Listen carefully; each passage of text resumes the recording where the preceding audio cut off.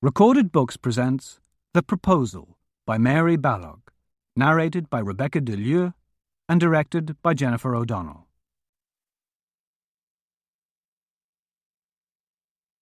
Prologue. The Survivors' Club. The weather could have been better. Low clouds scudded across the sky, blown along by a brisk wind, and rain that had been threatening all day had started to fall. The sea was rough and metal grey. A chill dampness penetrated even to the interior of the carriage, making its sole occupant glad of his heavy greatcoat. His spirits were not to be dampened, however, even though he would have preferred sunshine. He was on his way to Penderys Hall in Cornwall, country seat of George Crabbe, Duke of Stanbrook. His Grace was one of the 6 people he loved most in the world. A strange admission, perhaps, when 5 of those people were men. They were the 6 people he trusted most in the world, then. Though trust seemed too impersonal a word, and there was nothing impersonal about his feelings for these friends. They were all going to be at Penderys for the next 3 weeks or so. They were a group of survivors of the Napoleonic Wars. 5 of them former military officers who had been incapacitated by various wounds and sent home to England to recuperate. All of them had come to the attention of the Duke of Stanbrook, who had borne them off to Penderys Hall for treatment, rest, and convalescence. The Duke had been past the age of fighting in the wars himself, but his only son had not been. He had both fought and died in the peninsula during the early years of the campaign there. The 7th member of the club was the widow of a surveillance officer who had been captured by the enemy in the peninsula and died under torture, which had been conducted at least partially in her presence. The Duke was a distant cousin of hers, and had taken her in after her return to England. They had formed a close bond, the 7 of them, during the lengthy period of their healing and convalescence. And because for various reasons they would all bear the mark of their wounds and war experiences for the rest of their lives, they had agreed that when the time came for them to return to their own separate lives beyond the safe confines of Penderys, they would return for a few weeks each year in order to relax and renew their friendship, to discuss their progress, and to offer one another support in any difficulty that might have arisen. They were all survivors, and strong enough to live independent lives, but they were also all permanently scarred in one way or another, and they didn't have to hide that fact when they were together. One of their number had once dubbed them the Survivors' Club, and the name had stuck, even if only among themselves. Hugo Eames, Lord Trentham, peered as best as he could through the rain that was now pelting against the carriage window. He could see the edge of the high cliffs not too far distant, and the sea beyond them, a line of foam-flecked grey darker than the sky. He was on Penderys land already. He would be at the house within minutes. Leaving here 3 years ago had been one of the hardest things any of them had ever done. Hugo would have been happy to spend the rest of his life here. But of course life was forever changing, and it had been time to leave. And now it was time for change again. But he wouldn't think of that yet. This was the 3rd reunion, though Hugo had been forced to miss last year's. He hadn't seen any of these friends for 2 years then. The carriage drew to a halt at the foot of the steps leading up to the massive front doors of Penderys Hall and rocked for a few moments on its springs. Hugo wondered if any of the others had arrived yet. He felt like a child arriving for a party, he thought in some disgust, all eager anticipation and nervously fluttering stomach. The doors of the house opened, and the Duke himself stepped between them. He proceeded down the steps despite the rain, and reached the foot of them as the coachman opened the carriage door, and Hugo vaulted out without waiting for the steps to be put down. "George," he said. He was not the sort of man who normally hugged other people, or even touched them unnecessarily. But it might very well have been he who initiated the tight hug in which they were both soon enveloped. "Goodness me," the Duke said, loosening his hold after a few moments and taking a step back in order to look Hugo over. "You haven't shrunk in 2 years, Hugo, have you? In either height or breadth. You are one of the few people who can make me feel small. Come inside out of the rain, and I shall check my ribs to discover how many you have crushed." He was not the first to arrive, Hugo saw, as soon as they were inside the great hall. Flavian was there to greet him. Flavian Arnott, Viscount Ponsonby. And Rafe was there too. Rafe Stockwood, Earl of Berwick. "Hugo," Flavian said, raising a quizzing glass to his eye and affecting bored languor. "You big, ugly bear. It is surprisingly good to see you." "Flavian, you slight, beautiful boy," Hugo said, striding toward him, his boot heels ringing on the tiled floor. "It is good to see you, and I'm not even surprised about it." They wrapped their arms about each other and slapped each other's back. "Hugo," Rafe said, "it feels like just yesterday that we saw you last. You look the same as ever. Even your hair still looks like a freshly shorn sheep. And that scar across your face still makes you look like someone I wouldn't want to meet in a dark alley, Rafe," Hugo said as the two of them came together and hugged. "Are the others not here yet?" But even as he spoke, he could see over Rafe's shoulder that Imogen was coming downstairs. Imogen Hayes, Lady Berkeley. "Hugo," she said as she hurried toward him, both hands extended. "Oh, Hugo." She was tall and slender and graceful. Her dark blonde hair was dressed in a chignon at the back of her head, but the very severity of the style merely emphasized the perfect beauty of her rather long Nordic face, with its high cheekbones, wide, generous mouth, and large blue-green eyes. It also emphasized the almost marble impassivity of that face. That had not changed from 2 years ago. "Imogen." He squeezed her hands and then drew her into a close embrace. He breathed in the familiar scent of her. He kissed one of her cheeks and looked down at her. She raised one hand and traced a line between his eyebrows with the tip of her forefinger. "You still frown," she said. "He still scowls," Rafe said. "Dash it! But we missed you last year, Hugo. Flavian had no one to call ugly. He tried it on me once, but I persuaded him not to repeat the experiment." "He had me mortally terrified, Hugo," Flavian said. "I wished you were here to hide behind. I hid behind Imogen instead." "To answer your earlier question, Hugo," the Duke said, clapping a hand on his shoulder, "you are the last to arrive, and we've been all impatience. Ben would have come down to greet you, but it would have taken him rather too long to get down the stairs, only to have to go up them again almost immediately. Vincent stayed in the drawing-room with him. Come on up. You can go to your room later." "I ordered the tea tray as soon as Vincent heard your carriage approaching," Imogen said. "But doubtless I will be the only one drinking from the pot. It is what I get for allying myself with a horde of barbarians." "Actually," Hugo said, "a cup of hot tea sounds like just the thing, Imogen. I hope you've ordered better weather for tomorrow and the next few weeks, George." "It's only March," the Duke pointed out as they made their way upstairs. "But if you insist, Hugo, sunshine it will be for the rest of your stay here. Some people look rugged, but are mere hothouse plants in reality." Sir Benedict Harper was on his feet when they entered the drawing-room.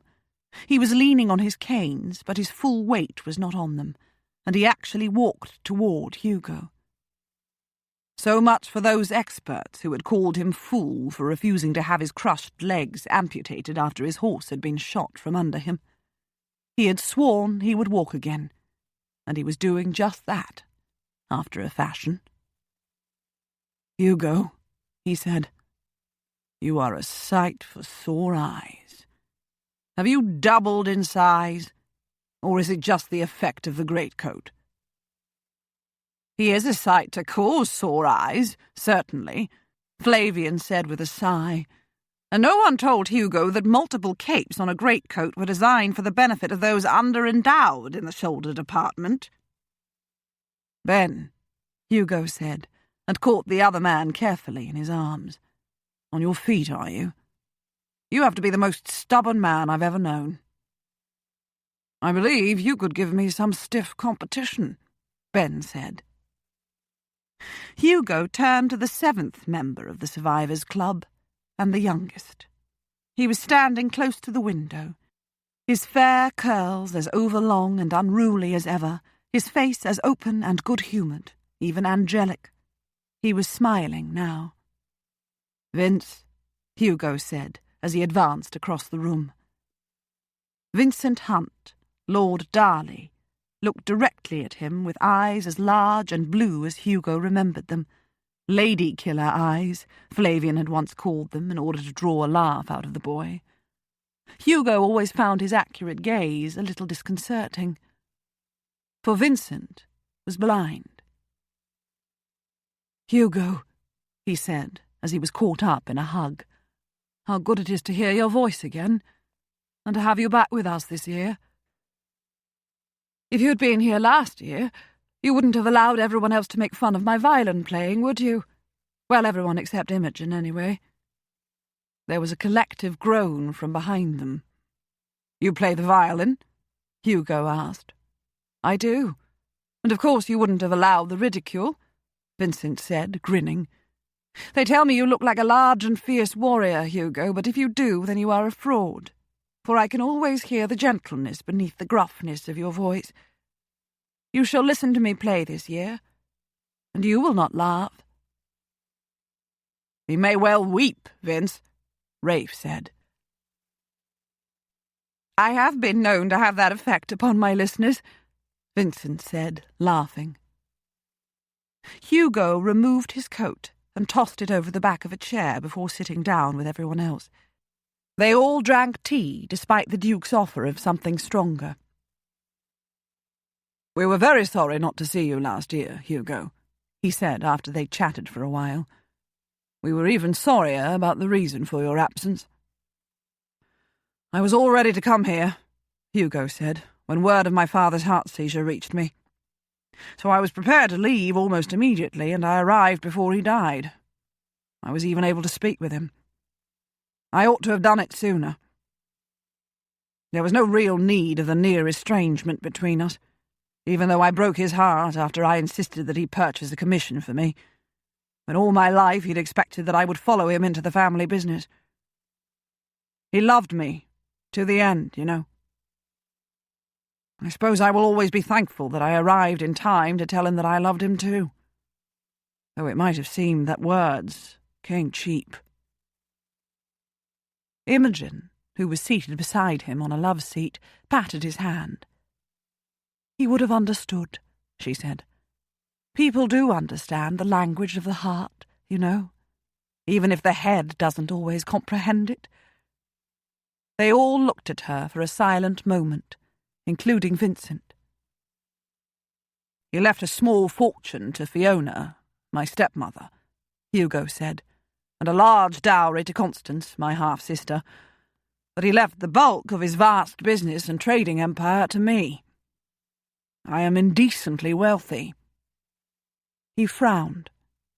The wealth sometimes felt like something of a millstone about his neck, but the obligation it had brought with it was worse. Poor Hugo," Flavian said, pulling a linen handkerchief from a pocket and dabbing his eyes with it. "My heart bleeds for you." "He expected me to take over the running of the businesses," Hugo said. "Not that he demanded it. He just expected that it was what I would want. And his face glowed with pleasure at the prospect, even though he was dying. And he spoke of my passing it all on to my son when the time comes." Imogen patted his hand again and poured him another cup of tea. The thing is, Hugo said, that I've been happy with my quiet life in the country. I was happy in my cottage for 2 years, and I've been happy at Crosslands Park for the past year, though of course it was bought with some of my newfound wealth. I've been able to excuse my procrastination by telling myself that this is a year of mourning, and it would be unseemly to rush into action, as though all I ever wanted was his fortune. But the anniversary of his death is tomorrow. I have no further excuse. We've always told you, Hugo, Vincent said, that being a recluse is not really suited to your nature. More specifically, Ben said, we've compared you to an unexploded firecracker, Hugo, just waiting for a spark to ignite it. Hugo sighed. I like my life as it is, he said. So the fact that you were given your title as a reward for extraordinary valour is to mean nothing after all? Rafe asked. You're planning to return to your middle-class roots, Hugo? Hugo frowned again. I never left them, he said. I've never wanted to be a member of the upper classes. I would despise them all collectively, as my father always did, if it were not for the 6 of you. Purchasing Crosslands might have seemed a bit pretentious, but I wanted my own little bit of the country in which to be at peace, that's all. And it will always be there for you, the Duke said. It will be a quiet retreat when the press of business is getting you down. It's the son part that's getting me down now, Hugo said. He would have to be legitimate, wouldn't he? I would have to have a wife in order to produce him. That's what's facing me after I leave here. I've decided. I have to find a wife. Perish the thought. Pardon me, Imogen. I've nothing whatsoever against women. I just don't really want one permanently in my life. Or in my home. You're not looking for romance or romantic love then, Hugo? Flavian asked. That's very wise of you, old chap.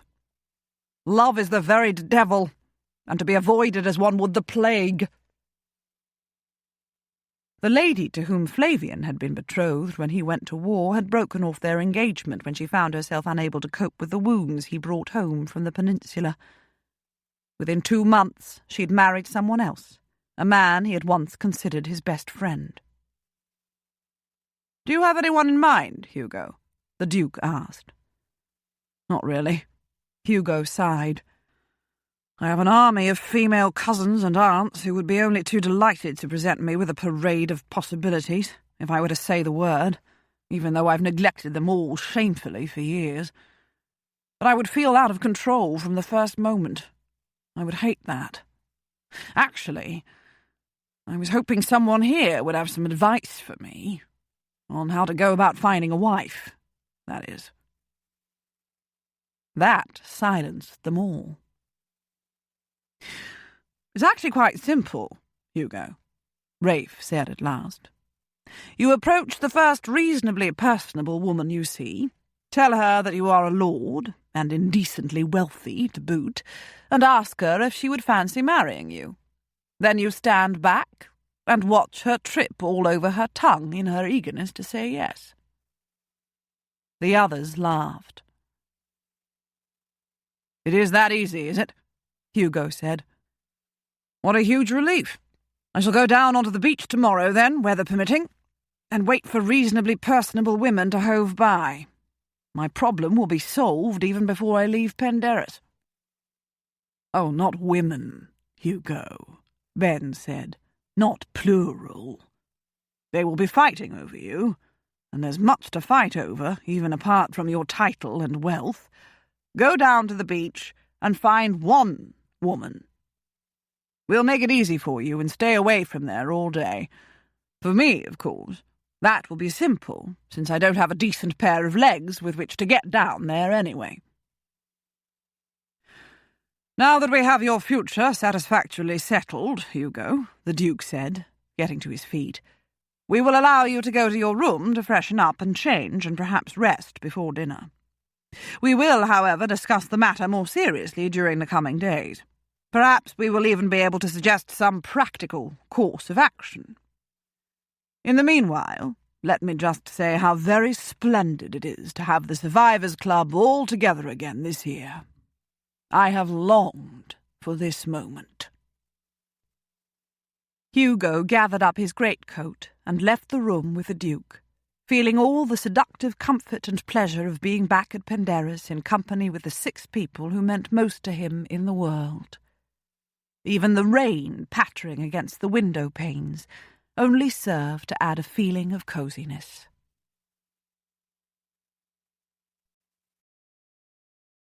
Chapter 1.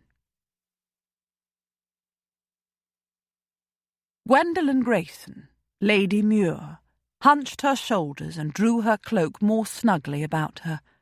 It was a brisk, blustery March day, made chillier by the fact that she was standing down at the fishing harbour below the village where she was staying.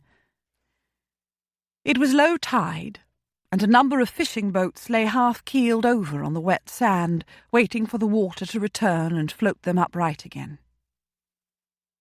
She should go back to the house. She had been out for longer than an hour, and part of her longed for the warmth of a fire and the comfort of a steaming cup of tea.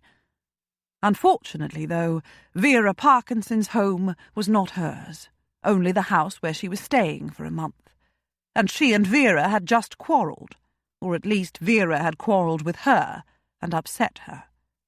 She was not ready to go back yet. She would rather endure the elements. She couldn't walk to her left. A jutting headland barred her way. To the right, though, a pebbled beach beneath high cliffs stretched into the distance. It would be several hours yet before the tide came up high enough to cover it.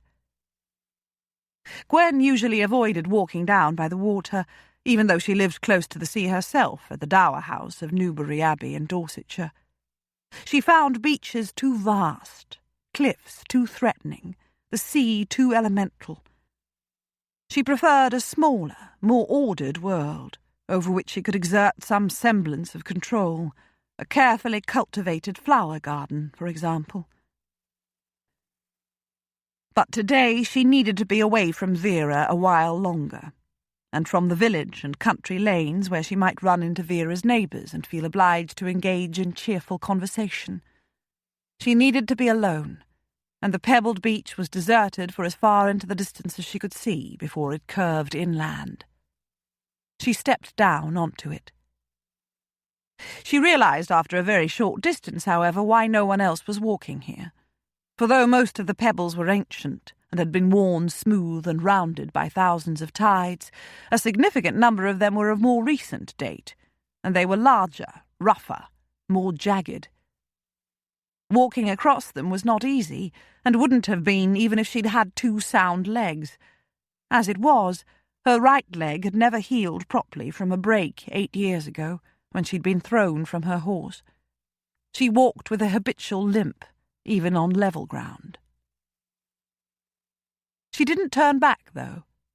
She trudged stubbornly onward, careful where she set her feet. She was not in any great hurry to get anywhere, after all. This had really been the most horrid day of a horrid fortnight. She'd come for a month-long visit, entirely from impulse, when Vera had written to inform her of the sad passing a couple of months earlier of her husband, who had been ailing for several years. Vera had added the complaint that no one in either Mr. Parkinson's family or her own was paying any attention whatsoever to her suffering, despite the fact that she was almost prostrate with grief and exhaustion after nursing him for so long. She was missing him dreadfully. Would Gwen care to come? They had been friends of a sort for a brief few months during the whirlwind of their come-out season in London, and had exchanged infrequent letters after Vera's marriage to Mr. Parkinson, a younger brother of Sir Roger Parkinson, and Gwen's to Viscount Muir. Vera had written a long letter of sympathy after Vernon's death, and had invited Gwen to come and stay with her and Mr. Parkinson for as long as she wished, since Vera was neglected by almost everyone, including Mr. Parkinson himself, and would welcome her company. Gwen had declined the invitation then, But she had responded to Vera's plea on this occasion despite a few misgivings. She knew what grief and exhaustion and loneliness after the death of a spouse felt like. It was a decision she had regretted almost from the first day. Vera, as her letters had suggested, was a moaner and whiner, and while Gwen tried to make allowances for the fact that she had tended a sick husband for a few years and had just lost him, she soon came to the conclusion that the years since their come-out had soured Vera and made her permanently disagreeable. Most of her neighbours avoided her whenever possible. Her only friends were a group of ladies who much resembled her in character. Sitting and listening to their conversation felt very like being sucked into a black hole and deprived of enough air to breathe, Gwen had been finding. They knew only how to see what was wrong in their lives and in the world, and never what was right. And that was precisely what she was doing now when thinking of them, Gwen realised with a mental shake of the head. Negativity could be frighteningly contagious. Even before this morning she'd been wishing that she'd not committed herself to such a long visit. 2 weeks would have been quite sufficient. She would actually be going home by now. But she'd agreed to a month, and a month it would have to be. This morning, however, her stoicism had been put to the test. She had received a letter from her mother, who lived at the dower house with her, and in it her mother had recounted a few amusing anecdotes involving Sylvie and Leo, Neville and Lily's elder children. Neville, Earl of Kilbourne, was Gwen's brother and lived at Newbury Abbey itself. Gwen read that part of the letter aloud to Vera at the breakfast table in the hope of coaxing a smile or a chuckle from her. Instead, she'd found herself at the receiving end of a petulant tirade, the basic thrust of which was that it was very easy for Gwen to laugh at and make light of her suffering when Gwen's husband had died years ago and left her very comfortably well off, and when she had had a brother and mother both willing and eager to receive her back into the family fold, and when her sensibilities did not run very deep anyway. It was easy to be callous and cruel when she'd married for money and status instead of love.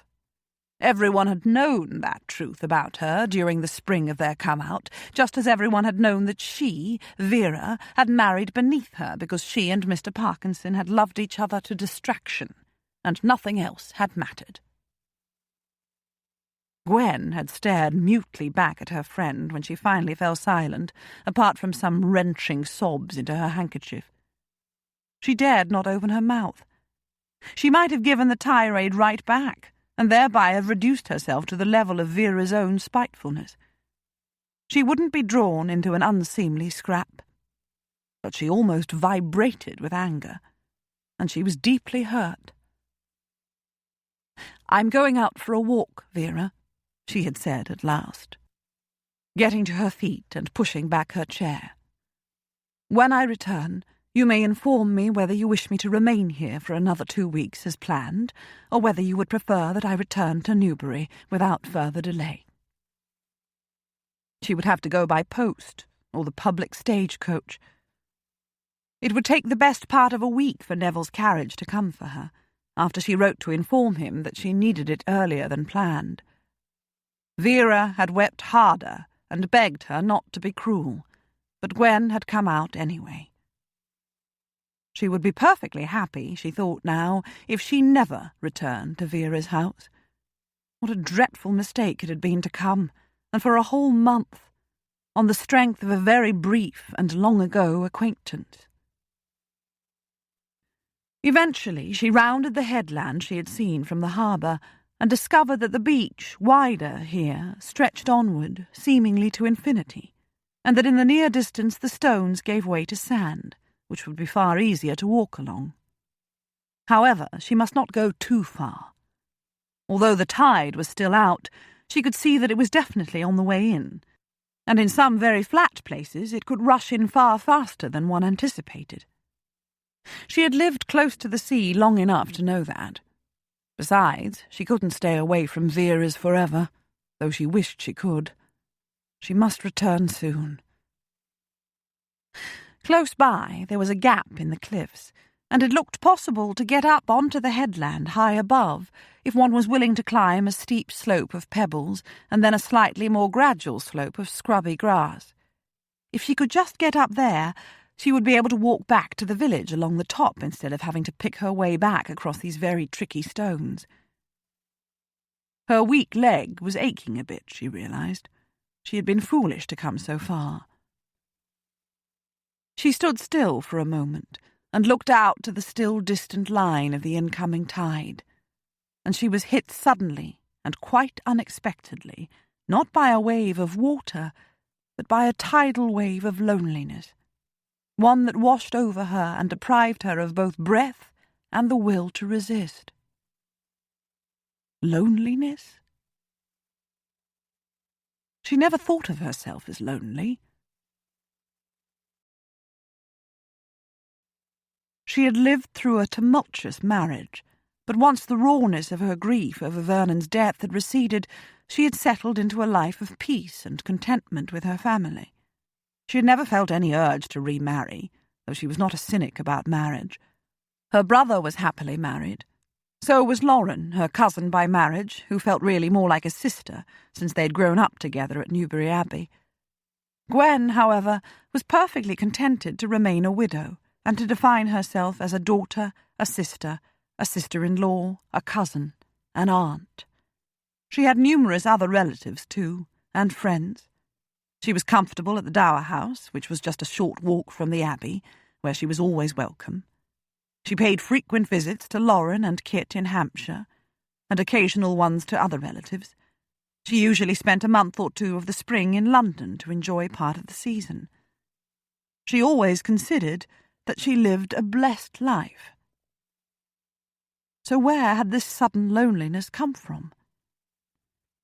And such a tidal wave of it that her knees felt weak, and it seemed as though she had been robbed of breath. Why could she feel the rawness of tears in her throat? Loneliness. She was not lonely, only depressed at being stuck here with Vera, and hurt at what Vera had said about her and her lack of sensibilities. She was feeling sorry for herself, that was all.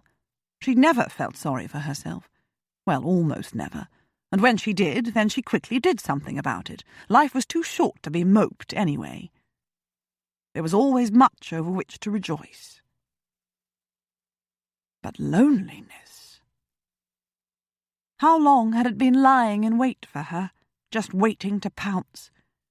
Was her life really as empty as it seemed at this moment of almost frightening insight? As empty as this vast, bleak beach? Ah, she hated beaches. Gwen gave her head another mental shake and looked first back the way she had come and then up the beach to the steep path between the cliffs. Which should she take? She hesitated for a few moments and then decided upon the climb.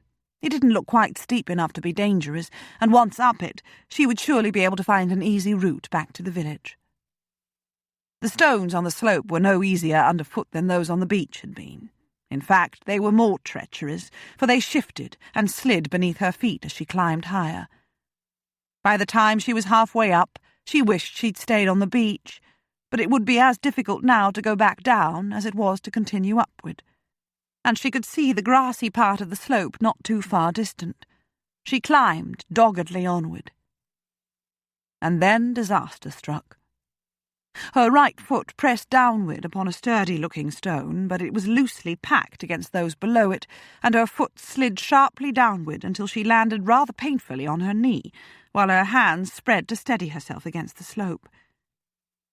For the fraction of a moment she felt only relief that she'd saved herself from tumbling to the beach below, and then she felt the sharp, stabbing pain in her ankle.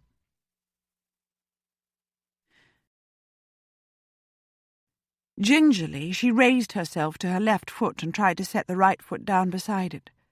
But she was engulfed in pain as soon as she tried to put some weight upon it, and even when she didn't, for that matter. She exhaled a loud "oh" of distress and turned carefully about so that she could sit on the stones, facing downward toward the beach. The slope looked far steeper from up here, Oh, she'd been very foolish to try the climb. She raised her knees, planted her left foot as firmly as she could, and grasped her right ankle in both hands. She tried rotating the foot slowly, her forehead coming to rest on her raised knee as she did so. It was a momentary sprain, she told herself, and would be fine in a moment. There was no need to panic. But even without setting the foot down again, she knew she was deceiving herself. It was a bad sprain, perhaps worse. She could not possibly walk. And so, panic came despite her effort to remain calm. However was she going to get back to the village? And no one knew where she was. The beach below her and the headland above were both deserted. She drew a few steadying breaths. There was no point whatsoever in going to pieces. She would manage. Of course she would. She had no choice, did she? It was at that moment that a voice spoke, a male voice, from close by. It was not even raised. "In my considered opinion," the voice said, "that ankle is either badly sprained or actually broken. Either way, it would be very unwise to try putting any weight on it." Gwen's head jerked up, and she looked about her to locate the source of the voice. To her right, a man rose into sight part way up the steep cliff face beside the slope. He climbed down onto the pebbles and strode across them toward her as if there were no danger whatsoever of slipping. He was a great giant of a man with broad shoulders and chest and powerful thighs. His 5-caped greatcoat gave the impression of even greater bulk. He looked quite menacingly large, in fact. He wore no hat. His brown hair was cropped close to his head. His features were strong and harsh, his eyes dark and fierce, his mouth a straight, severe line, his jaw hard set. And his expression did nothing to soften his looks. He was frowning, or scowling, perhaps. His gloveless hands were huge. Terror engulfed Gwen and made her almost forget her pain for a moment. He must be the Duke of Stanbrook. She must have strayed onto his land, even though Vera had warned her to give both him and his estate a wide berth. According to Vera, he was a cruel monster who had pushed his wife to her death over a high cliff on his estate a number of years ago, and then claimed that she had jumped. What kind of woman would jump to her death in such a horrifying way? Vera had asked rhetorically. Especially when she was a duchess, and had everything in the world she could possibly need. The kind of woman, Gwen had thought at the time, though she had not said so aloud, who had just lost her only child to a bullet in Portugal. For that was precisely what had happened a short while before the Duchess's demise. But Vera, along with the neighbourhood ladies with whom she consorted, chose to believe the more titillating murder theory, despite the fact that none of them, when pressed, could offer up any evidence whatsoever to corroborate it. But though Gwen had been sceptical about the story when she heard it, she was not so sure now. He looked like a man who could be both ruthless and cruel, even murderous. And she had trespassed on his land, his very deserted land. She was also helpless to run away.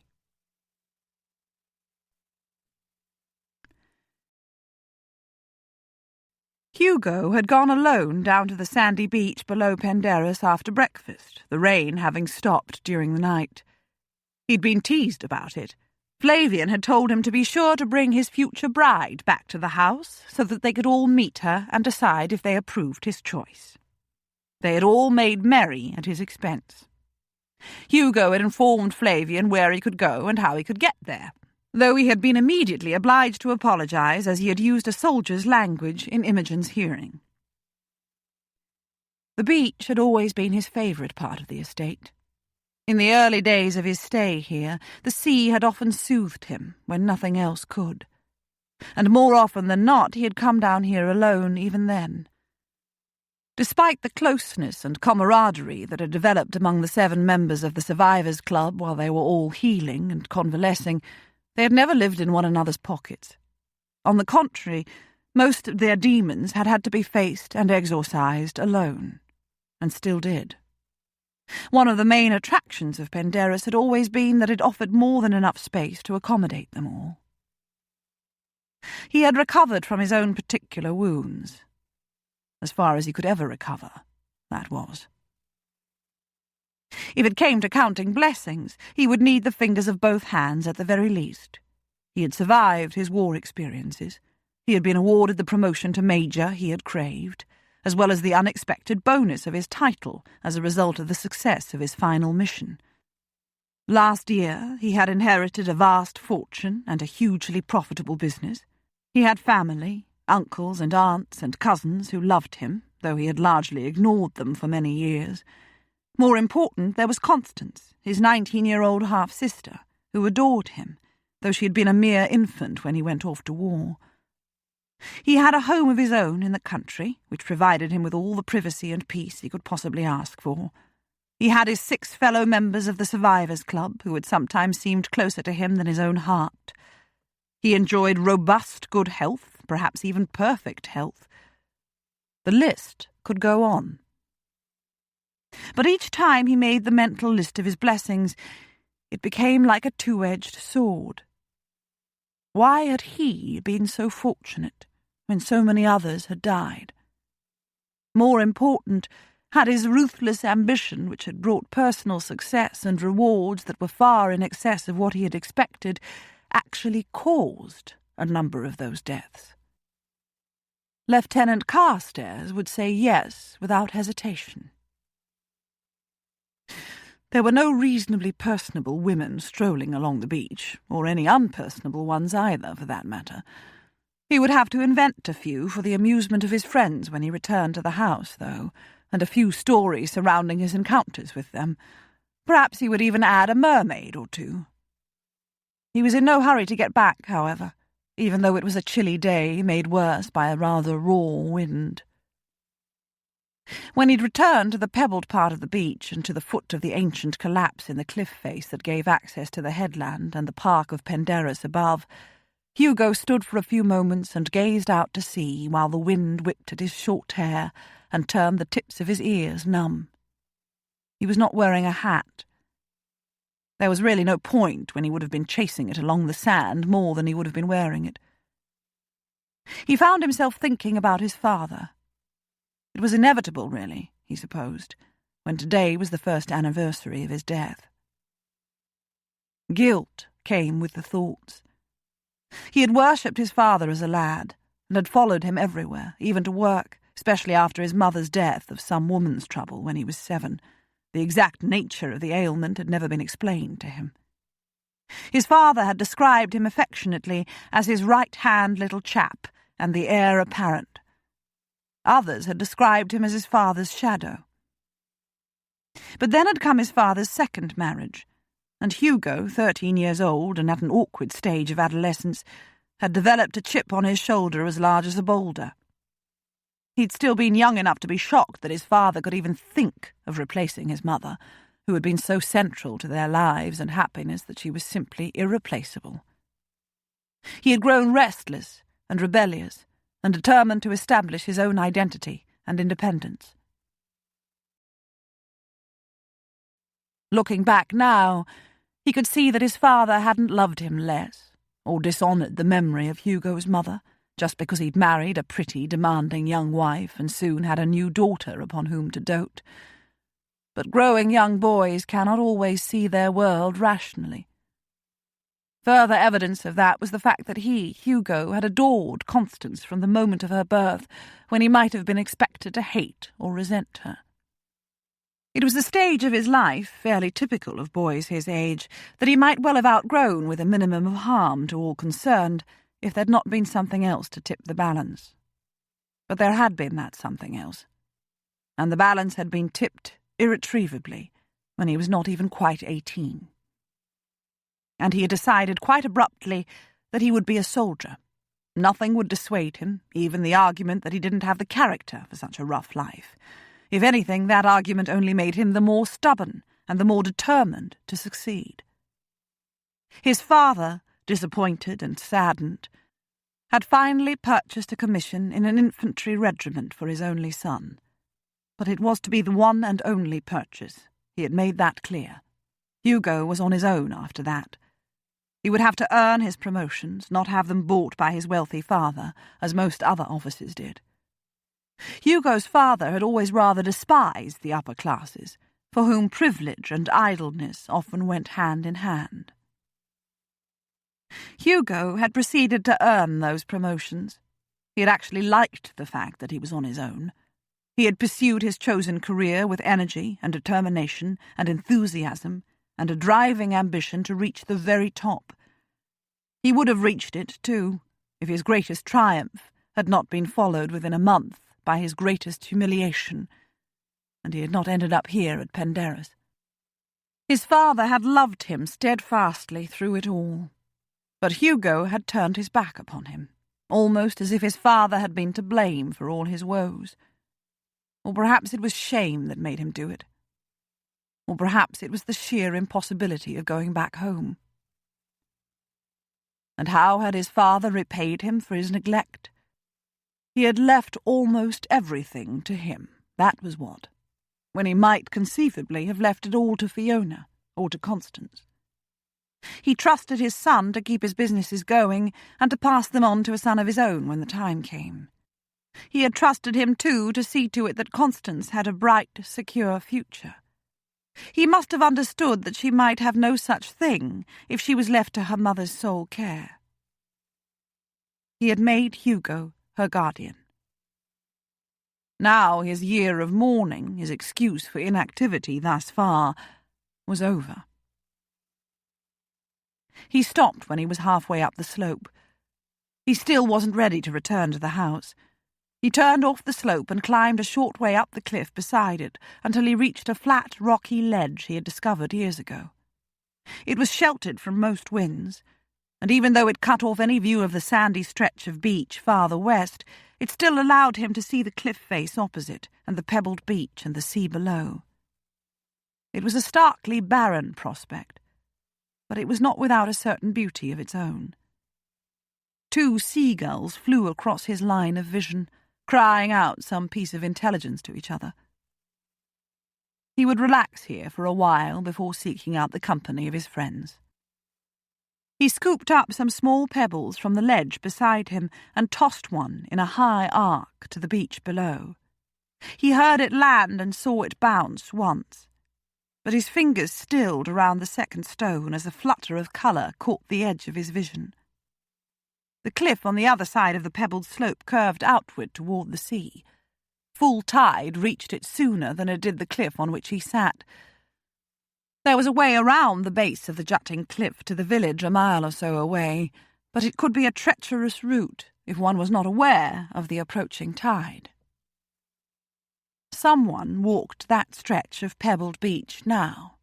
A woman wearing a red cloak. She had just appeared around the headland, though she was still some distance off. Her bonneted head was down. She appeared to be concentrating upon her footing.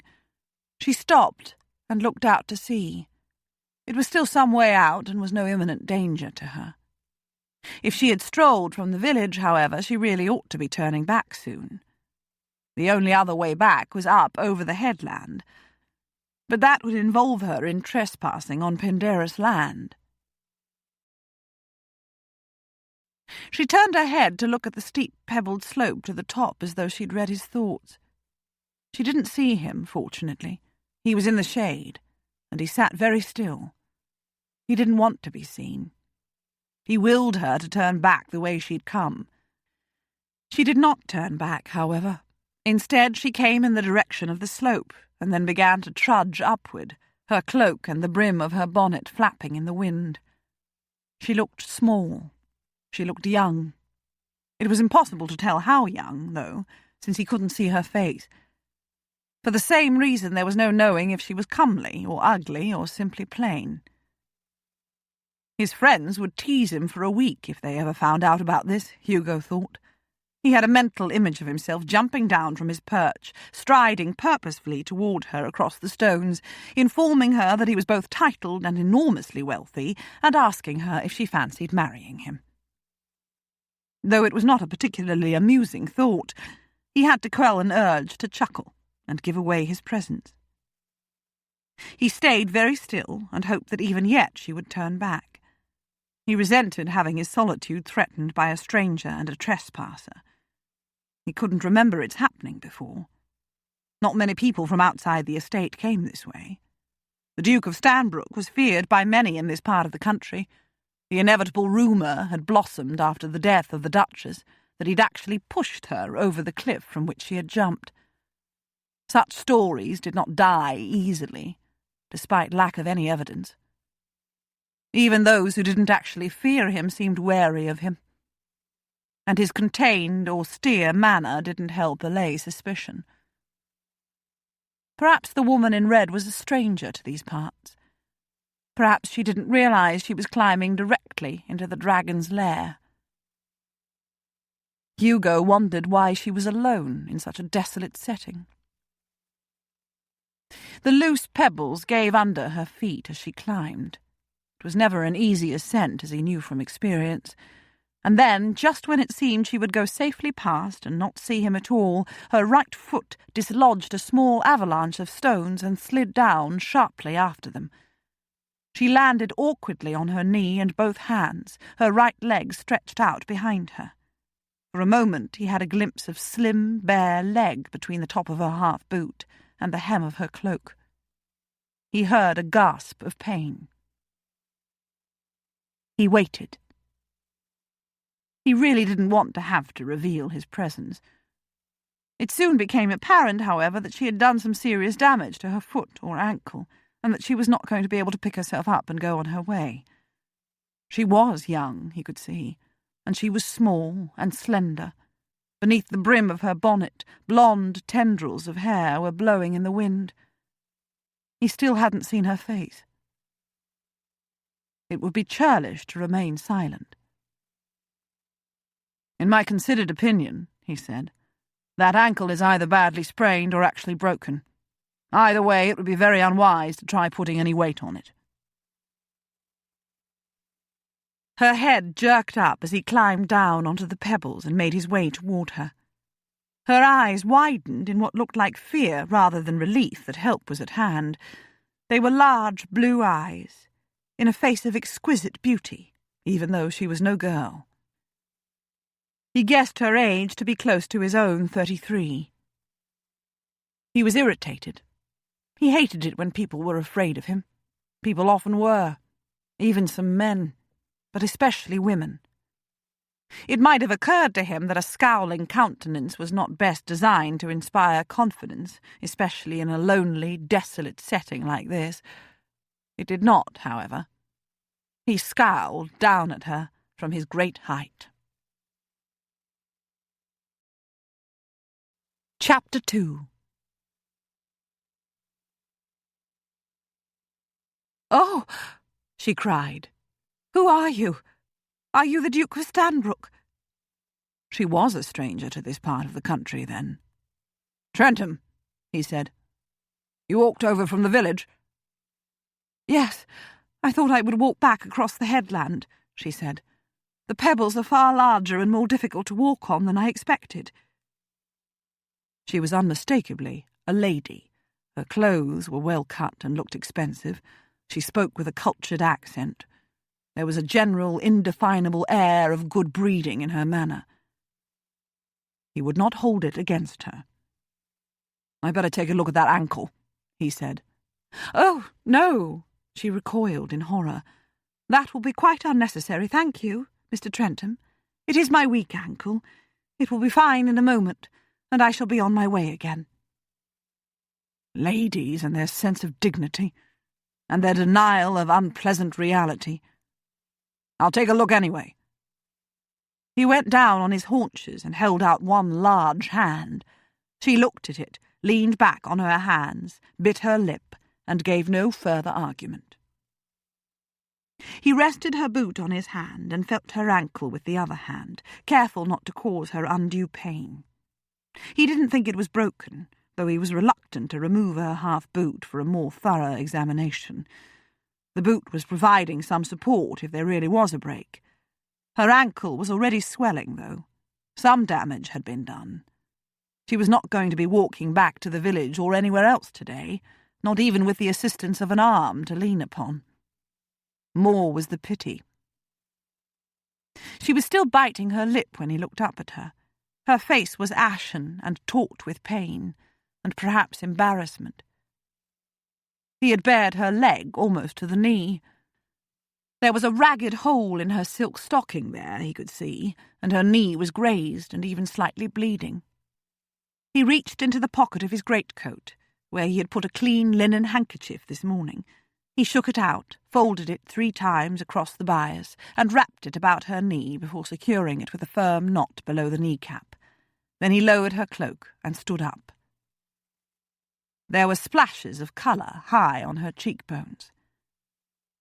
Why the devil, he thought as he gazed down at her, had she not stayed down on the beach where she belonged, or taken more care as she climbed the slope? But one thing was clear. He couldn't simply leave her here. "You're going to have to come to Penderys," he said, none too graciously. "A physician ought to look at that ankle as soon as possible, and clean and bandage your knee properly. I am not a physician." "Oh, no," she cried in dismay. "Not Penderys. Is it even close? I didn't realise. I was advised to give it a wide berth. Do you know the Duke of Stanbrook?" "I'm a guest at his home," he said curtly. "Now, we can do this the hard way, ma'am.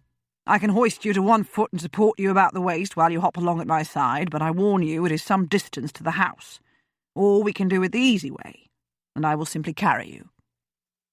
"Oh, no," she cried again, more forcefully this time, and half shrank away from him. "I weigh a ton.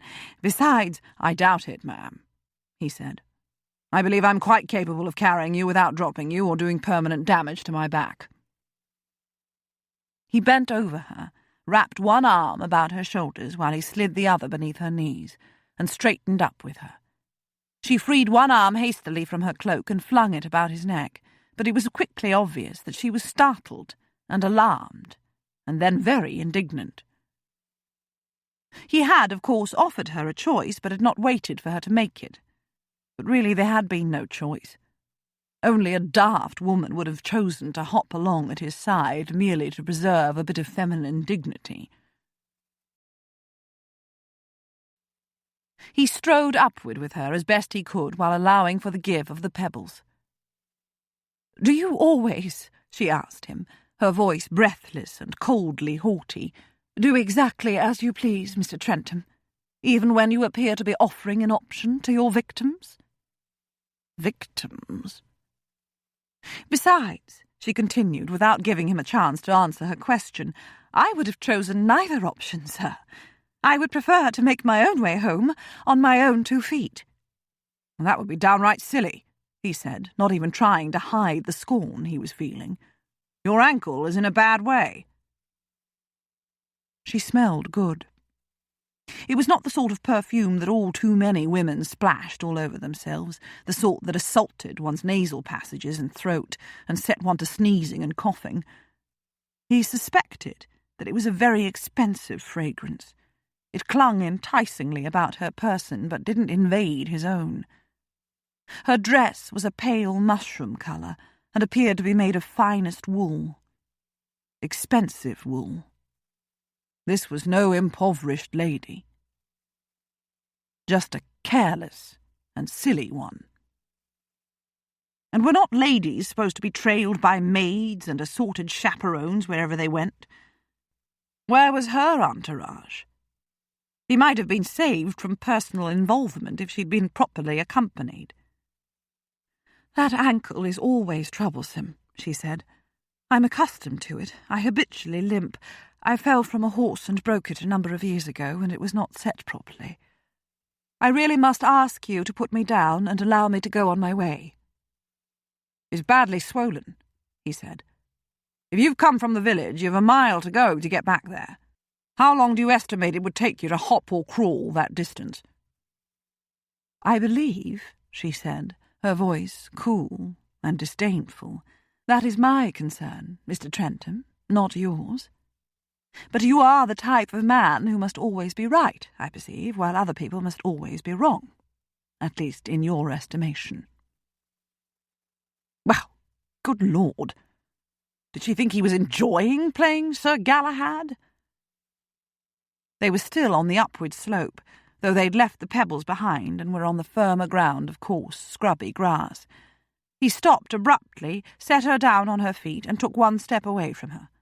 He clasped his hands behind his back and looked steadily at her with an expression that had used to wither soldiers in their tracks. He was actually going to enjoy this.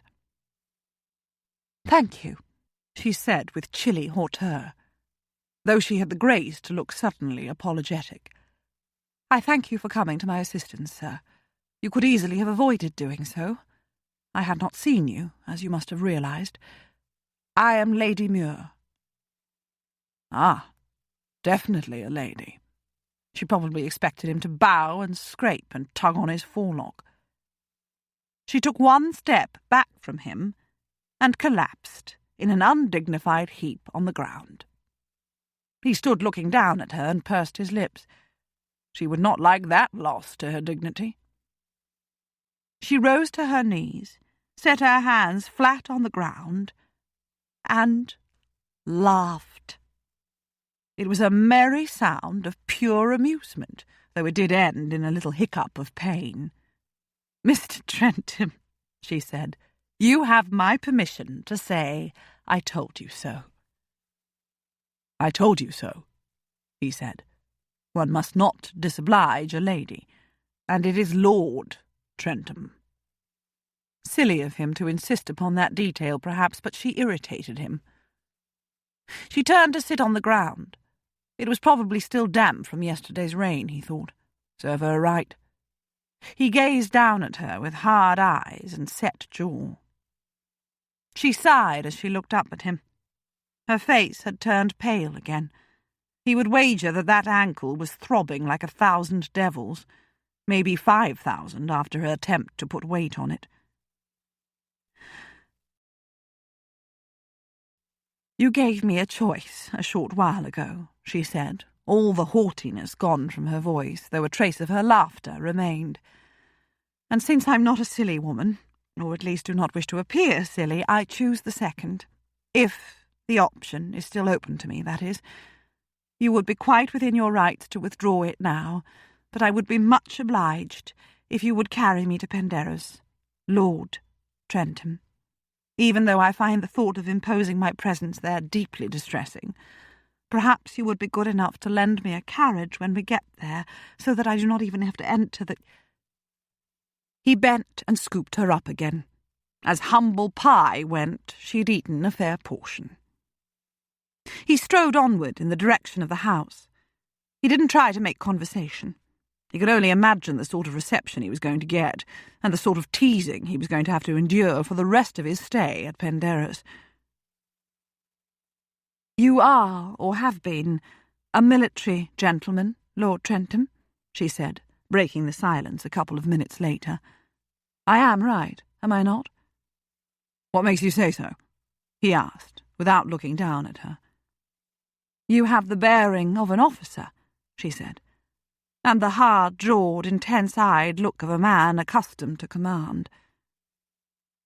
He looked down briefly at her. He didn't reply to her words. "Oh, this is going to be horribly embarrassing," she said a couple of minutes later as they approached the house. "But better, I dare say," he said curtly, "than lying out on the slope above the beach, exposed to the elements and waiting for the seagulls to come and peck out of your eyes." Uncharitably, he wished that was precisely where she was, though he wouldn't wish the eye-picking gulls on her. "Oh," she said with a grimace, "when you put it that way, I must confess you are right." "I sometimes am," he said. "Lord," Today's grand joke had been that he was to go down onto the beach to find a personable woman to marry, and here he was, right on cue, carrying a genuine lady back with him. A damnably pretty one, too. Perhaps she wasn't single, though. Indeed, she almost certainly wasn't. She'd introduced herself as Lady Muir. That suggested that somewhere, perhaps in the village a mile away, there was a Lord Muir, which fact would not save him from the teasing. It would merely enhance it, in fact. He would be accused of the most naive form of miscalculation. It was going to take him a long time to live this one down. Gwen would have been experiencing surely the worst embarrassment of her life if her mind had not been more preoccupied with pain. She felt embarrassed, nevertheless. Not only was she being taken to a strange house, owned by a man of some notoriety who was not expecting her, but also she was being carried by a large, morose stranger who had done nothing to hide the fact that he despised her. And the trouble was that she could hardly blame him. She had behaved badly. She'd made an idiot of herself. She was pressed against all that muscled strength she had observed as he approached her across the pebbles, and he felt really quite disturbingly masculine. She could feel his body heat through his heavy clothing and her own. She could smell his cologne or his shaving soap, a faint, enticing, distinctively male scent. She could hear him breathing, though he was not panting from his exertions. Indeed, he made her feel as though she weighed nothing at all. Her ankle was throbbing very badly indeed. There was no use in continuing to pretend that she would be able to walk back to Vera's once she'd shaken off the first twinges of pain. Oh dear, he really was a morose man. And a silent one. He hadn't even confirmed or denied being a military officer. And he had nothing else to offer by way of conversation, though to be fair, he probably needed all his breath to carry her. Goodness, she would have nightmares about this for a long time to come. He was making his way straight for the front doors of Penderys Hall, which looked like a very grand mansion indeed. He was, as she might have expected, totally ignoring her plea to be taken directly to the carriage house so that she might avoid the house altogether. She just hoped the Duke wasn't going to be close by when she was carried inside. Perhaps one of his minions would summon a carriage to convey her back to Vera's. Even a gig would do.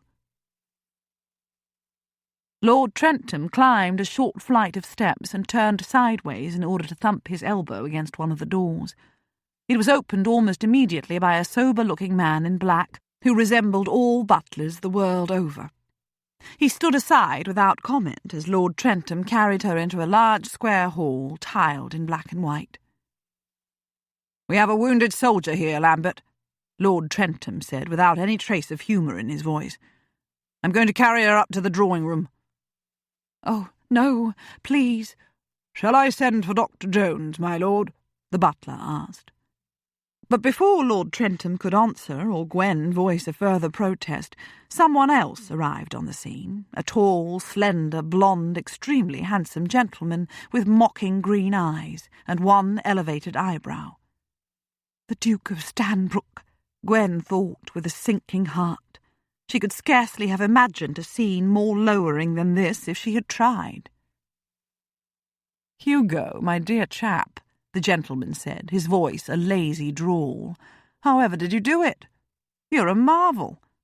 You found the lady on the beach, did you? And swept her, literally, off her feet with your charm, not to mention your title and fortune? This makes for a very affecting scene, I must say. If I were an artist, I would be dashing for my canvas and brushes in order to record it for the delight of your descendants to the 3rd and 4th generation." He had lowered his eyebrow and lifted a quizzing glass to his eye as he spoke. Gwen glared at him. She spoke with as much chilly dignity as she could muster. "I twisted my ankle," she explained, "and Lord Trentham was obliging enough to carry me here. I do not intend to impose upon your hospitality any longer than necessary, Your Grace. All I ask is the loan of some conveyance to take me back to the village where I am staying. You are the Duke of Stanbrook, I presume?" The blonde gentleman lowered his glass and raised one eyebrow again. "You elevate me in rank, ma'am," he said. "I am flattered. I'm not, alas, Stanbrook. I dare say Lambert will call out a gig for you if you insist, however, though Hugo looks eager to impress you with his superior strength by dashing upstairs with you in his arms and arriving in the drawing-room without any noticeable shortness of breath." "It's a good thing you're not me, Flavian," another, older gentleman said as he approached from the back of the hall. "You appear not to know the first thing about hospitality. Ma'am, I fully agree with both Hugo and my good butler. You must be taken up to the drawing-room to rest your foot on a sofa while I send for the doctor to assess the damage. I am Stanbrook, by the way, and entirely at your service. You must tell me whom I may summon to offer you some comfort. Your husband, perhaps?" Oh dear, this was getting worse and worse.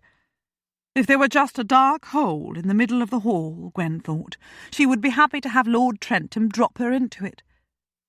The Duke was much as she had originally pictured him, tall, slender and elegant, with handsome, finely chiselled features and dark hair silvering at the temples. His manner was courtly, yet his grey eyes were contrastingly cold, and his voice chilly.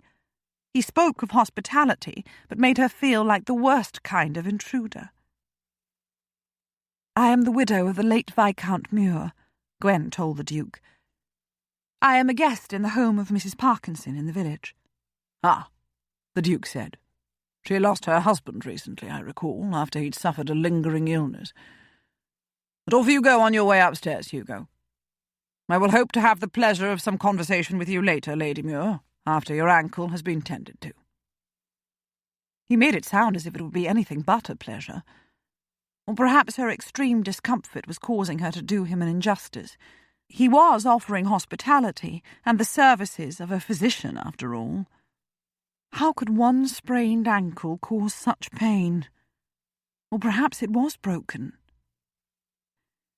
Lord Trentham turned to stride toward a broad staircase that wound upward in an elegant curve. She could hear the Duke of Stanbrook giving orders for both the doctor and Vera to be sent for without further delay. The gentleman with the quizzing glass, the one who spoke with an affected sigh in his voice and a slight stammer, appeared to be offering to perform the errand himself. The drawing-room was empty. That was one mercy, at least. It was a large square room, with wine-coloured brocaded walls hung with portraits in heavy gilded frames, and an ornately sculptured marble fireplace directly opposite the door. The coved ceiling was painted with scenes from mythology, the frieze beneath it heavily gilded. The furnishings were both elegant and sumptuous. Long windows looked out upon lawns enclosed by hedges, but they nevertheless afforded a distant view of cliffs and the sea beyond. A fire crackled in the hearth, and the warmth of the room prevented the outdoors from looking too starkly bleak. Gwen took in room and view at a glance, and felt all the humiliation of being an uninvited and unwelcome guest in such a home. But for the moment, at least, there seemed no point in making a fuss and demanding yet again the loan of a carriage to take her back to Vera's. Lord Trentham lowered her to a brocaded sofa and reached for a cushion to put under her injured ankle. "Oh," she cried, "my boots are going to get the sofa dirty." That would be the very last straw. But he would not let her swing her legs to the floor. Neither would he allow her to bend forward to remove her own boots. He insisted upon doing it for her. Not that he uttered a word of command, but it was difficult to bat aside such large hands and such massive arms, or to prevail against such deaf ears. He had done her a kindness, she admitted grudgingly, but did he have to be so unpleasant about it? He undid the laces of her left boot and removed it without any trouble at all before placing it on the floor. He went far more slowly with the other boot.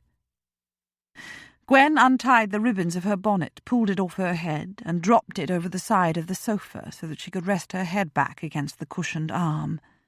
She closed her eyes, and then pressed her head back harder and clenched her eyes more tightly as she was engulfed in a fresh wave of agony. He had surprisingly gentle hands, but it was not easy for him to ease off her boot, and once it was off, there was nothing left to support her foot or hold it firm against the swelling. She felt him lifted onto the cushion. But pain sometimes dulled sensibility, she thought a few moments later, as she felt his hands reach under her skirt, first to remove the handkerchief he had wrapped about her knee earlier, and then to roll down her torn stocking and ease it off over her foot.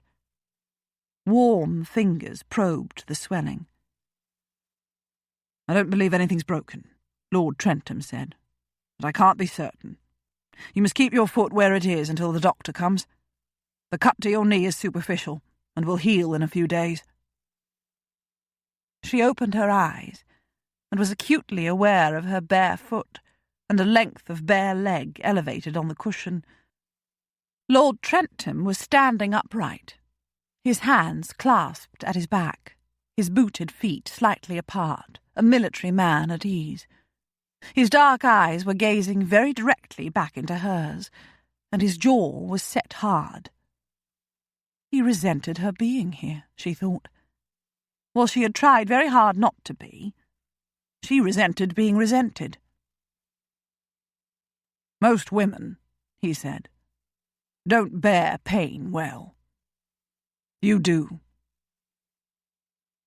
He was insulting her sex, but complimenting her personally. Was she supposed to simper with gratitude? "You forget, Lord Trentham," she said, "that it is women who bear children. It is generally agreed that the pain of childbed is the worst pain there is." "You have children of your own?" he asked. "No." She closed her eyes again, and for no apparent reason continued, on a subject she almost never spoke of, even to those nearest and dearest to her.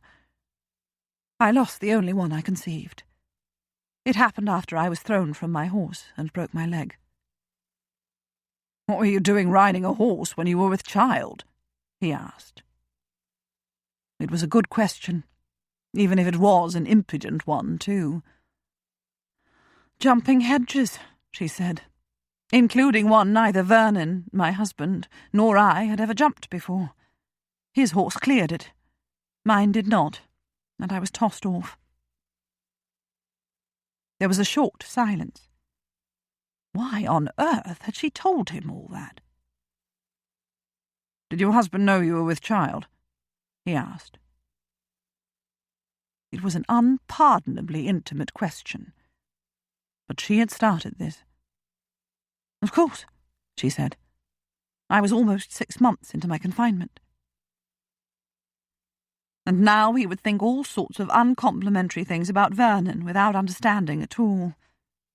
It was unfair of her to have said so much when she was certainly not prepared to launch into lengthy explanations.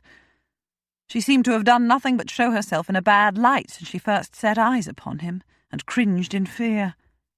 Yes, she really had. She had cringed. "This was a child you wanted?" he asked. Her eyes snapped open and she glared at him, speechless. What sort of question was that? His eyes were hard, accusing, condemning. But what did she expect? She had made both herself and Vernon seem unpardonably reckless and irresponsible. It was time to change the subject. "Is the blonde gentleman downstairs a guest at Penderys too?" she asked. "Have I imposed upon a house party?" "He's Viscount Ponsonby," he said. "There are 6 guests here, apart from Stanbrook himself. We gather here for a few weeks each year. Stanbrook opened his home to us for several years during and after the wars, while we recuperated from various wounds." Gwen gazed at him. There was no outer sign of any wound that might have incapacitated Lord Trentham for that long. But she had been right about him. He was a military man. "You were or are all officers?" she asked. "Were," he said. 5 of us in the recent wars, Stanbrook in previous ones. His son fought and died in the Napoleonic Wars. Ah, yes, shortly before the Duchess leapt from the cliff-top to her death. And the 7th person? She asked. A woman, he said. Widow of a surveillance officer who was tortured to death after being captured. She was present when he was finally shot. Oh, Gwen said, grimacing. Now she felt worse than ever. This was far more terrible than imposing upon a simple house party, and her own sprained ankle seemed embarrassingly trivial in comparison with what the Duke and his 6 guests must have endured. Lord Trentham had picked up a shawl from the back of a nearby chair and came closer to spread it over Gwen's injured leg. At the same moment the drawing doors opened again, and a woman came inside carrying a tea-tray. She was a lady, not a maid. She was tall and very straight in posture. Her dark blonde hair was pulled back in a chignon, but the simplicity, even severity of the style emphasized the perfect bone structure of her oval face, with its finely sculpted cheekbones, straight nose, and blue-green eyes fringed with lashes a shade darker than her hair. Her mouth was wide and generous. She was beautiful, despite the fact that her face looked as though it was sculpted of marble. It looked not only as though she never smiled, but as if she were incapable of doing so even if she wished. Her eyes were large and very calm, almost unnaturally so. She came toward the sofa and would have set the tray down on the table beside Gwen if Lord Trentham had not taken it from her hands first. "I'll see to that, Imogen," he said. "George guessed that you would consider it quite improper to be in a room alone with a strange gentleman, Lady Muir," the lady said, "even if he did rescue you and carry you back to the house. I have been designated as your chaperone." Her voice was cool rather than cold. "This is Imogen, Lady Berkeley," Lord Trentham said, "who never seems to consider it improper to stay at Penderys with 6 gentlemen and no chaperone." "I would entrust my life to any of the 6 or all of them combined," Lady Berkeley said, inclining her head courteously to Gwen. "Indeed, I have already done so. You are looking embarrassed. You need not. How did you hurt your ankle?" She poured 3 cups of tea as Gwen described what had happened. This, then, she thought, was the lady who had been with her husband when his torturers had killed him. Gwen had an inkling of the torments she must have lived through every minute of every day since. She must forever be asking herself if there was anything she might have done to prevent such a disaster. Just as Gwen forever asked it of herself with regard to Vernon's death. "I feel very foolish," she said in conclusion. "Of course you do," Lady Berkeley said. "But it could have happened to any of us, you know. We are always up and down to the beach, and that slope is quite treacherous enough, even without the shifting stones." Gwen glanced at Lord Trentham, who was silently sipping his tea, his dark eyes resting on her. He was, she thought in some surprise, and with a little shiver of awareness, a terribly attractive man. He ought not to be. He was too large to be either elegant or graceful. His hair was too short to soften the harshness of his features or the hard line of his jaw. His mouth was too straight and hard-set to be sensuous. His eyes were too dark and too penetrating to make a woman want to fall into them. There was nothing to suggest charm or humour or any warmth of personality. And yet there was an aura about him of almost overpowering physicality, of masculinity. It would be an absolutely wonderful experience, she thought, to go to bed with him. It was a thought that shocked her to the roots of her being. In the 7 years since Vernon's death, she had shrunk away from the merest thought of another courtship and marriage. and she had never in her life thought of any man in any other connection. Did this unexpected and rather ridiculous attraction have anything to do with the equally unexpected wave of loneliness she had felt down on the beach just before she met him? She made conversation with Lady Berkeley while these strange thoughts buzzed about in her head. But really it was difficult to concentrate fully upon either words or thought. Pain, as she remembered now from the time when she broke her leg, could never confine itself to the injured part of one's body, but throbbed instead all through it until one didn't know quite what to do with oneself. Lord Trentham got to his feet as soon as she had finished her cup of tea, took an unused linen napkin off the tea tray and crossed to a sideboard where he must have found a jug of cold water among the liquor decanters. He came back with a wet napkin from which most of the water had been squeezed, spread it over Gwen's forehead, and held it in place there with one hand. She rested the back of her head against the cushion again and closed her eyes. The coolness, even the pressure of his hand, felt very good. Where was the insensitive brute she had judged him to be? "I have been hoping to distract her with conversation," Lady Berkeley said. "She is as pale as a ghost, poor thing, but she's uttered not a moan of complaint. She has my admiration." "Jones is certainly dragging his feet," Lord Trentham said. "He will come as soon as he's able," Lady Berkeley said. "He always does, Hugo, and there's no better doctor in the world." "Lady Muir has suffered a previous injury to the same leg," Lord Trentham said. "I dare say it hurts like 1,000 devils." They were talking of her as if she were not there to speak for herself, Gwen thought. But for the moment she didn't care. For the moment she was distancing herself as far from the pain as she could get. And there was warmth in their voices, she noticed, as if they were fond of each other. Almost as if they were genuinely concerned for her. Even so, she wished the physician would come soon so that she could ask the Duke of Stanbrook again for a carriage to take her to Vera's. Oh, how she hated to be beholden to anyone. Chapter 3. When Flavian returned with the doctor, he brought Mrs. Parkinson too. It was that lady who hurried into the drawing-room first.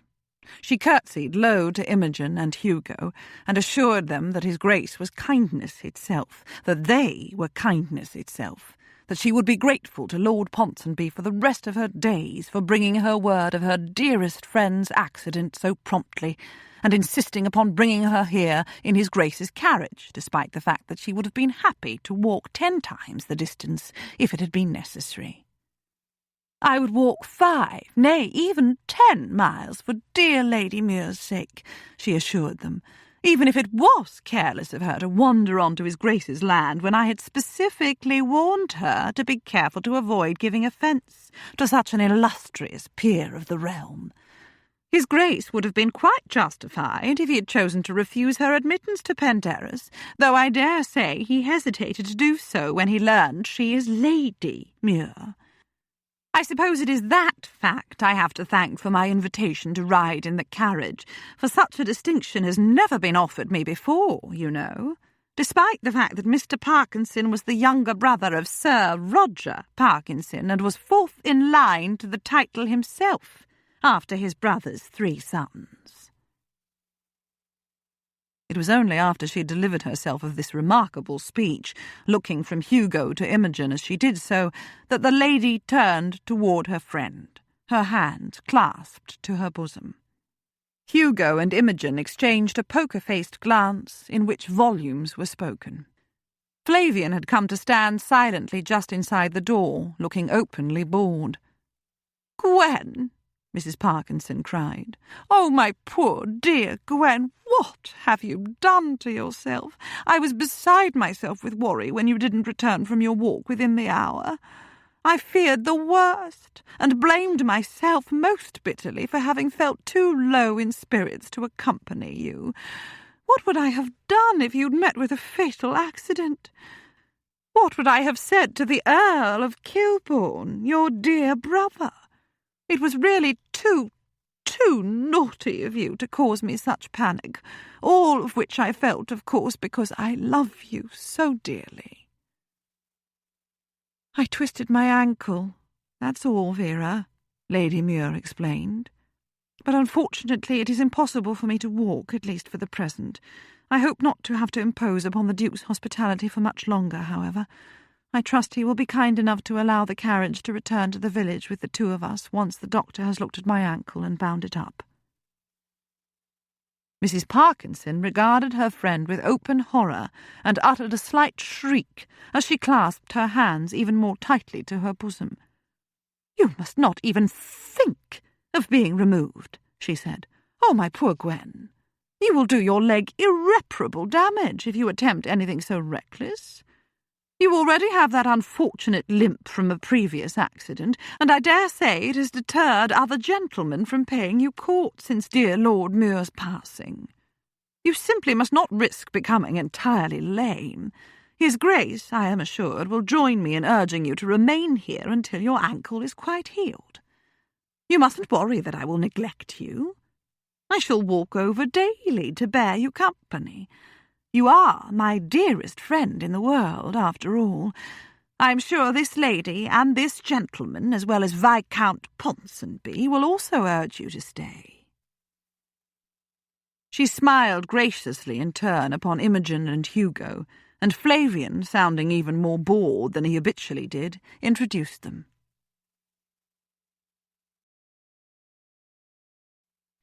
Mrs. Parkinson was probably close to Lady Muir in age, Hugo guessed, though time had dealt less kindly with her. Whereas Lady Muir was still beautiful, even though she was probably past the age of 30, any claim to good looks Mrs. Parkinson might once have had was long past. She also carried too much weight upon her frame, and most of it had settled quite unbecomingly beneath her chin and about her bosom and hips. Her brown hair had lost any youthful lustre it might once have had. Lady Muir opened her mouth to speak. She was clearly dismayed at the suggestion that she remain at Penderys.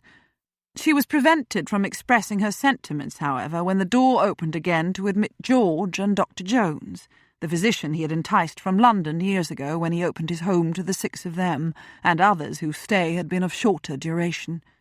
The doctor had remained ever since to tend the poor who could not pay his fee, as well as the richer folk who could.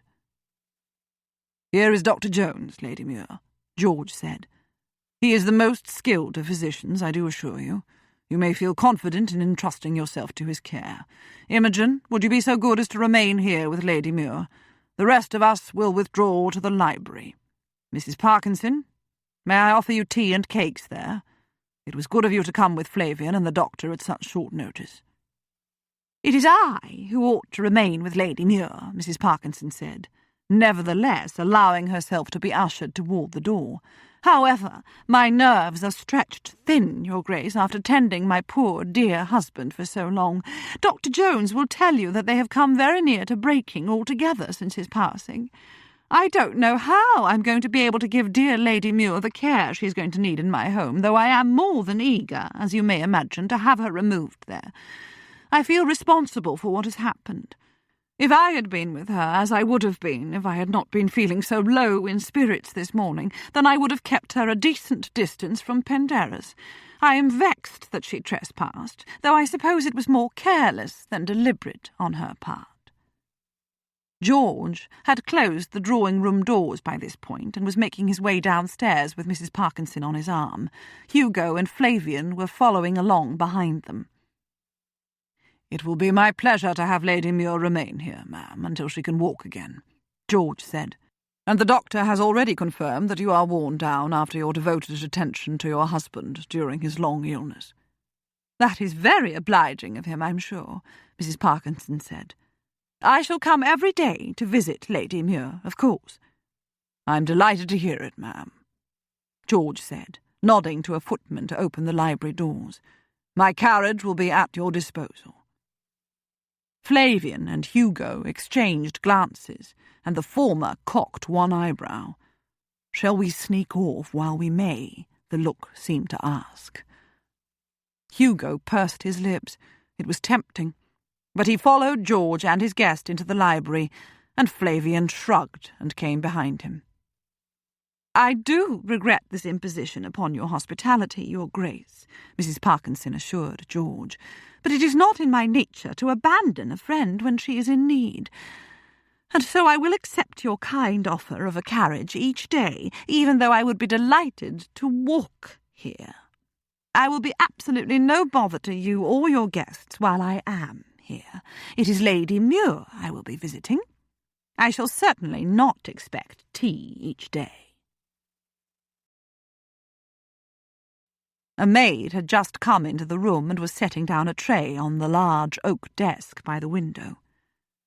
It was hardly surprising, Hugo thought, that Mrs. Parkinson cultivated the friendship of Lady Muir.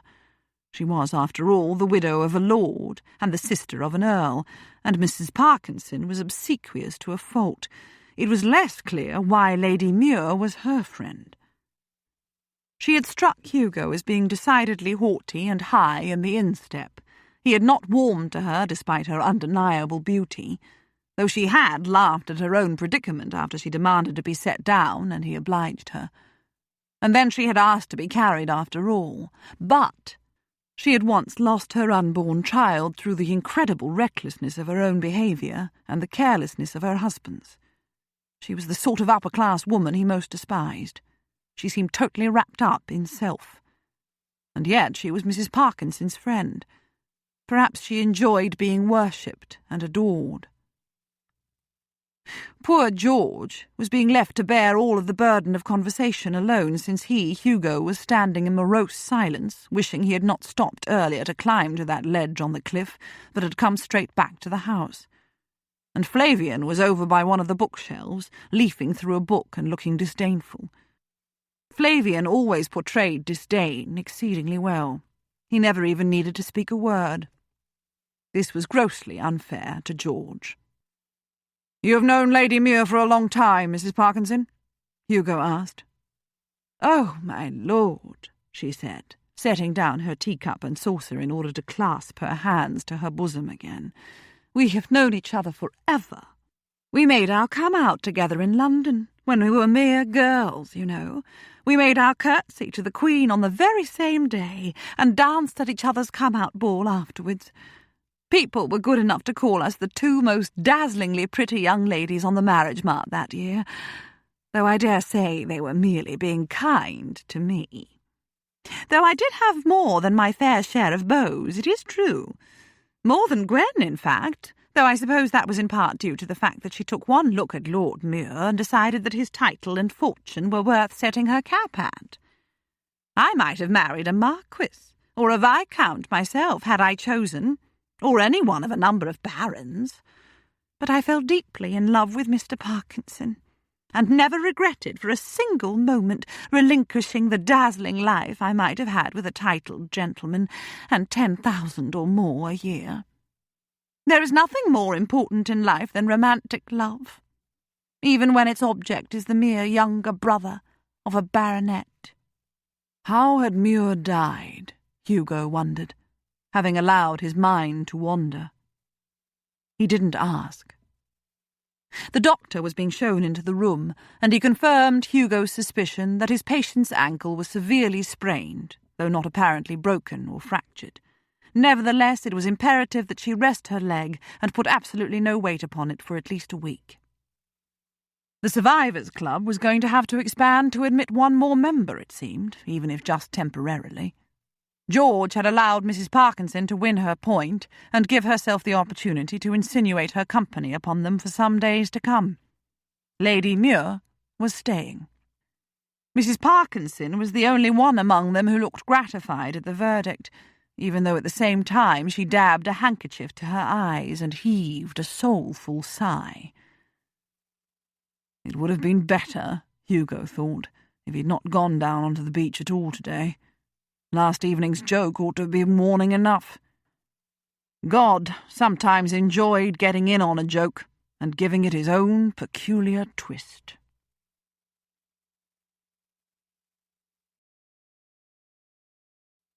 The new sprain had been aggravated by the old break. which in turn had been poorly set. He would dearly like to have a word with the physician who had set it, Dr. Jones said with some severity, after he'd explained the situation to Gwen. He ordered her not to put her foot to the ground for at least a week, but rather to keep it elevated at all times, not even on a low stool, but whenever possible on a level with her heart. It would have been a gloomy enough pronouncement under any circumstances. Even at home, the prospect of remaining inactive for so long would have been irksome, and at Vera's another week without any escape from the company of her hostess and her friends would have been rather like being sentenced to a stay in purgatory. Nevertheless, even that would have seemed like paradise in comparison with the reality she faced. She was going to have to spend a week, at least a week, at Penderys Hall as a guest of the Duke of Stanbrook. She was being forced to impose herself upon a reunion of men and one woman who had spent long months together here, recovering from wounds sustained during the wars. They were surely a closely bonded group. The last thing any of them would want was the forced presence of an outsider, a stranger to them all, who was nursing nothing more lethal than a hurt ankle. Oh, this was the stuff of nightmares. She was humiliated and in pain and homesick, dreadfully homesick. But most of all, she was angry.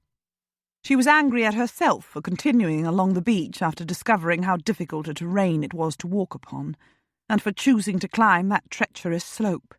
She had a weak ankle, she knew her limitations, and was usually quite sensible about the sort of exercise she undertook. Most of all, though, she was angry, quite furious, in fact, at Vera. What true lady would suddenly close her home to the very friend she had begged to come and keep her company in her grief and loneliness, just because that friend had suffered a slight accident? Should her reaction not have been quite the opposite? But Vera had been patently, embarrassingly self-serving in her unwillingness to allow Gwen to be conveyed to her house. Much as she had railed against the Duke of Stanbrook before today, she had obviously been thrilled beyond words at being offered a chance to come here to Penderys today, and in his crested carriage, no less, for all the other inhabitants of the village to witness. She had seen the chance to extend the thrill and become a daily visitor here for the next week or so, and had proceeded to grasp it, without any consideration whatsoever for Gwen's feelings. Gwen nursed her humiliation and pain and anger while she reclined upon the bed in the guest-room that had been assigned to her. Lord Trentham had carried her up here and deposited her on the bed and left her almost without a word. He had asked if he could fetch her anything, but both his face and his voice had been without expression, and it was clear he did not expect her to say yes. Oh, she must not give in to the temptation to shift all the blame for her discomfort onto the occupants of Penderys Hall. They had taken her in and been remarkably kind to her. Lord Trentham had carried her all the way up from the beach, or very close to it, and his hands had been surprisingly gentle when he removed her boot.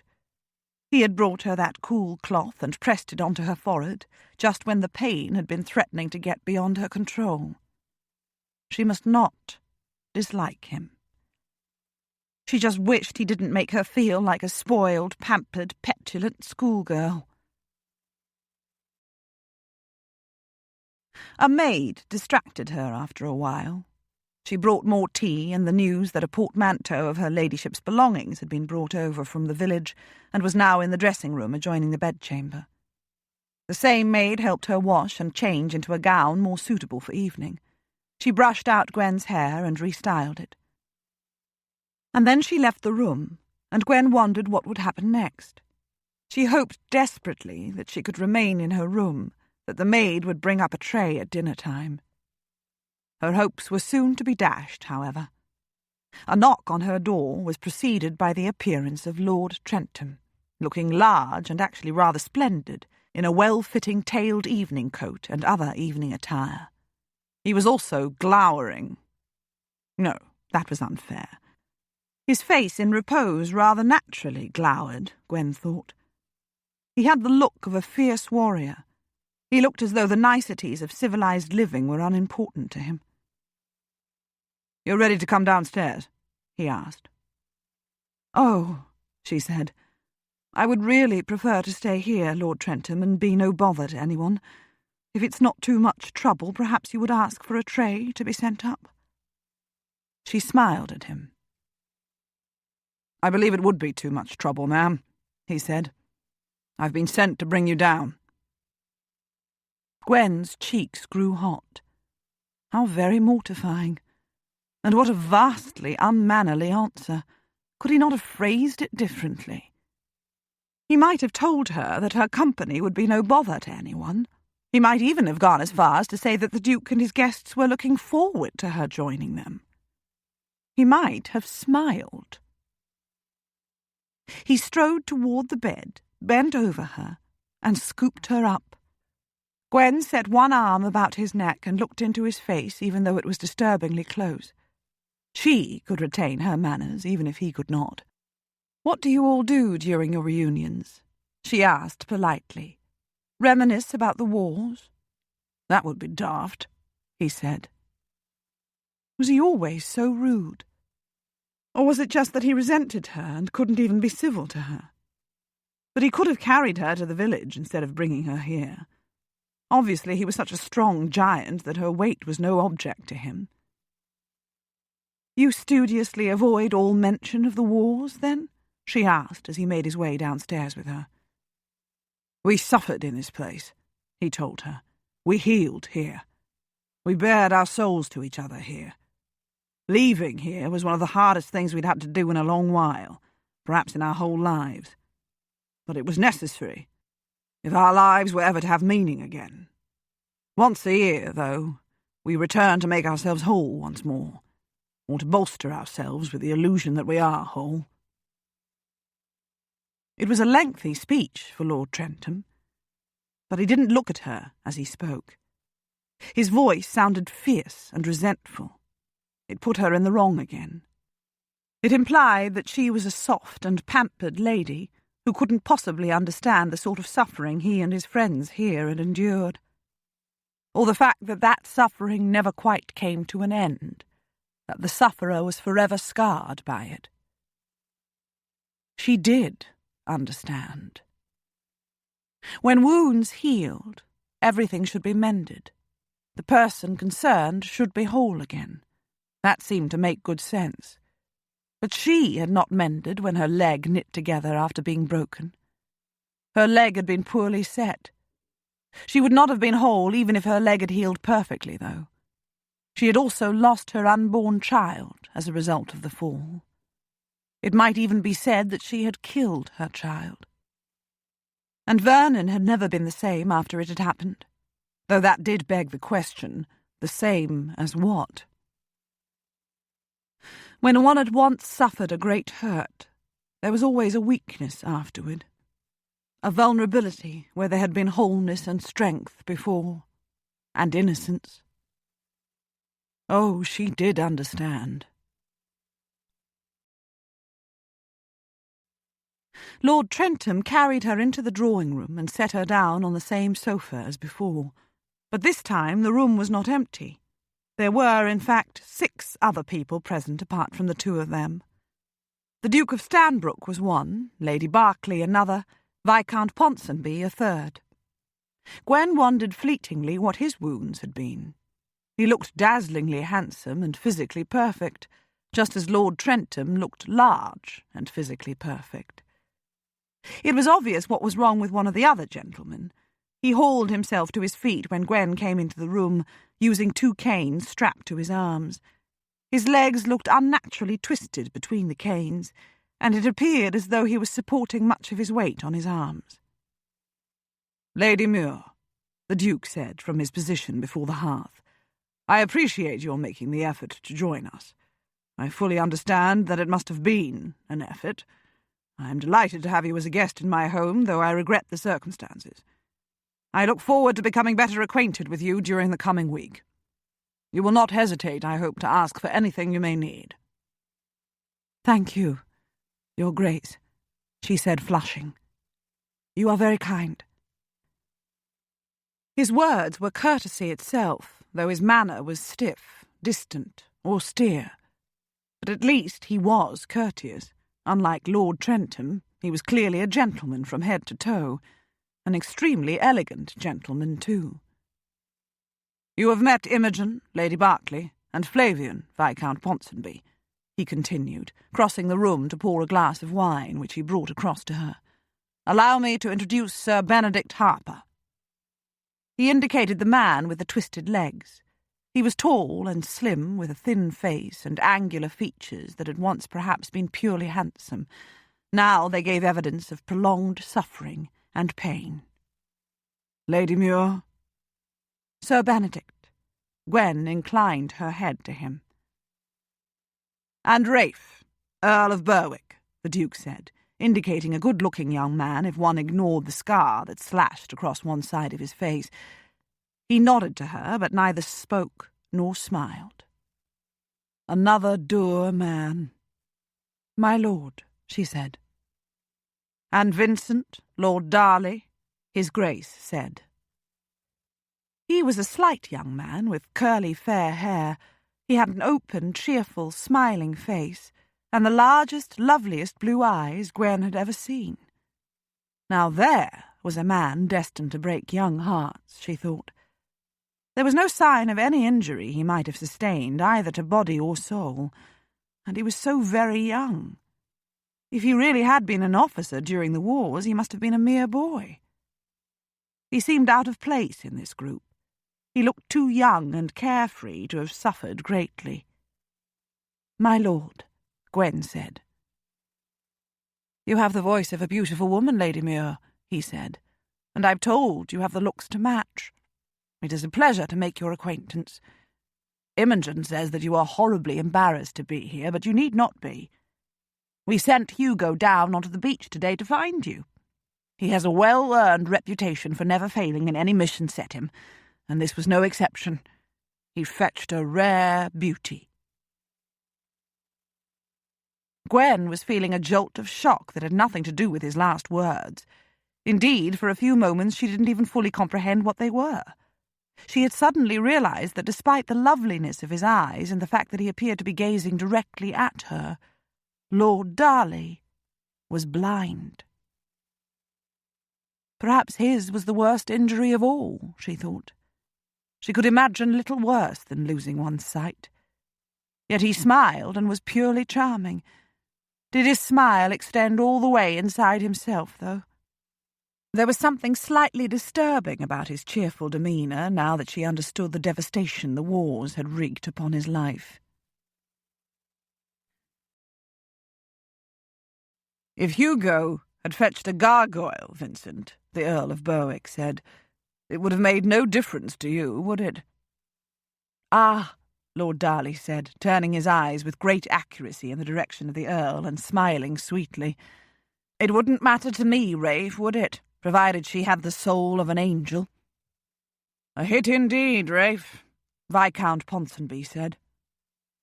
And that was when Gwen heard the echo of what Viscount Darley had said to her. "We sent Hugo down onto the beach today to find you. He fetched a rare beauty." "Lord Trentham came to find me?"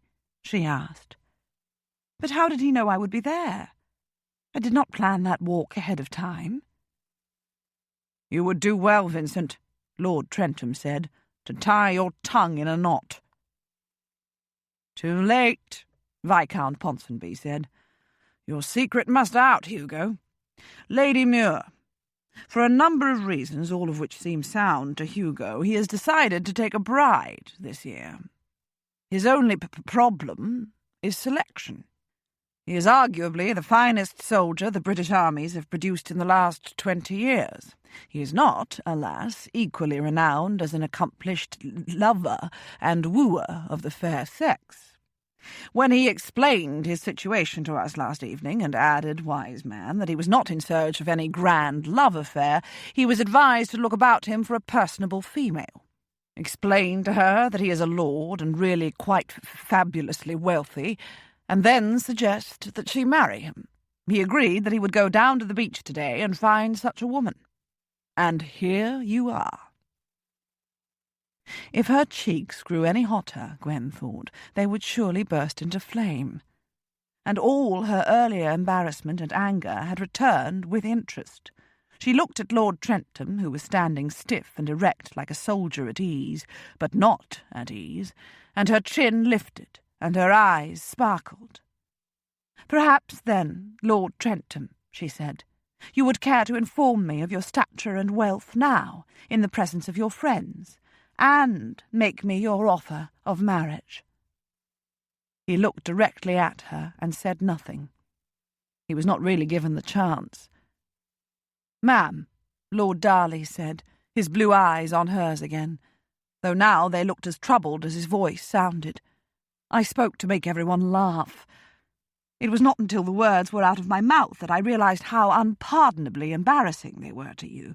We were, of course, all joking last evening, and it was pure chance that you were on the beach and hurt yourself, and that Hugo happened to be there to offer you assistance.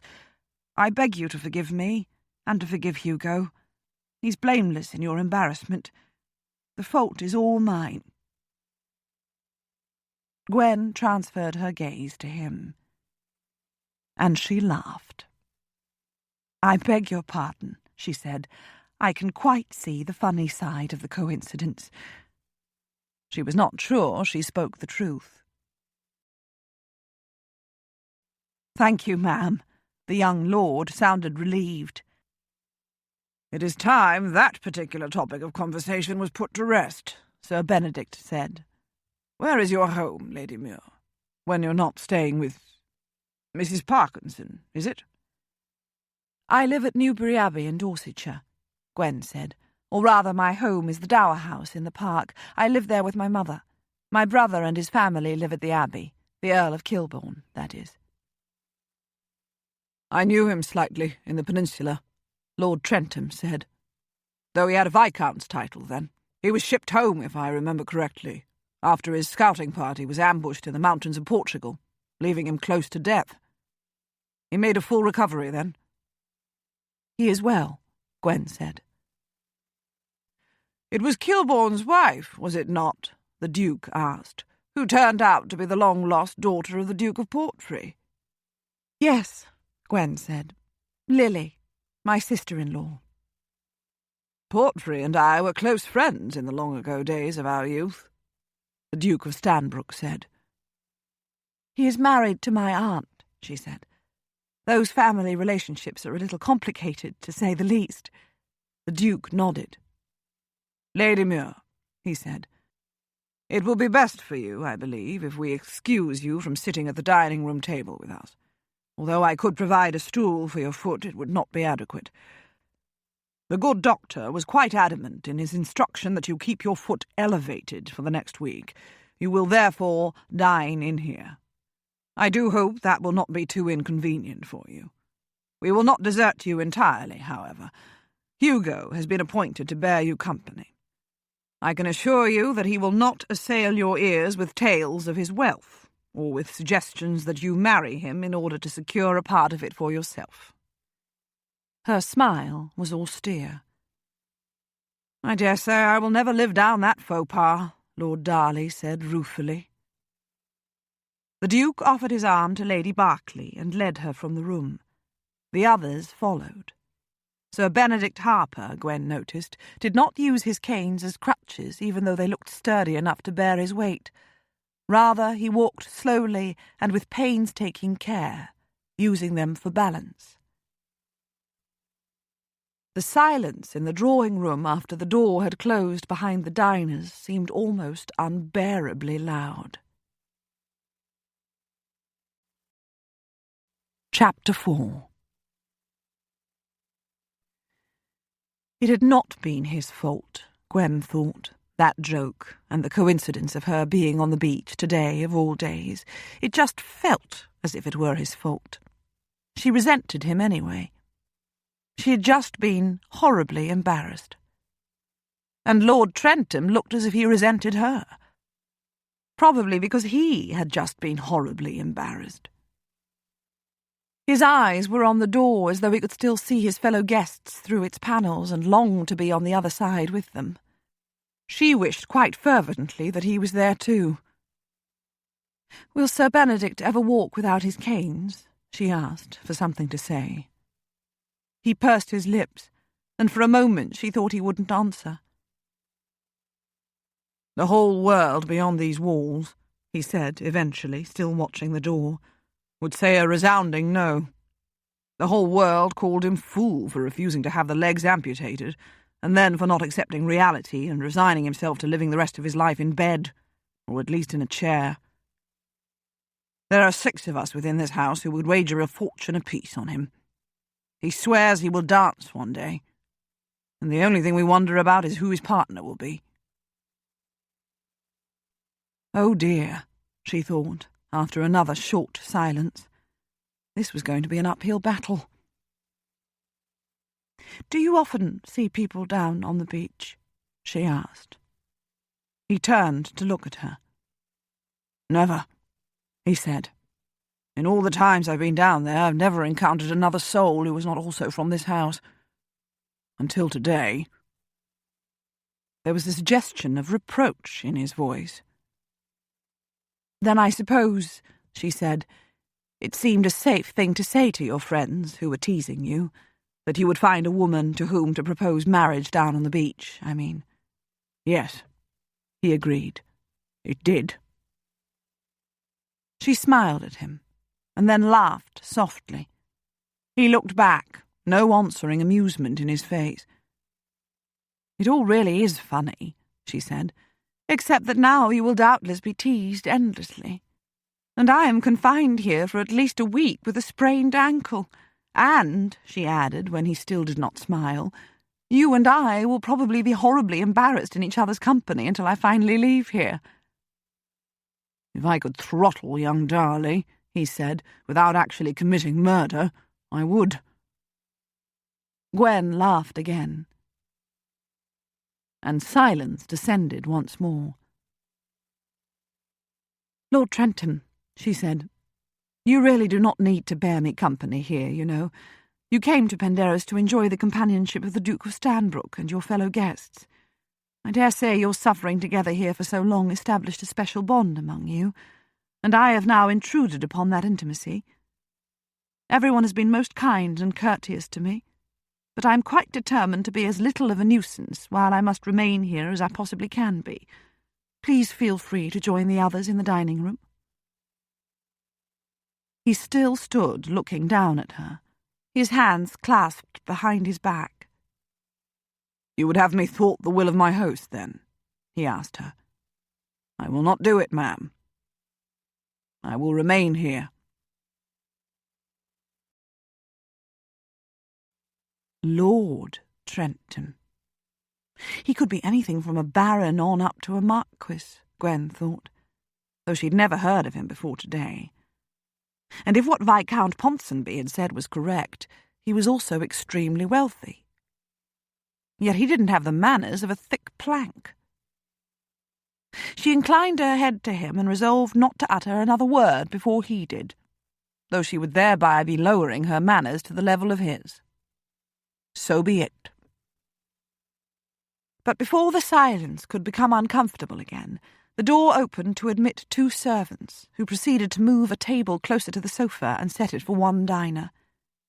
Before those servants had time to leave the room, 2 others entered bearing laden trays.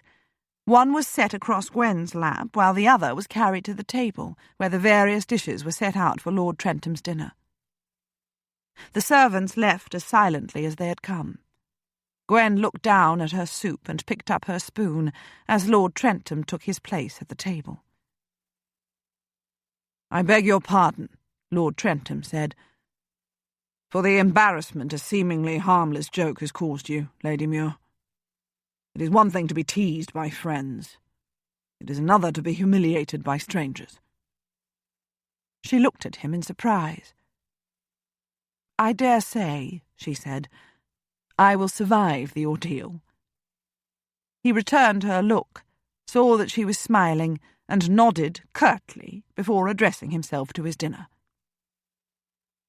The Duke of Stanbrook had an excellent chef, Gwen thought, if the oxtail soup was anything to judge by. "You are in search of a wife, Lord Trentham?" she said.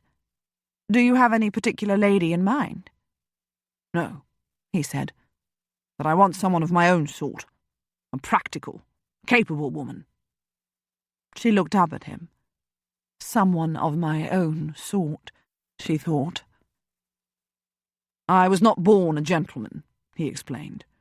My title was awarded to me during the wars as a result of something I did. My father was probably one of the wealthiest men in England. He was a very successful businessman, but he was not a gentleman, and he had no desire to be one. He had no social ambitions for his children either. He despised the upper classes as idle wastrels, if the truth were told. He wanted us to fit in where we belonged. I've not always honoured his wishes, but in that particular one I concur with him. It would suit me best to find a wife of my own class. Much had been explained, Gwen thought. What did you do? She asked, as she pushed back her empty soup bowl and drew forward her plate of roast beef and vegetables.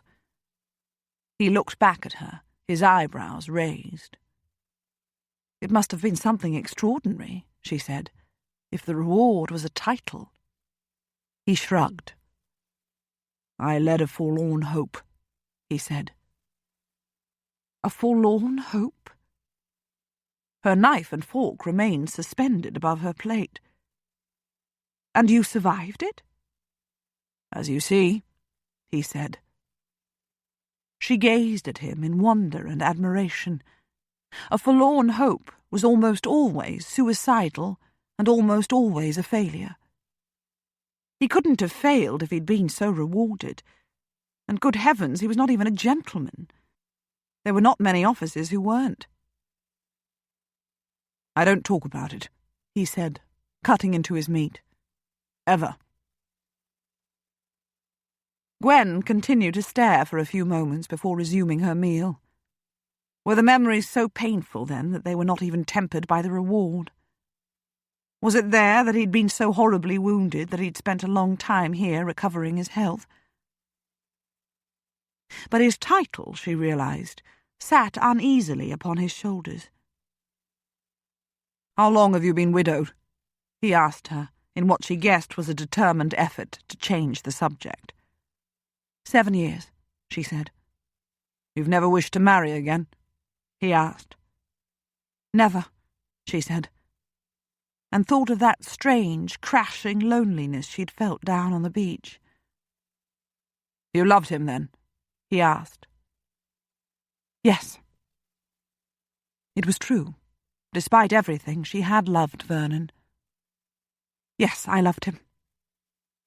How did he die? He asked. A gentleman would not have asked such a question. He fell, she told him, over the balustrade of the gallery above the marble hall in our home.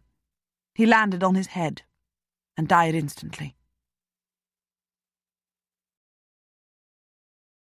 Too late, it occurred to her that she might have answered with some truth, as he had done a short while ago. I do not talk about it. Ever. He swallowed the food that was in his mouth. But she knew what he was about to ask even before he spoke again. How long was this, he asked, after you fell off your horse and lost your unborn child? Well, she was committed now. A year, she said, a little less. You had a marriage unusually punctuated with violence, he said. Her answer had not needed comment, or rather, not such a comment.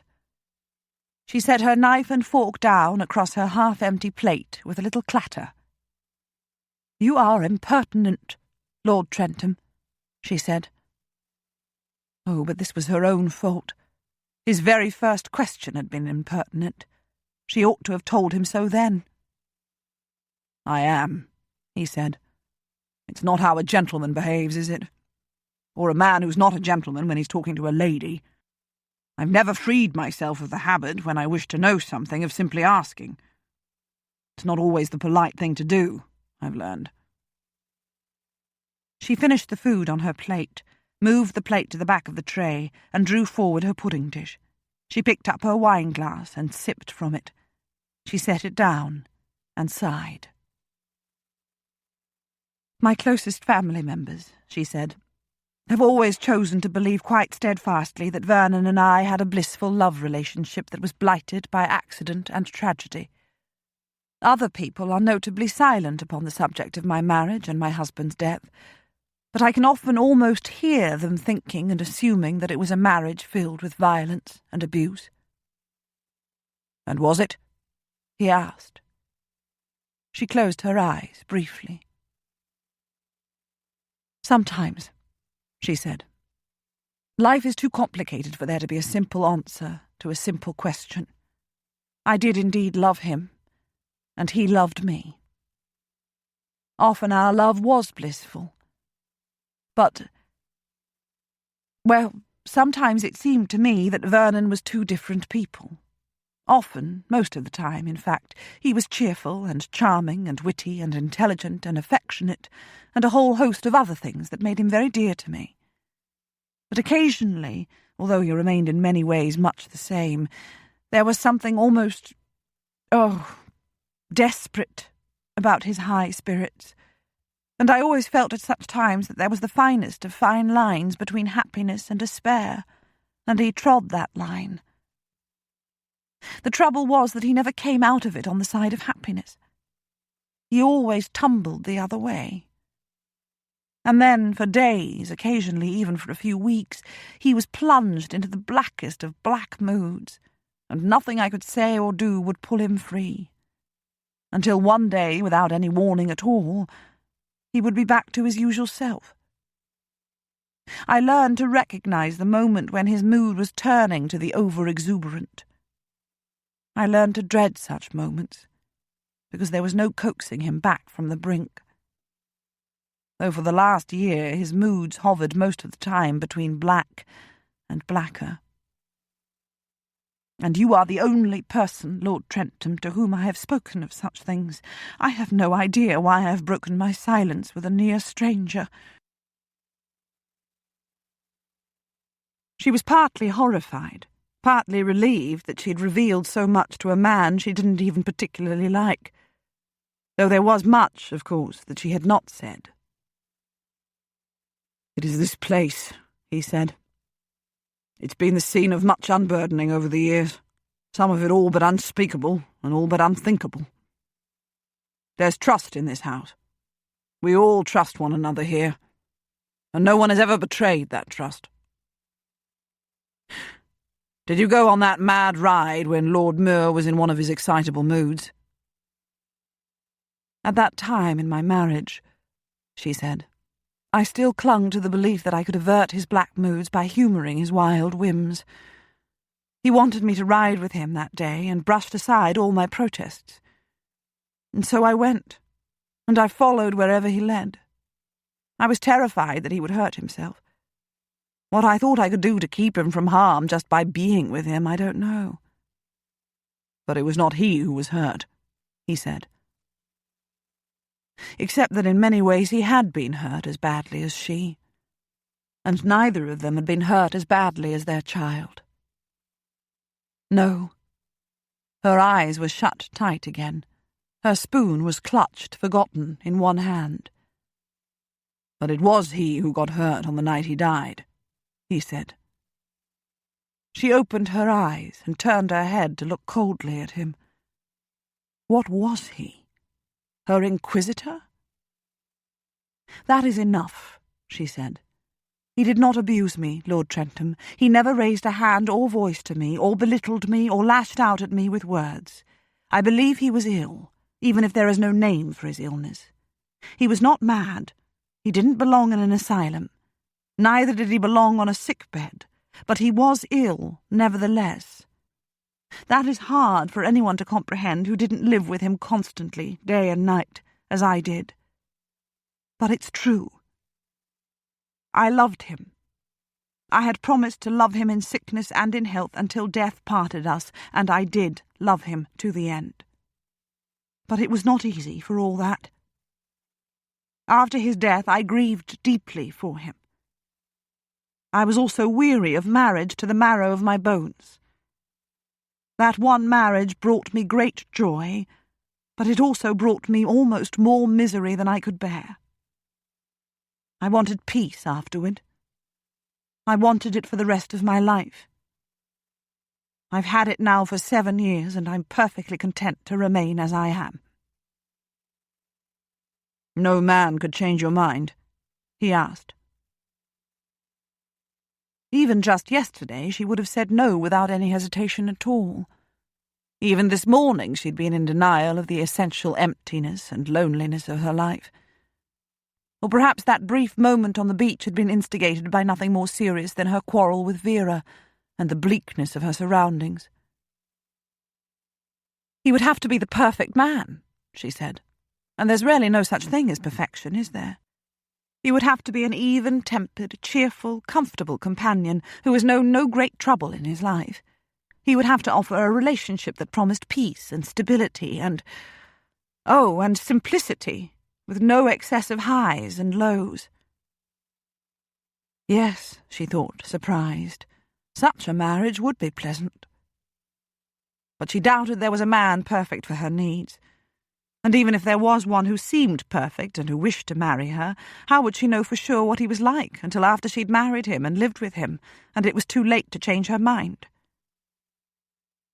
And how could she ever be worthy of happiness?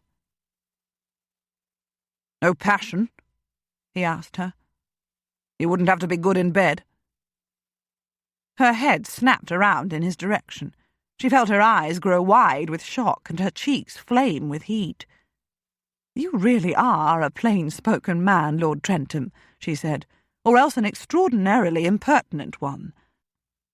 Pleasure in the marriage bed need not involve passion, as you put it. It can be simply shared comfort. If I were looking for a husband, I would be happy with the shared comfort. And if you are looking for a wife who is practical and capable, passion cannot count a great deal with you either, can it?" She was feeling horridly discomposed, and had spoken quite indiscreetly.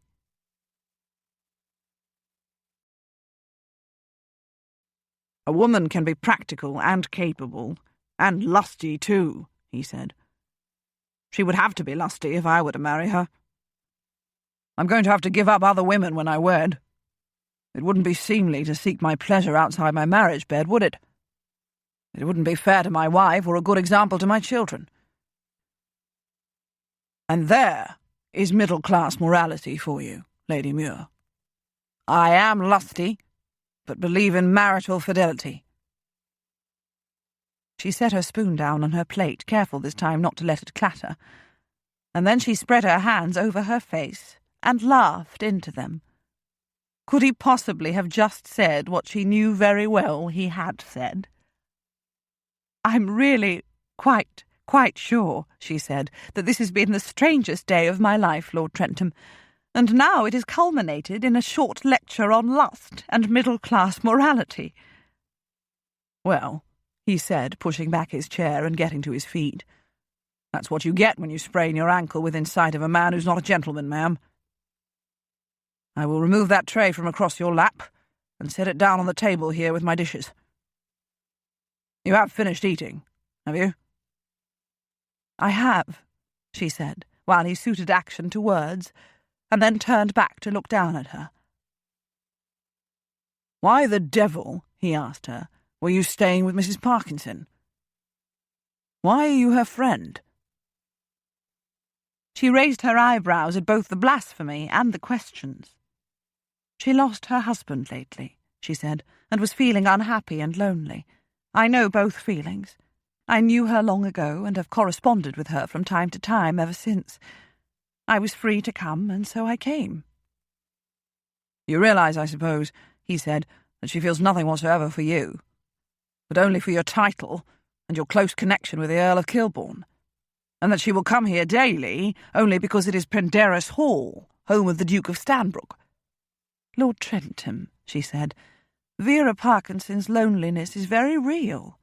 If I've helped alleviate it in some small degree during the past 2 weeks, then I'm satisfied." "The trouble with the upper classes," he said, "is that they rarely speak the truth. The woman is a horror." "Oh dear," Gwen feared she would hug that last sentence to herself with glee for a long time to come. "Sometimes, Lord Trentham," she said, "tempering the truth with tact and kindness is called good manners."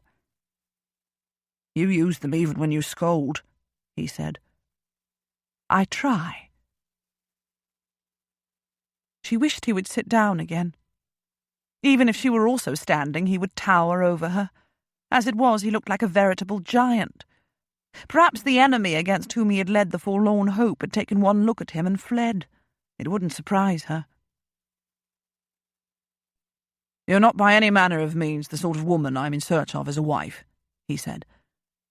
"And I am in a totally different universe from the husband you hope to find. But I feel a powerful urge to kiss you, for all that." "What?" But the trouble was that his outrageous words aroused such a surging of raw desire to all the relevant parts of her body that she was left gaping and breathless. And despite his massive size and his cropped hair and his dour, fierce countenance and his lack of gentlemanly manners, she still found him overpoweringly attractive. "I suppose," he said, "I ought to restrain myself. But there was the coincidence of that meeting on the beach, you see." She closed her mouth and mastered her breathing.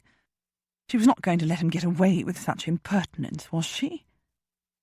"Yes," she heard herself say as she gazed into his eyes far above her own. "There was that. And there is a school of thought, I have heard, that claims there is no such thing as coincidence." Was he really going to kiss her? Was she going to allow it? She hadn't gone unkissed for 7 years. She had allowed a few restrained embraces from various gentlemen of her acquaintance, but never from any to whom she had felt any greater attraction than liking, and none from any real physical desire, not on her part anyway. For a few moments she thought he wouldn't kiss her after all. There was no unbending of his stiff posture and no softening of his expression. But then he leaned forward and downward, and she lifted her hands to set on his shoulders. Oh, goodness! They were broad and solid. But she knew that. He had carried her. He touched his lips to hers, and she was engulfed in a sudden heat of desire. She expected that he would crush her in his arms and press his mouth hard against hers. She expected to have to ward off a hot outpouring of ardour.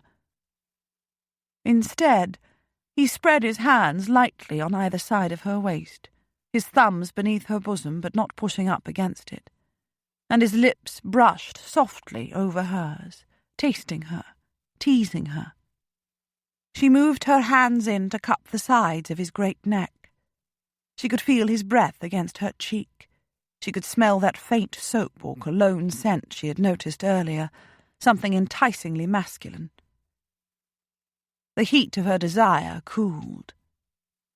But what replaced it was almost worse, for it was not a mindless embrace. She was very aware of him, and she was very aware that despite all appearances there was gentleness in him.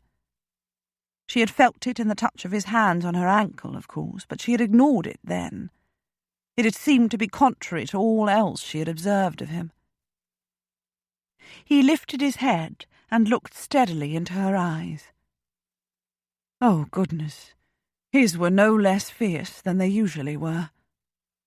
She gazed right back and raised her eyebrows. "I suppose," he said, "if I were a gentleman, I would now be offering abject apologies." "But you gave me advance warning," she said, "and I didn't say no. Shall we agree, Lord Trentham, that this has been a very strange day for both of us, but that now it is almost over? Tomorrow we will put all this behind us and return to more decorous behaviour." He stood upright and clasped his hands behind him. She was beginning to recognise it as a familiar pose. "That seems sensible," he said. Fortunately, there was no time to say more. A tap on the door was followed by the appearance of 2 servants come to clear the table and take away the trays. And within moments of the door closing behind them, it opened again to admit the Duke and his other guests returning from the dining-room. Lady Berkeley and Lord Darley came to sit close to Gwen and engaged her in conversation while Lord Trentham moved away to play cards with 3 of the other gentlemen. If she were to awake now, Gwen thought, she would surely judge the dream of today to be the most bizarre she had ever dreamed. But alas, the events, beginning with the arrival of her mother's letter this morning, had been just too bizarre not to have been real. And was it possible to dream of taste? Somehow she could still taste Lord Trentham on her lips, though he had eaten the same food and drunk the same wine as she. Chapter 5. The members of the Survivors' Club stayed up long after Hugo had carried Lady Muir up to her bed. It was their custom to relax during the day, sometimes together or in smaller groups, often alone, but to sit up together deep into the night, talking upon the more serious matters that concerned them. This night was no exception. It began with apologies from Vincent and teasing from everyone else. Vincent was teased about his loose tongue, Hugo about the happy progress of his search for a wife. They both took it in good part. There was no other way to take it, of course, that would not draw worse. But finally they all grew more pensive. George had been having a recurrence of the old dream in which he thought of just the right thing to say to dissuade his wife from jumping over the cliff at the precise moment when she did jump. He had been waking up in a cold sweat, crying out and reaching for her. Rafe had met the sister of one of his 3 dead best friends at a soirée in London at Christmas time, and she had lit up with delight at seeing him, and with eagerness to talk about her brother with someone who had been close to him. And Rafe had been close. The 4 of them had been virtually inseparable all through school, and had ridden off to war together at the age of 18. He had watched the other 3 being blown to pieces just a fraction of a moment before he had almost, but not quite, followed them into the hereafter. He had left Miss Courtney's side to fetch her a glass of lemonade. He had fully intended to take it to her. Instead, he had walked right out of the house and left London the next morning. He had offered no explanation, no apology, and had not seen her since. By the following morning, Hugo was feeling horribly embarrassed about the previous evening, most specifically about that kiss. He had no explanation for it. He was not a ladies' man. He'd always had a healthy sex life, it was true, though not so much in the past few years, first because of his illness, and more recently because he was Lord Trentham, that millstone about his neck. And it somehow didn't seem right to be dashing off to brothels whenever the mood took him. Besides, he lived in the country, far away from any such temptation. He couldn't remember kissing any respectable woman since he was 16, and had found himself hiding in the same broom closet as one of his cousin's school friends during a game of hide-and-seek at the cousin's birthday party. He had never, ever kissed a lady, or felt any burning desire to do so. He didn't even particularly like Lady Muir. He had judged her to be an irresponsible, frivolous, arrogant, bored, spoilt aristocrat, albeit a beautiful one. Of course, the story she had told of her husband had added some depth to her character. She had undoubtedly suffered a difficult marriage, from which she had coped as best she was able.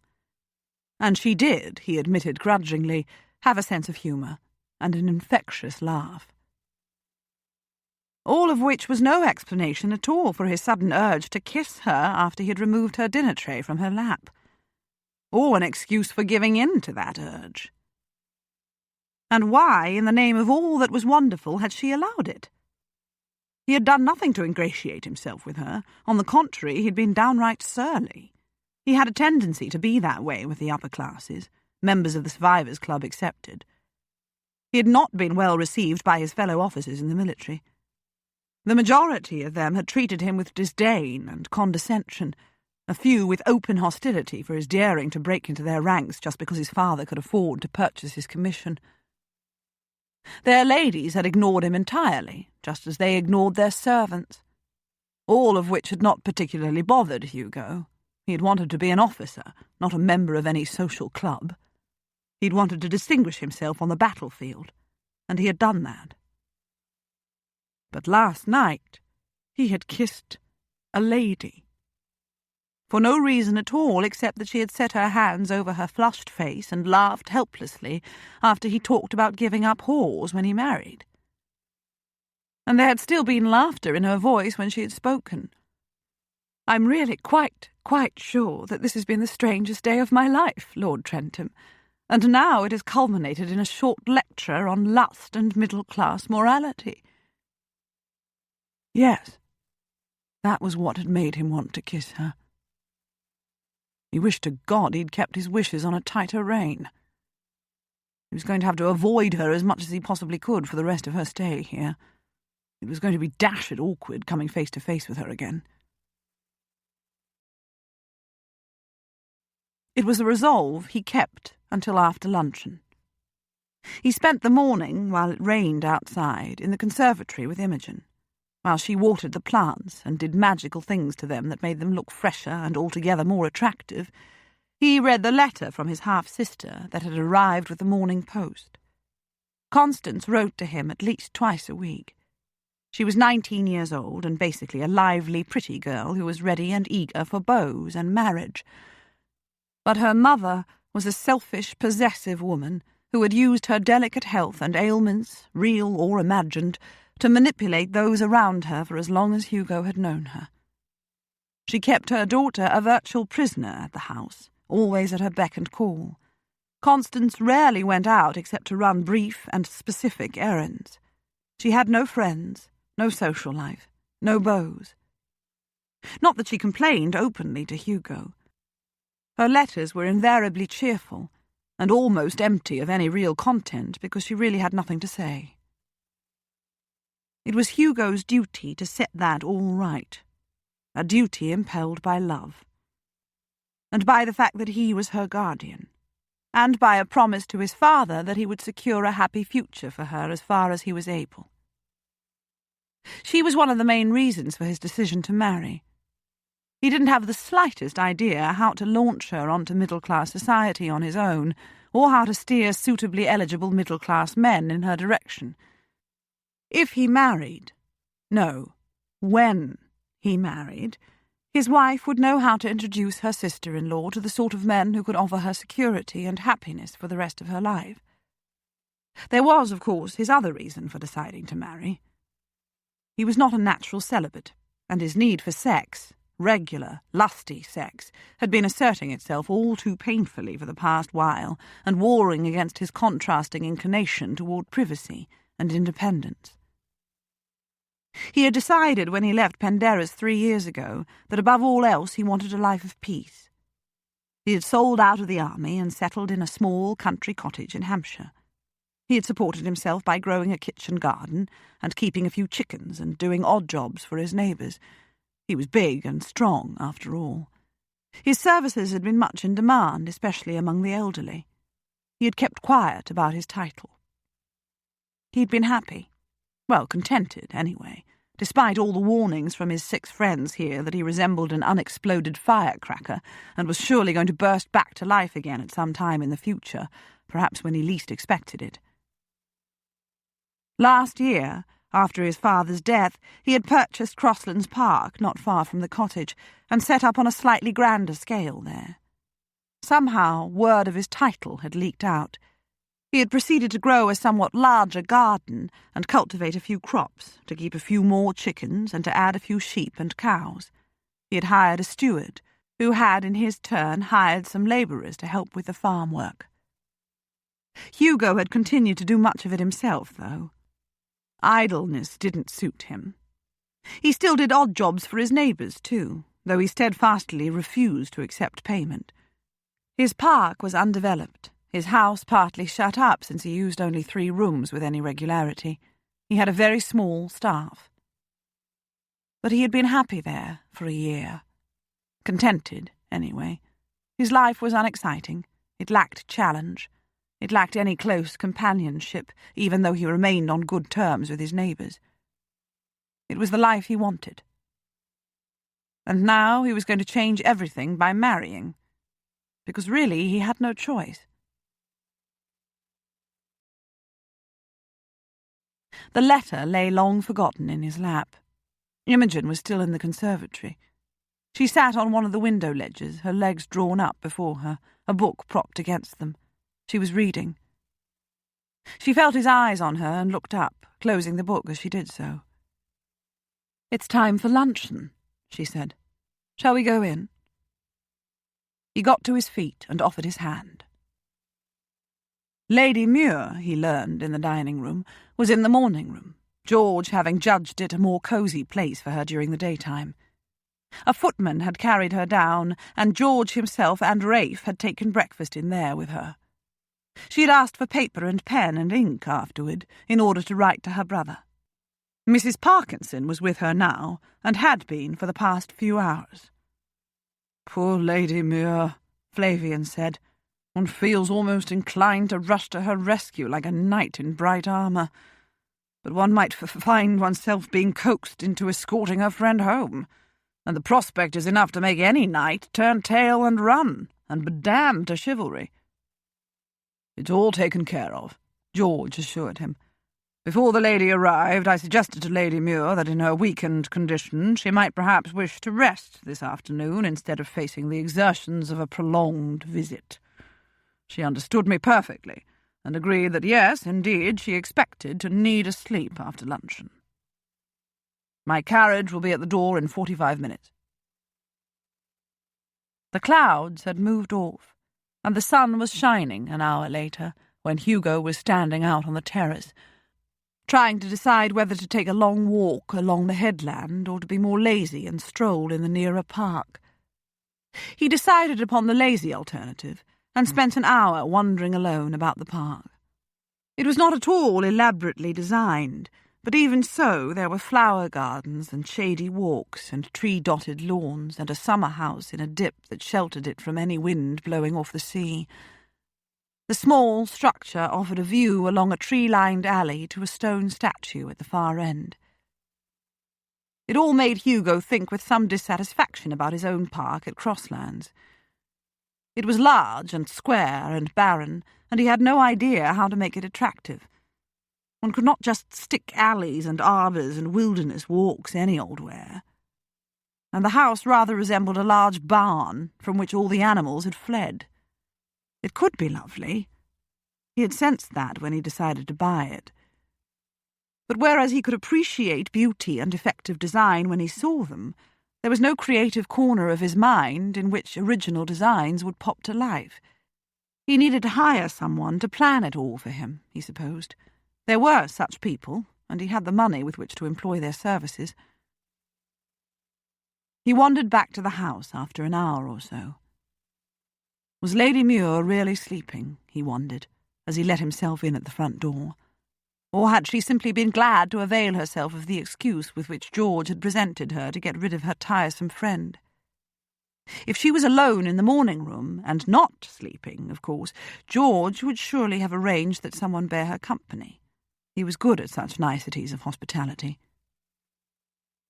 Hugo didn't need to go near her, and he certainly didn't want to. He would be very happy never to see her again. It was difficult to explain, then, why he paused outside the morning-room door and leaned his ear closer to it. Silence. She was either upstairs resting, or she was in there sleeping. Either way, he was quite free to proceed on his way to the library, where he planned to write to Constance and to William Richardson, the very capable manager of his father's businesses, now his own. His hand went to the handle of the door instead. He turned it as silently as he could and pushed the door ajar. She was there. She was lying on a chaise longue, which had been turned so that she would have a view out through the window to the flower garden beyond. It already sported a few spring flowers and a whole lot of green shoots and buds, unlike Hugo's flower garden at Crosslands, of which he had been very proud last summer. He had planted all summer flowers, and had had a glorious show of blooms for a few months, and then nothing. And they had all, he'd learned later, been annuals, and wouldn't bloom again this summer. He had much to learn. He had grown up in London, and had then gone off to fight wars. Either she had not heard the door open, or she was asleep. It was impossible to tell which from where he stood. He stepped inside, shut the door as quietly as he had opened it, and walked around the chaise until he could look down at her. She was asleep. He frowned. Her face looked pale and drawn. He should leave before she awoke.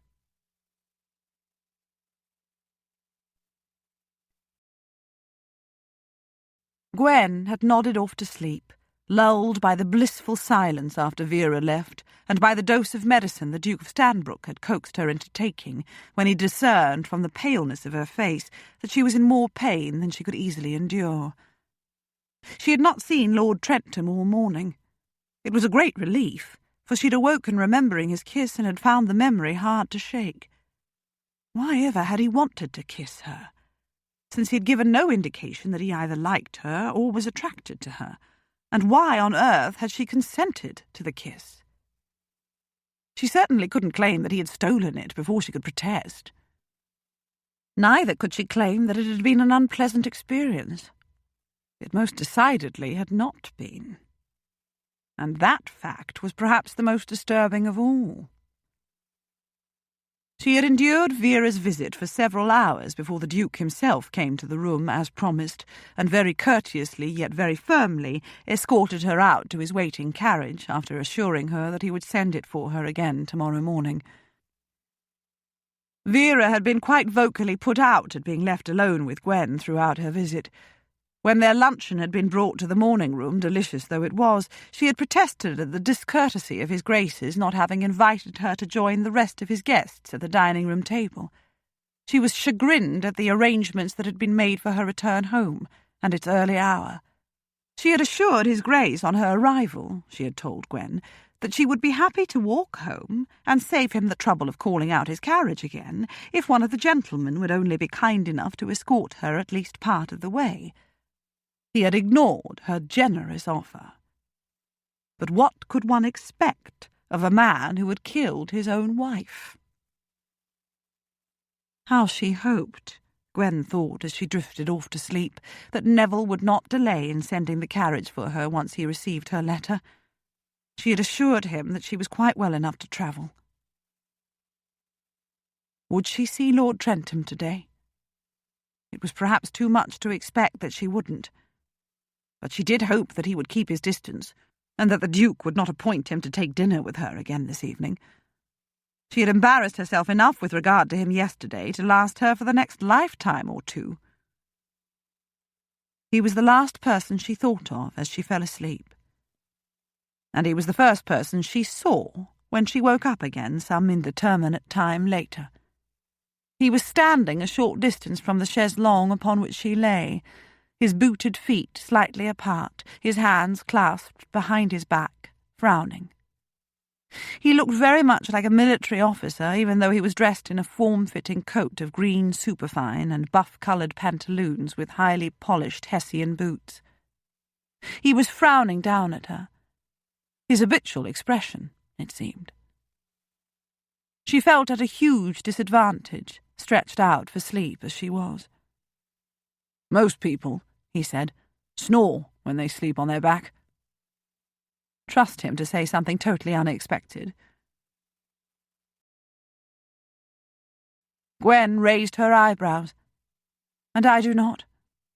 "Not on this occasion," he said, "though you do sleep with your mouth part way open." Oh.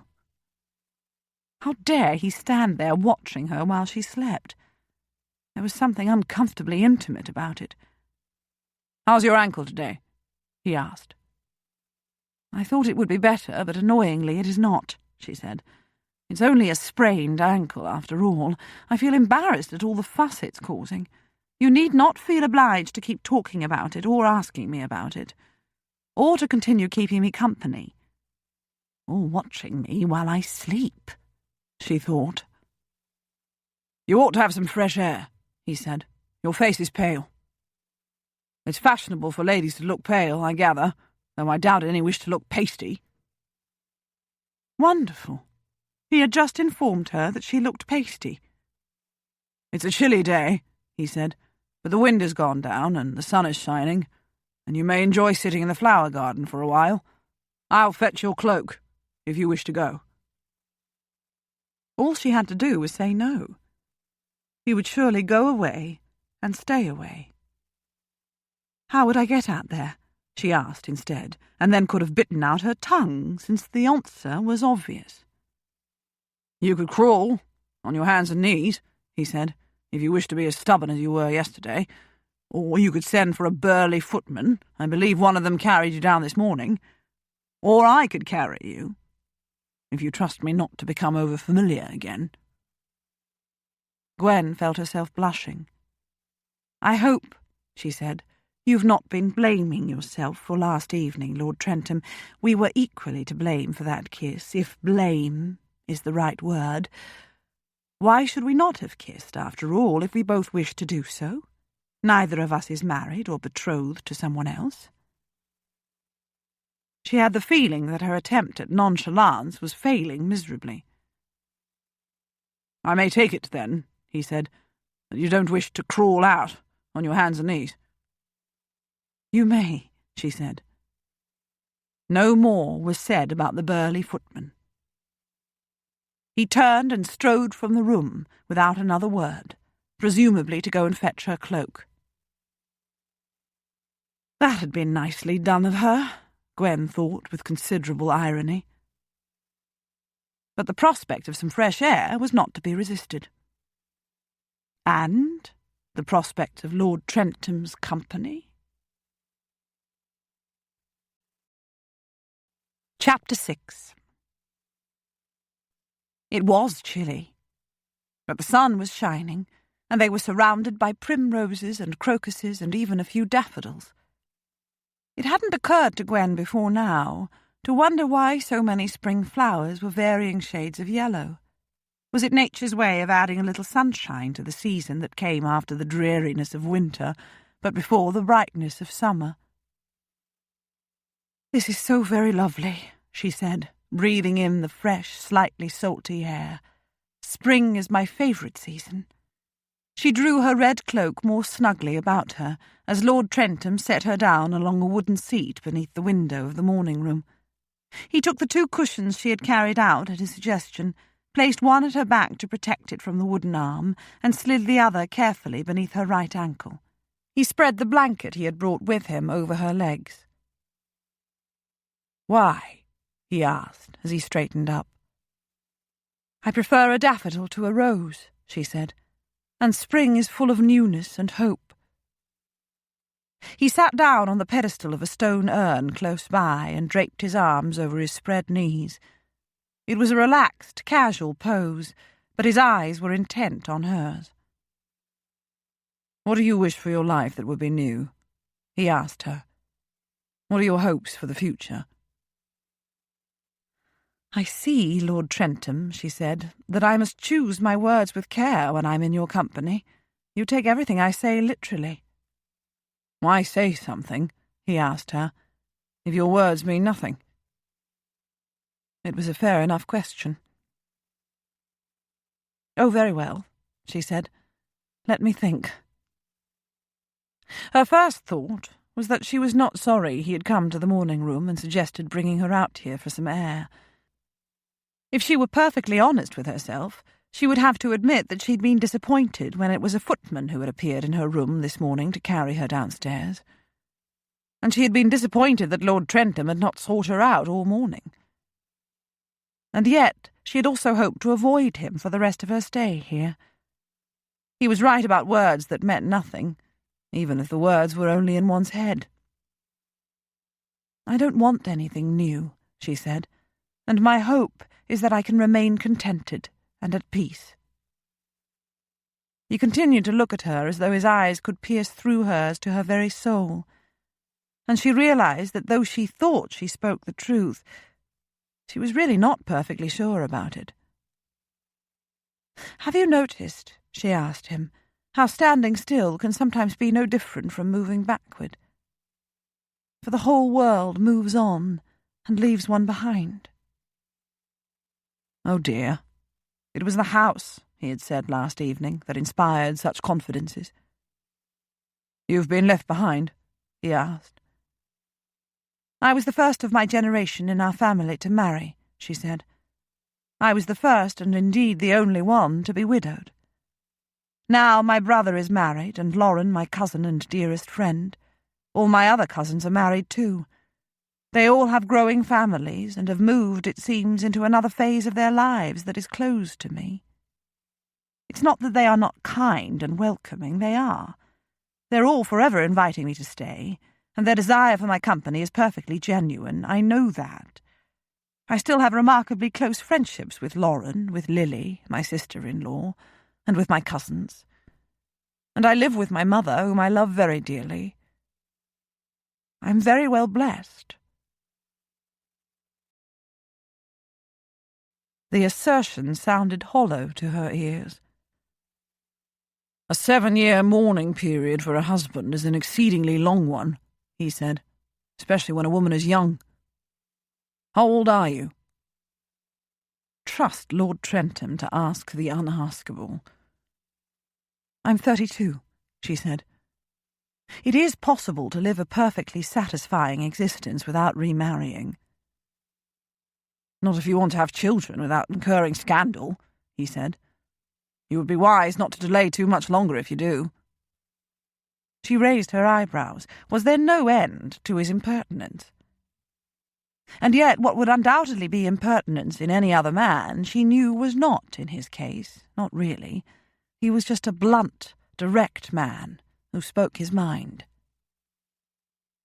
"I'm not sure I can have children," she said. "The physician who tended me when I miscarried said I couldn't." "Was he the man who set your broken leg?" he asked. "Yes." "And you never sought a second opinion?" She shook her head. "It doesn't matter anyway," she said. "I have nieces and nephews. I'm fond of them and they of me." It did matter, though, and only now at this moment did she realize how much it did. Such was the power of denial. What was it about this house? Or this man? "Sounds to me," he said, "as though that physician was a quack of the worst sort. He left you with a permanent limp, and at the same time destroyed all your hope of bearing a child just after you'd lost one, without ever suggesting that you could consult a doctor with more knowledge and experience of such matters than he." "Some things," she said, "are best not known for sure, Lord Trentham." He lowered his eyes from hers at last. He looked at the ground, and with the toe of one large booted foot he smoothed out the gravel of the path. What made him so attractive? Perhaps it was his size. For although he was unusually large, there was nothing clumsy about him. Every part of him was in perfect proportion to every other. Even his cropped hair, which should lessen any claim to good looks he might possess, suited the shape of his head and the harshness of his features. His hands could be gentle. So could his lips. "What do you do?" she asked him. "When you're not here, that is. You are no longer an officer, are you?" "I live in peace," he said, looking back up at her, "like you. And contentment. I bought a manor and estate last year, after my father died, and I live there alone. I have sheep and cows and chickens, a small farm, a vegetable garden, a flower garden. I work at it all. I get my hands dirty. I get soil under my fingernails. My neighbours are puzzled, for I'm Lord Trentham. My family is puzzled, for I'm now the owner of a vast import-export business and enormously wealthy. I could live with great consequence in London. I grew up as the son of a wealthy man, though I was always expected to work hard in preparation for the day when I would take over from my father. I insisted, instead, that he purchase a commission for me in an infantry regiment, and I worked hard at my chosen career. I distinguished myself. Then I left. And now I live in peace. And contentment.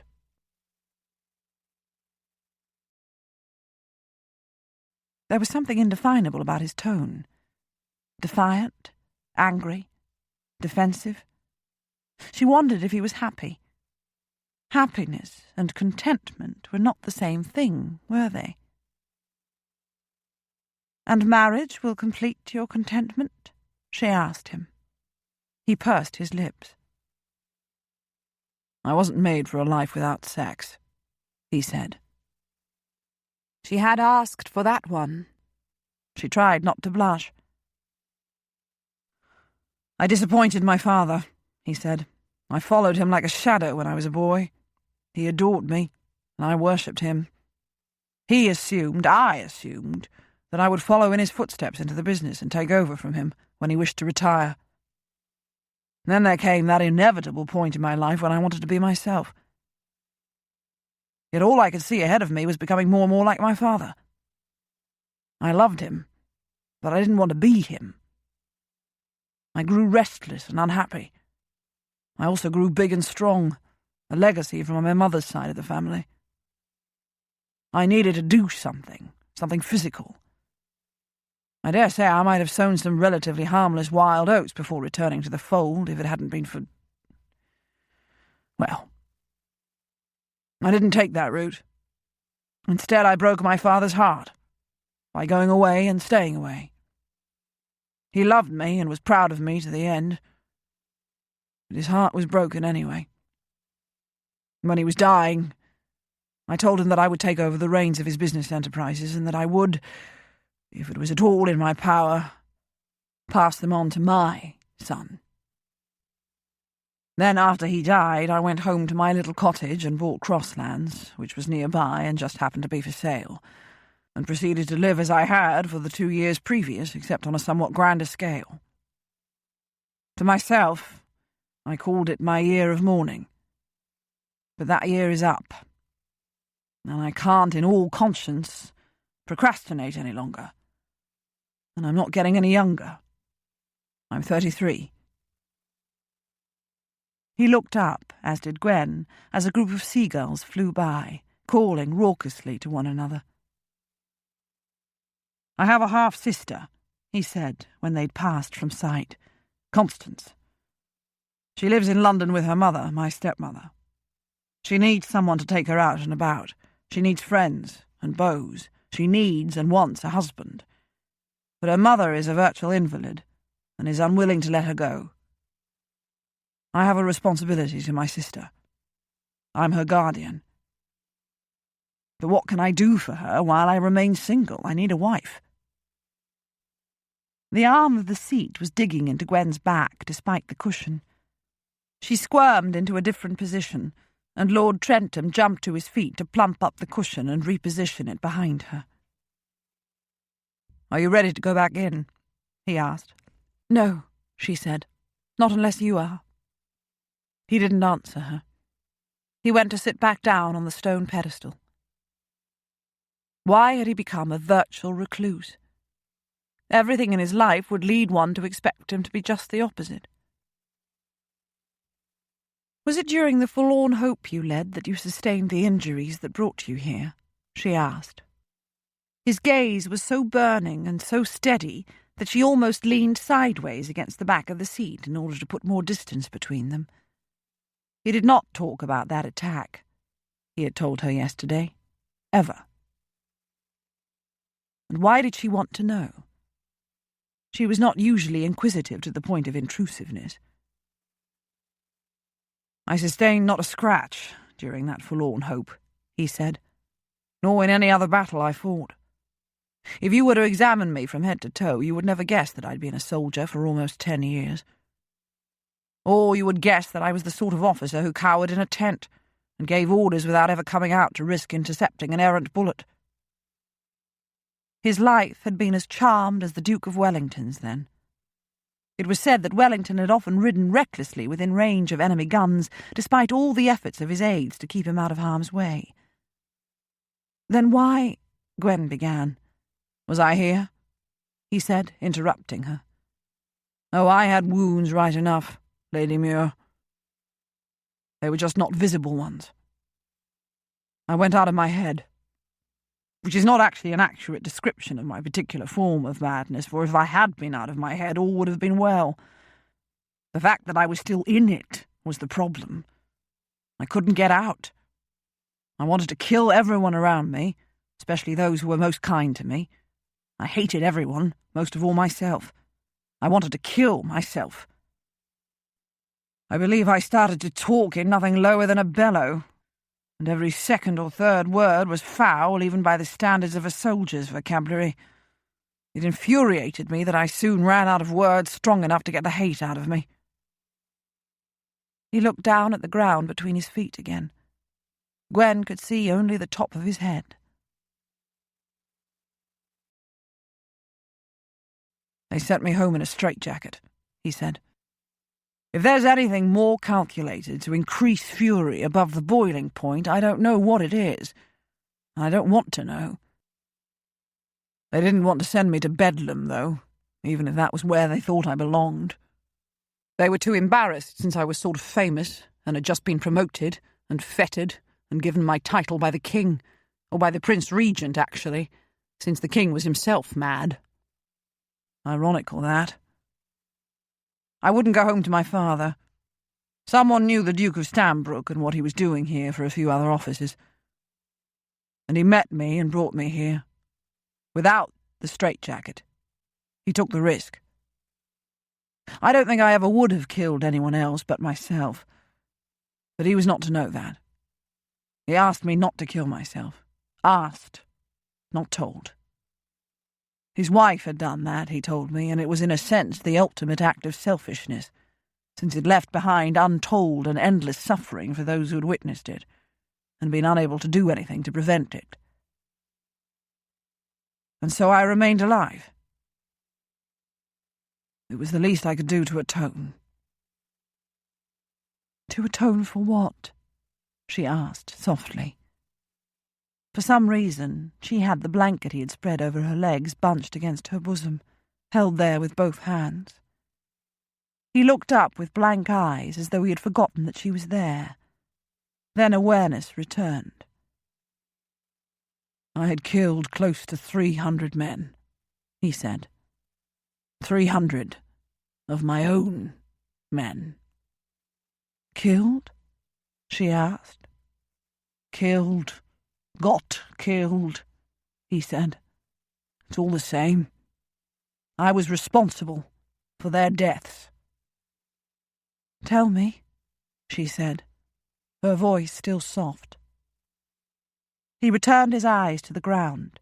She heard him inhale deeply and exhale slowly. "It's not for a woman's ears," he said, but he continued anyway. "I led my men up an almost sheer slope into the guns. It was certain death. We got stopped in our tracks when we were halfway up. Half of us were dead, the other half discouraged. Success seemed impossible. My lieutenant wanted me to give the order to retreat. No one would ever blame us. Going on was pointless suicide. But it was what we'd all volunteered for, and I was determined to go on and die in the attempt rather than return defeated. I gave the order to advance, and didn't look back to see if anyone followed me. And we succeeded. Although there were almost none of us left, we had made the breach that enabled the rest of the forces to swarm in past us. Of the 18 survivors, I was the only one unhurt, and a few more died afterward. But I didn't care. I had accepted the mission, and I'd completed it successfully. I was showered with accolades and rewards Only me. Oh, and my lieutenant won his captaincy. All the other men, living and dead, meant nothing. They were cannon fodder. Unimportant in life, instantly forgotten in death. I didn't care. I was on a cloud of glory. He scuffed the gravel he had smoothed out earlier. And why should I not be? He asked. It was a forlorn hope. All those men were volunteers, all of them expected to die. I did myself because I led from the front. Gwen licked her lips. She didn't know what to say.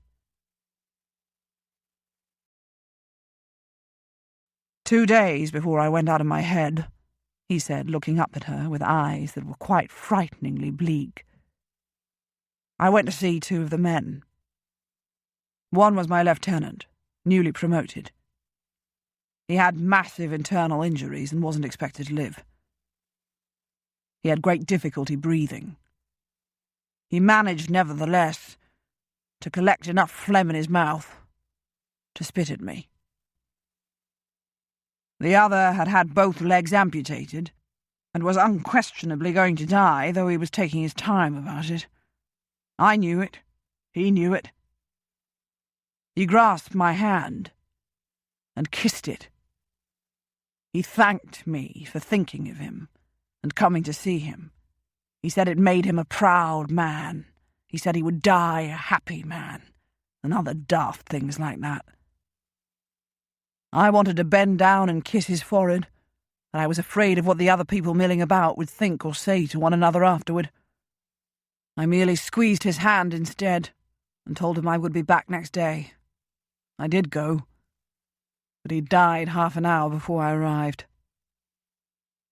He gazed at Gwen.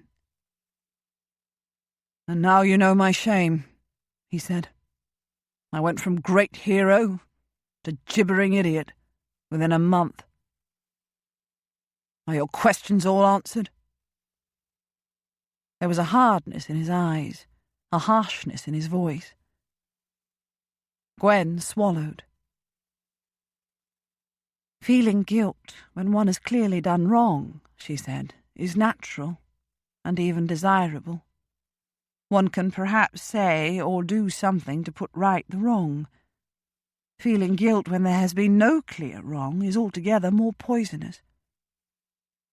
And of course, Lord Trentham, you did not do wrong, you did right. There's no use in my labouring that point, however, is there? Countless other people must have told you the same thing. Your friends here must have said it. It doesn't help, though, does it? His eyes searched hers, and she lowered them while she busied her hands with restoring order to the blanket. I feel for you, she said, but your breakdown was shameful only when looked at from the perspective of tough, ruthless masculinity. One doesn't expect a military commander to care for the men under him. The fact that you did care, that you do care, makes you far more admirable in my eyes. Not many battles would be won, Lady Muir, he said, if commanders placed the safety and well-being of their men ahead of victory over the enemy. No, she agreed. I suppose not. But you didn't do that, did you? You did your duty. Only after it did you allow yourself to grieve. You would turn my very cowardice into heroism, he said. Cowardice, she said. Hardly that. How many commanders lead their men to certain death from the front, and then visit their horribly wounded men, especially those who will surely die, and even those who hate and resent them? I brought you out here, he said, to enjoy the fresh air and the flowers. And I have done both, she said. I feel considerably better. Even my ankle is not aching nearly as much as it was earlier. Or perhaps the effects of the pain medicine the Duke of Stanbrook suggested I take have not worn off yet. The air is lovely today, even with the nip in it. I'm reminded of home. Newbury Abbey, he said. She nodded. It's as close to the sea as Penderys Hall is, she said. There's a private beach below the Abbey with towering cliffs behind it. It's very similar to here. It's surprising, though, that I was walking down by the sea yesterday. I don't often go down onto the beach at home. You don't like sand in your shoes? He asked. Well, there's that too, she said.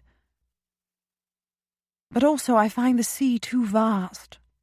It frightens me a little, though I'm not sure why. It's not really the fear of drowning in it. I think it's more that the sea is a reminder of how little control we have over our lives, no matter how carefully we try to plan and order them. Everything changes in ways we least expect, and everything is frighteningly vast. We are so small. That fact can actually be comforting at times, he said. When we lash out at ourselves for having lost control, we're reminded that we never can be in total control, that all life asks of us is to do our best to cope with what is handed to us. It's easier said than done, of course. Indeed, it is often impossible to do. But I always find a stroll on the beach reassuring. She smiled at him and was surprised to discover that she actually rather liked him. At least she understood him better than she had yesterday. The fresh air has brought colour to your cheeks, he said. And to my nose as well, no doubt, she said. I was playing the gentleman, he said, and avoiding any mention of that. I've been trying hard not even to look at it. The joke surprised and delighted her. She lifted one hand to cover her nose and laughed. He got to his feet and closed the distance between them. He took the blanket, which was still in an untidy heap across her waist, and spread it over her legs again before straightening up and looking down at her. He clasped his hands behind his back. Gwen reached for something to say, and failed. I'm not a gentleman, as you know, he said after a beat of silence. I've never wanted to be one. When I must mingle with the upper classes, they may accept me or reject me as they will.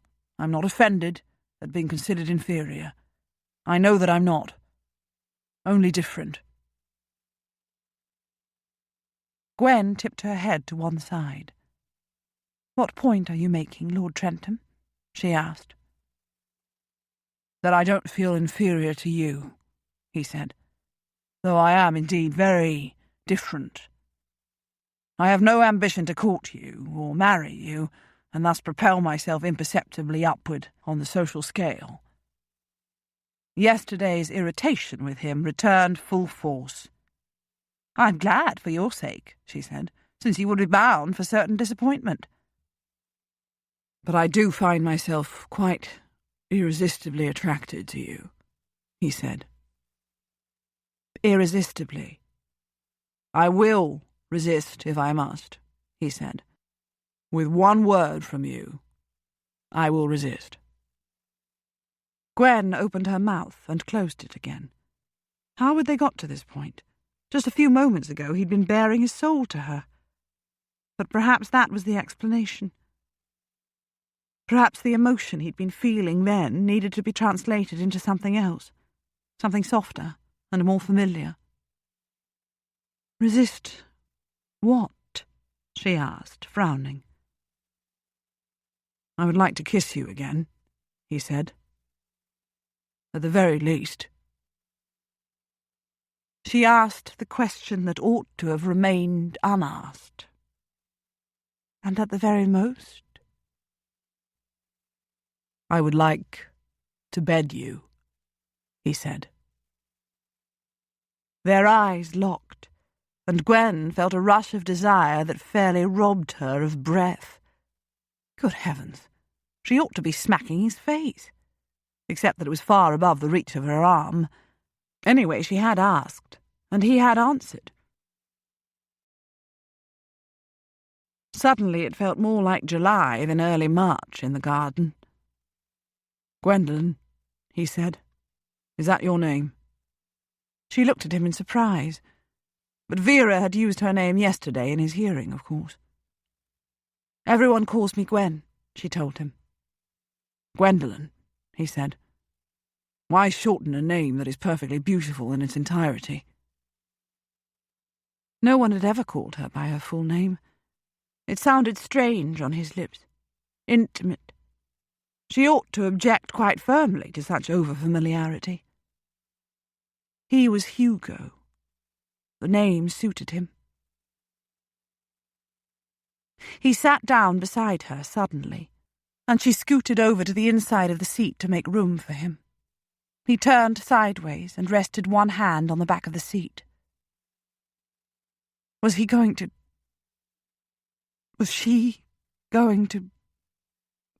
He lowered his head and kissed her, open-mouthed. Her own mouth opened reflexively, and there was sudden heat between them. His tongue pressed hard into her mouth, and one of his arms came about her back while the other spread over the back of her head. Her hands, trapped inside her cloak, pressed against his broad, very solid chest. It was not a brief embrace, as last night's kiss had been, but it gentled, and after a while his lips roamed over her face, up over her temples, down to her ear, where she could feel his breath, his tongue, his teeth nipping the lobe. He kissed his way along her jaw and back up to her mouth. "I would like to bed you." Oh no, this was too much, and that was the understatement of the year. She pressed her hands against his chest, and he raised his head. She found herself gazing very deeply into those very dark, very intense eyes. He was a little frightening. At least he ought to be. She drew breath to speak. "You're both in grave danger of missing your tea," a cheerful voice said, making them jump apart. "And it looks as if George's chef has outdone himself with his cakes today, or so I've been informed. I've not tasted them yet. I elected to postpone the delight and come out here to summon you. Rafe saw from the morning-room window when he went to fetch Lady Muir that you were both out here." Lord Darley, looking directly at them in that extraordinary way he had, even though he couldn't actually see them, smiled sweetly. "Thank you, Vincent," Lord Trentham said. "We'll be there in a moment." He got to his feet and folded the blanket over his arm while Gwen gathered up the 2 cushions. And then he stooped to scoop her up. He didn't look at her, and she didn't quite look at him. They didn't speak as he carried her inside, following behind Lord Darley. That had been very unwise, she thought. Another grand understatement. And indiscreet. The Earl of Berwick had seen them through the window. What exactly had he seen? Lord Trentham carried her into the drawing-room, where everyone greeted her politely, and no one cast knowing glances at either her or Lord Trentham. Chapter 7. Hugo was more than usually silent and withdrawn for the rest of the day, and he found himself quite unfairly resenting the presence of Lady Muir. Without her, he would be relaxing with his friends, talking, laughing, teasing and being teased, playing cards, reading, sitting in companionable silence, whatever moved them, in fact. Activities at Penderys were rarely planned. Everyone else seemed to be enjoying Lady Muir's company. No one else appeared to resent her. Perhaps that was because she was a lady, and was a part of their world. She joined in the conversation with apparent ease, yet without in any way trying to dominate it. She could talk on virtually any topic. She could listen and laugh, and make just the right comments, and ask just the right questions. She liked them all, it seemed, and they had grown to like her. She was the perfect lady. Or perhaps it was because none of the others had kissed her. Twice. Ben was appointed to take dinner with her, Both he and she seemed happy with the arrangement. Not long after dinner, she suggested retiring to her room. "You are in pain, Lady Muir?" George asked. "Hardly at all when I keep still," she said. "But you're a club. I dare say the evenings are the time when you most enjoy being together for companionship and conversation. I will withdraw." She was sensitive, too, and tactful. More evidence of the perfect lady. "There's really no need," George said. "A sprained ankle qualifies as a war wound," Ben said, "and a club stagnates if it never increases its membership. We will expand to include you, Lady Muir, at least for this year. Consider yourself an honorary member." She laughed. "Thank you," she said. "I'm honoured. Actually, I am in some discomfort, even if it does not quite amount to pain. I shall be more comfortable lying on my bed."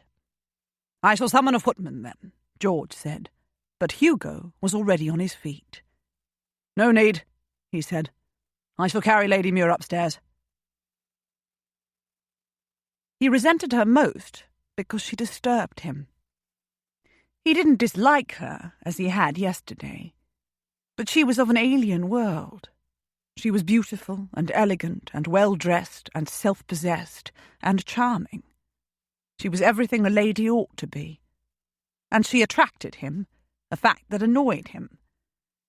He'd always been able to look at ladies, even sometimes to appreciate their looks and allure, without ever desiring them.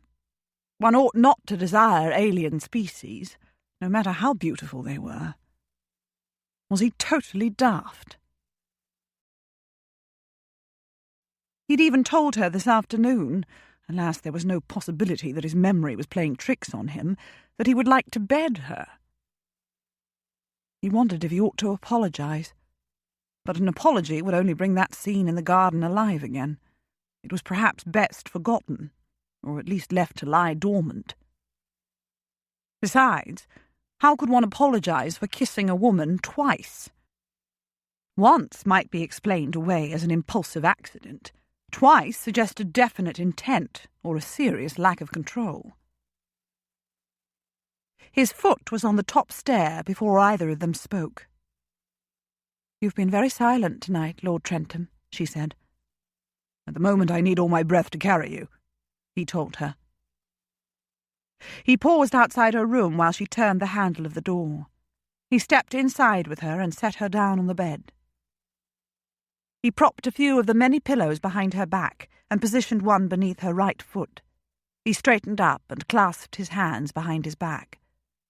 Someone had already lit the candles, he realized. He would love to turn on his heel and leave the room without another word or a backward glance, but he would make himself look like an idiot, or an unmannerly clod if he did so. "Thank you," she said. And in the next breath, "I'm sorry." He raised his eyebrows. "You are sorry?" "It must be a coveted treat to return here each year," she said. "But you've been uncomfortable this evening, and I can only conclude that I am the cause. I've written to my brother and asked him to send the carriage as soon as possible, but it will be a few days before it arrives to take me home. In the meanwhile, I shall try to stay out of your way. Any serious involvement between us is out of the question, for all sorts of reasons. It's out of the question for both of us. And I've never been one for meaningless flirtation or dalliance. My guess is that you've not either." "You came up early tonight because of me?" he asked her. "You are a member of a group," she said. "I came up because of the group. And I really am a little tired. Sitting around all day makes me sleepy." "Any serious involvement between us is out of the question for all sorts of reasons." Only one reason came to mind. She was of the aristocracy. He was of a lower class despite his title. It was the only reason. She was being dishonest with herself. But it was a huge reason. On both their parts, as she had said. He needed a wife who would pull cabbages from the kitchen garden with him and help feed those lambs that couldn't suck from their mothers, and shoo chickens and their squawking and flapping wings out of the way in order to retrieve their eggs. He needed someone who knew the social world of the middle classes, so that a husband could be found for Constance. He bowed stiffly. Words were clearly superfluous. "Good night, ma'am," he said, and left the room without waiting for her reply.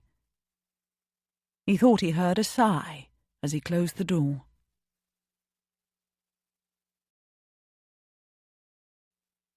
It was mostly Vincent's turn that night.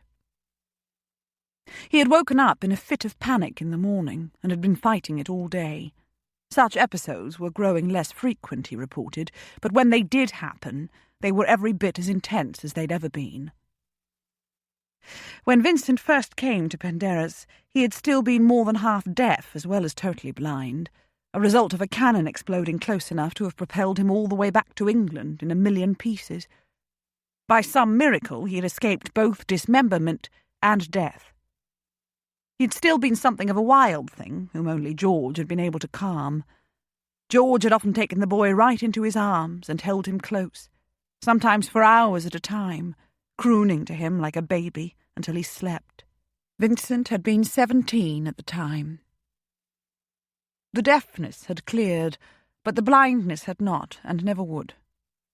Vincent had given up hope fairly early, and had adjusted his life to the new condition with remarkable determination and resilience. But hope, pushed deep inside rather than banished completely, surfaced occasionally when his defences were low, usually while he slept. And he would awake expecting to see, be terrified when he discovered he could not, and then be catapulted down to the depths of a dark hell when he realised that he never would. "It robs me of breath," he said, "and I think I'm going to die from lack of air. Part of my mind tells me to stop fighting, to accept death as a merciful gift. But the instinct to survive is more powerful than any other, and I breathe again." "And what a good thing that is," George said. "Despite all that might be said to the contrary, this life is worth living to the final breath with which nature endows us." The rather heavy silence that succeeded his words testified to the fact that it was not always an easy philosophy to adopt. "I can picture some things and some people quite clearly in my head," Vincent said, "but I cannot with others. This morning it struck me, for only about the 5,000th time, that I've never seen any of your faces, that I never will. Yet every time I have such a thought, it's as raw as it was the first time I thought it." "In the case of Hugo's ugly countenance," Flavian said, "that is a signal mercy, Vincent. We have to look at it every day. And in the case of my face, well, if you were to see it, you would despair, for you will never look so handsome yourself." Vincent laughed, and all of them smiled. Hugo noticed Flavian blinking away tears. Imogen patted Vincent's hand. "Tell me, Hugo," Vincent said, "were you kissing Lady Muir when I came to fetch you in for tea? I could hear no conversation as I approached the flower garden, though Rafe had assured me you were both out there. He probably sent me deliberately, so that the lady wouldn't be embarrassed at what I might see." "If you think I'm going to answer that question," Hugo said, "you must have cuckoos in your head." "Which is all the answer I need," Vincent said, waggling his eyebrows. "And my lips are sealed," Rafe said. "I will neither confirm nor deny what I saw through the morning-room window, though I will say that I was shaken to the core." "Imogen," George said, "will you cater to our collective male laziness and pour the tea?"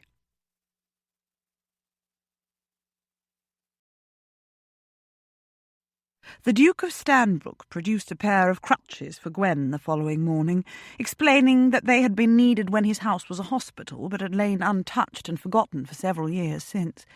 He'd had them tested for safety, he assured her. He measured them for length and had a few inches sawn off them. He had them sanded and polished. Then Gwen was able to move around to a limited degree. "You must promise me, though, Lady Muir," he said, "not to bring the wrath of Dr. Jones down upon my head.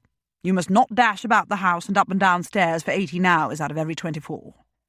You must continue to rest your foot and keep it elevated most of the time. But at least now you can move about a room and even from room to room without having to wait for someone to carry you." "Oh, thank you," she said. "You cannot know how much this means to me." She took a turn about the morning room, getting used to the crutches, before reclining on the chaise-longue again. She felt a great deal less confined for the rest of the day, though she didn't move about a great deal. Vera spent most of the morning with her, as she had the day before, and stayed until after luncheon. Her friends, she reported happily, quite hated her for being on intimate visiting terms with the Duke of Stanbrook. His crested carriage had been seen to stop outside her house a number of times. Their jealousy would surely cause them to cut her acquaintance if they didn't find it more to their advantage to bask in her reflected glory and boast to their less privileged neighbours of being her friends. She also complained of the fact that His Grace did not see fit to send anyone in the carriage to bear her company, and that again today she wasn't invited to take luncheon in the dining-room with the Duke and his guests. "I dare say, Vera," Gwen told her, "the Duke is touched by your devotion, and considers that you would find it offensive to be taken away from me when I can't sit in the dining-room with you." She wondered why she bothered to try to soothe ruffled feathers that never stayed smooth for long. "Of course you're right," Vera said grudgingly. "I would be offended if His Grace parted me from you for a mere meal, when I've given up a large part of my day just to offer you the comfort of my company. But he might at least give me the opportunity to refuse his invitation. I'm surprised that his chef serves only 3 courses for luncheon. At least he serves only 3 here in the morning room. I dare say they enjoy a larger number of courses in the dining room." "But the food is plentiful and delicious," Gwen said. Vera's visits were a severe trial to her.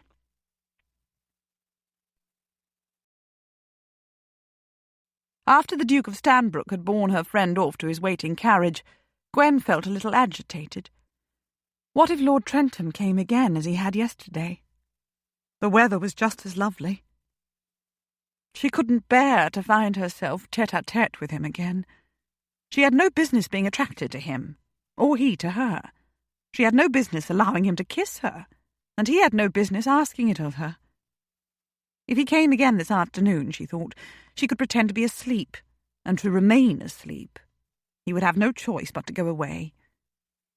But she was not sleepy today. She was saved anyway from having to practice such subterfuge. There was a tap on the door not long after Vera left, and it opened to reveal Viscount Ponsonby. "I'm on my way to the library," he said in his languid voice and with his slight stammer. "Everyone else is off enjoying the sunshine, but I have such a stack of unanswered letters that I'm in grave danger of being buried under it, or lost behind it, or some such dire thing. I must, alas, set pen to paper. It occurred to me that you may wish to try out your new crutches, and come to select a book." "I would be more than delighted," she said, and he stood in the doorway watching while she hoisted herself onto her crutches and moved toward him.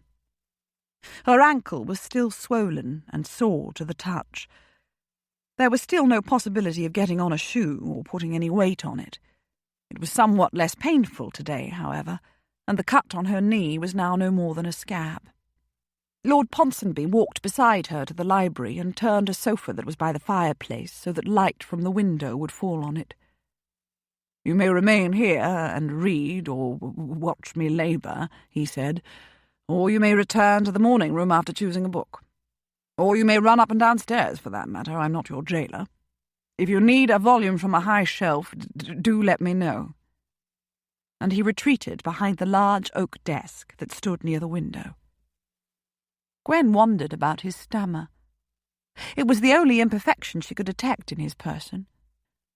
Perhaps he, too, had come through war physically unscathed, but had gone out of his head, as Lord Trentham had phrased it. She had not thought a great deal before this week about the mental strain of being a military man, and yet it showed a lamentable lack of imagination on her part that she had not. She read for a while, and then Lady Berkeley found her and invited her to the conservatory to see the plants. There were some long wicker seats there, she explained, on which Lady Muir could rest her foot. They sat there and talked for a whole hour. Later they went for tea in the drawing-room. It was Lady Berkeley who dined with her that evening. She wanted to broach the subject of Lady Berkeley's loss and assure her that she understood, that she too had lost a husband under violent, horrifying circumstances, that she too felt guilty over his death, and doubted she would ever free herself of the feeling. And perhaps it was more than just a feeling. Perhaps she really was guilty. But she said nothing. There was nothing in Lady Berkeley's manner to suggest that she would welcome such intimacy. Anyway, Gwen never talked about the events surrounding Vernon's death, or the fall that had caused it. She suspected she never would. She never even thought about those events. Yet in some ways she never thought of anything else.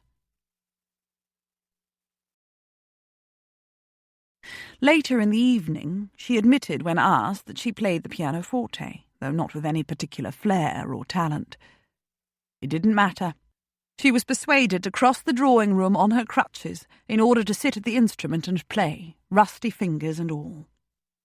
Fortunately, she acquitted herself tolerably well, and then she was persuaded to remain there in order to accompany Lord Darley as he played his violin. She moved to the harp with him afterward while he explained to her how he was learning to identify all the many strings without seeing them.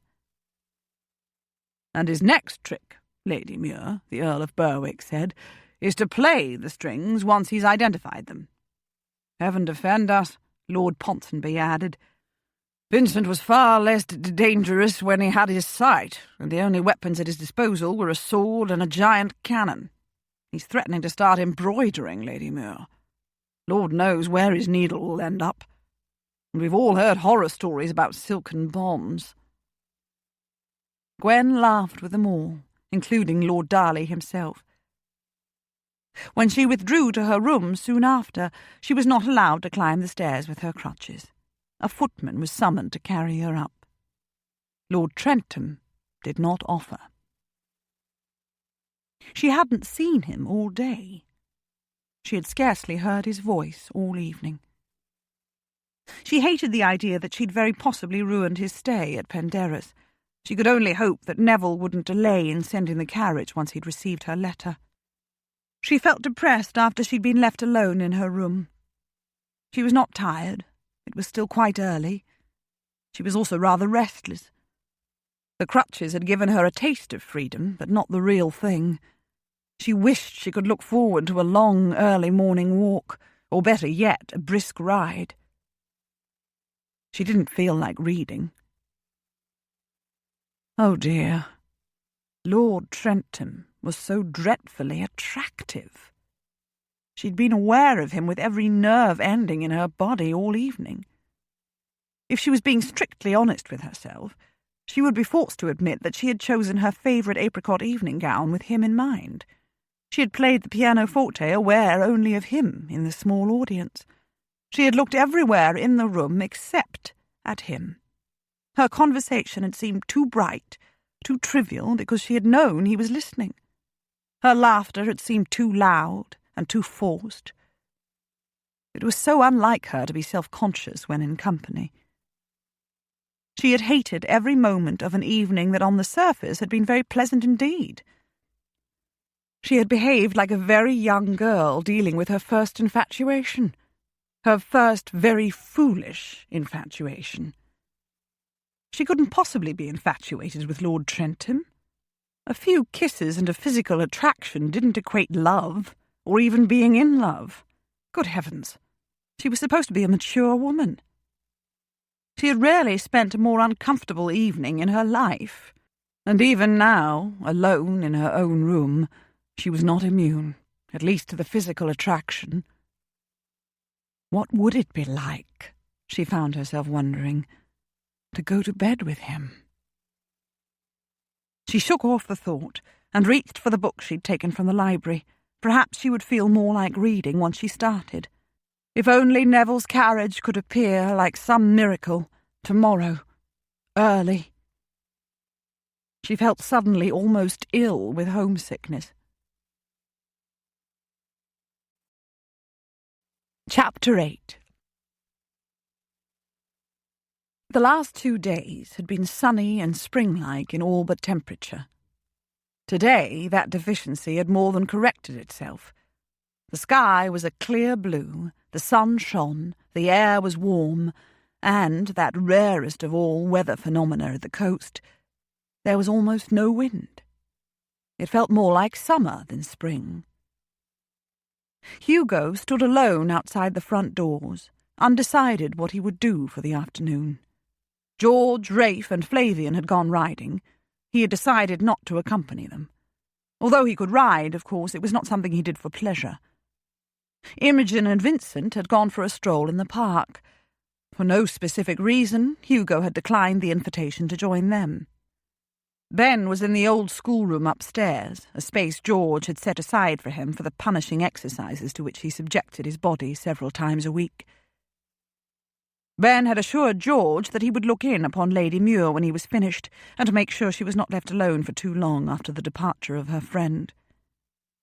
Hugo had agreed to see Mrs. Parkinson on her way in George's carriage, and that was what he had just done. She had looked archly up at him, and simpered, and commented that any lady fortunate to have him beside her in a carriage would never feel nervous. Not about the hazards of the road, at least, she had added. Hugo hadn't taken the hint to play the gallant and accompany her to the village. He had drawn her attention instead to the burly coachman up on the box, and assured her that he had never heard of any highwaymen being active in this part of the country. What he really ought to do, he thought now, since he had almost deliberately isolated himself for the afternoon, was go down onto the beach, his favourite old haunt. The tide was on the way in. He loved to be close to the water, and he liked being alone. He hadn't looked at Lady Muir just now when he'd stepped into the morning room to escort her friend to the carriage. He had merely inclined his head vaguely in her direction. It was really quite disconcerting how much 2 reasonably chaste kisses could discompose a man, and probably a woman too. She had not spoken to him before he escorted her friend from the room, and though he had not looked at her, he was almost certain that she had not looked at him either. Ugh, this was ridiculous. They were behaving like 2 gauche schoolchildren. He turned and stalked back into the house. He tapped on the morning-room door, opened it, and stepped inside without waiting for an invitation. She was standing at the window, propped on her crutches, gazing out. At least, he assumed she had been gazing out. She was now looking at him over her shoulder, her eyebrows raised. "Vera has gone?" she asked him. "She has." He took a few steps closer to her. "How's your ankle?" "The swelling has gone down considerably today," she said, "and it's far less painful than it was. Even so, I can't set the foot to the ground, and would probably be unwise even to try. Dr. Jones was very specific in his instructions. I'm annoyed with myself for allowing the accident to happen, and I'm annoyed with myself for being so impatient to heal. I'm annoyed with myself for being in a cross mood." She smiled suddenly. "It's a lovely day," he said. "As I see." She looked back out through the window. "I've been standing here trying to decide whether I will take my book and sit in the flower garden for a while. I can walk that far unassisted." "When the tide is coming in," he said, "it cuts one part of the long beach off from the rest and makes a secluded, picturesque cove out of it. I've been there often, when I simply want to sit and think, or dream, or sometimes when I want to swim. It's a couple of miles along the coast, but it's still a part of George's land. It's quite private. I thought I might go over there this afternoon." Actually, he'd not given a thought to the cove until he started to speak to her. "It can be approached by gig," he added, "and the cliff is not high there. The sands are quite easy to reach. Would you care to come with me?" She manoeuvred the crutches and turned to face him. She was just a little thing, he thought. He doubted the top of her head reached his shoulder. She was going to say no, he thought, half in relief. What the devil had prompted him to make such an offer anyway? "Oh, I would," she said softly. "In half an hour," he suggested. "You'll need to go upstairs to get ready, I dare say." "I can go up alone," she said. "I have my crutches." But he strode forward, relieved her of them, and swung her up into his arms before striding off in the direction of the stairs. He waited for a tirade that didn't come, though she did sigh. He went back for her half an hour later, after informing Ben that he was taking her out for a drive and gathering the things they would need to take with them: a blanket for her to sit on, cushions for her back and her foot, and as an afterthought, a large towel. He'd also gone to the stables and carriage house and hitched a horse to the gig and brought it around to the front doors.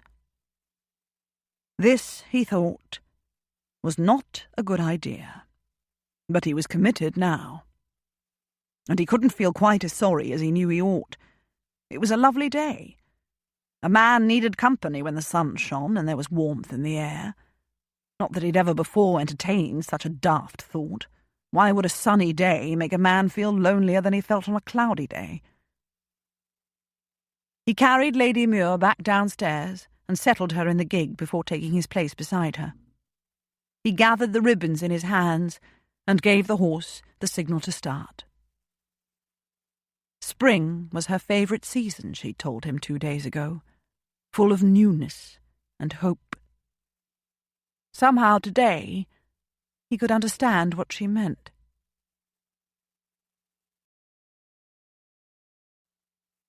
It was one of those perfect days in early spring that felt more like summer, except for a certain indefinable quality of light that proclaimed an earlier season. And the green of the grass and leaves still held all the freshness of a new year. It was the kind of day to make one rejoice just to be alive. And it was the kind of day on which one could wish for nothing better than to be driving out in the air with an attractive man beside one. For some reason she couldn't quite fathom, and despite the nuisance of her sore ankle, Gwen felt 10 years younger this afternoon than she'd felt in a long while. She ought not to be feeling any such thing. But on the other hand, why not? She was a widow, and owed allegiance to no man. Lord Trentham was unmarried, and at present at least unattached. Why should they not spend the afternoon in each other's company? Whom were they likely to harm? There was nothing wrong with a little romance. If she'd brought a parasol with her, she would have twirled it exuberantly above her head. Instead, she played a sprightly tune on an invisible keyboard across her thighs before clasping her hands more quietly in her lap. The gig proceeded a short way along the driveway in the direction of the village, but then it looped back behind the house along a narrower lane, which then ran parallel to the cliffs in the opposite direction from the village. There was a patchwork quilt of brown, yellow and green fields and meadows on the one side, the cultivated park of Penderys on the other. The sea, several shades deeper blue than the sky, was visible beyond the park. The air was fragrant with the smells of new vegetation and turned soil, and the salty tang of the sea, and with the faint, musky odour of Lord Trentham's soap or cologne. It was impossible to keep her shoulder and arm from brushing against his on the narrow seat of the gig, Gwen discovered. It was impossible not to be aware at every moment of his powerful thighs alongside hers, encased in tight pantaloons, and of his large hands plying the ribbons. He was wearing a tall hat today. It hid most of his hair and shaded his eyes. He looked less fierce, less military. He looked more attractive than ever. Her physical response to his presence was a little unnerving, since she'd never really experienced it with any other man, not even with Vernon. She had thought him gorgeously handsome and wondrously charming when they'd first met, and she'd tumbled very quickly and willingly into love with him. She had liked his kisses before they married, and she had often enjoyed the marriage bed after. But she'd never felt like this with Vernon or anyone else. Breathless, filled with an exuberant energy, aware of every small detail with her senses, aware that he was aware, though neither of them spoke during the journey. At first she couldn't think of anything to talk about. Then she realized that she didn't really need to talk at all, and that the silence between them didn't matter. It wasn't uncomfortable. After a mile or two, the lane sloped downward, and almost at the bottom of a long hill, they turned onto an even narrower track in the direction of the sea. Soon even the track disappeared, and the gig bounced over coarse grass to the edge of the low cliff. Lord Trentham got out to unhitch the horse and tether it to a sturdy bush nearby. He allowed it enough room to graze while they were gone. He draped a blanket over his arm and handed her some cushions, as he had done when he took her into the garden 2 days ago, and he lifted her out and carried her down to the cove below, along a narrow, zigzagging path, across a gentle slope of pebbles, and onto flat, golden sand.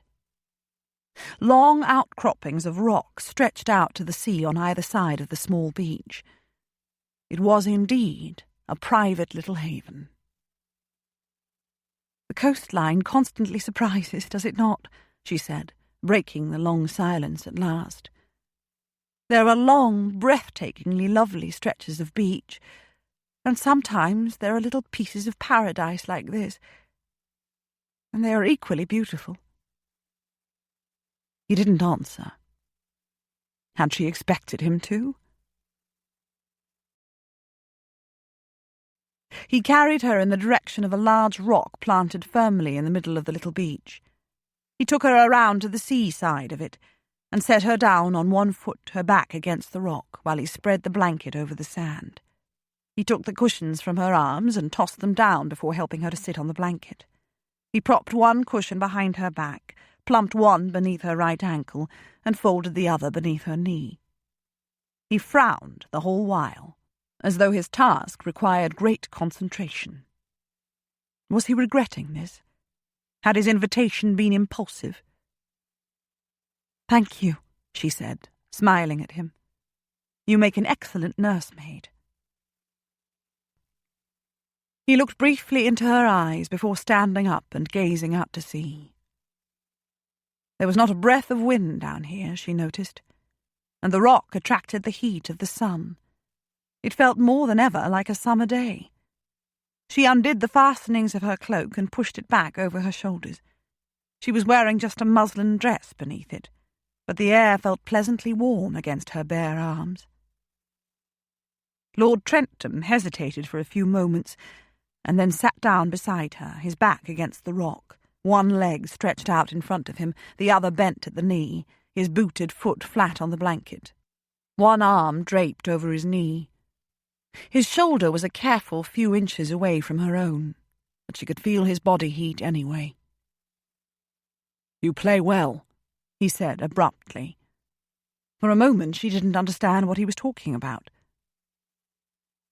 "The pianoforte?" She turned her head to look at him. His hat had tipped forward slightly on his head. It almost hid his eyes and made him look inexplicably gorgeous. "Thank you. I'm competent, I believe, but I have no real talent, and I'm not angling for further compliments. I've heard talented pianists, and know I could practice 10 hours a day for 10 years and not come close to matching them." "I suppose," he said, "you're competent in everything you do. Ladies generally are, they're not—" "The implication being that we are competent in much, but truly accomplished in little and talented in even less," she laughed. "You are undoubtedly right in 9 cases out of 10, Lord Trentham. But better that than be utterly helpless and useless in everything except perhaps in looking decorative." He said. She waited for him to be the next to speak. "What do you do for fun?" he asked. For fun?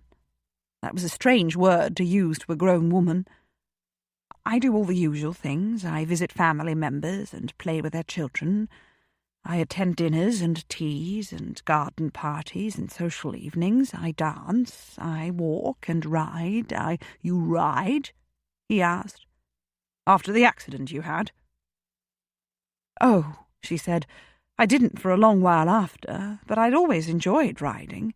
and not doing so cut me off from much interaction with my peers and much personal pleasure. Besides, I hate not doing something simply because I don't have the courage. Eventually, I forced myself back into the saddle, and more recently I've even forced myself to encourage my mount to a pace faster than a crawl. One of these days I shall actually allow it to gallop. Fear must be challenged, I've found. It is a powerful beast if it's allowed the mastery. He was gazing with half-closed eyes at the incoming water. The sun was glinting off its surface. "What do you do for fun?" she asked. He thought about it for a while. "I feed lambs and calves when their mothers cannot," he said. "I work in the fields of my farm, and particularly in the vegetable garden behind the house. I watch and somehow participate in all the miracles of life, both animal and vegetable." "Have you ever smoothed bare soil over seeds and doubted you would ever see them again? And then a few days later you see thin, frail shoots pushing above the soil, and wonder if they'll ever have the strength and endurance to survive, and before you know it, you have a sturdy carrot, or a potato the size of my fist, or a cabbage that needs 2 hands to hold?" She laughed again. "And that is fun?" she asked. He turned his head and their eyes met. His looked very dark beneath the brim of his hat. "Yes," he said. "Nurturing life instead of taking it is fun. Makes a man feel good. Here." He patted a lightly closed fist against the left breast of his coat. He was titled. He was very wealthy. Yet he worked on his own farms and toiled in his own vegetable garden, because he enjoyed doing so. Also because it offered him some absolution for having spent his years as an officer killing men and allowing his own men to be killed. He was not the hard, cold, ex-military officer she had taken him for when they first met. He was a man. It was a thought that made her shiver slightly, though not from cold. "How are you going to go about finding a wife?" she asked him. He pursed his lips and looked away again. "The man who manages my father's business empire," he said, "or mine, I ought to say, has a daughter. I met her when I went to London for my father's funeral. She's very lovely, very well schooled in all the skills a woman would need to be the wife of a wealthy, successful businessman, very willing, as are her mother and father, and very young." "She sounds ideal," Gwen said. "And frightened to death of me," he added. "How old is she?" she asked. 19. "Did you do anything to make her less frightened?" she asked. "Did you, for example, smile at her? Or at least not frown? Or scowl?" He turned his eyes on her again. "She was courting me," he said. "Her parents were courting me. Why should I do the smiling?" Gwen laughed softly. "Poor girl," she said. "Will you marry her?" "Probably not," he said. "Undoubtedly not, in fact. She would not be lusty enough for me. And my own lust would cool in a hurry if she were to cringe away from me in bed." Oh, he was deliberately trying to shock her. Gwen could see it in the hardness of his eyes. He thought she was mocking him. "Then she will have had a happy escape," she said, "even if she doesn't realize it. You need someone older, someone not easily intimidated, someone who will not cringe from your lovemaking." She looked deliberately back into his eyes as she spoke, even though it took a great deal of effort. She had no experience in this type of talk. "I have relatives in London," he told her. "Prosperous ones. Success in business seems to run in the family, though no one was quite as good at it as my father. They will be happy enough, I dare say, to introduce me to eligible women of my own sort." "Your own sort being middle-class women who may possibly derive fun out of getting soil beneath their fingernails," she said.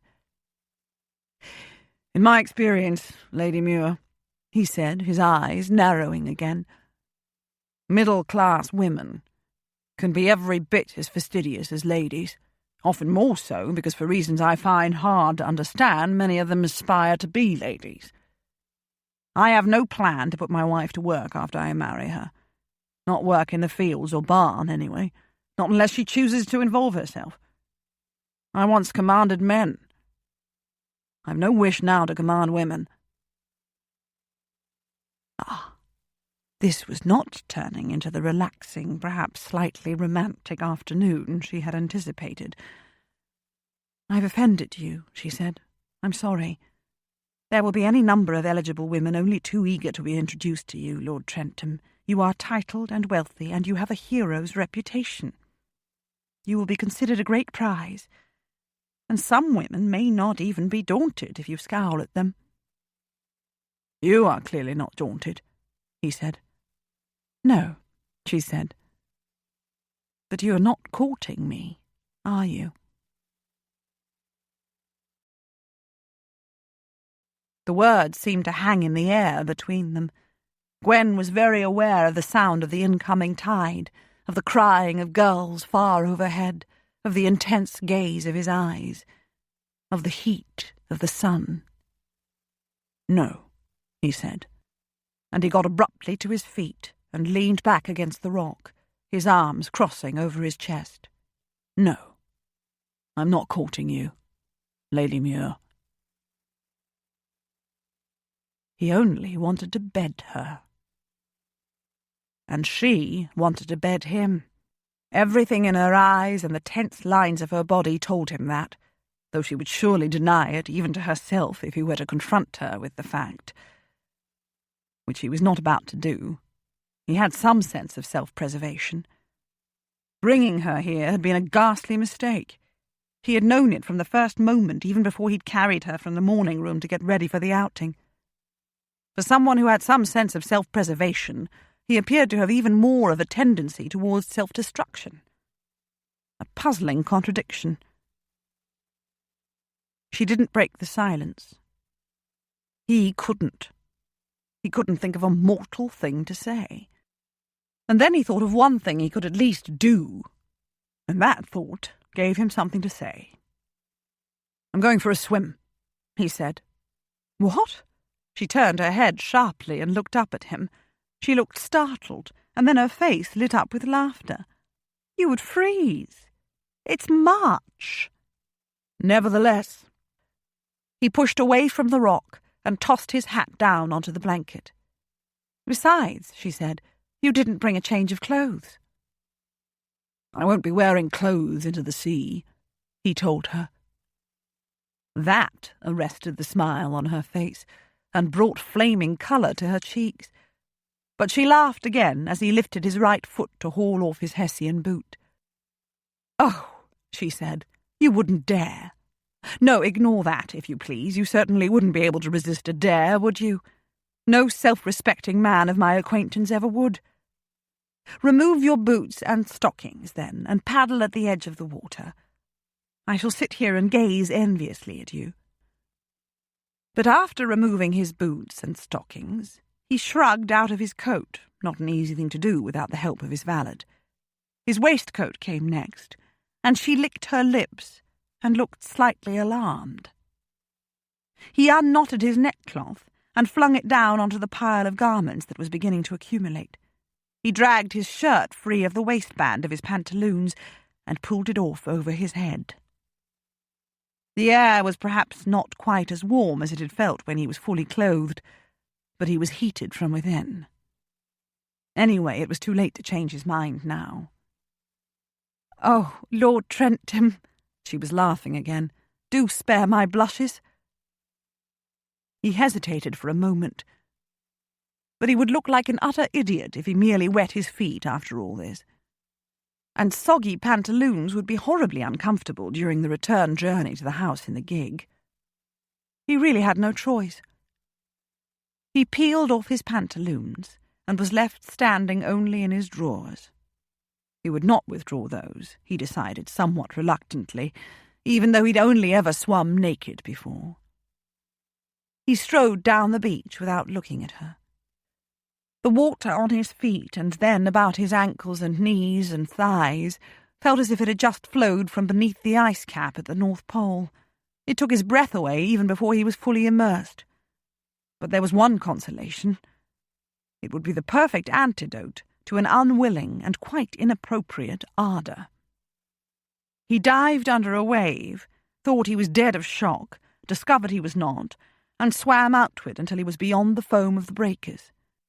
Then he swam with powerful overarm strokes parallel to the beach until he could feel his arms and legs again, and his breath steadied, and the water felt merely cold. He turned and swam back the way he had come. He tried to remember how long it was since he'd had a woman. Since he couldn't come up with a satisfactory answer, it was obviously far too long. Chapter 9. Gwen completely forgot about her ankle for a while. She sat with her knees drawn up, her arms wrapped about them, her feet flat on the blanket. Her heart felt like a separate being inside her bosom, thumping to get out. She couldn't seem to calm it down or steady her breathing, and despite the short sleeves of her dress, it still felt more like July than March. She had never seen a man naked, or even naked with the exception of his drawers. It was an odd fact, perhaps, when she had been married for a number of years, but Vernon had been very particular about respectability. During the day, he hadn't liked her to see him even in as little as his shirt-sleeves. At night, he had come to her in a nightshirt and dressing-gown. Oh, she had seen Neville and her cousins in their drawers when they swam during childhood summers, she supposed, just as they had seen her in her shift, but they'd all been just children at the time. She was undeniably shocked that Lord Trentham would unclothe himself right in front of her. It was barbaric. No gentleman would have removed so much as his coat without asking her permission first, and most wouldn't even have asked, simply because it would not be seemly. But her shock owed less to prudish outrage, she had to admit as she watched him swim, than it did to reaction at the sight of his almost naked body. It was perfection itself. It was nothing short of magnificent, in fact. She had nothing with which to compare it was true, no one with whom to compare him. But she didn't think any man could compare. His shoulders were wide, his chest broad, his hips were slim, his legs long and powerful. When he stood still, he looked like a finely sculptured god. Not that she'd ever seen such a sculpture. When he moved, he fairly rippled with muscle and looked like a warrior god sprung to vibrant life. Could she be blamed for finding him knee-weakeningly, heart-poundingly attractive? For finding it difficult to breathe normally? For forgetting something as mundane as a sore ankle? Could she be blamed for wanting a repetition of his kisses? For wanting, in fact, far more than just kisses? For feeling something as raw and unladylike as lust? It was a good thing, perhaps, that he'd gone for a swim, that he was using up energy she knew he'd wanted to use on her, that his absence gave her time to get both her body and her emotions under control. In fact, there was no perhaps about it. It was undoubtedly a good thing. But how could she bring herself under control when he swam with such ease and grace and power, when even at this distance she could see the powerful muscles of his arms and shoulders and legs, the water and the sunlight causing his flesh to gleam as if it were oiled? She could look away, of course, but how could she do that when within a few days she would be gone from Penderys and would never see him again? She gripped her legs more tightly and felt the raw ache of unshed tears in her throat and up behind her nose, and she also felt the dull ache of an abused ankle. She gave it her full attention and stretched her leg out again. She repositioned the cushions carefully beneath her knee and foot. She didn't look toward the sea, or more specifically, to the almost naked man swimming in it. It would serve him right if his extremities froze and fell off. He was deliberately flaunting himself before her. A peacock used the gorgeous colours and extravagant size of its plumage to attract the female. He used his almost naked body. Had he stripped and dashed for the water to cool off? Or had he done it to send her temperature soaring in the opposite direction? Gwen leaned her head back against the rock behind her, felt the obstruction of her bonnet, and pulled impatiently at the ribbon so that she could toss it aside. She set her head back again and closed her eyes. The sunlight was bright. The insides of her eyelids were orange. It didn't matter why he was swimming. He didn't matter. Not really. Or at least her feelings for him didn't matter. They were here to relax, to take advantage of an unusually lovely day in beautiful surroundings. "But you're not courting me, are you?" she had said to him. It had not really been a question, but he'd answered it anyway. "No, I am not courting you, Lady Muir." And somehow it was the question and the answer that had sparked everything that had followed. And she had started it. It was her fault, then. She was 32 years old. She had had beaux when she first made her come out, and then a husband. She had had a lengthy widowhood interspersed with more beaux. She was not without experience. She was no innocent, naive girl, but suddenly she felt like one, for there had been nothing in her experience to help her understand the sheer lust that she and Lord Trentham felt for each other. How could she understand it, when he was not at all the sort of man who could be expected to attract her, either as a flirt or as a possible husband? This, she supposed, this new, unexpected feeling, was what led people to have affairs. She ought to hurry back to the safety of the house before he came out of the water, she thought, until she opened her eyes and remembered that she was a few miles from the house and that she still couldn't put weight on her right foot. She hadn't even brought her crutches. Besides, it was too late.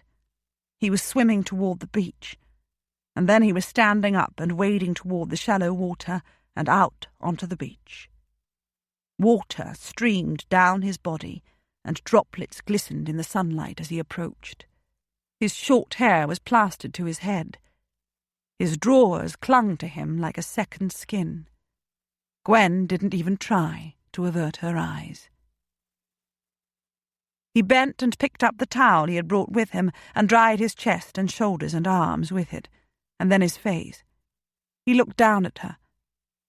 His swim had done nothing to lighten his mood, it seemed. He was frowning, even perhaps scowling. "You said you would watch me with envy," he said. Had she said that? "Oh, what are you doing?" she cried suddenly. He was leaning over her and scooping her up into his arms. His skin was cold and smelt of salt and maleness. It was very bare. She could feel the wetness of his drawers against her side before he hoisted her higher. She wrapped both arms about his neck. No. But he was striding down the beach again, and the tide was higher now than it had been when he first went in. It must be almost on the turn. "Why come to a beach," he said, "if one is merely going to sit and observe? One might as well stay at home and read." "Oh, please," she begged, as he waded into the water, and she could feel a few splashes of it, cold against her bare arms. "Please, Lord Trentham, don't drop me in.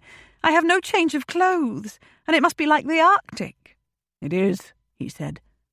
She was clinging more tightly then, and pressing her face to his neck, and laughing helplessly.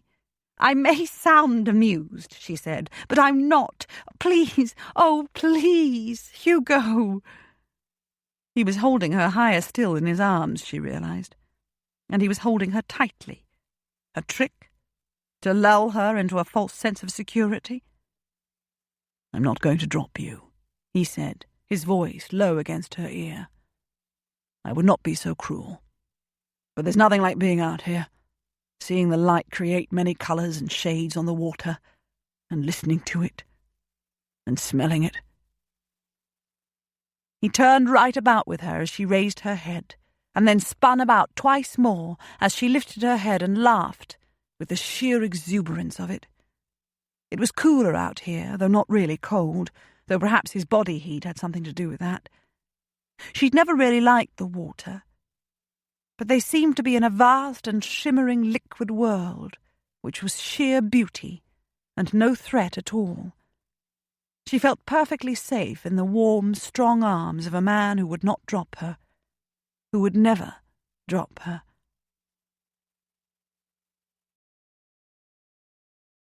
She had called him Hugo, she realized. Oh dear, had he noticed? "Gwendolen," he said, as he stopped spinning. He had noticed.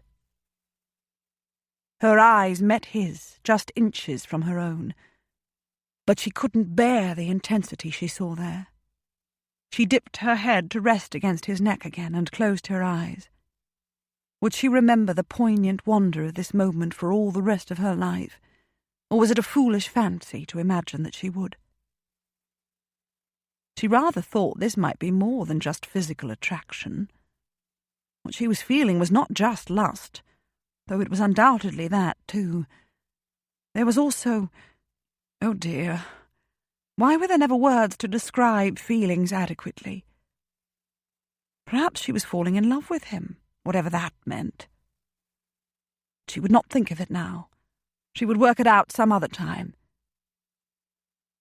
He sighed then, deeply and audibly. "I expected to despise you," he said. "Or at the very least to be irritated by you." She opened her mouth to reply, and shut it again. She didn't want to begin any conversation. She wanted simply to enjoy. She raised her head and set her temple against his cheek. They gazed across the water together, and she knew that she would remember, always and ever. After a few minutes he turned without a word and waded out of the sea with her and up the sand to the blanket, where he set her down. He peeled off his wet drawers, picked up the towel, and dried himself off again, without turning his back. Gwen wouldn't look away. Or perhaps she couldn't. She was not even shocked. "You may say no," he said, looking down at her as he dropped the towel. "It would be best to say it now, if you must, though. But you may say it at any time before I enter your body. I'll not force myself upon you." Ah, always the man of plain speech. Gwen was holding her breath, she realized. Had it come to this, then? Foolish question. She knew many women who were of the opinion that widows were to be envied, provided they had the means with which to live independently, as Gwen did. Widows were free to take lovers, as long as they were discreet about it. In some circles they were almost expected to do so, in fact. Gwen had never even been tempted. Until now. Who would know? She would know, and Hugo would know. Who would be hurt? She might be. He almost certainly would not. No one else would. She had no husband, no fiancé, no steady beau. He had no wife. She would be sorry afterward. She would be sorry either way. If she said no, she would forever wonder what it would have been like, and would forever regret that she'd not found out. If she did not say no, she would forever be plagued with guilt. Perhaps. Perhaps not. The thoughts tumbled through her mind in a confused jumble. "I'm not saying no," she said.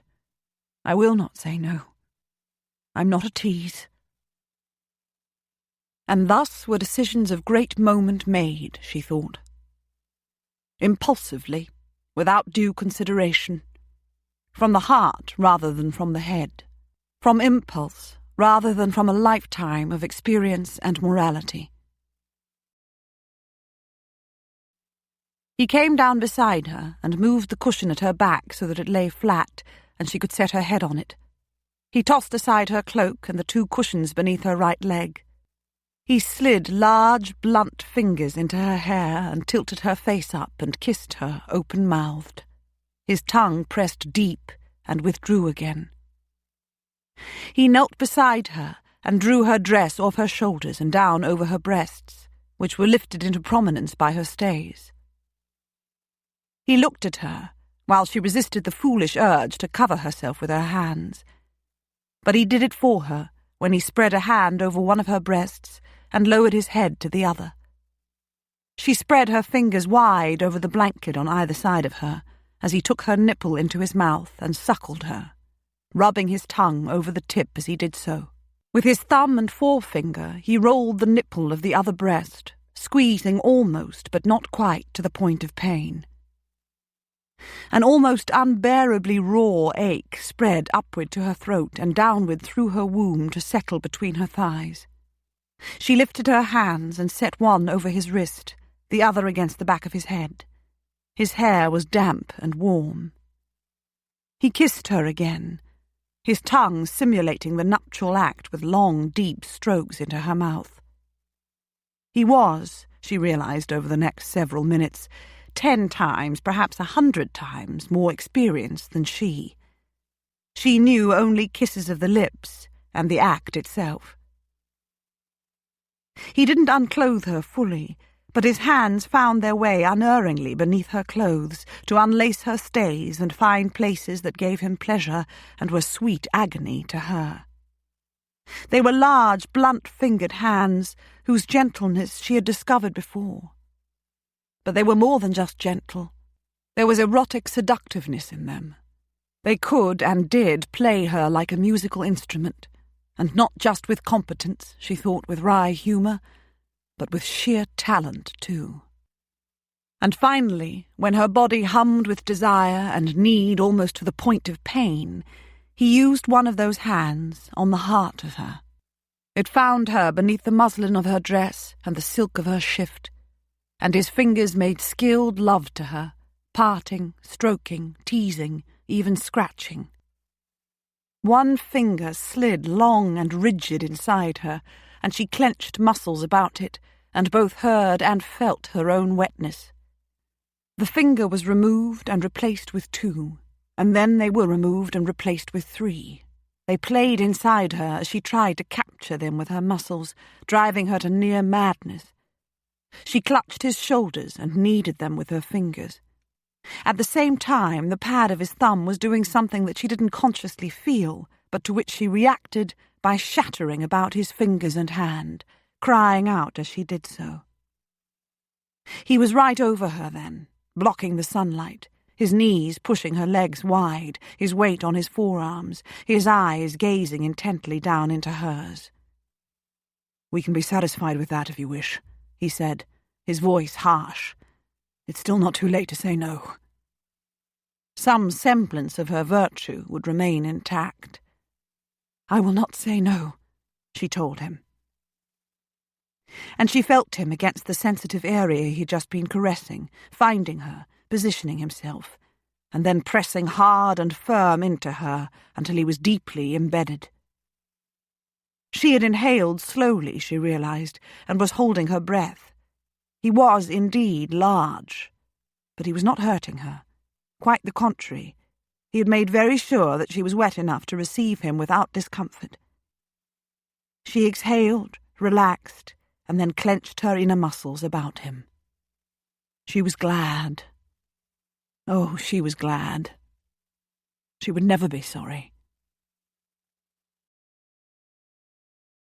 He had waited for her, she realized. He was still gazing down into her eyes, though his had lost some of their usual intensity and were heavy-lidded and naked with desire. But he would wait no longer. He had given her exquisite pleasure even before entering. Now it was his turn, and he took it. He lowered his head until his forehead touched her shoulder and worked her with deep, swift, powerful strokes, half his weight on her, the other half still supported on his forearms. She could hear the raggedness of his breathing. She lifted her legs from the blanket and twined them about his thighs. She felt a momentary twinge in her right ankle, but ignored it. She tilted her pelvis so that he could come deeper still, and she listened to the wet sucking of his withdrawals and felt the deep, satisfying penetration of his thrusts. Although she knew this was not primarily for her, he was deep in the throes of his own physical need. She felt again the heightened sensation of renewed passion and pressed against him, matching his rhythm with the clenching and unclenching of her muscles, moving her hips in a rhythmic circular motion. She had no real experience. Incredibly, she had almost none. She mated with him out of pure instinct. But she certainly hadn't done anything to dampen his ardour. He worked her with undiminished power until he stilled in her suddenly, rigid in every muscle, straining for greater depth, hot and slick with sweat, and she felt the hot gush of his release at the same moment as he spoke low against her ear. "Gwendolen," he said, and relaxed his full, not inconsiderable weight down upon her. There was no mattress beneath her back, only the sand beneath the blanket. Who would have guessed sand was so hard and unyielding? But she didn't care. She didn't care. She probably would. Perhaps soon. But not now. Not yet. He mumbled something after a minute or two and rolled off her to lie beside her, one arm flung over his eyes, one leg bent at the knee. "I'm sorry," he said. "I must have been crushing you." She tipped her head to one side to rest against his shoulder. Was it possible that sweat could smell this good? She thought about lifting her dress up over her breasts and pushing down her skirt over her legs, but she made neither concession to modesty. She slid into a relaxed state halfway between sleeping and waking. The sun shone warmly down on them. The gulls were calling again, eternally calling, sounding harsh and mournful. The sound of the sea was there too, as steady and as inescapable as a heartbeat. She didn't believe she would ever be sorry. But of course she would. The eternal cycle of life, the balance of opposites. She came back to full consciousness when he got to his feet and without a word to her strode the short distance to the water. He waded in a little way and bent to wash himself, washing off the sweat, washing off her. She sat up and set her dress to rights after reaching beneath it and somehow doing up her laces. She drew her cloak about her shoulders and clasped it at the neck. Suddenly she felt a little chilly. They drove back to the house in near silence. The sex had been good. Very good indeed, in fact, and all the more so because he'd been starved of it for too long. But it had been a mistake anyway. A colossal understatement. What was one supposed to do when one had bedded a lady? And when it was quite possible that one had impregnated her? Say thank you and leave her? Say nothing? Apologize? Offer her marriage? He didn't want to marry her. Marriage was not about beddings, not exclusively about them anyway. And the parts of marriage that were not the beddings were every bit as important as those that were. A marriage with Gwendolen was impossible. And to be fair, that applied to both of them. He wondered if she expected an offer, and if she would accept were he to make one.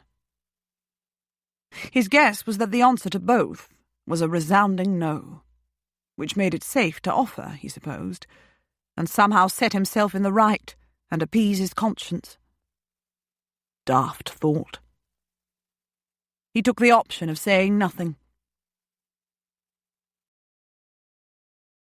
"How's your ankle?" he asked. Idiot. Brilliant conversationalist. "It's coming along slowly but surely," she said. "I shall be careful not to do anything as reckless again." If she had been more careful a few days ago, she would have climbed safely past his hiding place, unaware that he was there, and he wouldn't have spared her a thought since. Her life would be different. His would be. And if his father had not died, he thought in some exasperation, he would still be alive. "Your brother will send a carriage for you soon?" he asked. It struck him suddenly that he could have offered to take her to Newbury Abbey himself and save her a few days at Pindarris. No. Bad idea. "If he doesn't delay in sending it," she said, "and I'm sure he won't, then it may arrive the day after tomorrow, or certainly the day after that." "You will be happy to be able to recuperate at home with your family about you," he said. "Oh," she said, "I will." They were talking like a pair of polite strangers who didn't have a whole brain between the two of them. "You'll go to London after Easter?" he asked. "For the season?" "I expect so," she said. "My ankle will be healed by then. And you? Will you go to London too?" "I will," he said. "It's where I grew up, you know. My father's house is there. My house, now. My sister is there." "And you will want to look for a wife there," she said. "Yes."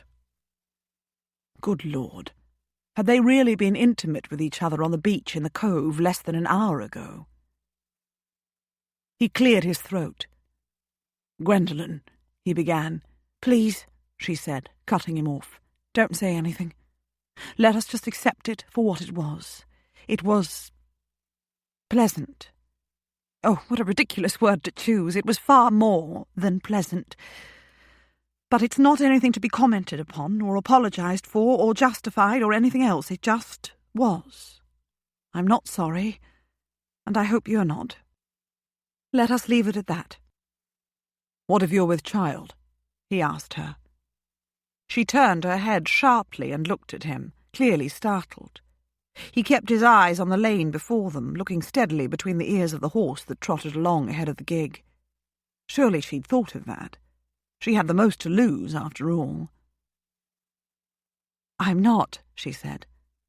"I can't have children." "According to a quack," he said. "I'm not with child," she said, sounding stubborn and a little upset. He looked at her briefly. "If you are," he said, "you must write to me immediately." He told her where he lived in London. She didn't answer, but merely continued to stare. George and Rafe and Flavian must have been for a long ride. They were only just stepping out of the stable block as the gig approached. They all turned to watch it come. "We've been to the cove," Hugo said as he drew the horse to a stop. "It's always at its most picturesque at high tide." "The fresh air has been lovely," Lady Muir said. "It's sheltered and really quite warm down on that little beach." Good Lord. Even to his own ears they sounded like a pair of co-conspirators, being so over-hearty in their enthusiastic simulation of innocence that they proclaimed themselves as guilty as hell. "I imagine," Rafe said, "that drawing-room conversations today are loud with predictions of the dire suffering we are surely facing as punishment for today's glorious weather." "No doubt," Flavian said. "It will snow tomorrow, with a strong north wind, and we will never again be so foolish as to think of enjoying such an unusually lovely day." They all laughed. "You don't have your crutches with you, Lady Muir?" George asked. "Crutches are not much use on cliff paths and pebbles and sand," Hugo said. "I'll drive her up to the doors and carry her inside." "Off you go, then," George said, giving Hugo a penetrating look. He had not been fooled, at least, and it would be nothing short of a miracle if Flavian had, or Rafe, for that matter. "I dare say Imogen has seen us all arrive and has ordered the tea tray brought up."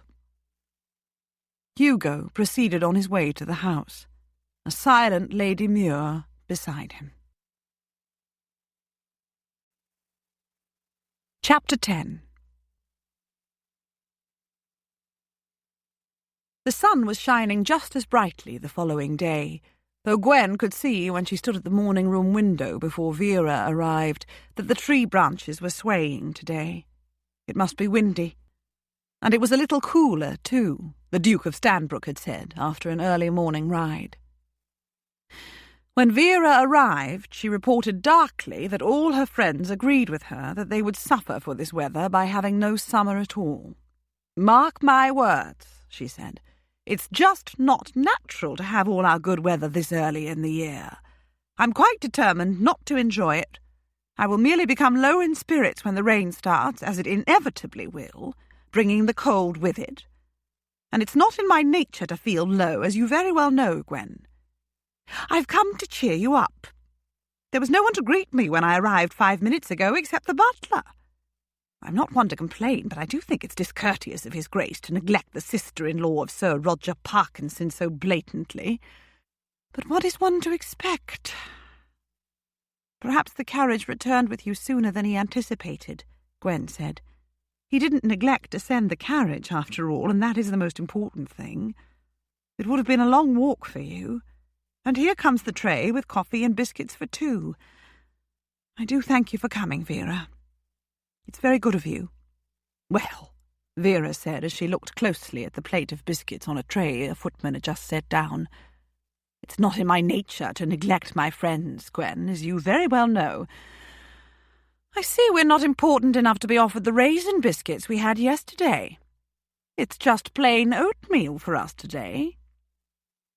"But how tedious it would be," Gwen said, "to be given the same foods day after day. You will be so good as to pour, Vera?" A little over 3 hours later, Vera was on her way home, despite a suggestion that Gwen must be giving in too readily to low spirits if she still needed an afternoon rest as a consequence of her little accident. Gwen, of course, did not need to sleep. She'd slept too much last night, or at least she'd lain on her bed for too long. She had taken the coward's way out and sent down her excuses when the usual footman had arrived in her room to carry her down to the drawing-room at dinner-time. Her outing had left her fatigued, she'd claimed, and she begged His Grace to excuse her for the rest of the evening. She had slept. She had had long, wakeful spells, too, though, during which she had relived the events on the beach and wondered what Lord Trentham would have said if she'd allowed him to continue what he started to say in the gig on the way back to the house. "Gwendolen," he had said after drawing a deep breath, and she had stopped him. She would forever wonder what he would have said. But she'd had to stop him. She'd been feeling raw with emotion and quite unable to handle any more. She'd been desperate for time alone. She hadn't seen him since he'd carried her up to her room after they took tea in the drawing-room with everyone else. He hadn't spoken a word. Neither had she. He had merely set her down on the bed, stood back and looked at her with those intense dark eyes of his, inclined his head stiffly, and left the room, closing the door quietly behind him.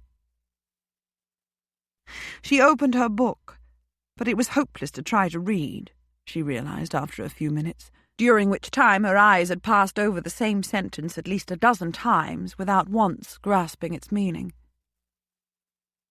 The swelling seemed to have completely disappeared about her ankle today, and most of the pain had gone with it.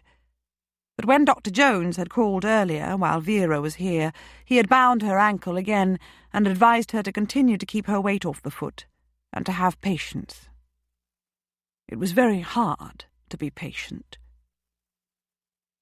The carriage from Newbury might possibly arrive tomorrow. More probably it would come the day after tomorrow. It was an endless wait, whichever it turned out to be. She wanted to be gone now. She gave up all pretence of reading and set the book face down across her waist. She laid her head back against a cushion and closed her eyes. If only she could take a brisk walk outside. If she had not fallen in love with him, she thought, she didn't know what words would describe the state of her heart. This was more than just lust, or the memory of what they'd done together down in that cove. It was certainly more than simple attraction, and far more than just liking. Oh, She was in love. How foolish! For she was no green girl. She was no hopeless romantic. It was a love that could bring nothing but heartbreak if she tried to cling to it or pursue it. She probably couldn't pursue it anyway. It took two. She would be leaving here soon. Although both she and Lord Trentham would be in London later in the spring, it was unlikely their paths would cross. They moved in different circles. She wouldn't settle for an affair.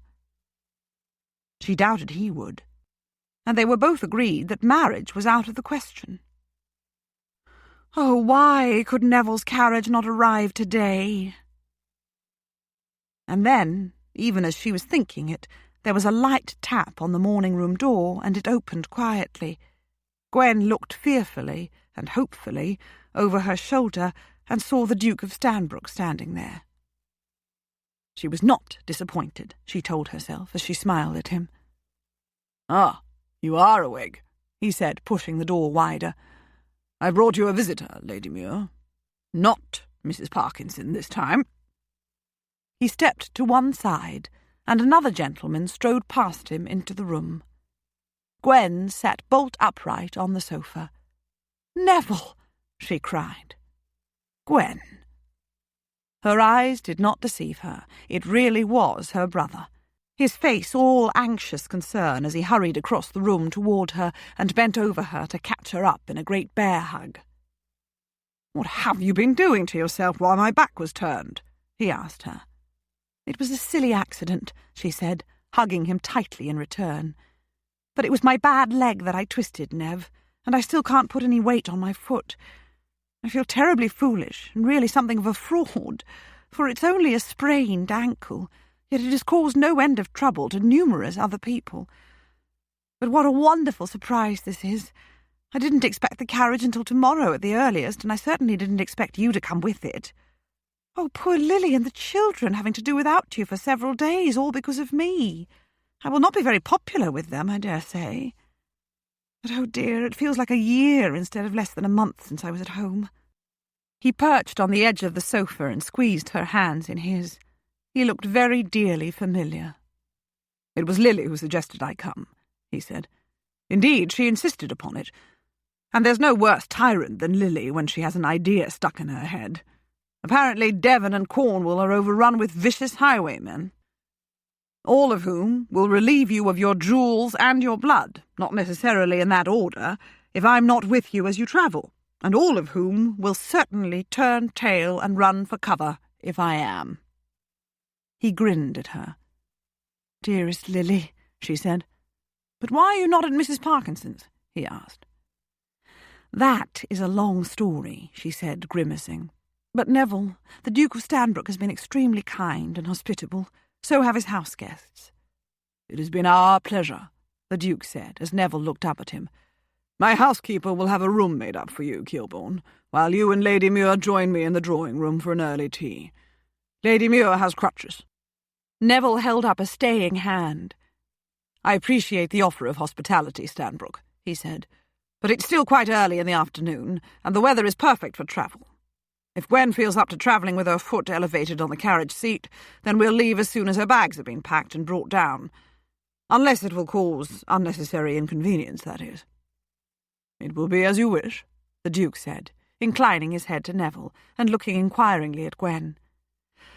"I shall be ready to leave as soon as I've changed into travel clothes," Gwen assured them both. Where was Lord Trentham? She was asking the same silent question less than an hour later after she'd changed and been brought back downstairs. The footman set her down in the hall, where Lady Berkeley waited with her crutches. The Duke of Stanbrook and his other guests were all gathered there too, talking with Neville. Gwen shook them all warmly by the hand and bade them farewell. But where was Lord Trentham? It was as if Lady Berkeley had heard her thought. "Hugo came walking along the headland with Vincent and me after luncheon," she said, "but when we turned back he went down onto the beach. He often spends hours down there before he returns."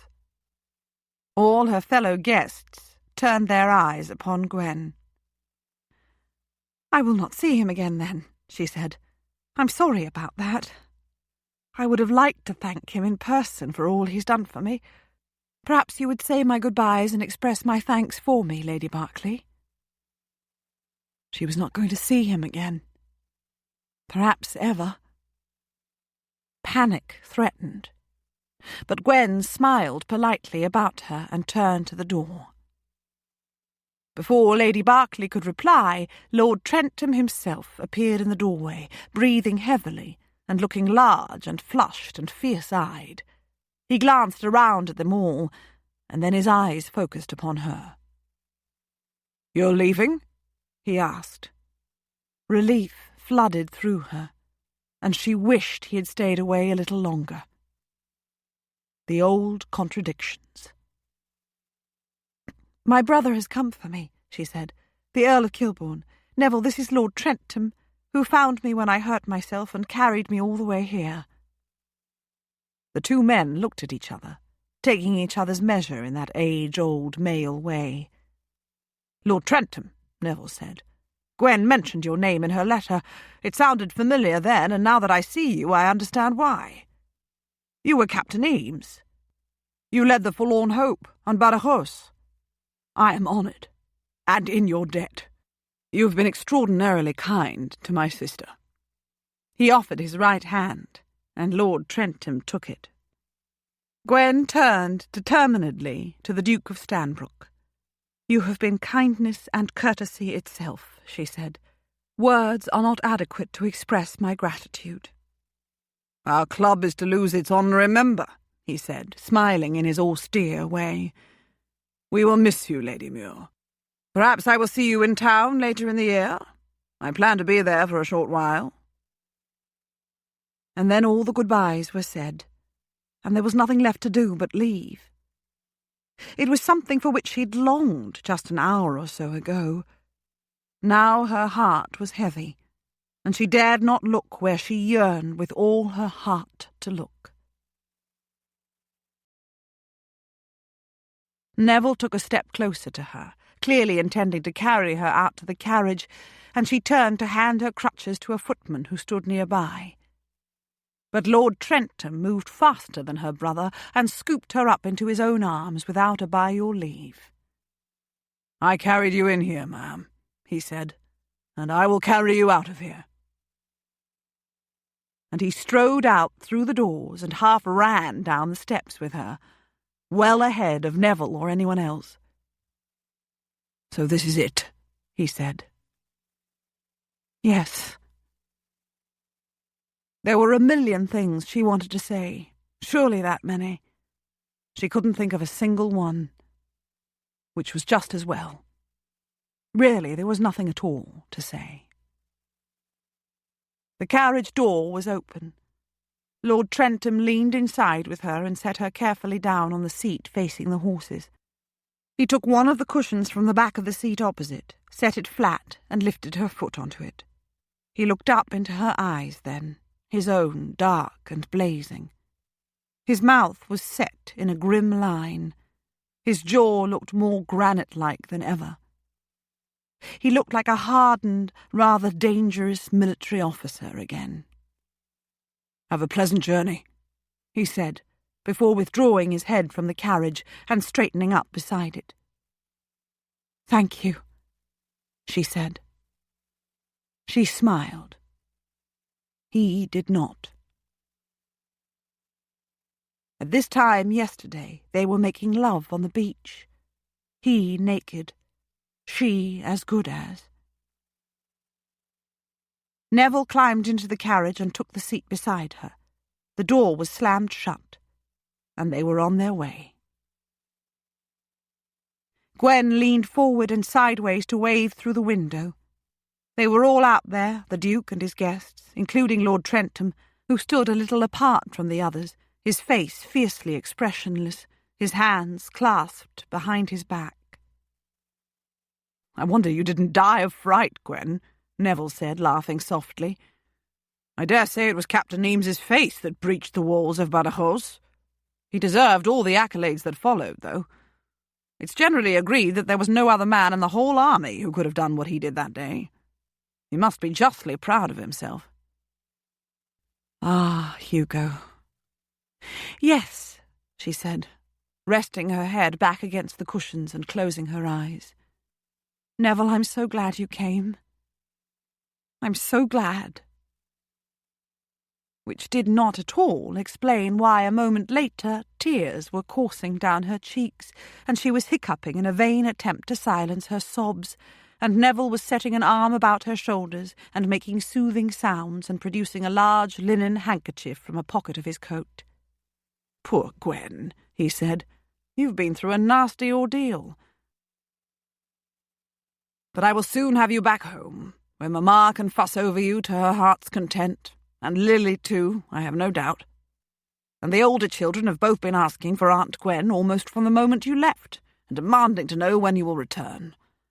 They were delighted to see me go when they knew I would be bringing you back with me. The baby, of course, was indifferent to the whole thing. Provided she has Lily close by, she's perfectly content. Wise little creature. Oh, and lest you begin to think otherwise, I will be rather glad to have you back home too." He grinned down at her. Gwen hiccuped once more and gave him a watery smile. "And you will soon have plenty more to keep your mind off your ankle," Neville said. "The family will be descending upon us for Easter. Had you remembered?" "Of course," she said, though in truth it had slipped her mind lately.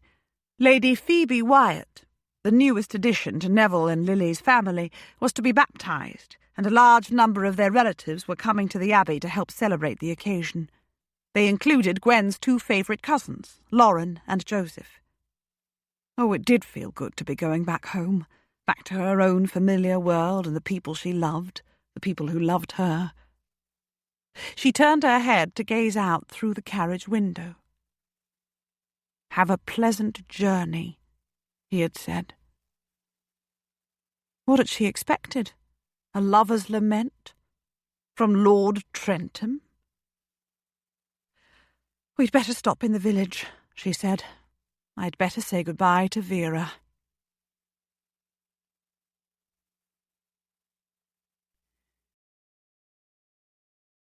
Hugo went straight to London after leaving Pendereth. He longed to go home to Crosslands, to be quiet there for a while, to see the new lambs and calves, to talk over the spring planting with his steward, to plan his flower garden better than he'd done last year, to lick his wounds. He felt wounded.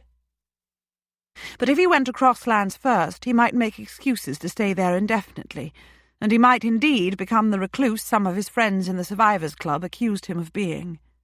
Not that there was anything wrong with being a recluse, if one enjoyed living with oneself for company as Hugo did, even if his friends insisted that it was not his natural state, and he was in danger of exploding somehow one day, like a firecracker waiting for a spark to ignite it. But there was something wrong with being a recluse, or even a happy farmer and gardener, when one had responsibilities elsewhere. His father had been dead for longer than a year now, and in all that time Hugo had done no more than glance over the meticulously detailed reports William Richardson sent him each month. His father had chosen his manager with care and had trusted him utterly. But, he had told Hugo during those last hours of his life, Richardson was only a manager, not a visionary. Hugo's eyes had several times paused upon some detail in the reports, and he'd felt an itch to make some change, to force some new direction, to get involved. But it was an itch he had stubbornly refused to scratch. He didn't want to be involved. It was an attitude he couldn't continue to hold. And Constance was getting older by the day. 19 was still very young, of course, even if she sometimes hinted in her letters that it was ancient. But he knew that many girls considered they were on the shelf if they were not married before they were 20. Even regardless of that, though, all girls of 18 or 19 ought to be out enjoying themselves with other young people of their own age. They should be looking about them for prospective partners, testing the water, making choices.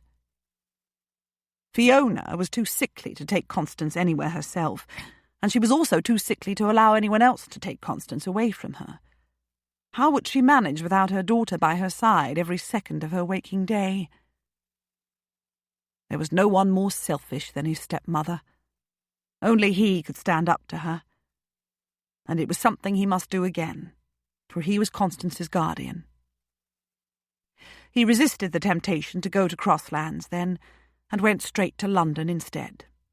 The time had come. He steeled his nerve. Constance was more than delighted to see him.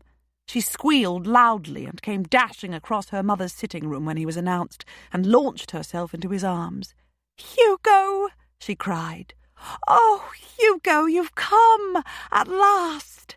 And without giving us any warning, you wretch! Will you be staying? Oh, do say you will! Hugo! Oh, Hugo!" He hugged her tightly to him, and let love and guilt wash over him in equal measure. She was youthful and slender and blonde and pretty, with eager green eyes. She looked remarkably like her mother, and made him understand why his sober, steady father had done something as uncharacteristic as marry a milliner's assistant, 18 years his junior, after an acquaintance of a mere 2 weeks. "I will stay," he said. "I promised I would come this spring, did I not? You are looking remarkably fine, Connie." He held her at arm's length and looked down at her. There was a sparkle to her eyes and colour in her cheeks, even though it looked as though she needed to get more sunshine on her skin. He would see that that was put to rights. His stepmother seemed equally pleased to see him. Not that he often thought of Fiona as his stepmother. She was only 5 years older than he. He had been a big lad when she had married his father, far bigger than she. She had fawned over him, showered affection upon him, shown pride in him, and praised him to his father, and ultimately driven him away. He wouldn't have insisted that his father purchase his commission if it hadn't been for Fiona. He hadn't grown up wanting to be a soldier, after all. Strange thought, that. How different his life might have been. It was a thought to add to all the other what-ifs of his existence. She held out a hand to him now, a handkerchief clutched in it. She was still lovely in a languid, faded sort of way. She was as slender as Constance. There was no grey in her hair, and there were no lines on her face. There was an unhealthy pallor to her complexion, though, which might have been caused by real ill health or by imagined ailments that kept her constantly at home and inactive. She'd always had those ailments. She had used them to keep his father attentive, though she'd probably not needed to use any wiles to accomplish that goal. His father had adored her to the end, even if his understanding of her character had saddened him. "Hugo," she said, as he bowed over her hand and carried it to his lips. "You've come home. Your father would have been pleased. He intended that you look after me, and Constance too." "Fiona." He released her hand and took a step back. "I trust your needs have been fully met during the past year, even in my absence. If they haven't been, someone will be answering to me." "Such a masterful man." She smiled wanly. "I always liked that about you. I have lacked for company, Hugo.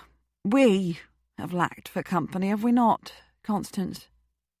"But you're here now," Constance said happily, linking her arm through his. "And you're staying. Oh, will you take me to see our cousins? Or invite them here? And will you take me—" "Constance," her mother said plaintively. Hugo took a seat and set a hand over his sister's soft little one, after drawing her down beside him. He stayed for almost 2 weeks. He didn't invite any of his relatives to his house. Fiona's health would not allow it. He did visit his aunts and uncles and cousins, however, taking Constance with him, despite her mother's protests at being left alone. And he realized something very quickly. Most of his relatives were sociable beings and well-connected in their middle-class world. They were all delighted to see him, and equally happy to see Constance. Some of the younger cousins were in her age group. Any or all of them would be perfectly willing to take Constance about with them. She would make friends in no time. She would probably have a large circle of admirers within days or weeks. She could be married before summer was out. All she really needed was for someone, him, to put his foot down with her mother, so that she was no longer incarcerated at home like an unpaid companion. He wouldn't be compelled to marry. Not for Constance's sake, anyway. And he wasn't eager to rush into marriage for the other reason. He was going to be in London for a while. He could satisfy his needs in other ways than marrying. It was a bit of a depressing thought, actually. But then so was marriage. Fulfilling his obligation to his half-sister was not to be that easy after all, though. For she had definite ideas of her own about what would make her happy. And they went beyond moving in the world of her cousins, much as she loved them and enjoyed calling upon them. "You are a lord, Hugo," she said when they were strolling in Hyde Park one morning before Fiona was even up from her bed. "And you are a hero. It must be possible for you to move in higher circles than Papa ever could. Once people learn that you're in town, they will surely send you invitations. How absolutely marvellous it would be to attend a tomb ball at one of the grand mansions in Mayfair, to dance there. Can you imagine it?" He looked askance at her. He would really rather not imagine any such thing. "I'm sure you will attract a whole host of admirers from our own world if our cousins take you under their wing," he said. "How can you not, Connie? You're so very pretty." She smiled up at him and then wrinkled her nose. "But they're so dull, Hugo," she said. "So staid." "Our cousins, you mean?" he said. "And so successful." "Dull and successful and very dear as cousins," she said. "But all the men they know are bound to be the same way. As husbands they would not be dear at all. I don't want dullness, Hugo. Or even success, if stuffy, sober respectability must go with it. I want some dash, some adventure. Is it wrong of me?" It was not wrong, he thought, with an inward sigh. He supposed all girls dreamed of marrying a prince before they actually married someone altogether more ordinary, who could support them and care for their daily needs. The difference between Constance and most other girls was that she saw a way of realizing her dream, or at least of getting close enough to a prince to gaze upon him. "You think upper-class gentlemen will offer you dash and adventure and respectability and happiness?" he asked. She laughed up at him. "A girl can dream," she said. "And it is your job to see that no shocking rake runs off with me for my fortune." "I would flatten his nose level with the rest of his face if the thought even flitted across his mind," he said. She laughed merrily, and he joined in. "You must know some gentlemen," she said, "even other titled gentlemen. Is it possible to wangle an invitation? Oh, it must be. If you take me to a tomb ball, Hugo, I will love you forever and ever. Not that I won't do that anyway. Can you arrange it?" It was time to put his foot down quite firmly. "I dare say it might be possible," he said. She stopped abruptly on the path, squealed with exuberance, and flung both arms about his neck. It was a good thing there were only trees and dew-wet grass looking on. "Oh, it will be," she cried. "You can do anything, Hugo. Oh, thank you, thank you. I knew all would be well once you came home. I love you, I love you." "Sheer cupboard love," he grumbled, patting her back. He wondered what words might have issued from his lips if he decided not to set down a firm foot. Whatever had he just promised, or as good as promised? As they strolled onward, he felt as though he had broken out in a cold sweat, and his mind was brought back to the whole gloomy question of marrying. He probably could get hold of an invitation if he made a little effort, and he probably could take Constance with him and hope a few gentlemen would offer to partner her on the dance floor. He probably could muddle through an evening, much as he would hate every moment. But would she be satisfied with one ball, or would it merely whet her appetite for more? And what if she met someone who showed more than a passing interest in dancing with her? He wouldn't know what to do about it beyond planting the man a facer, which wouldn't be either a wise or a sensible thing to do. A wife could help him do it, all right. Not one from the middle classes, though. He would not marry an upper-class wife merely for the sake of a sister who was not yet willing to settle for her rightful place in society. Would he? He could feel a headache coming on. Not that he ever suffered from headaches, but this was an exceptional occasion. He allowed Constance to chatter happily at his side for the rest of their walk. He was vaguely aware of hearing that she had simply nothing to wear. He waited impatiently for the post every morning for those 2 weeks, and shuffled through it all twice as though he thought each day that the letter he looked for had somehow got lost in the pile. He dreaded seeing it, and was disappointed every time he didn't. He hadn't said anything to her after having sex with her on the beach, and like a gauche schoolboy, he had avoided her the next day and almost missed saying goodbye to her.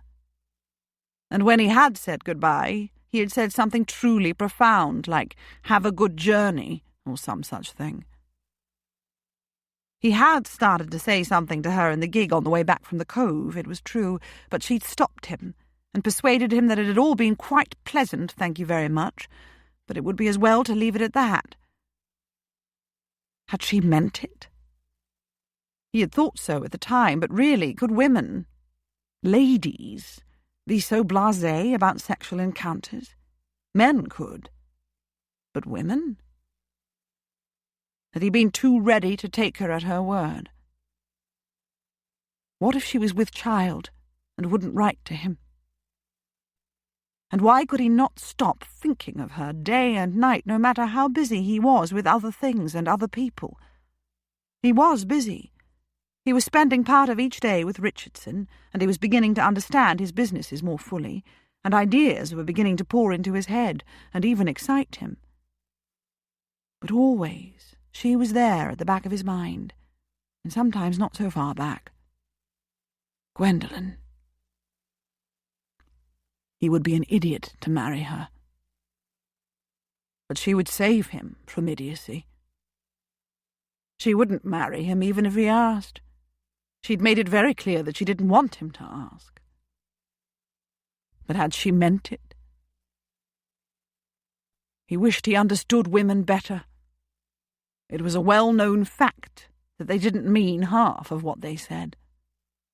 But which half did they mean?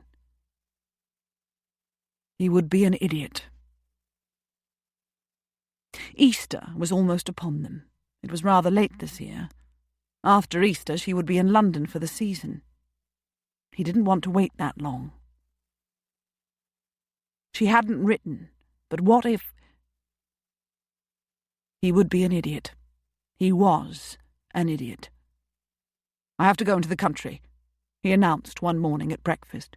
Constance set down her toast and gazed at him with open dismay. Fiona was still in bed. "Just for a few days," he said. "I'll be back within the week. And the season will not begin until after Easter, you know. There'll be no chance of a ball or any other party before then." She brightened a little. "You will take me, then?" she asked. "To a ball?" "It's a promise," he said, rashly.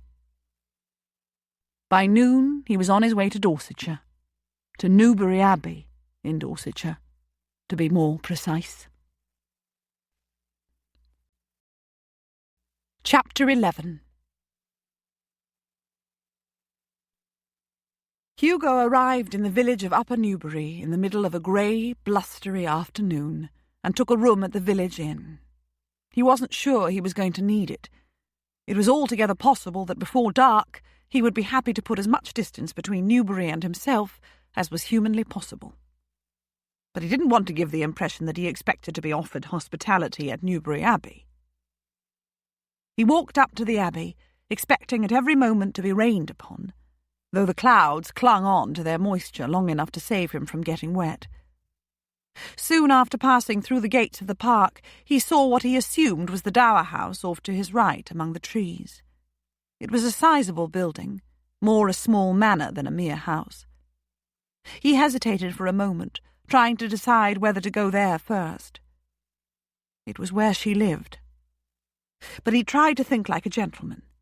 A gentleman would go to the main house first in order to have a word with her brother. It was an unnecessary courtesy, of course. She was 32 years old. But people of the upper classes set some store by the niceties of courtesy, necessary or not. It was a decision he regretted soon after he arrived at the Abbey itself, as grand and imposing a mansion as Penderra's, but without the comfort of being owned by one of his closest friends. The butler took his name and headed off upstairs to see if his master was at home, a rather silly affectation in the country. Hugo was not kept waiting for long. The butler returned to invite Lord Trentham to follow him, and they made their way up to what turned out to be the drawing-room. And it was, damn it all, crowded with people, not one of whom who happened to be Lady Muir. It was too late to turn tail and run, however. Kilbourne was at the door waiting to greet him, a smile on his face, one hand outstretched. A pretty little lady was at his side, also smiling. "Trentham," Kilbourne said, shaking him warmly by the hand. "How good of you to call. On your way home from Cornwall, are you?" Hugo didn't disabuse him. "I thought I would call in," he said, "and see if Lady Muir has recovered fully from her accident." "She has," Kilbourne said. "Indeed, she's out walking, and is likely to get a soaking if she doesn't get under cover soon. Meet my Countess. Lily, my love, this is Lord Trentham, who rescued Gwen in Cornwall." "Lord Trentham," Lady Kilbourne said, also reaching out a hand for his. "Neville has told us all about you, and I will not embarrass you by gushing, but it is a pleasure to make your acquaintance. Do come in and meet our family. Everyone has come for Easter and for the baptism of our newest baby." And they took him about the room, the two of them, displaying him like a coveted trophy, introducing him as the man who had rescued their sister from being stranded with a badly sprained ankle above a deserted beach in Cornwall, and as the famous hero who had led the Forlorn Hope attack upon Balogh. Hugo could cheerfully have died of mortification, if such a mass of contradictions had been possible. He was introduced to the Dowager Countess of Kilbourne, who smiled kindly at him and thanked him for what he had done for her daughter. And he was introduced to the Duke and Duchess of Portfrey. Had George not said that the Duke had once been his friend? And to the Duke and Duchess of Anbury, their son, the Marquis of Atkinsborough, and his wife, and their daughter, the Countess of Sutton, and her husband, and to Viscount Ravensburg and his wife, and Viscount Stern and his wife, and one or two other persons. Not one of the people gathered there was without a title. They were an amiable enough lot. The men all shook him heartily by the hand. The women were all delighted that he'd been there on that deserted beach when Lady Muir had needed him. They all smiled and nodded graciously and asked about his journey and commented upon the dismal weather they'd been having for the past several days and said how pleased they were finally to meet the hero who had seemed to disappear off the face of the earth after his great feat at Balogh, though simply everyone had been waiting to meet him. Hugo nodded his head, clasped his hands behind his back, and understood the enormity of his presumption in coming here. He was a hero, perhaps, in their eyes, and he had his title, an empty thing since everyone knew it had come as a trophy of war and had nothing whatsoever to do with birth or heritage. And he had come to suggest to one of their own that perhaps she might consider joining forces with him in matrimony. His best course of action, he decided, was to take his leave without further delay. He need not wait to see her. He had come supposedly from Cornwall, on his way home from Penderra's, and had made a detour out of politeness to inquire whether Lady Muir had recovered from her accident. Having been assured that she had recovered, he might now leave without anyone's thinking it peculiar of him not to wait. Or would they think it peculiar? To the devil with them. Did he care what they thought? He was not far from the drawing-room window, talking to, or rather being talked at, by someone, he'd already forgotten most names, when the Countess of Kilbourne spoke up from nearby. "There she is," she exclaimed, "and it's raining heavily. Oh, poor Gwen, she'll be soaked. I shall hurry down and intercept her and take her up to my dressing-room to dry off a bit." And she turned to hurry away, while several of her guests, including Hugo himself, looked out into the driving rain and saw Lady Muir bobbing her way diagonally across the lawn below. Her limp really was pronounced. Her pelisse flapping about her in the wind, and looking as though it was saturated with water, a large umbrella clutched in both hands and tipped sideways to shield as much of her person as was possible. Hugo inhaled slowly. Kilbourne was at his shoulder, laughing softly. "Poor Gwen," he said. "If this is not an inconvenient time," Hugo said quietly, "I would have a private word with you, Kilbourne." With which words, he thought, he had just burned a few bridges.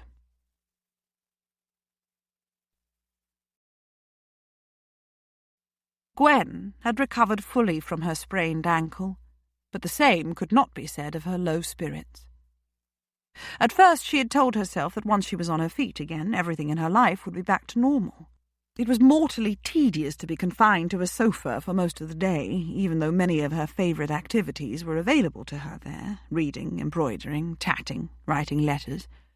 And she had had her mother for company. Lily and Neville had called every day, sometimes together, sometimes separately. The children, including the baby, often came with them. Neighbours had called.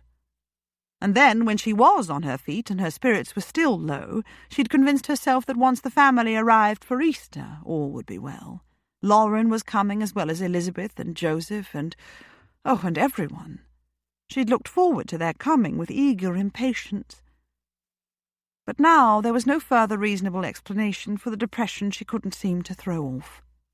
She was perfectly mobile again, and everyone was at the Abbey and had been for the past 2 days. Even though the weather was dreary and they were all beginning to ask one another if they could remember what the sun looked like, there was plenty of company and activity indoors. Gwen had discovered with some dismay that she couldn't enjoy that company as much as she always had. Everyone was part of a couple, except her mother, of course, and her. And how self-pitying that sounded. She was single by choice. No woman who was widowed at the age of 25 could be expected to remain a widow for the rest of her life, and she had had numerous chances to remarry. She had told no one about Hugo. Not her mother, not Lily, and not Lauren. She had written a long letter to Lauren the day she discovered that she was not with child. She had told her cousin everything, including the fact that she'd fallen in love, and could not yet persuade herself to fall out again, though she would, and including the sordid fact that she had lain with him, and had only now discovered that there were to be no disastrous consequences. But she had torn up the letter and written another. She would tell Lauren when she saw her in person, she decided. There was not long to wait. But now she had seen Lauren, and she had still said nothing, even though Lauren knew there was something to tell and had asked her about it, and tried a few times to get her alone so that they could have one of their long heart-to-heart chats. They'd always been each other's best friend and confidant. Gwen had resisted each time, and Lauren was looking concerned. Gwen was walking alone this afternoon instead of accompanying her mother to the Abbey for the rest of the day. She would follow later, she had said.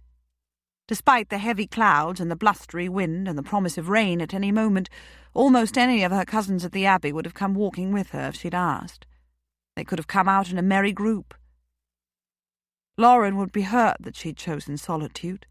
Joseph would frown slightly and look a little puzzled, rather the way Lily and Neville and her mother had been looking at her lately, in fact. It was so unlike her not always to be gregarious, cheerful, even sunny-natured. She had tried to be at least cheerful since coming back home. She'd even thought she'd succeeded, but obviously she hadn't. She had cried the day she knew she was not with child. What an absurd reaction. She ought to have been over the moon with relief. She had been relieved, just not in an over-the-moon kind of way. Apart from anything else, it had been a further reminder that she couldn't conceive.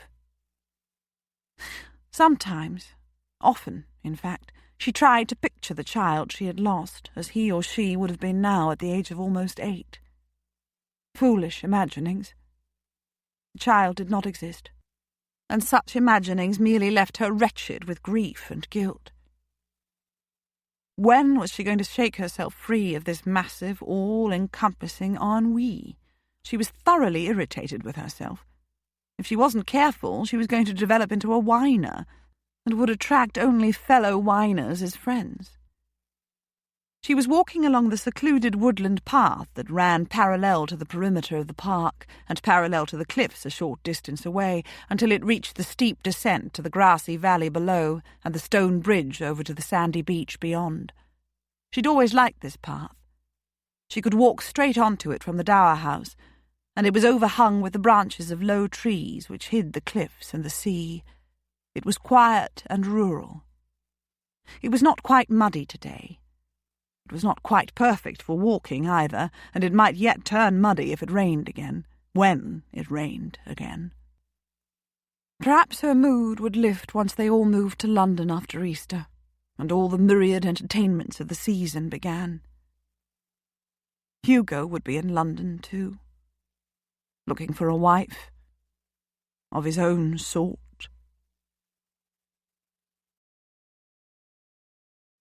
Gwen had made a decision in the secrecy of her heart. She was going to give serious consideration to any gentleman who seemed interested in courting her this year, and there were usually a few. She would at last entertain the thought of marrying again. She would look for a kind, good-natured man, though he would have to be intelligent and sensible too. An older man might be better than a younger, perhaps a widower who, like her, would be looking for the comfort of quiet companionship, more than for anything more exciting. She would not look for passion. She'd had passion quite recently, and she didn't want it ever again. It was far too raw and far too painful. Perhaps by this time next year she would be married again. Perhaps she would even be... But no, she would not think of that, only to be horribly disappointed again. And she would not seek out the opinion of a physician, who might be able to give her an informed opinion on her fertility. If he were to say no, even the faintest of her hopes would be dashed forever. And if he were to say yes, then she would be setting herself up for a worse disappointment if nothing happened after all. She could live without children of her own. Of course she could. She was doing it now. She had reached the end of the path and was at the top of the steep descent to the valley. This was the farthest she had walked since returning from Cornwall. She rarely went down to the valley, even though it was very picturesque with the waterfall that fell sheer from the cliffs to the deep, fern-surrounded pool. Her grandfather had built a small cottage beside the pool for her grandmother, who had liked to sketch there. She didn't go down today either. She wouldn't have done so even if the rain had not started. But suddenly it did, and it was no drizzle, as it had been earlier in the morning and all day yesterday. The heavens opened in a deluge from which even her umbrella wasn't going to provide much protection. She turned to flee homeward, but the dower house was quite a distance away, and she knew it would be unwise to dash that far on her weakened ankle along a rain-slick path. The abbey was far closer if she cut diagonally across the sloping lawn to one side of the path, and she'd been planning to go there later anyway. She made her decision quickly and hurried up the grass, her head down, one hand holding up the hems of her dress and pelisse in a vain attempt to save them from becoming soggy and muddy, the other hand holding her umbrella at an angle to keep at least part of herself dry. Before she arrived at the house, she needed both hands on the umbrella handle to prevent the wind from blowing it away. She arrived wet and breathless. Lily must have seen her through the drawing-room window. She was already downstairs in the hall, waiting to greet her, and a footman was holding the door wide. "Gwen!" Lily exclaimed. "You look half drowned, you poor thing. You'd better come up to my dressing-room and dry off. I'll lend you something pretty to wear. Everyone's in the drawing room, and there's a visitor, too." Gwen didn't ask who the visitor was. Some neighbour, she supposed. But she followed Lily gratefully up the stairs. She could hardly appear in the drawing room looking as she did. The drawing room door opened, however, as they reached the top of the first flight of stairs, and Neville stepped out. Gwen half smiled, half grimaced at him, and then froze, for another man loomed in the doorway behind him, filling it with his massive presence. His dark eyes burned into hers. Oh, dear God! The visitor. "Lady Muir," Lord Trentham said, inclining his head without removing his eyes from hers. He looked fierce and dour, and rather like a coiled spring. Whatever was he doing here? "Oh," Gwen said foolishly, "I look like a drowned rat." His eyes moved over her from head to toe and back again. "You do," he agreed, "though I would have been too polite to say so if you hadn't said it first." He was as blunt as ever.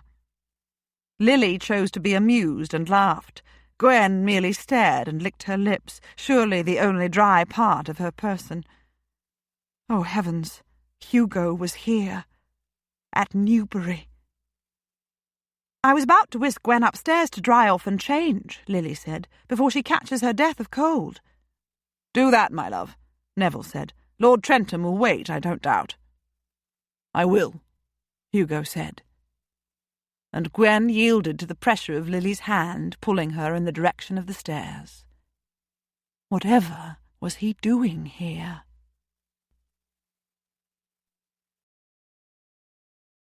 Gwen donned a pale blue wool dress of Lily's that was a little too long for her, but otherwise fit well enough. Her hair was damp and curled more than it usually did, but it was not quite unmanageable. She was feeling breathless and dazed as she prepared to go back down to the drawing-room. Lily knew why Lord Trentham was here. He was on his way home from Cornwall, and since Newbury Abbey was not far out of his way, he had called to see that Gwen had fully recovered from her mishap. "It's very obliging of him," Lily said as she took Gwen's soaked garments and set them in a heap close to her dressing-room door.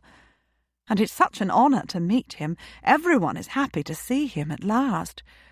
And he doesn't disappoint, does he? He's so large and severe. He looks like a hero." Poor Hugo, Gwen thought. How he must be hating every moment. And he wouldn't have had any idea, poor thing, that large numbers of her family were here, all of them aristocrats, none of them from his world. Why had he really come? Surely he had not been at Penderys all this time. But there was no point in speculation. She would find out. "And I dare say," Lily said as they were leaving the room, "he's made the detour because he's a little sweet on you, Gwen. It wouldn't be at all surprising, would it? And it wouldn't be surprising if you were sweet on him. He is severe, but he's also... what's the word? Gorgeous? Yes, he's gorgeous. Oh, goodness, Lily," Gwen said as they made their way down the stairs. "You do allow your imagination to run away with you at times." Lily laughed. "It's a pity," she said, "that your mind is set quite irrevocably against remarrying. Or is it?" Gwen didn't reply. Her stomach had tied itself in knots. A sudden quiet descended upon the drawing-room when they entered it. Neville was over by the window, frowning. Everyone else was present, except Hugo. Lily noticed his absence too. "Oh, has Lord Trentham left?" she asked. "But we were as quick as we could be. Poor Gwen was soaked through to the skin." He had left?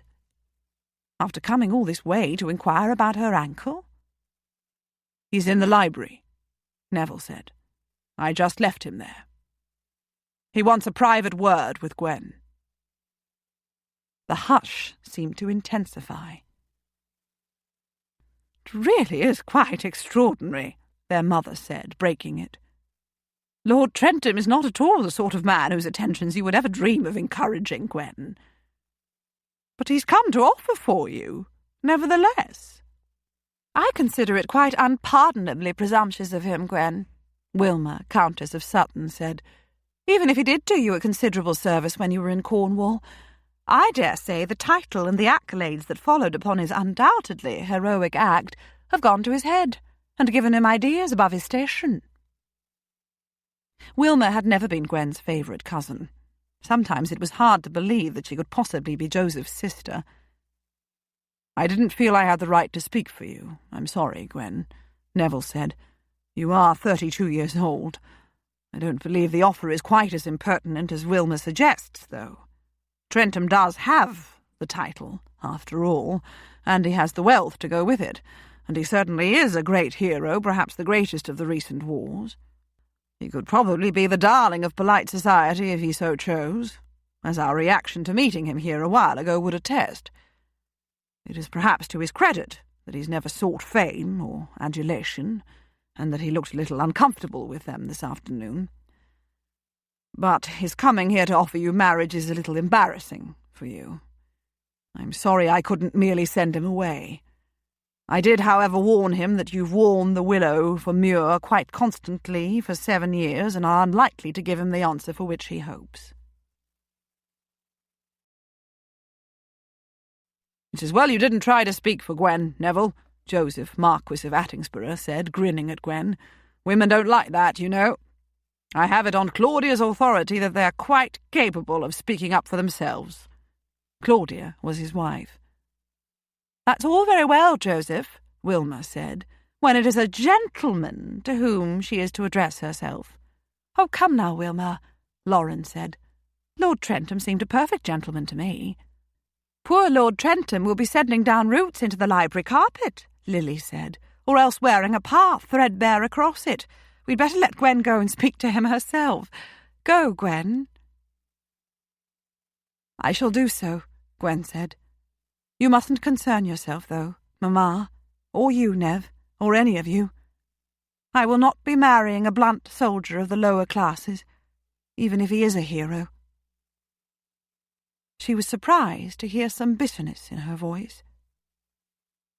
No one replied, even though Elizabeth, Duchess of Portray, her aunt, was smiling at her, and Claudia was nodding briskly in her direction. Her mother was gazing down at the hands in her lap. Neville was looking slightly reproachful. Lily was looking troubled.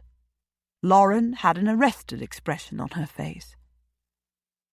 Gwen left the room and made her way down the stairs, holding up her skirt carefully so that she wouldn't trip over the hem. She'd still not fully tested her reaction to finding Hugo here. She knew now why he had come. But why? The fact that they could never marry each other had always been something upon which they were both agreed. Why had he changed his mind? She would, of course, say no. Being in love with a man was one thing, even making love with him. Marrying him was another thing entirely. Marriage was about far more than just loving and making love. She nodded to the footman who was waiting to open the library door for her.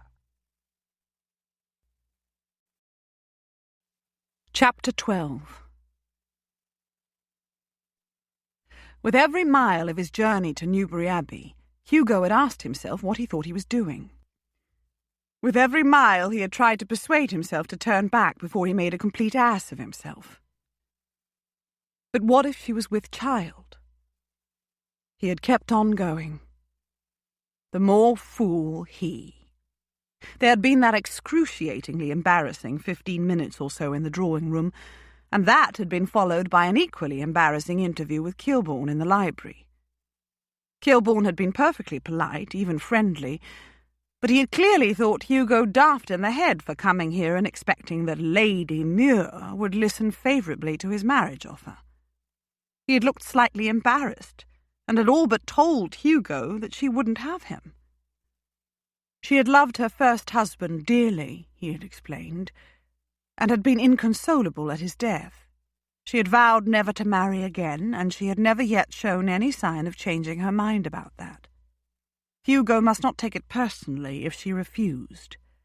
He had almost said when she refused. His lips had formed the word and then corrected themselves so that he could say if instead.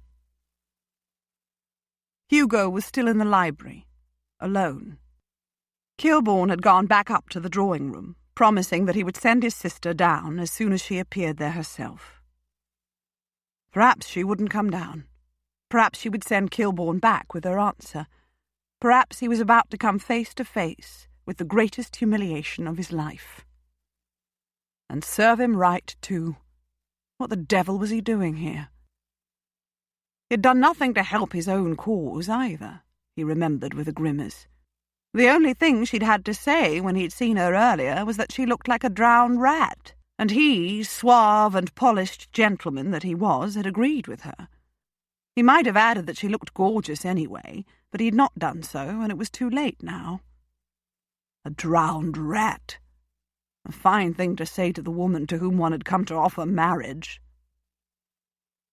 He thought the library door would never open again, but that he would be left to live out the rest of his life rooted to the spot on the library carpet, afraid to move a muscle lest the house fall about his shoulders.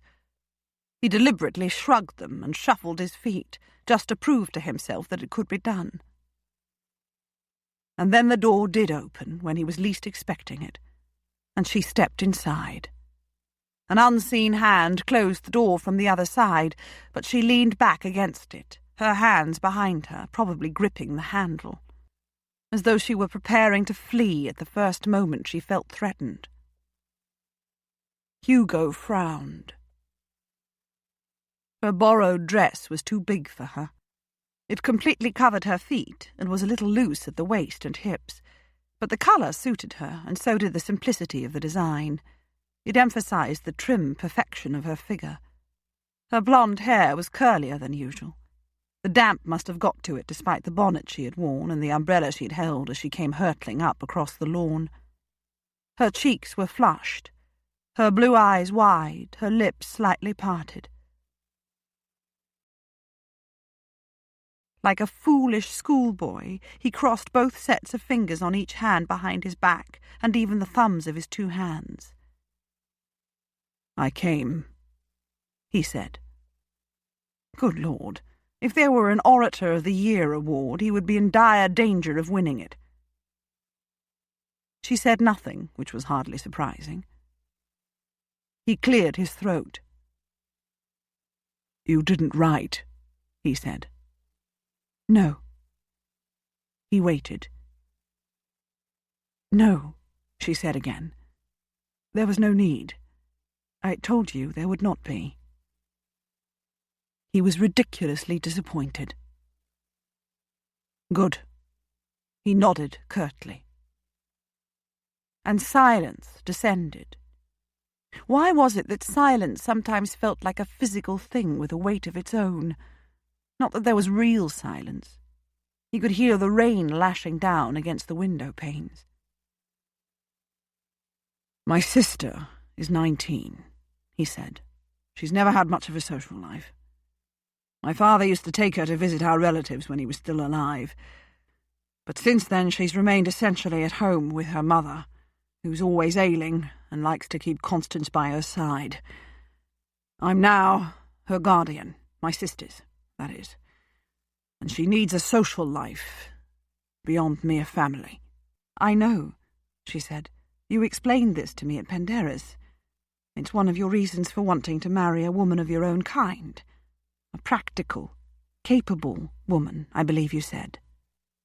"But Constance, isn't content to meet her own kind," he said. "If she were, all would be well. Our relatives would take her about with them and introduce her to all kinds of eligible men, and I wouldn't need to marry after all.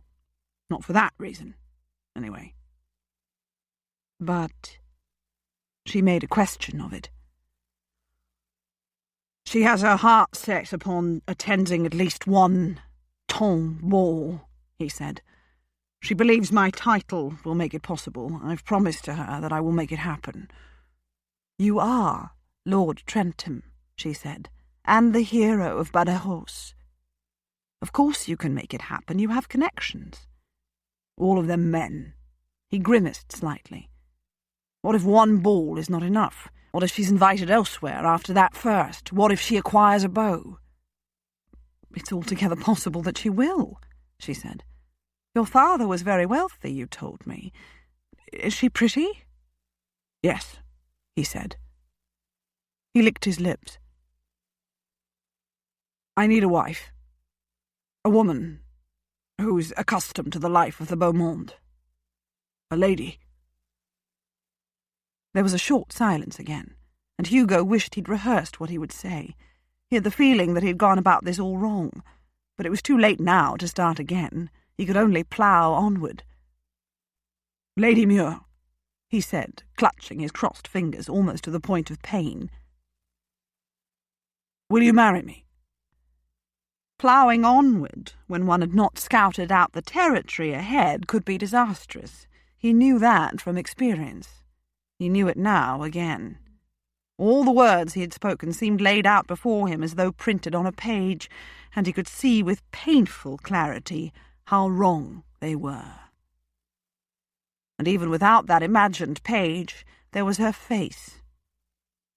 It looked as it had that very first day when she had hurt her leg, coldly haughty.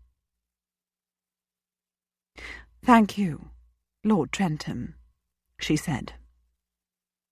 "But I beg to decline." Well, there. That was it. She would have refused him no matter how he had worded his proposal, but he really had not needed to make such a mull of it. He stared at her, unconsciously hardening his jaw and deepening his frown. "Of course," he said. "I expected no different." She gazed at him, that haughty look gradually softening into one of puzzlement. "Did you really expect me to marry you merely because your sister wishes to attend a ton ball?" she asked. "No," he said. "Why did you come then?" she asked. "Because I was hoping you were with child," he thought. But that was not strictly true. He hadn't been hoping. "Because I've not been able to get you out of my mind." Pride prevented him from saying any such thing. "Because we had good sex together." No. It was true, but it was not the reason he was here. Not the only reason, anyway. Why was he here, then? It alarmed him that he didn't know the answer to his own question. "There is no other reason than that, is there?" she asked softly, after a lengthy silence. He had uncrossed his fingers and dropped his arms to his sides. He flexed his fingers now to rid them of the pins and needles. "I had sex with you," he said. "And there were no consequences," she said. "You didn't force me. I freely consented, and it was very pleasant. But that was all, Hugo. It is forgotten." She had called him Hugo. His eyes narrowed on her. "You said at the time," he said, "that it was far more than just pleasant." Her cheeks flushed. "I can't remember," she said. "You're probably right." She couldn't possibly have forgotten. He wasn't conceited about his own prowess, but she had been a widow and celibate for 7 years. She would not have forgotten even if his performance had been miserable. It didn't matter, though, did it? She wouldn't marry him even if he grovelled on the floor at her feet, weeping and reciting bad poetry. She was Lady Muir, and he was an upstart. She had had a bad experience with her first marriage and would be very wary about undertaking another. He was a man with issues. She was well aware of that. He was large and clumsy and ugly. Well, perhaps that was a bit of an exaggeration, but not much. He bowed abruptly to her. "I thank you, ma'am," he said, "for granting me a hearing. I won't keep you any longer." She turned to leave, but she paused with her hand on the knob of the door. "Lord Trentham," she said without turning around. Was your sister your only reason for coming here? It would be best not to answer, or to answer with a lie. It would be best to end this farce as soon as possible so that he could get back out into the fresh air and begin licking his wounds again. So, of course, he spoke the truth. "No," he said. Gwen had been feeling angry and so sad that she hardly knew how to draw one breath to follow another. She had felt insulted and grieved. She had longed to make her escape from the library and the house, to dash through the rain to the dower house in her overlong dress and on her weak ankle. But even the dower house wouldn't have been far enough. Even the ends of the world wouldn't have been. He had looked like a stern, dour military officer when she came into the library, like a cold, hard stranger who was here against his will. It had been almost impossible to believe that on one glorious afternoon he had also been her lover. Impossible with her body and her rational mind, anyway. Her emotions were a different matter. And then he had announced that he had come, as if she must have been expecting him, longing for him, pining for him, as though he were conferring a great favour on her. And then, well, he hadn't even made any attempt to hide the motive behind his coming to offer her marriage. It was so that she would use her influence to introduce his precious sister to the ton, and find a man of gentle birth to marry her. He must have been hoping that she was with child so that his task would have been made easier. She stood with her hand on the door after he had dismissed her. He had dismissed her from Neville's library. She was that close to freedom, and to what she knew would be a foolish and terrible heartbreak, for she could no longer like him, and her memories of him would be forever sullied. And then it occurred to her. He could not possibly have come here with the intention of telling her that his sister needed an invitation to a ton ball, and that therefore she must marry him. It was just too absurd. It was altogether possible that he would look back upon this scene and the words he had spoken and cringe. She guessed that if he had rehearsed what he would say, the whole speech had fled from his mind as soon as she stepped into the room.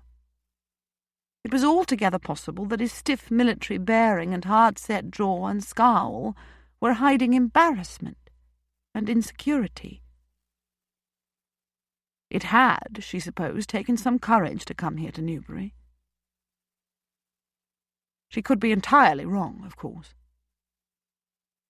"Lord Trentham," she asked the door panel in front of her face, "was your sister your only reason for coming here?" She thought he wasn't going to answer. She closed her eyes, and her right hand began to turn the knob of the door.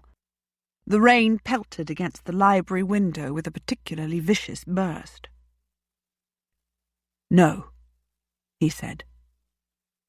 And she relaxed her hold on the doorknob, opened her eyes, drew a slow breath, and turned. He looked the same as before. If anything, his scowl was even more fierce. He looked dangerous, but she knew he wasn't. He was not a dangerous man, though there must be hundreds of men, both living and dead, who would disagree with her if they could. "I had sex with you," he said. He'd said that before, and then they had got distracted by a discussion of whether she found it pleasant or more than pleasant. "And that means you ought to marry me?" she said. "Yes." He gazed steadily at her. "Is this your middle-class morality speaking?" she asked him. "But you've had other women. You admitted as much to me at Penderras. Did you feel obliged to offer them marriage too?" "That was different," he said. "How?" "Sex with them was a business arrangement," he said. "I paid, they provided." Oh, goodness. Gwen felt dizzy for a moment. Her brother and her male cousins would have 40 fits apiece if they were listening now.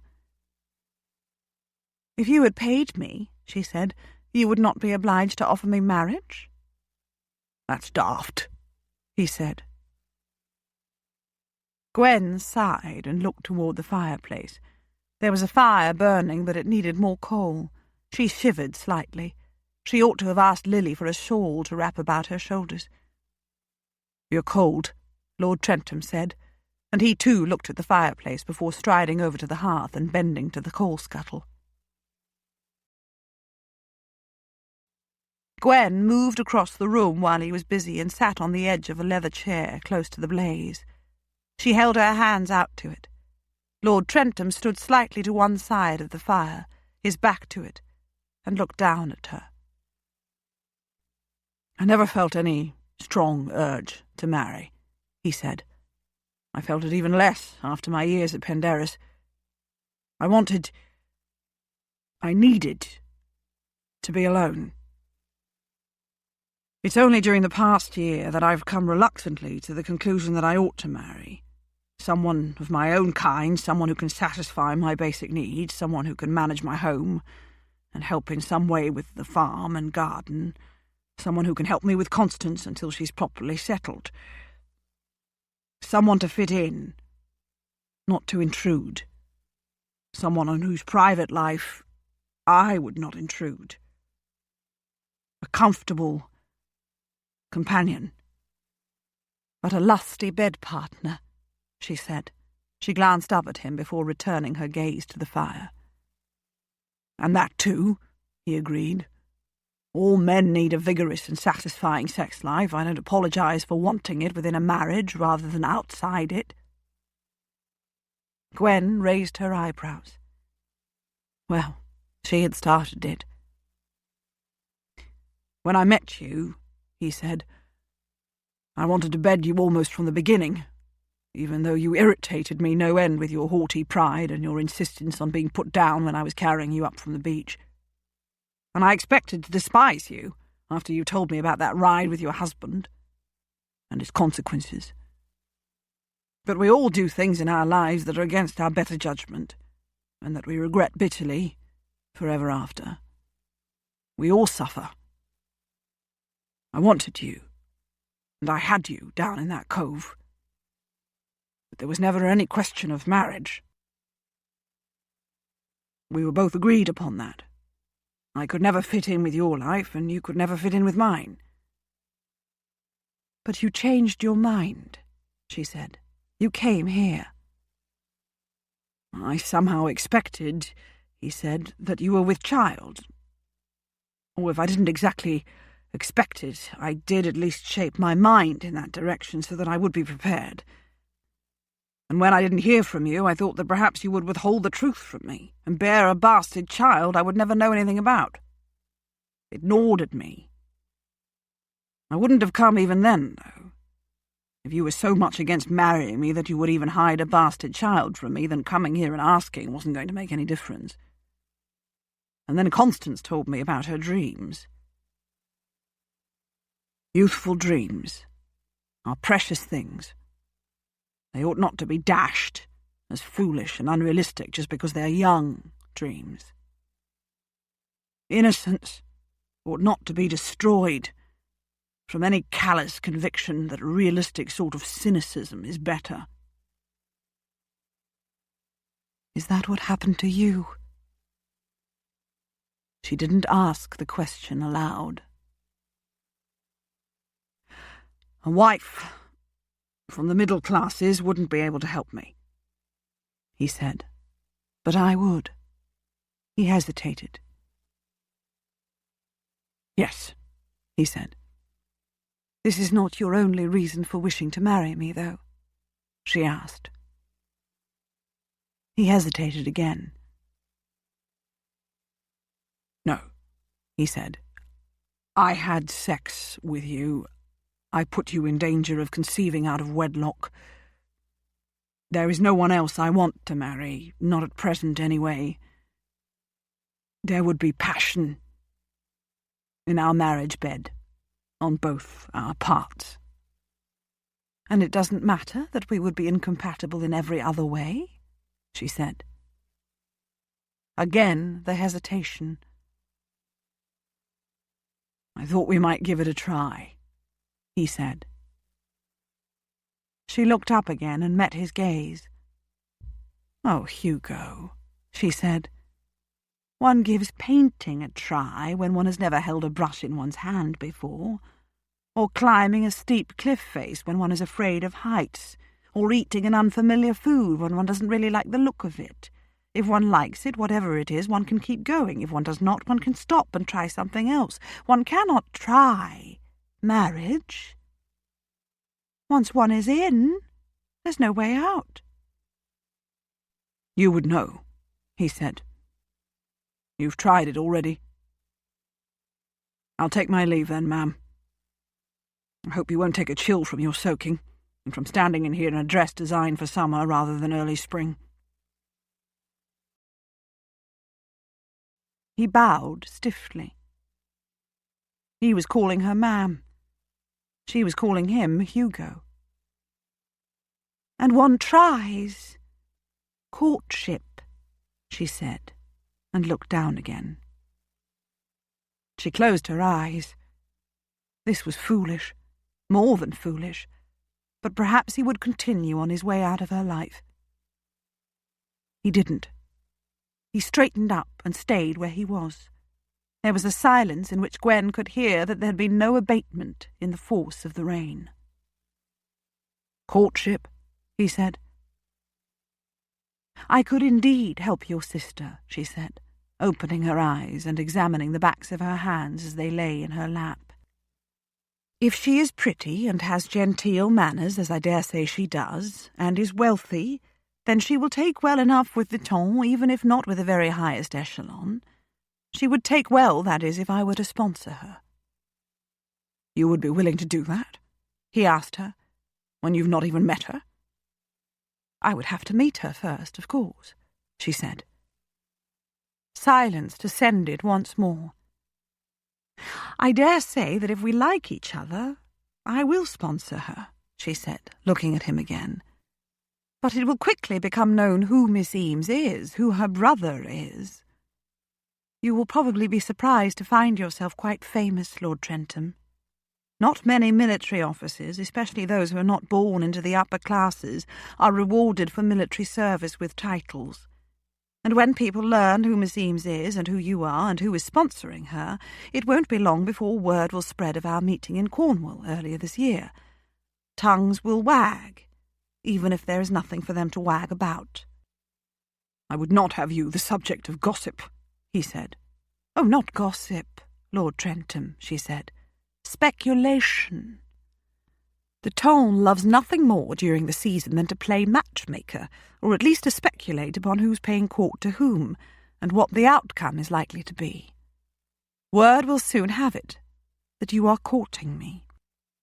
"And that I'm a presumptuous devil," he said, "who ought to be strung up from the nearest tree by his thumbs." She smiled. "There will, of course, be those who are outraged," she said, "at you for your presumption, at me for encouraging it. And there will be those who are charmed by the romance of it all. There will be wagers made." Both his jaw and his eyes hardened. "If you really wish to marry me," she said, "you may court me through the coming season, Lord Trentham. There will be ample opportunity. Provided, of course, your sister pleases me and I please her." "You will marry me, then?" he asked, frowning. "Very probably not," she said. "But a marriage proposal is made after courtship, not before. Court me, then, and persuade me to change my mind if you don't change yours first." "How the devil," he asked her, "am I to do that? I don't know the first thing about courtship." She smiled with the first genuine amusement she had felt for a long while. "You're in your 30s, she said. "It's time you learned." If he had looked hard-jawed before, he looked positively granite-jawed now. He gazed steadily at her. Then he bowed again. "If you would care to inform me after you've arrived in London," he said, I will wait upon you with my sister, ma'am. I shall look forward to it, she said. And he strode from the room and closed the door behind him. Gwen sat gazing into the fire, her hands clasped very tightly in her lap. Whatever had she done? But she was not sorry, she realized. It would be fun to launch a young girl upon the ton, especially a girl who was not of it. It would brighten the season for her, make it different from all the rather tedious ones that had gone before it. It would rid her of the low spirits that had been dogging her. It would be a challenge. And Hugo would be paying court to her. Perhaps. Oh, this was a colossal mistake. But her heart was thumping with something very like excitement and anticipation. She felt fully alive for the first time in a long, long while. Chapter 13. Lauren joined Gwen in the library 10 minutes later. She closed the door quietly and seated herself on a chair close to Gwen's. "We saw Lord Trentham stride away from the house in the pouring rain," she said. "We waited for you to come back upstairs, but you didn't. You refused him, Gwen?" "I did, of course," Gwen said, spreading her fingers in her lap. "It's what you all expected, was it not? And wanted." There was a slight pause. "Gwen?" "This is me," Lauren said. Gwen looked up at her. "I'm sorry," she said. "Yes, I refused him." Her cousin searched her eyes. "There's more," she said. "He has been the reason for your depression of late." "I've not been depressed," Gwen protested, but Lauren just continued to look steadily at her.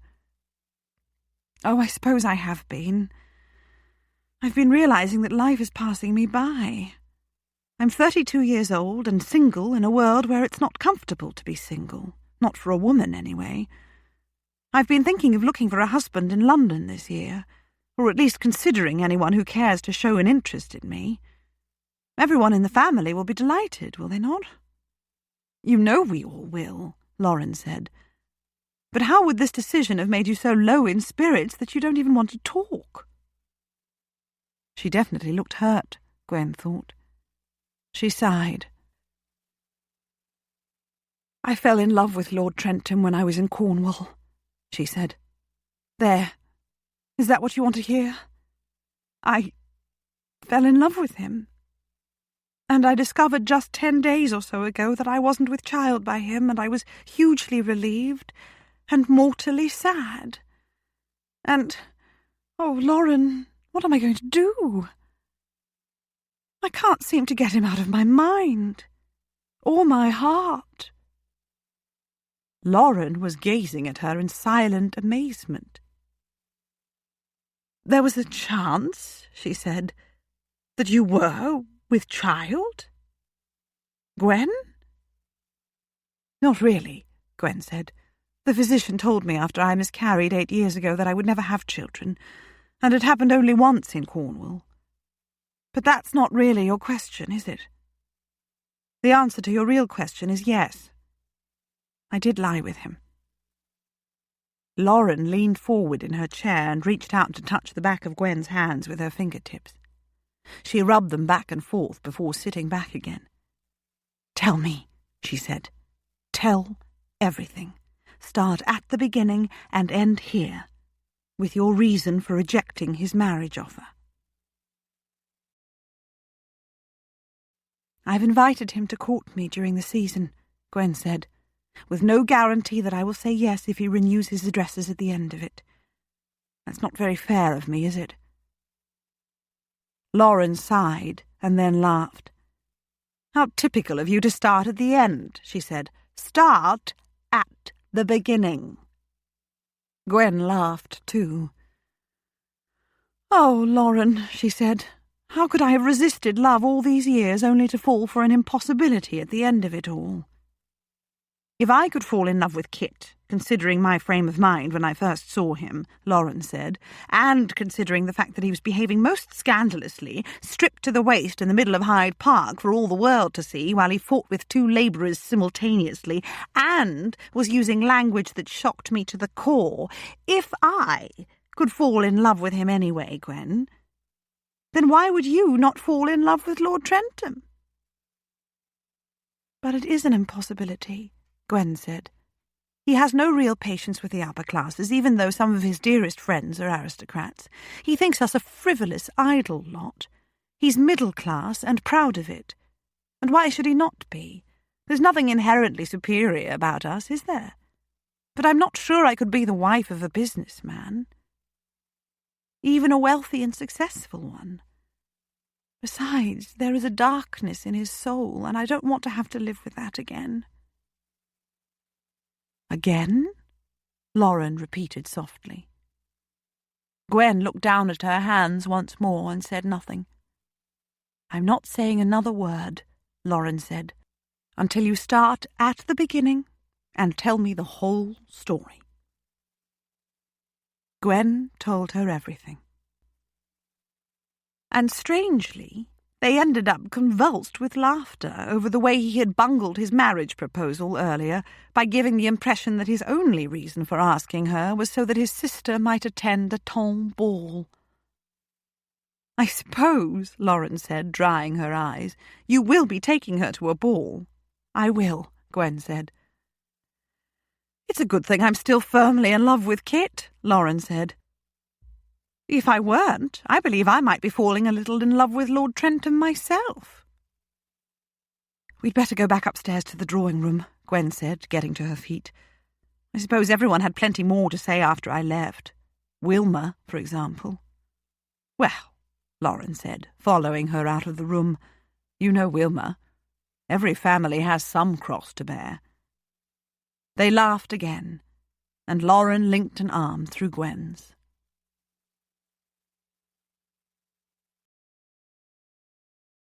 The letter arrived more than 2 weeks later. It had been an endless fortnight. Hugo had thrown himself headlong into work, and he was reminded of how he had never been able to do things by halves. When he was a boy, he had spent every spare moment with his father, learning everything he possibly could about the businesses and developing ideas of his own, some of which his father had actually implemented. And when he had taken his commission, he had worked tirelessly to achieve his goal of becoming a general, perhaps the youngest in the army. He might have got there, too, if he hadn't first gone out of his head. Now he was owner of the businesses, and he was immersed in the running of them, though part of him longed to be back at Crosslands, where he had lived an entirely different sort of life, not driven either by the demands of work or by the press of ambition. He took Constance out walking or driving or shopping or to the library almost every day. He continued to take her calling upon their relatives, too. He took her to a party at a cousin's home one evening, and she promptly acquired 2 potential beaux, both of them respectable and personable enough, though Constance on the way home pronounced one to be a prosy bore and the other to be a boastful bore. It was just as well she didn't wish to encourage them, as Hugo had found his fingers itching all evening to plant them both a facer. He didn't tell her about his visit to Newbury Abbey, or its outcome. He didn't wish to raise her hopes only to have them dashed again if no letter ever arrived. Though even if Lady Muir didn't carry through on her promise, of course, then he was going to have to carry through on his. He had promised to take his sister to a tomb ball. He must know a few ex-officers who hadn't been hostile to him and who also happened to be in London. And George had said he was coming to town sometime soon. Flavian and Rafe sometimes came during the spring. There must be some way of wangling an invitation, even if it was only to one of the less popular tomb balls of the season, one to which the hostess would welcome anyone willing to attend short of her chimney sweep. He kept his distance from Fiona as much as he could during those 2 weeks. She was very unhappy to be left alone so often, but she refused to go out with her daughter and stepson. She had long ago broken off all communication with her own family, though Hugo knew that his father had gone to the trouble of raising her parents and her brother and sister out of grinding poverty. He had bought a small house for them and set them up in the grocery shop beneath it. They'd managed the shop well and made a decent living out of it, but Fiona would have nothing to do with them. Neither would she consort with her husband's relatives, who looked down upon her and treated her with contempt, she claimed, though Hugo had never seen any evidence of it. She chose to remain at home now and wallow in her imaginary ailments. Or perhaps some of them were real. It was impossible to know for sure. She fawned upon him when Constance was present. She whined at him on the few occasions when they were alone. She was lonely and neglected, and he hated her, she claimed. It had been a different story when she'd been young and beautiful. He had not hated her then. He had. But then he had been a boy, clever at his schoolwork and astute in business, but naive and gauche when it came to more personal matters. Fiona, dissatisfied with the wealthy, hard-working, adoring husband who worked long hours and was many years her senior, had fancied her young stepson as he grew closer to manhood, and set out to seduce him. She'd almost succeeded, too, just before his 18th birthday. It had happened on an evening when his father was out, and she had sat beside Hugo on the love-seat in the sitting-room and rubbed her hand over his chest while she told him some tale to which he couldn't even listen. And the hand had slid lower until it had no lower to go. He had hardened into full arousal, and she had laughed softly and closed her hand about his erection over his clothing. He had been upstairs in his room less than 1 minute later, dealing with the erection for himself and crying at the same time. The next morning he had been in his father's office early, demanding that his father purchase a commission for him in an infantry regiment. Nothing would change his mind, he had declared. It was his lifelong ambition to go into the military, and he could suppress it no longer. If his father refused to make the purchase, then Hugo would go and take the king's shilling and enlist in the ranks. He had broken his father's heart. His own, too, actually. He was no longer a naive, gauche boy. "Of course you're lonely, Fiona," he said. "My father has been gone longer than a year, and of course you feel neglected. He's dead. But your year of mourning is over, you know, and as difficult as it may be, you need to get out into the world again. You're still young, you still have your looks, you're wealthy. You can remain here wallowing in self-pity and make a companion of your pills and your hartshorn, or you can begin a new life." She was weeping silently, making no attempt to dry her tears or cover her face. "You're hard-hearted, Hugo," she said. "You used not to be. You loved me once, until your father discovered it and sent you away." "I went away at my own insistence," he said brutally. "I never loved you, Fiona. You were and are my stepmother, my father's wife. I would have been fond of you if you'd allowed it. You did not." He turned on his heel and left the room. How different his life would have been if she'd been content with his affection after her marriage to his father. But there was no point in such thoughts, or in imagining what that other life might have been.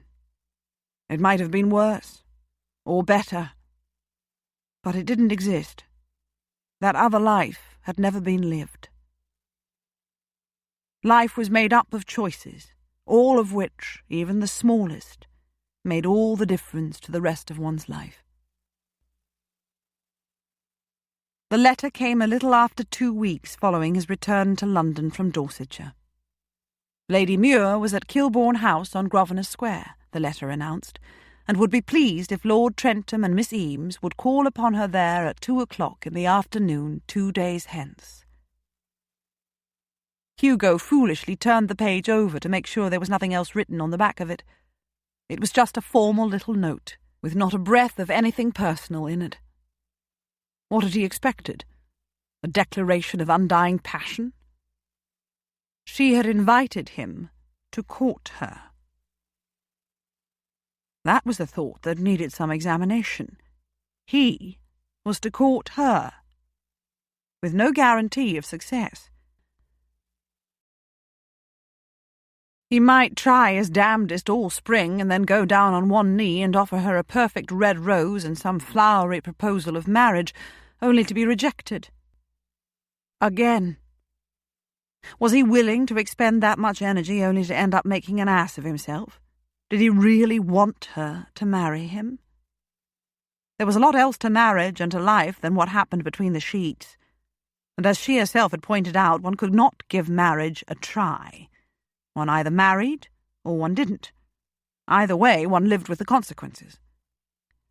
It would undoubtedly be better to err on the side of caution and not court her at all, or ever again offer her marriage. But when had he ever been a cautious man? When had he ever resisted a challenge merely because he might fail? When had he ever entertained the possibility of failure? He ought not to marry her, even assuming she gave him the chance. And if she helped Constance during the spring and took her to a couple of balls, and if by some miracle his sister met someone with whom she could be happy and secure, then he wouldn't need to marry Gwendolen or anyone else. He could go home in the summer with a clear conscience to his 3 functioning rooms in a large mansion and his barren, spacious park, and his own scintillating company. Except that he had more or less promised his father that when the time came he would pass the business empire on to a son of his own. He needed to marry if that son were ever to be more than a figment of his imagination. "Ugh!" he grumbled. Constance had joined him at the breakfast table. She kissed his cheek, bade him a good morning, and sat down at her place. He set the letter, open, beside his plate. "I've heard from a friend," he said. "She's just arrived in London, and has invited me to call upon her, and to bring you with me." "She?" Constance looked up from her toast, which she was spreading with marmalade, and smiled impishly at him. "Lady Muir," he said, "sister of the Earl of Kilbourne. I met her earlier in the year when I was staying in Cornwall. She's at Kilbourne House, on Grosvenor Square." She was gazing at him, saucer-eyed. "Lady Muir," she said. "Grosvenor Square? And she wants me to call there with you?" "That's what she says," he said, picking up the letter and handing it to her. She read it, her toast forgotten, her mouth slightly open, her eyes still wide with amazement. She read it again, and she looked up at him. "Oh, Hugo," she said, her voice almost a whisper. "Oh, Hugo." He guessed that she wanted to go.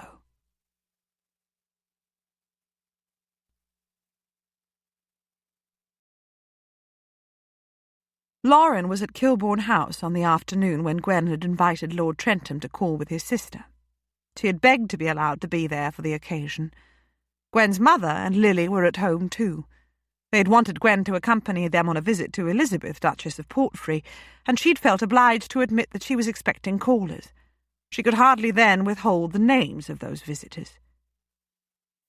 She would much rather have had only Lauren for company. Oh, and perhaps Lily, too. Lily had been absurdly disappointed to hear that Gwen had refused Lord Trentham, and that he'd gone away without another word. She had seen him as a romantic as well as heroic figure, and had hoped that he would be the one to sweep Gwen off her feet. Gwen's mother looked puzzled, and a little troubled when she learned who the visitors were.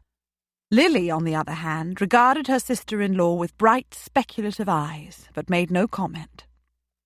"It was only civil to invite them to call, Mamma," Gwen explained. "Lord Trentham did save me from what could have been a very nasty fate when I was staying with Vera in Cornwall, after all." The 4 of them sat in the drawing-room as the appointed hour approached, looking out upon bright sunshine, and Gwen wondered if her visitors would come or not, and whether she wanted them to come. They came, almost exactly upon the dot of 2. "Lord Trentham and Miss Eames," the butler announced, and they stepped into the room. Miss Eames was as different from her brother as it was possible to be. She was of medium height, but very slender. She was blonde and fair-complexioned, and had light blue eyes, which were as wide as saucers now. Poor girl! It must be a horrid shock to her to find herself confronting 4 ladies when she'd expected 1. She stood very close to her brother's side, and looked as if she would hide behind him if he had not had her arm very firmly tucked beneath his own. Gwen's eyes moved unwillingly to him, to Hugo. He was smartly dressed, as usual, but he still looked like a fierce, barbaric warrior masquerading as a gentleman, and he was scowling more than he was frowning. He must be equally shocked to discover that this was not to be a private audience just with her. Well, she thought, if they wished to move in tonnish circles, they must grow accustomed to being in a room with more than one member of the ton at a time, and with more than one titled member. Though Hugo had, of course, had a taste of it at Newbury Abbey. Her heart was thumping uncomfortably.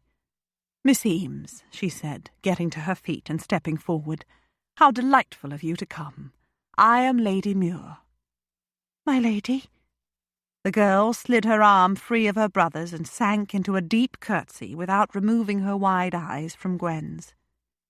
"This is my mother, the Dowager Countess of Kilbourne," Gwen said, "and the Countess, my sister-in-law, and Lady Ravensburg, my cousin. Lord Trentham, you have met everyone before." The girl curtsied again, and Lord Trentham inclined his head stiffly. "Do have a seat," Gwen said. "The tea-tray will be here in a moment."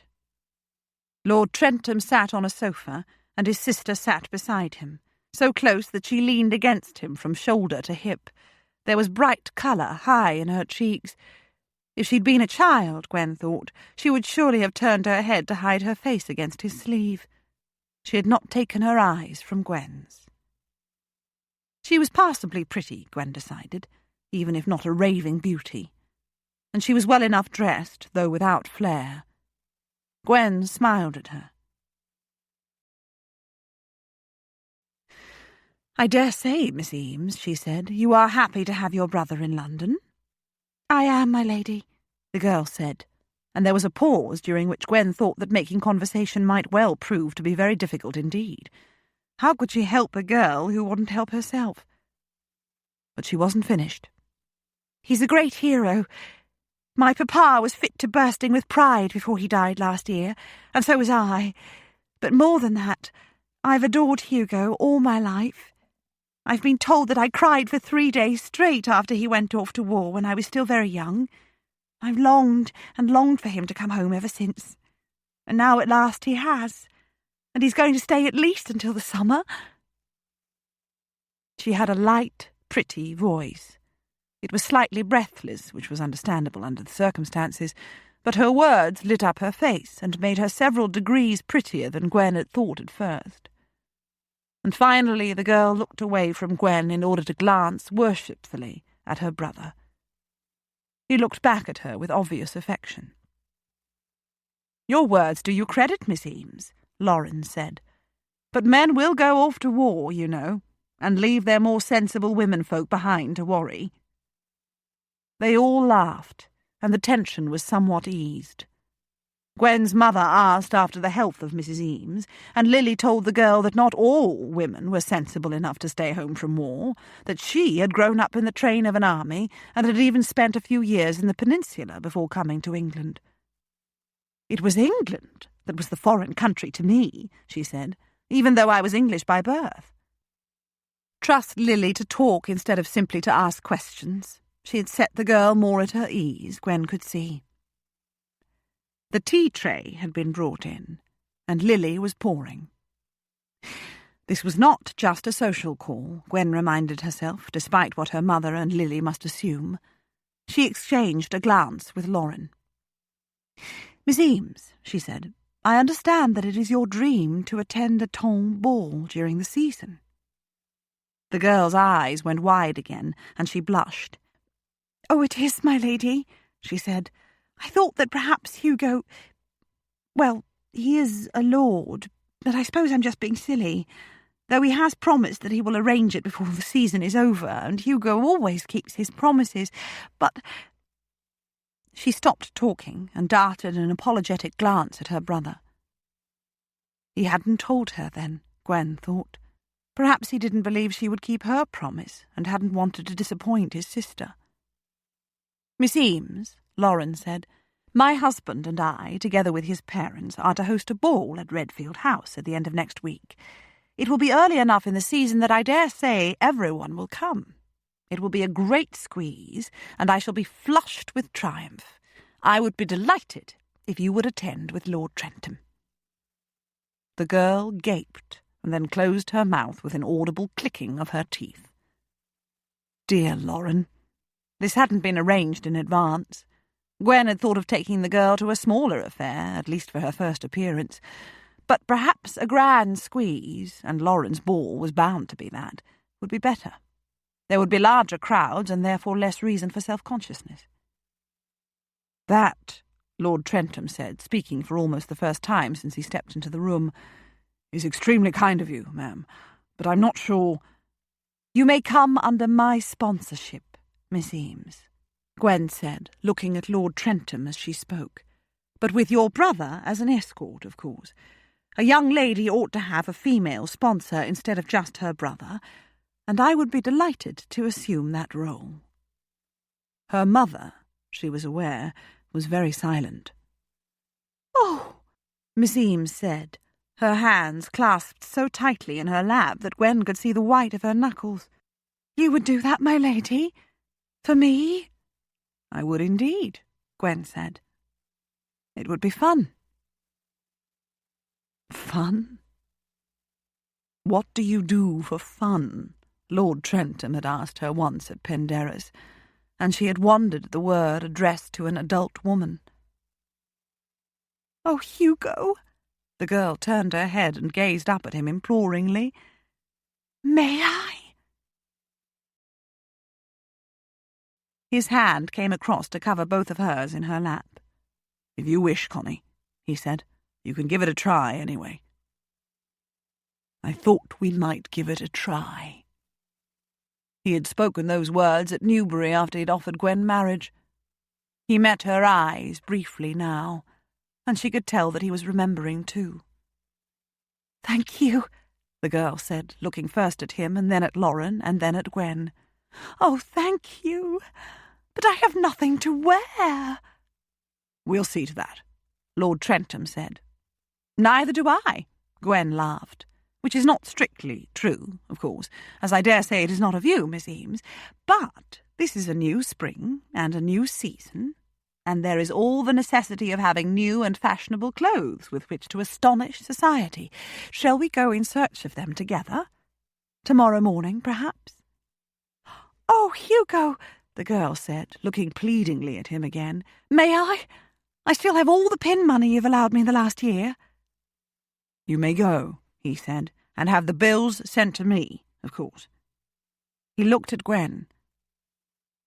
"Carte blanche, Lady Muir. Constance must have everything she will need for the ball." "And for other occasions too?" Gwen asked. "One ball is not going to satisfy either your sister or me, you know. I'm quite certain of that." "Carte blanche," he said again, holding her gaze. She smiled back at him. Oh, this season already felt very different from all the ones that had preceded it. For the first time in many years in town, she felt alive, full of optimism and hope. But hope for what? She didn't know, and she didn't particularly care at this moment. She liked Constance Eames. At least she thought she would like her when she knew her a little better. Lord Trentham got to his feet to take his leave as soon as he had drunk his tea, and his sister jumped up too. He surprised Gwen then, before he left the room. He turned at the door and spoke to her, making no attempt to lower his voice. "It's a sunny day, ma'am," he said, "without any discernible wind. Would you care to come driving in the park with me later?" Oh. Gwen was very aware of her mother and Lily and Lauren behind her in the room, Miss Eames looked up at her with bright eyes. "Thank you, Lord Trentham," Gwen said. "That would be pleasant." And they were gone. The door closed behind them. "Gwen," her mother said after a short pause, "that was surely unnecessary. You're showing extraordinary kindness to the sister, but must you be seen to grant favours to the brother?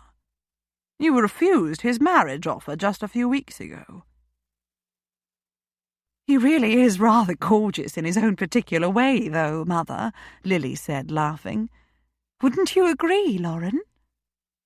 "He's distinguished," Lauren said, "and clearly he hasn't been deterred by Gwen's rejection of his offer. That makes him either foolishly obstinate or persistently ardent. Time will tell which it is." And she laughed too. "Mamma," Gwen said, "I invited Lord Trentham to call this afternoon with Miss Eames. I offered to sponsor her at a few ton events. I offered to help clothe her suitably and fashionably. If Lord Trentham then invited me to drive in the park with him, is it so surprising that I would accept?" Her mother gazed at her, frowning and shaking her head slightly. Lily and Lauren were busy exchanging significant looks.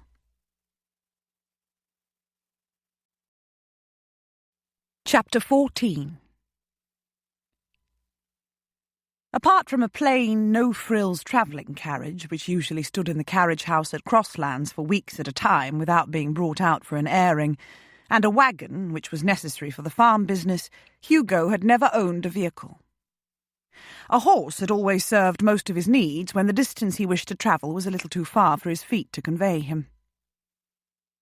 But during the past week he had purchased a curricle. A sporting one, no less, with a high, well-sprung seat and yellow-painted wheels. He had bought a matched pair of chestnuts to pull it and felt like a dashed dandy. Soon he would be mincing along the pavements of London, using a cane as a prop, inhaling snuff delicately off the back of one kid-gloved hand and ogling the ladies through a jewelled quizzing glass. But Flavian, who was in town for a few weeks, had insisted that the yellow-wheeled curricle was vastly superior to the more sensible one Hugo had his eye upon, and that the chestnuts must take precedence over all the other horseflesh Hugo might have preferred. They were matched, while no other two were. "If you must cut a dash, Hugo," he had said while they stood together in the yard at Tattersall's, "and why would you be in town looking for a wife if you do not intend to cut one, then you must cut it with a flair. You will attract 10 prospective brides the first time you tool down the street behind these beauties.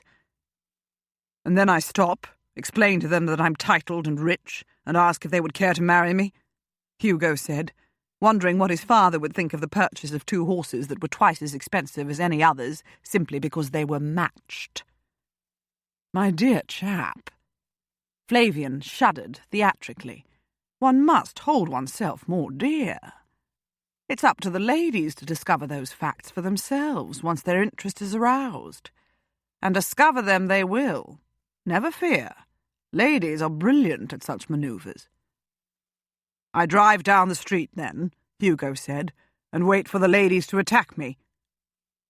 "They will doubtless do it with more finesse than your words suggest," Flavian said. "But yes, Hugo. We will make a fine gentleman of you yet. Are you going to purchase the chestnuts before someone else snaps them up?" Hugo bought them.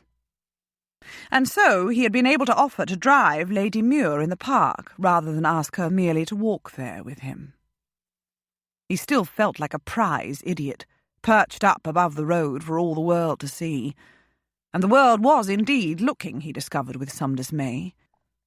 Although he passed any number of other smart vehicles on the way to Grosvenor Square only a little more than 2 hours after he'd left there with Constance in the plain travelling carriage, his own drew more than its share of admiring glances, and even one whistle of appreciation. At least the horses were manageable, despite the fact that Flavian had described them rather alarmingly as prime goers. Lady Muir, was ready. Indeed, he didn't even have to rattle the door knocker. As he was jumping down to the pavement, the door opened and she stepped outside. Her claim to Constance that she had nothing to wear was clearly a barefaced lie. She was looking very dazzling indeed, in a pale green dress and matching pelisse and straw bonnet. The latter was trimmed with primroses and greenery, artificial, he assumed. She came down the house steps unassisted and approached him across the pavement while he held out a hand to help her up to the high seat. He noticed her limp again. He could hardly not notice it, in fact. It was not a slight limp. "Thank you." She smiled at him as she set her gloved hand in his and mounted to her seat without any inelegant scrambling. He followed her up and gathered the ribbons in his hands again. He didn't know why the devil he was doing this. She wasn't actually his favourite person in the world. She had refused his marriage offer, which of course she'd had a perfect right to do, and which he was not surprised she had done, when he had thought back later to remember exactly with what verbal brilliance he had proposed. But she had not been content with a refusal. She had offered to help Constance anyway, and then she had invited him to court her, with no guarantee that she would look more favourably upon any proposal he cared to make at the end of the season. Like a handful of dry seeds tossed to a bird, like a dry bone cast to a dog.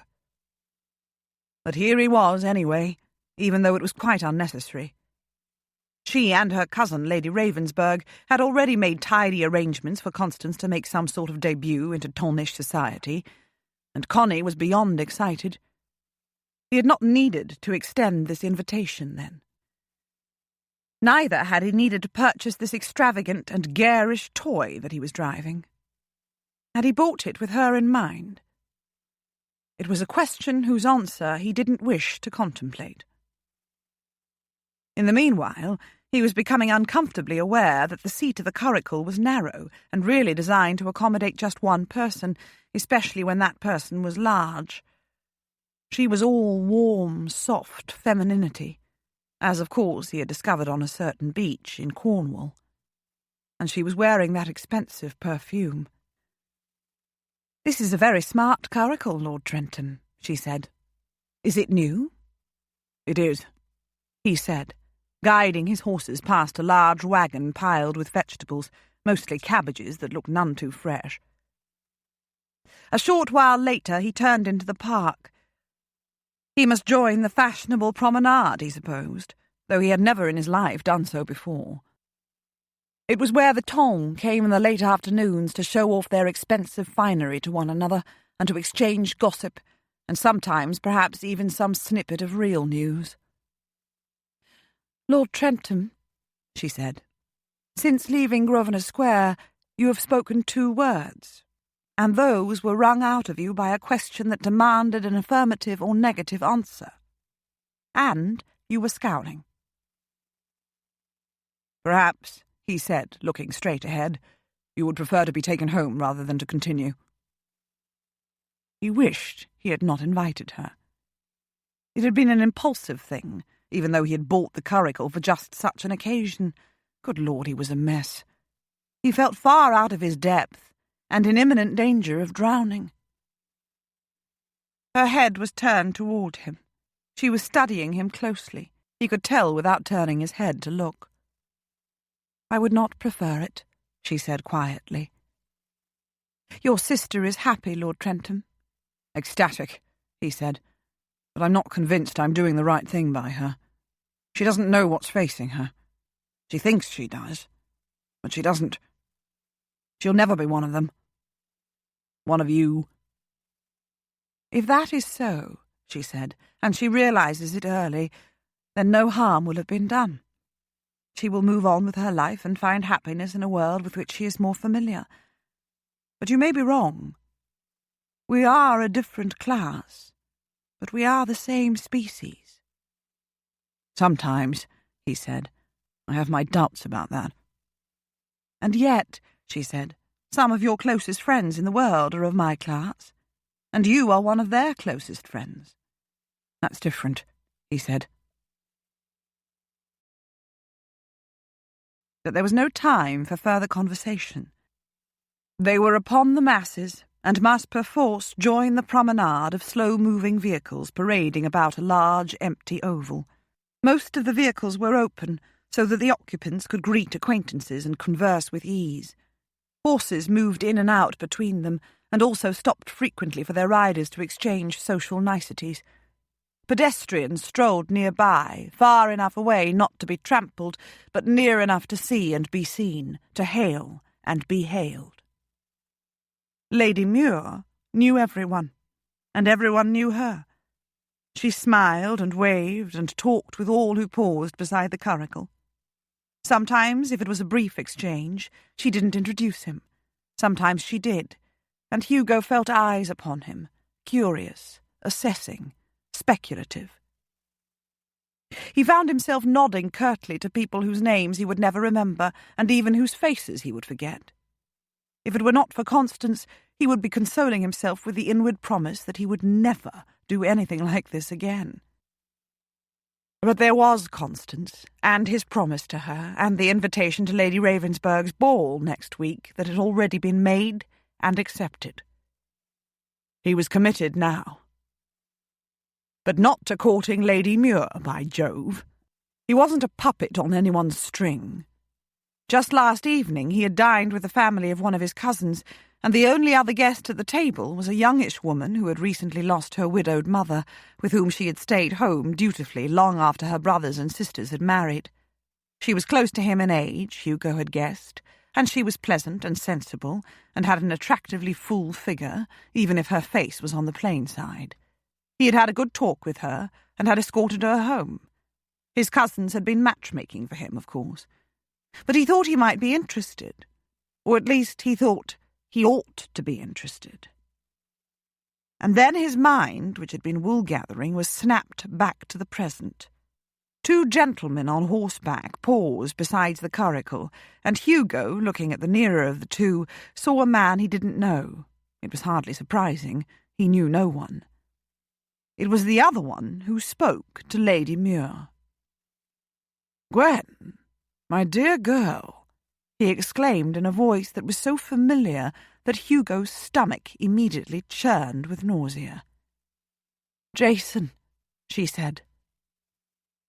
Lieutenant Colonel Grayson, not in uniform today, looking as coldly handsome as ever, and as arrogant and as supercilious.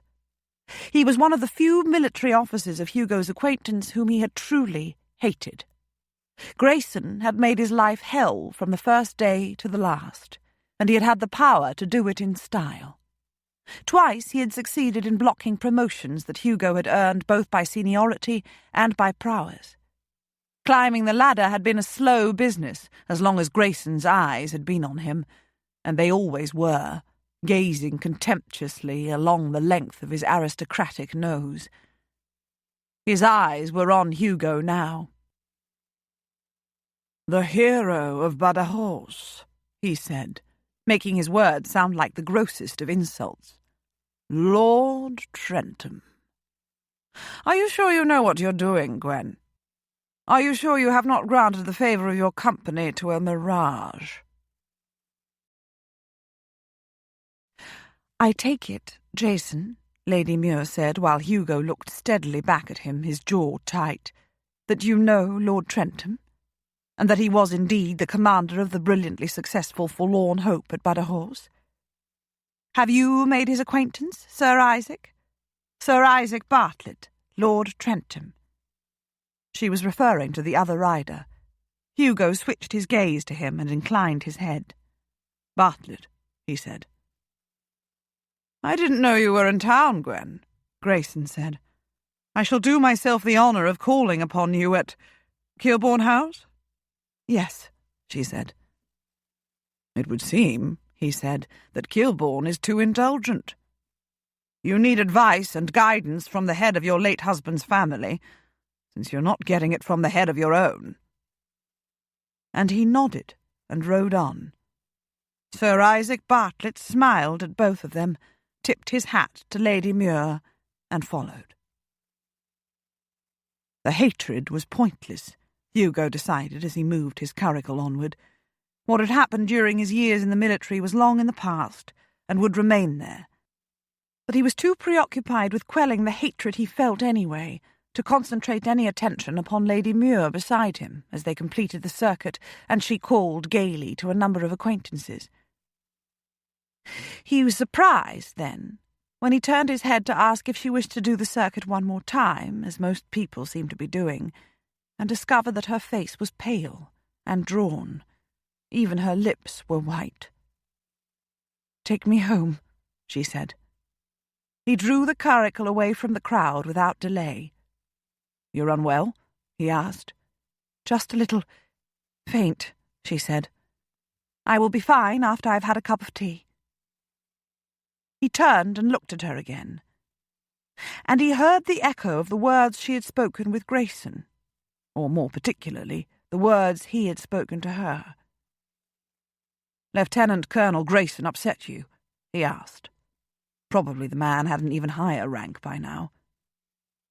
"Viscount Muir," she said.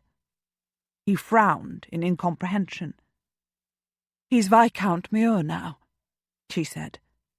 "He was Vernon's cousin and heir." Ah. Small world. But the man's final words to her were now explained. "He has upset you," he said. "He killed Vernon," she said. "He and I, together." And she turned her head to look away from him as his curricle moved out into the street. Only the brim of her bonnet and the primroses and greenery were visible to him. She didn't look back again, or say anything else. She offered no explanation. And Hugo couldn't think of a blessed thing to say.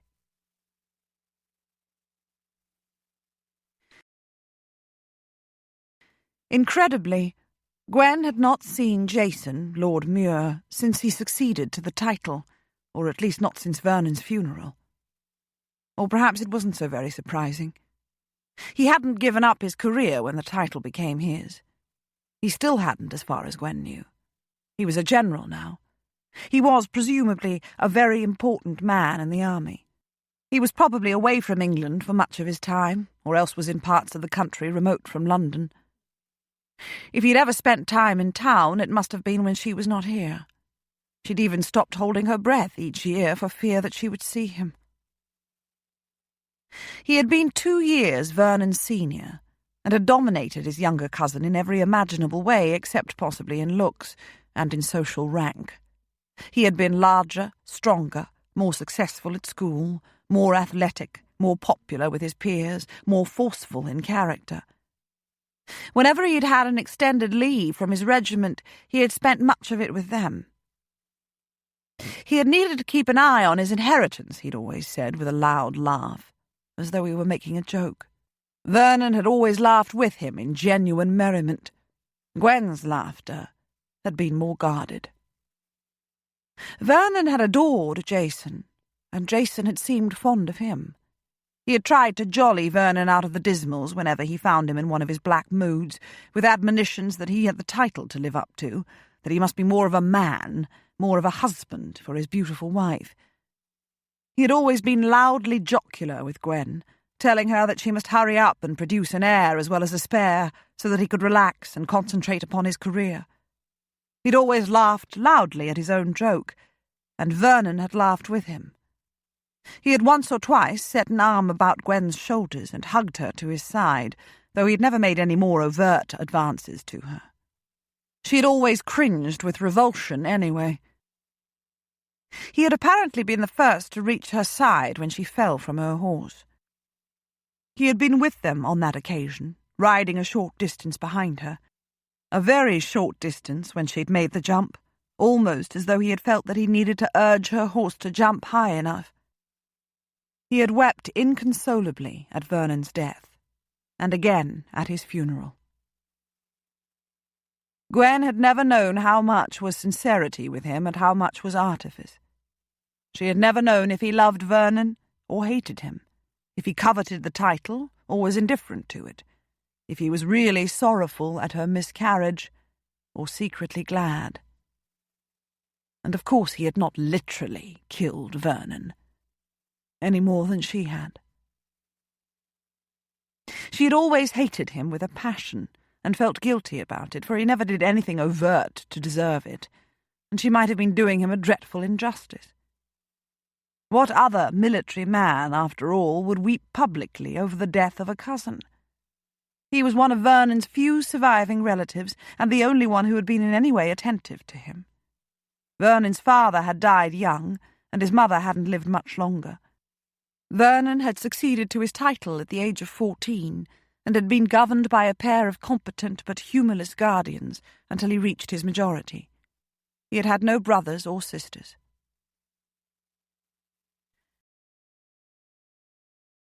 Now she had seen Jason again after 7 years, and he was threatening to call at Kilbourne House. Neville, he had had the effrontery to say, was too indulgent with her. He must give her advice as head of her late husband's family, as though he were head of her family. She liked him no better now than she had all those years ago.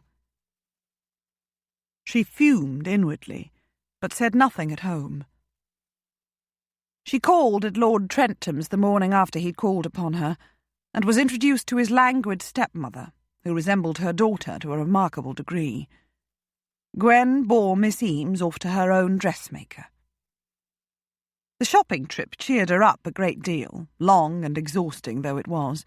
She always enjoyed shopping, and having a pretty young girl to dress from head to toe for any number of upcoming occasions was as much fun as she had expected it to be, especially as the girl's brother had given them carte blanche to spend as much as they wished. She had missed a visit from Jason while she was out. So had her mother and Lily, who had gone to spend the day with Claudia, Joseph's wife, who was suffering from the nausea that came with early pregnancy, her second. But Neville had been at home.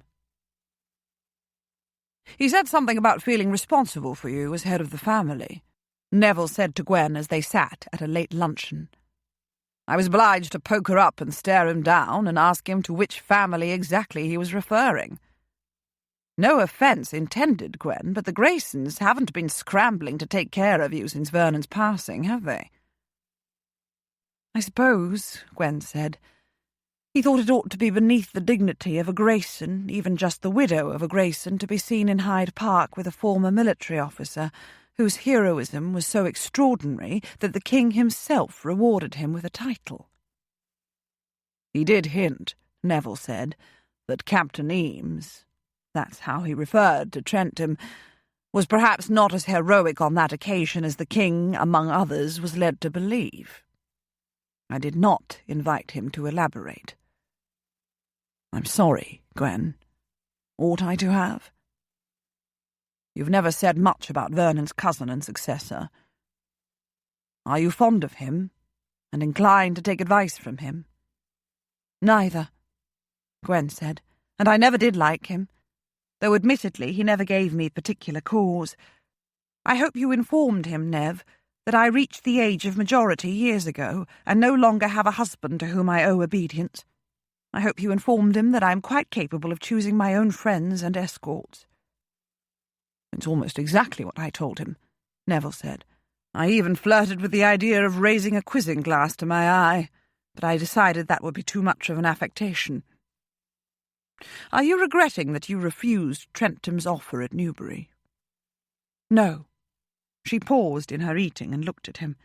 She was glad her mother wasn't here. "But I have agreed to introduce his sister to the ton, Neville, and therefore I will be seeing him. I like him. Do you disapprove?" He set his elbows on the table and steepled his fingers against his mouth. "Because he's not a gentleman?" he said. "No, I don't disapprove, Gwen.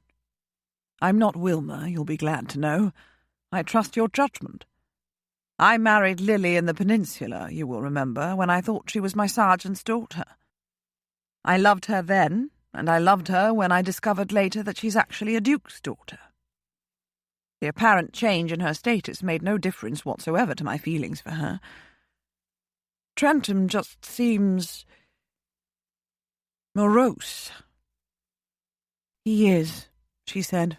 "Or rather, moroseness is the mask behind which he feels most comfortable." Gwen smiled, and no more was said on the subject. Jason did not call again at Kilbourne House. Chapter 15.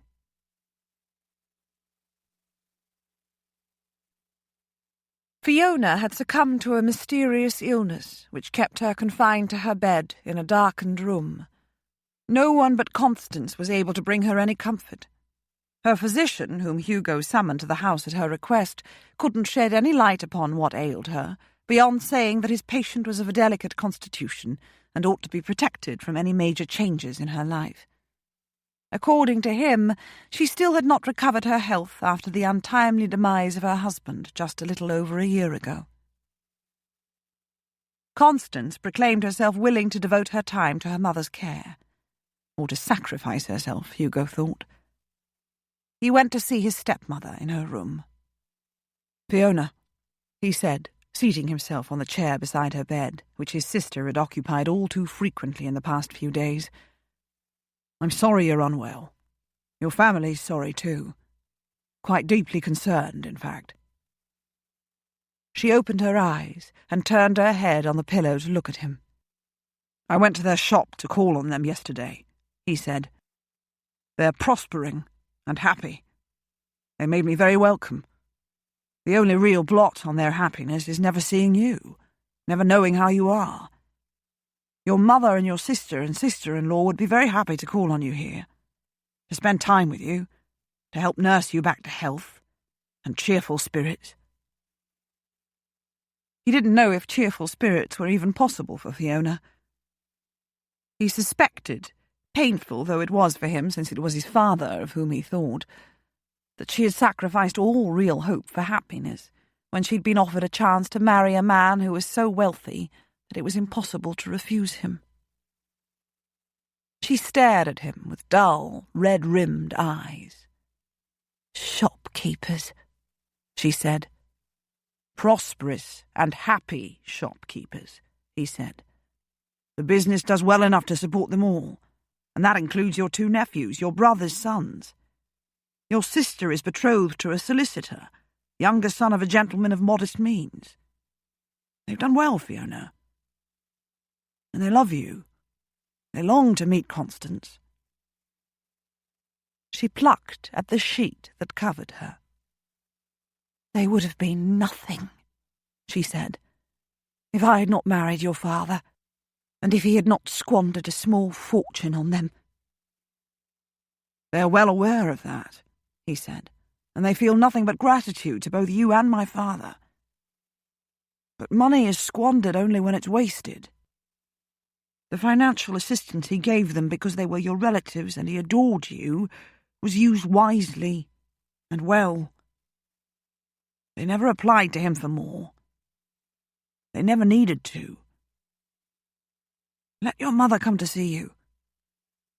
She asked me if you were still as dazzlingly pretty as you used to be, and I told her quite truthfully that you are, or that you will be when you're well again."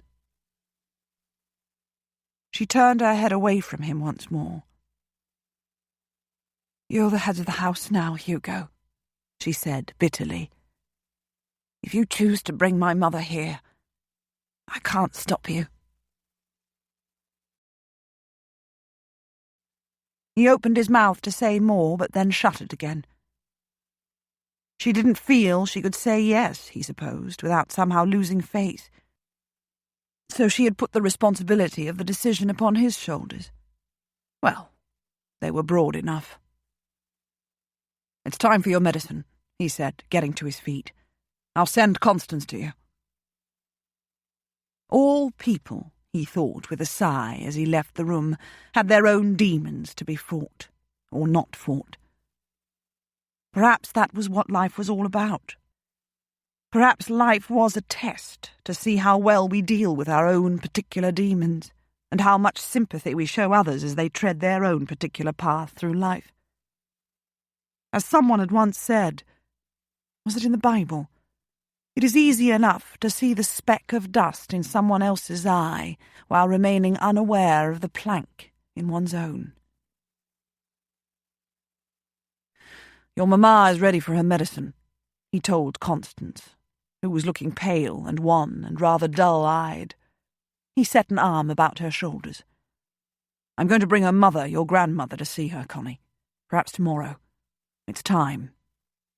However it is, you will be going to Lady Ravensburg's ball, and any other entertainments to which Lady Muir is willing to take you and which you wish to attend.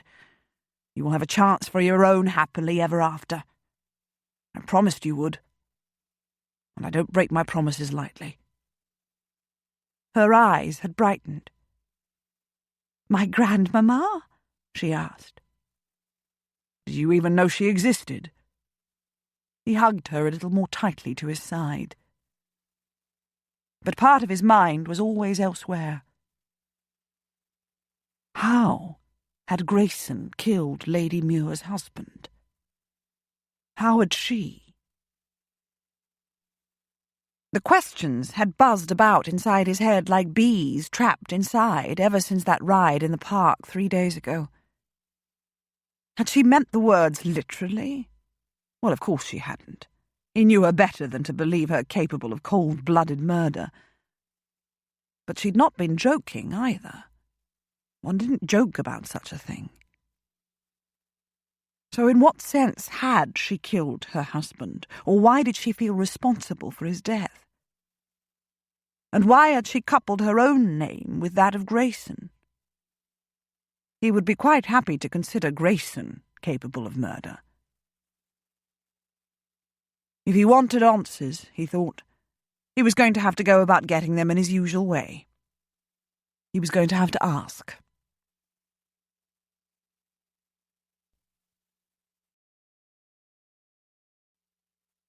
The evening of the Ravensburg ball inevitably came, despite Hugo's attempts to think about it as something comfortably far in the future. Feeling it creep up on him was not unlike knowing a great and bloody battle was in the offing, except that with the battle he could at least look forward to action and the knowledge that once it began he would forget all else, even fear. He had the horrible feeling that fear would paralyze him when he walked in upon a tom ball.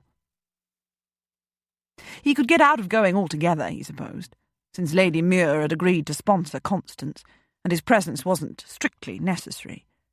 It wouldn't be fair, though, to Lady Muir, who was being kind to Constance only because of him, and it wouldn't be fair to Connie, whom he'd promised to take to a ball. It would help if he could dance. Oh, he could prance about in approximate time to music as well as most other people, he supposed. He had attended a few country assemblies in the last few years, and had never quite disgraced himself, except perhaps with the waltz. But dancing at a tom ball in London during the season? It was a three-pronged combination to fill him with terror. He would rather volunteer for another forlorn hope. He was to escort his sister to Redfield House on Hanover Square, the site of the ball. Lady Muir would meet them there. Hugo dressed with care. Connie was not the only one who had new clothes for the occasion, and waited in the downstairs sitting-room with Fiona and her mother and sister. The latter, too, had called for the first time the day before. Hugo hadn't witnessed their meeting with Fiona in her bedchamber, but as they were leaving, they'd informed him that they would return this evening to give her their company while Constance and he were at the ball. Fiona had come downstairs for the first time in a week and sat, limp and uncommunicative, close to the fire. Her mother, plump, rosy-cheeked and placid, sat beside her, holding one of her limp hands and patting it. Fiona's sister, 12 years younger than she, sat across from them, working quietly at some crochet she had brought with her. She resembled her mother more than she did her sister, although she still had the slimness of youth. It was a promising situation, Hugo thought. "I shall go to the kitchen myself, Fee, as soon as Constance and Hugo have gone, and make some soup," Fiona's mother was saying when Hugo came into the room. There's nothing better to coax an invalid back to health than good hot soup. Oh, my! She had spied Hugo. He made conversation, but only for a few minutes. Constance was not about to risk being late for her first ball. She burst in upon them, looking as if she were literally about to burst, and then stood inside the sitting-room door, blushing and self-conscious, and biting her lower lip. "Oh, my!" her grandmother said again. Like a bride, she had not allowed anyone to see the gown she would wear tonight, or even to know anything about it. She was all white from head to toe. But there was nothing bland about her appearance, Hugo decided, despite the fact that even her hair was blonde. She shimmered in the lamplight. He was no expert on clothing, especially women's, but he could see that there were 2 layers to her gown, the inside one silky, the outer one lacy. It was high at the waist, low at the bosom, and youthful and pretty and perfect. She had white slippers, white gloves, a silver fan, and white ribbons threaded through her curls. "You look as pretty as a picture, Connie," he said with no originality at all. She turned her head to beam at him, and her grandmother wailed and spread a large cotton handkerchief over her eyes. "Oh," she cried, "you look like your mamma all over again, Constance. You look like a princess. Doesn't she, Hilda, my love?" Her younger daughter, thus appealed to, agreed with a smile after setting down her crochet in her lap. "Constance," her mother reached out a pale hand toward her, "your father would advise you not to forget your roots. I would advise you to do whatever will make you happy." It was a remarkable pronouncement coming from Fiona. Constance took her hand and held it to her cheek for a moment. "You don't mind my going, Mamma?" she asked. "Your grandmother is going to make me soup," Fiona said. "She always made the very best soup in the world." 5 minutes later, Hugo and his sister were in his travelling carriage on their way to Hanover Square. "Hugo," she said, setting one gloved hand in his, "you're like a rock of stability. I'm so frightened that I'm sure my chattering teeth will drown out the sound of the orchestra when I get there, and everyone will frown at me, and Lady Ravensburg will accuse me of ruining her ball. Of course, you don't have to be afraid. You are Lord Trentham. My grandparents are shopkeepers. It's not Grandmamma, dear, though, and Aunt Hilda has eyes that twinkle kindly when she talks. I like her. And I still have my grandpapa and my uncle and aunt and cousins to meet, and Mr. Crane, Aunt Hilda's betrothed. I have a whole other family, as well as Mamma and you and all Papa's relatives, even if they are only shopkeepers. That doesn't matter, does it? Papa always used to say that no one, not even the lowliest crossing sweeper, ought to be ashamed of who he is. Or she. I always used to tell him that. Or she, Papa, I used to say, and he would laugh and say it back to me. I think Mamma is happy to see Grandmamma, don't you? And I think she is getting better again. Do you think... Oh, I'm prattling.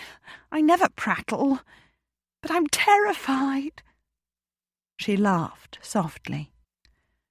He squeezed her hand and concentrated upon being like a rock of stability. If she only knew. They were unable to drive up to the grand, brightly lit mansion on Hanover Square and disappear indoors to find some shadowed corner in which to hide. There was a line of carriages, and they had to await their turn. And when it was their turn, they had to allow a grandly liveried footman to open the carriage door, and they had to step down onto a red carpet which extended from the edge of the pavement all the way up the steps of the house. And when they stepped into the house at last, they found themselves in a large, high-ceilinged hall beneath the bright lights of a large candelabrum, and in the midst of a chattering throng of gorgeously clad ladies and gentlemen. Hugo, glancing around, discovered without surprise that he didn't know a blessed one of them. but at least Grayson was not among them. "We will go on up then, Connie," he said to his silent sister, his voice sounding to his own ears remarkably like that of Captain Eames ordering his subordinate officers to form the battle lines. But the broad staircase, which presumably led up to the ballroom, was no better than the hall. It was just as brightly lit, and it was crowded with chattering, laughing people who were awaiting their turn, Hugo soon realised, to be announced prior to passing along the receiving line. Oh, good Lord, give him 2 forlorn hopes. "Not too much longer now," he said with hearty jocularity, patting his sister's cold, clinging hand. "Hugo," she whispered, "I'm here. I'm really here." And he looked down at her and realised that it was excitement and brimming happiness that she was really feeling. And he had been toying with the ignominious idea of suggesting that they flee. "I do believe you're right," he said, and smiled at her. And then they were at the top of the stairs, and a stiffly formal major-domo, who reminded Hugo of Stanbrook's butler, bent an ear to hear their identities, and announced them in loud, firm tones. "Lord Trentham and Miss Eames." The receiving line was made up of 4 persons, Viscount and Viscountess Ravensburg, whom Hugo remembered from the drawing-room at Newbury Abbey, and the Earl and Countess of Redford, who must be Ravensburg's parents. He bowed. Constance curtsied. Greetings and pleasantries were exchanged.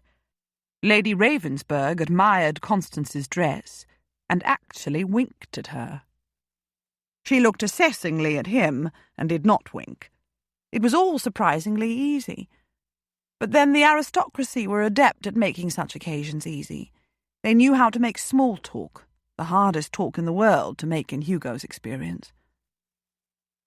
They stepped into the ballroom. Hugo had a quick impression of vast size, of hundreds of candles burning in candelabra overhead, and in wall sconces about the perimeter, of banks of flowers and a gleaming wooden floor, of mirrors and pillars, of the flower of the ton dressed in all its finery and wearing all its most costly jewels.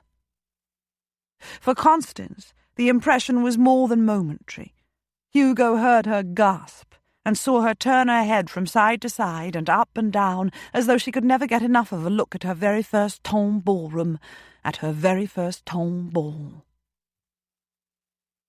But it was a very small piece of the scene that soon riveted Hugo's attention. Lady Muir was coming to meet them. She was dressed in pale spring green again. The fabric of her gown, silk, satin, gleamed and glittered in the candlelight. It skimmed the curves of her body, revealing a delicious amount of bosom and a tantalizing suggestion of shapely legs, even if one was shorter than the other. Her gloves and slippers were a dull gold. She wore a simple gold chain with a small diamond pendant about her neck, and gold and diamonds winked from her earlobes beneath her hair. An ivory fan dangled from one of her wrists. She was all that was beautiful and desirable and unattainable. How could he have had the effrontery to make her an offer of marriage not so long ago? Yet he had once possessed that exquisitely gorgeous body. And after refusing his offer, she had invited him to court her. Did he dare? Did he even want to? And exactly how many times had he asked himself those questions? She was smiling at his sister. "Miss Eames, Constance," she said, "you look absolutely delightful. Oh, I wouldn't be at all surprised if you dance every set and even have to turn prospective partners away. Fortunately, this is not anyone's come-out ball, so all the focus of attention will not be upon any other young lady in particular. Come." And she held out her arm for Constance to take. She did glance at Hugo then, after Constance had linked an arm through hers, and Hugo had the satisfaction of seeing the colour deepen in her cheeks. She was not quite indifferent to him then. "Lord Trentham," she said, You may mingle with the other guests if you wish, or even withdraw to the card-room. Your sister will be quite safe with me." He was being dismissed. To mingle.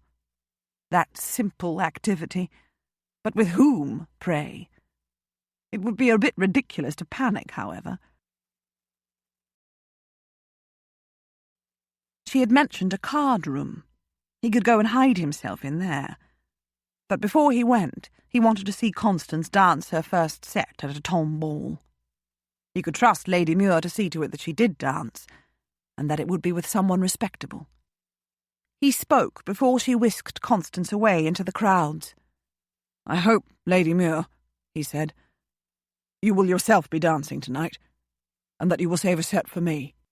She did dance despite her limp. She had told him so at Penderra's. "Thank you," she said, and he was interested to note that she sounded almost breathless. "The fourth set is to be a waltz. It is the supper dance." Oh, Lord, a waltz. The vicar's wife and a few of the other village ladies had undertaken the gargantuan task of teaching him the steps at an assembly 18 months or so ago, amid much laughter and teasing from them and every other mortal gathered there for the occasion. He had ended up actually dancing it with the apothecary's wife at the end of the assembly, to much applause and more laughter. The best that could be said was that he had not once trodden upon the good lady's toes. He had promised himself that he would never dance it again. "I would be obliged, then, ma'am," he said, "if you would reserve it for me." She nodded, holding his eyes for a moment, and then moved away with Constance. Hugo was saved from feeling horribly conspicuous and self-conscious, and perhaps from scowling ferociously at a tomb ball, when the Earl of Kilbourne and the Marquis of Attingsborough joined him and made that small talk with which their kind was so accomplished. Other men joined them for brief spells and were either introduced or reintroduced. Some of them had been in that drawing-room at Newbury Abbey. Then Hugo saw Rafe. He actually knew someone. Constance, glowing visibly with happiness, danced the first set with a ginger-haired young gentleman who looked good-humoured and who might or might not be considered handsome by a young girl, despite his freckles. He was smiling at her and making conversation and dancing the intricate steps of a vigorous country dance with practised ease and polish. Lady Muir was dancing with one of her cousins. Her limp was altogether less noticeable as she danced. Her eyes met Hugo's, and remained on them for a few moments. He held his breath, and heard his heart beat drumming in his ears. Chapter 16. Gwen danced the first 2 sets with her cousins. She was able to relax and make light conversation with them while keeping an eye upon Constance Eames. But there was nothing to worry about there. She was pretty and vivacious enough to attract more than enough partners, even if she had nothing else to recommend her. But in fact, there was much else. She had Lady Muir as her sponsor, and she was the sister of Lord Trentham, the famed hero of Balogh. That fact buzzed quickly about the ballroom after it had been whispered in a few ears, probably, Gwen guessed, by her own relatives. And perhaps, most important of all, Miss Eames was rumoured to be as rich as any of the most eagerly courted heiresses of the temps. Gwen's task for the rest of the evening would consist of nothing more onerous than screening the gentlemen who would vie to dance a set with the girl, so that no blatant rakes or fortune-hunters would be granted the favour. Constance danced the first set with Alan Grattan, youngest son of Sir James Grattan, the second with David Rigby, nephew through his mother of Viscount Cawdor, and the third with Matthew Everley, heir to a decent property and fortune of ancient lineage, even though there was no title in the family. They were all perfectly respectable young gentlemen. The Earl of Berwick, one of the members of the Survivors' Club, had bespoken the supper set with Constance, though he was aware of the fact that she couldn't waltz until permitted to do so by one of the patronesses of Almack's. Being seen in his company for that set, though, and during supper, could do the girl nothing but good. Gwen danced the third set with Lord Murlock, with whom she had been on amiable terms for the past 2 or 3 years, and whom she had allowed to kiss her at Vauxhall last year. They smiled warmly at each other now, and he complimented her on her looks. "You are the only lady of my acquaintance," he said, "who actually gets younger each year. It will surely get to the point at which I will be accused of trying to rob the cradle." "How absurd," Gwen said, laughing as the figures of the set separated them for a few moments. After kissing her, he had asked her to marry him. She had said no without hesitation, and he had taken her rejection in good part. He'd even chuckled at her prediction that he would probably be vastly relieved in the morning. She wondered now if he had been relieved. She might have encouraged him to renew his courtship this year, if she hadn't already invited Lord Trentham to do the same thing. She wished she hadn't done that. Although she didn't know Lord Murlock very well, she was quite confident that he would be an agreeable husband. He was well-bred and good-natured and mild-mannered and, well, uncomplicated. If there were any skeletons in the cupboard of his life, she didn't know of them.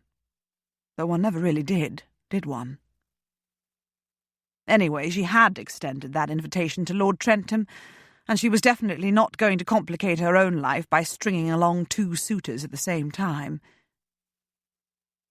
Lord Trentham had left the ballroom 10 minutes after the first set began. Gwen had known the moment of his leaving, even though she hadn't been watching him directly. She had wondered if he would return. But of course he would. He had asked her to dance. Besides, he would want to keep an eye upon his sister. He came back. Of course he did. And he didn't even wait until the last moment before the 4th set began. He came to stand beside her as soon as the 3rd set ended, and then he completely ignored her. He spoke instead to his sister, who was eager to give him an exhaustive account of every moment of the ball so far. She fairly bubbled over with excitement as she spoke. The girl knew nothing about fashionable ennui, Gwen thought. Thank goodness. There was nothing more ridiculous than a young girl, fresh from the schoolroom and the country, decked out in virginal white, and looking bored and world-weary at yet another ball and yet another partner. The Earl of Berwick joined them, and Miss Eames eyed his facial scar. "You were an officer, my lord?" she asked. "And you knew Hugo in the Peninsula?" "Alas, not, Miss Eames," he said, "though I did know of him. There wasn't a soldier in the Allied armies, from the generals on down to the newest recruit in the ranks, who didn't know of Captain Eames, later Major Lord Trentham. He was what we all aspired to be, and failed to become. We might all have hated him with a passion had he not been so dashed modest. I met him at Penderys Hall in Cornwall, while we were both recovering from our war experiences, and I stood in speechless awe of him until he invited me not to be so daft. He did mention the existence of a sister. I'm sure he must have. But he did not, the rogue, mention the fact that she was, and is, one of the loveliest ladies in the land."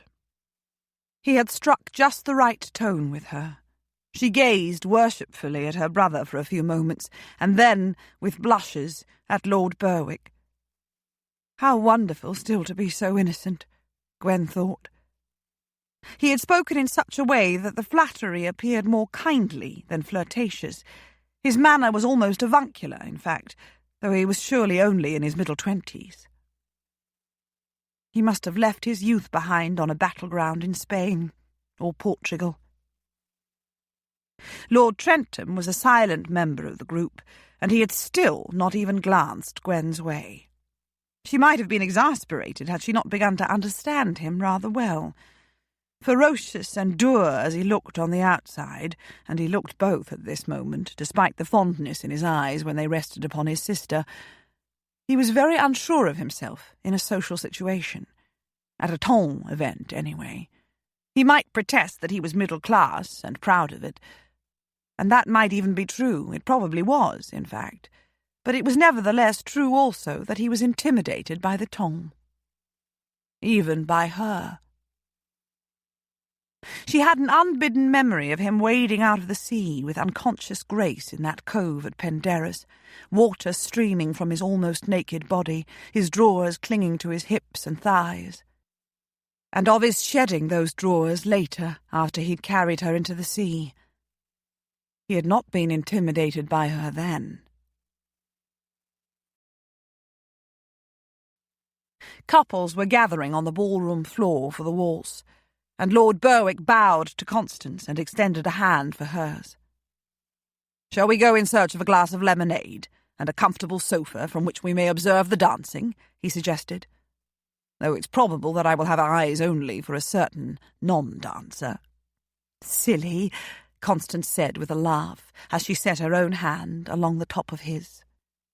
Gwen watched them make their way toward the refreshment room and waited.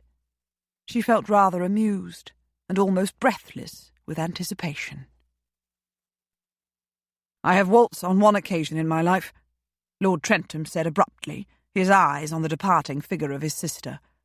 "I didn't squash my partner's toes, and I didn't go prancing off in one direction while she wafted gracefully in another, but my performance did incite laughter, as well as derisive applause from everyone else present at that particular assembly." "Oh, goodness." Gwen laughed and unfurled her fan. "They must have been very fond of you," she said.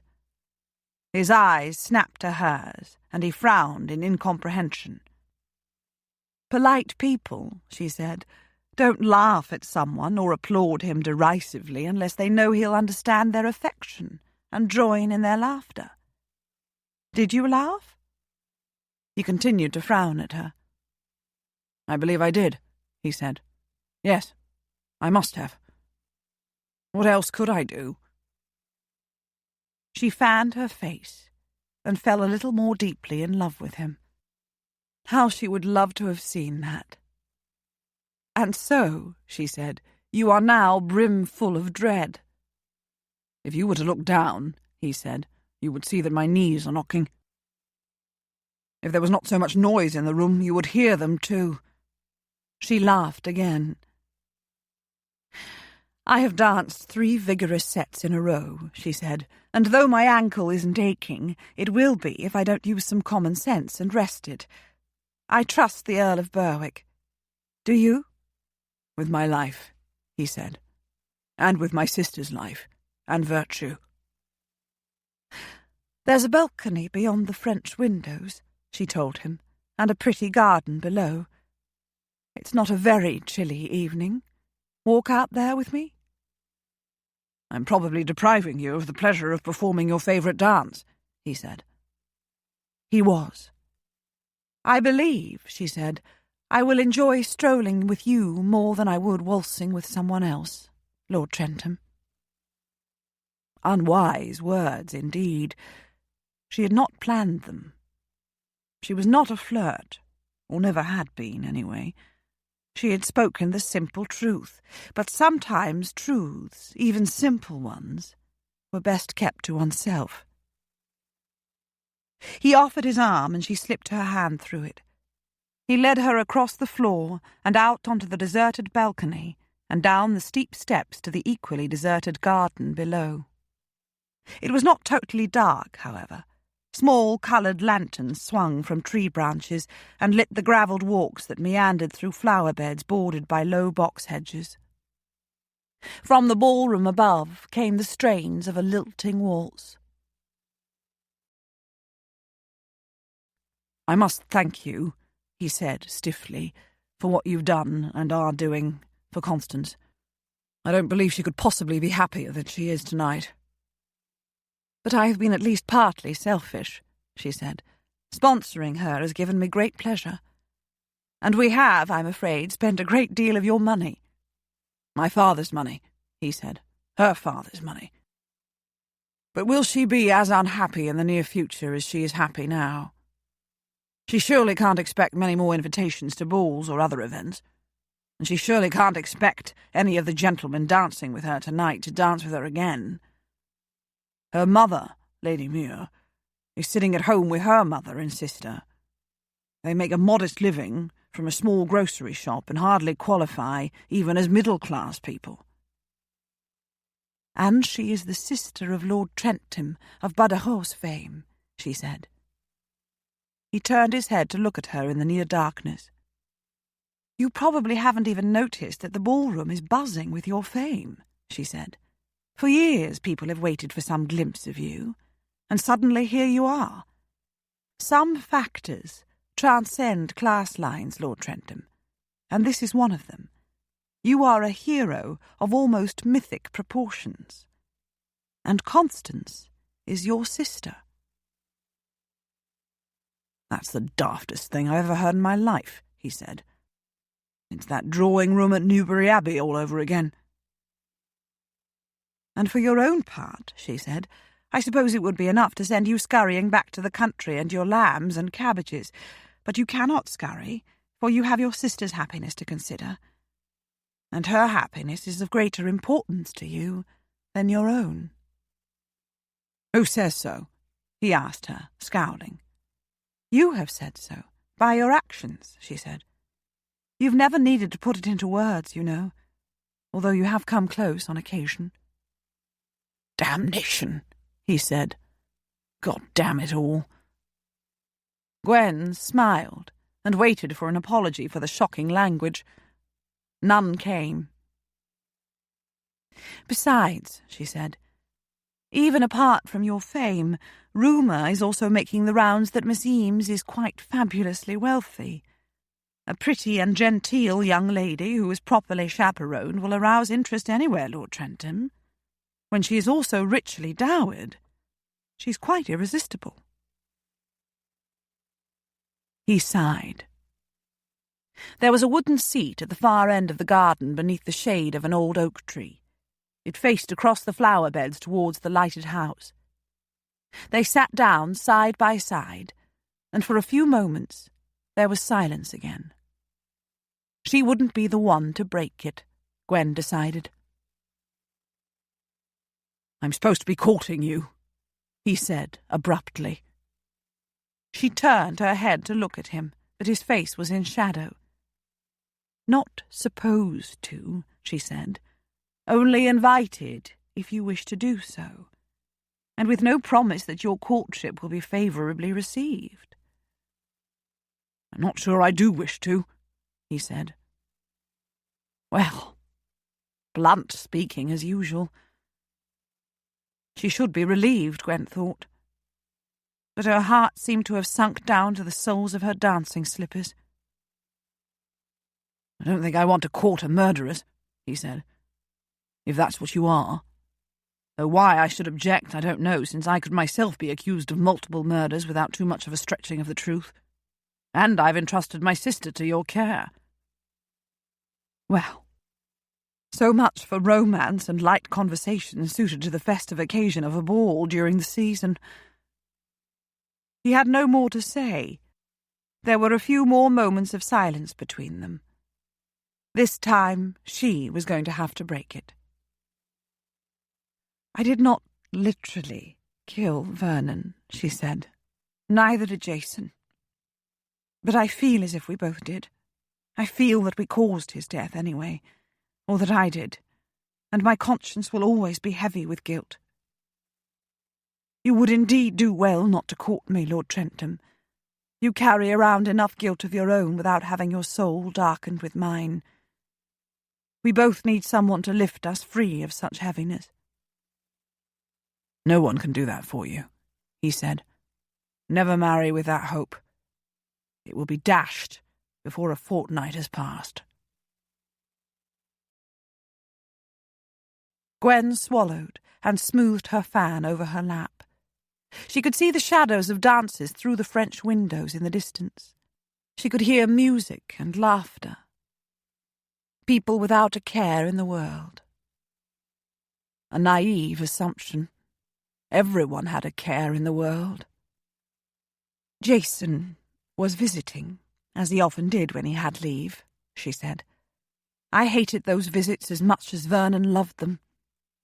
I hated him, though I could never explain quite why.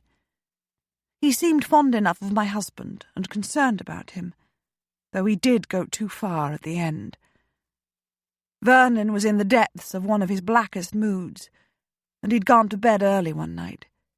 He had excused himself from the dining table, leaving Jason and me together. How we ended up out in the hall talking instead of being still in the dining room I can't remember, but that's where we were. It was a marbled hall, cold, hard, echoing, beautiful, in a purely architectural sense. Jason thought Vernon should be committed to some sort of institution, she said. He knew of a place where he would get good care, and where, with a bit of firm, expert handling, he would learn to pull himself together and get over the loss of a child who had never even been born. Vernon had always been a bit weak emotionally, he said, but he could be toughened up with the proper training. In the meantime, Jason would take a longer leave and manage the estate so that Vernon would be free of worry while he recovered his spirits and learned how to strengthen his mind. The army would have been good for him, he said, but that had always been out of the question, because Vernon had succeeded to the title when he was 14. Even so, his guardians ought not to have been so soft with him. Gwen spread her fan across her lap, but in the darkness she couldn't see the delicate flowers painted there. I told him, she said, that no one was putting my husband in any institution. He was sick, but he was not insane. No one was going to handle him, firmly or expertly or any other way, and no one was going to strengthen his character. He was sick, and he was sensitive, and I would nurse him and coax him into more cheerful spirits. And if he never got better, then so be it. She closed the fan with a snap. He had not gone to bed, she said. He was standing up in the gallery, without a light, looking down at us and listening to every word. We only knew he was there when he spoke. I can remember every word. My God, he said, I'm not insane, Jason. You can't believe I'm mad. Jason looked up at him and told him quite bluntly that he was. And Vernon looked at me and said, I'm not sick, Gwen, or weak. You can't think that. You can't think that I need nursing or humouring. And that was when I killed him. Her fan was shaking on her lap. She realized that it was her hands that were shaking only when a large, warm, steady hand covered them both. Not now, Vernon, I said to him. I am weary. I am mortally weary. And I turned to walk to the library. I needed to be alone. I was very upset at what Jason had suggested, and I was even more upset that Vernon had overheard. I felt that a crisis point had been reached, and I was in no frame of mind to deal with it. I had my hand on the doorknob when he called my name. Oh, the anguish in his voice, the sense of betrayal. All in that one word. My name. I was turning back to him when he threw himself over the balustrade. And so I saw it from start to finish. I suppose it lasted for a second, though it seemed an eternity. Jason had his arms raised toward him as if to catch him, but it couldn't be done, of course. Vernon was dead before I could open my mouth, or Jason could move. I don't believe I even screamed. There was a rather lengthy silence. Gwen frowned, remembering, something she almost never allowed herself to do of those moments. Remembering that there had been something puzzling, something off. Even at the time, her mind had not been able to grasp what it was. It was impossible to do so now. "You didn't kill him," Lord Trentham said. "You know very well you didn't." Depressed though Muir was, he nevertheless made the deliberate decision to hurl himself to his death. Even Grayson didn't kill him. Yet, I understand why you feel guilty. Why you always will. I understand. It felt strangely like a benediction. "Yes," she said. "You of all people would know how guilt where there is no real blame can be almost worse than guilt where there is. There is no atonement to be made." "Stanbrook once told me," he said, "that suicide is the worst kind of selfishness, as it is often a plea to specific people who are left stranded in the land of the living, unable for all eternity to answer the plea. Your case is similar in many ways to his. For one moment, you were unable to cope with the constant and gargantuan task of caring for your husband's needs, and for that momentary lapse, he punished you for all time."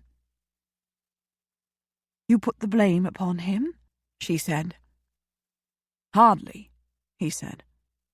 "I believe you that he was sick, that he couldn't simply pull himself free of his black moods, as Grayson seemed to think he could, especially with a bit of firm handling. I also believe you gave him your all, except when your all had drained you dry, and for a moment you decided that you needed a little time to think and recover some strength, so that you could give it to him again. I'm not surprised that for 7 years you haven't looked for another marriage."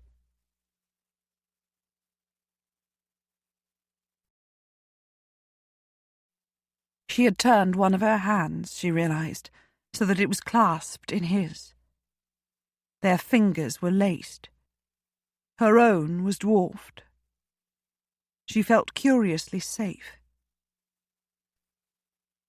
"Say my name," she said, almost in a whisper. "Gwendolen?" he said. "Gwendolen." She closed her eyes.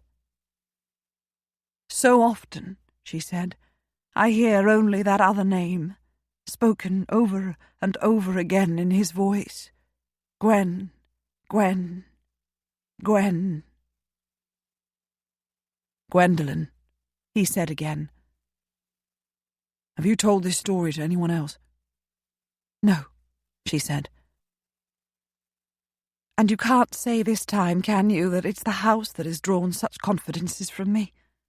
We're not at Penderys. It must be you."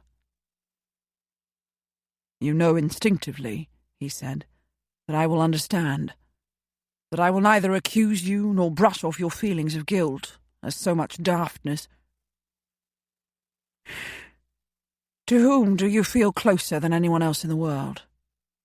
"You," she almost said. But that couldn't be true. Her mother, Neville, Lily, Lauren. "Lauren," she said. "Has she suffered?" he asked her. "Oh, more than almost anyone I know," she told him. "She grew up with us because her mother married my uncle and went off on a wedding trip from which they never returned. Her father's people would have nothing to do with her, and her maternal grandfather wouldn't take her. She grew up expecting to marry Neville, and she loved him dearly. But when he went to war, he married Lily secretly, thought the following day that she'd been killed in an ambush, and came home without saying a word to any of us about her. His wedding to Lauren was planned. They were at the church in Newbury. It was packed with guests. She was about to walk down the aisle toward him and her happily ever after, when Lily arrived, looking like a beggar woman. And so all Lauren's dreams, all her sense of security, all her sense of self were destroyed again. It was a sheer miracle that she met Kit. Yes, she has suffered." "Then she's the ideal person for you," he said. "Tell her." "About what happened?" She frowned. "Tell her everything," he said. "Your sense of guilt will linger. It'll always be part of you. But sharing it, allowing people to love you anyway, will do you the world of good. Secrets need an outlet if they're not to fester and become an unbearable burden." "I wouldn't wish to burden her," she said. "She won't feel burdened." He tightened his fingers about hers. "You think she imagines your marriage to have been perfect but blighted by tragedy. She probably believes, as others do, that you were the victim of abuse. You were a victim, but not exactly of abuse. She'll be relieved to know the truth. She will be able to offer the comfort that I dare say you gave her during her far more public suffering." "The Survivors' Club," she said softly. "That's what they've done for you." "What we have done for one another," he said. "We all need to be loved, Gwendolen, fully and unconditionally, even when we bear the burden of guilt and believe ourselves to be wholly unworthy. The point is that no one is worthy. I'm not a religious man, but I believe that's what religions are all about.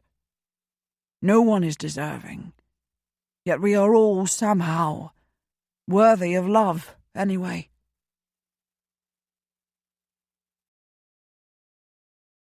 Gwen lifted her gaze to the distant ballroom. Incredibly, everyone was still waltzing. The set had not yet ended. "I do beg your pardon," she said. "This is a social occasion. I ought to be helping you enjoy yourself, for you didn't enjoy coming here, and would not have done it if it hadn't been for your sister. I should be making you relax and laugh. I should be—" She stopped, abruptly. His free arm had come about her shoulders, and the hand that had been holding hers was loosely clasping her neck, her chin held firmly in the cleft between his thumb and forefinger. He lifted her chin and turned her head. She couldn't see him clearly.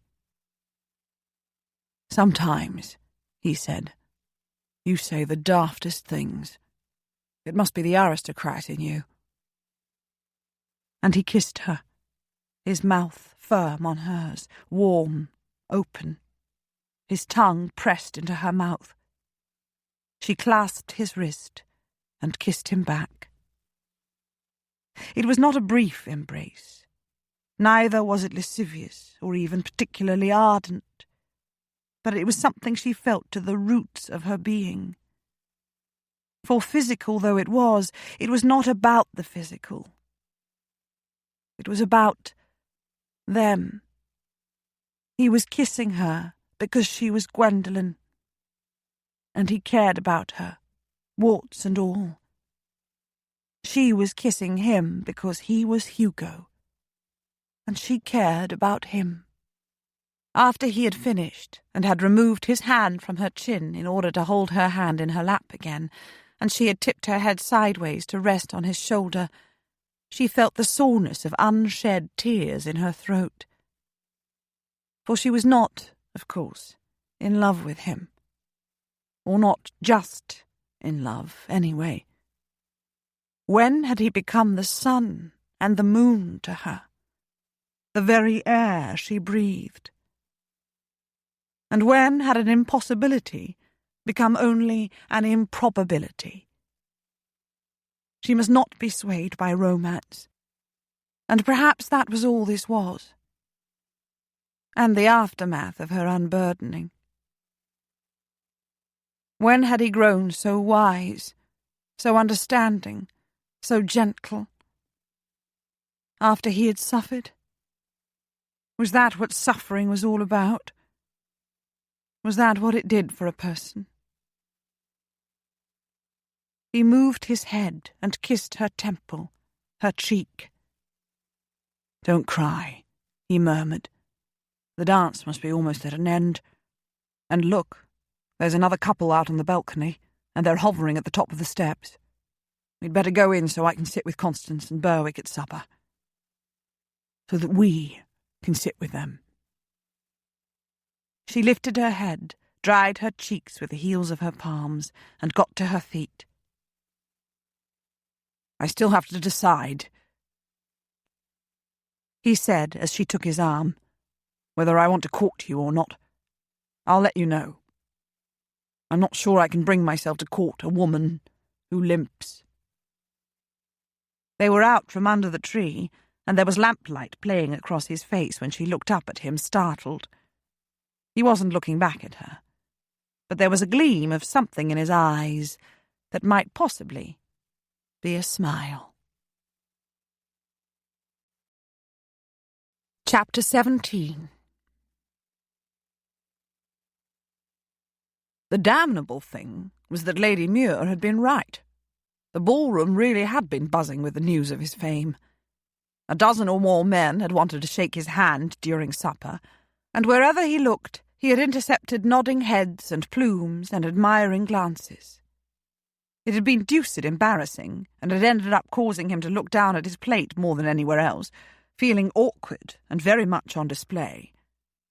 He had spent the rest of the night dodging from one shadowed corner to another, but it hadn't seemed to help much.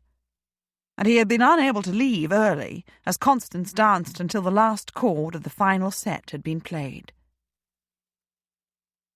Now, this morning, there had been a veritable deluge of post, almost all of it invitations to various ton entertainments, garden parties, private concerts, soirees, Venetian breakfasts, whatever the devil they were, musical evenings.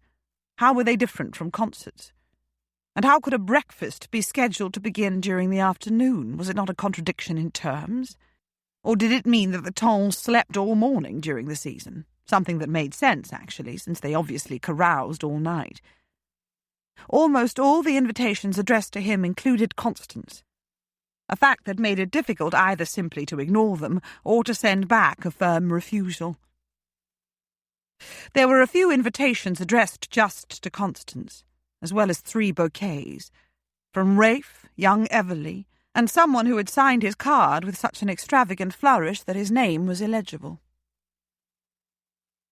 Hugo went off to spend the morning with William Richardson, his manager, leaving Constance with her mother and grandmother and 2 little boys the latter had brought with her this morning. Strangely, Fiona didn't seem unduly distressed by their energy and incessant questions, and Constance was ecstatic at the chance to talk and play with these new cousins. She was to go driving in Hyde Park later in the afternoon with Gregory Hind, one of last night's partners, the one with the loud, braying laugh and the tendency to find everything funny. He had passed Lady Muir's strict scrutiny, however, and Connie liked him. And apparently Hind's sister and her betrothed were to accompany them, so all was perfectly respectable. Hugo immersed himself in work and longed for the country. He was not at all sure he wanted to court Lady Muir. She limped, really quite noticeably. But when he chuckled quietly at the memory of saying that to her, he won for himself a puzzled look from Richardson, and then an answering laugh as though the man thought he must have missed a joke, but would pretend he had not. No. He was not sure he wanted to court her. He would be no good for her. She needed someone to cherish her, and pamper her, and make her laugh. She needed someone from her own world. And he needed someone... But did he really need anyone at all?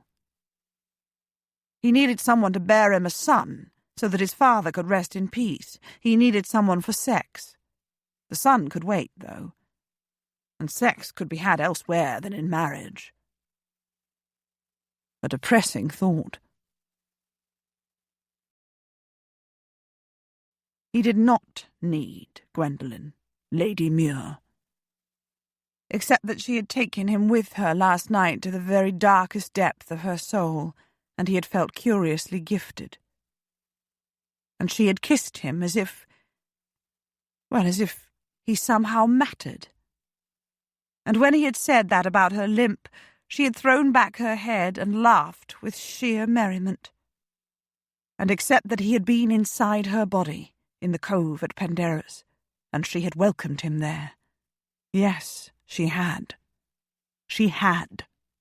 And he, who had only ever had whores before her, had known the difference, even though she lacked most of their expertise. He had been wanted, cherished, loved. Loved? Well, perhaps that was going a bit too far. But he craved more. Her. Was it her he craved, or it? More of it. Or was it love he craved?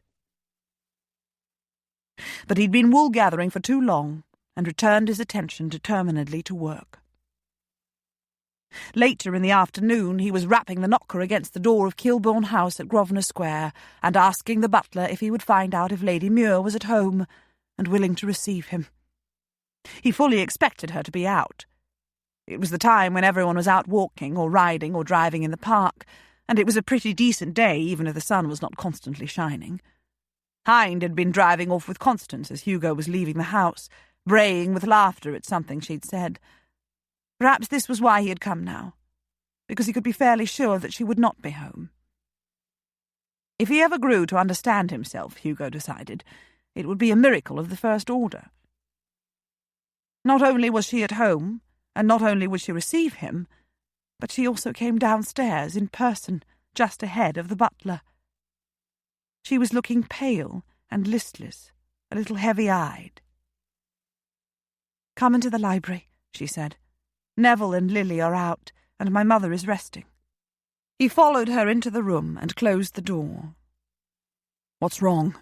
he asked. She turned to look at him and smiled slightly.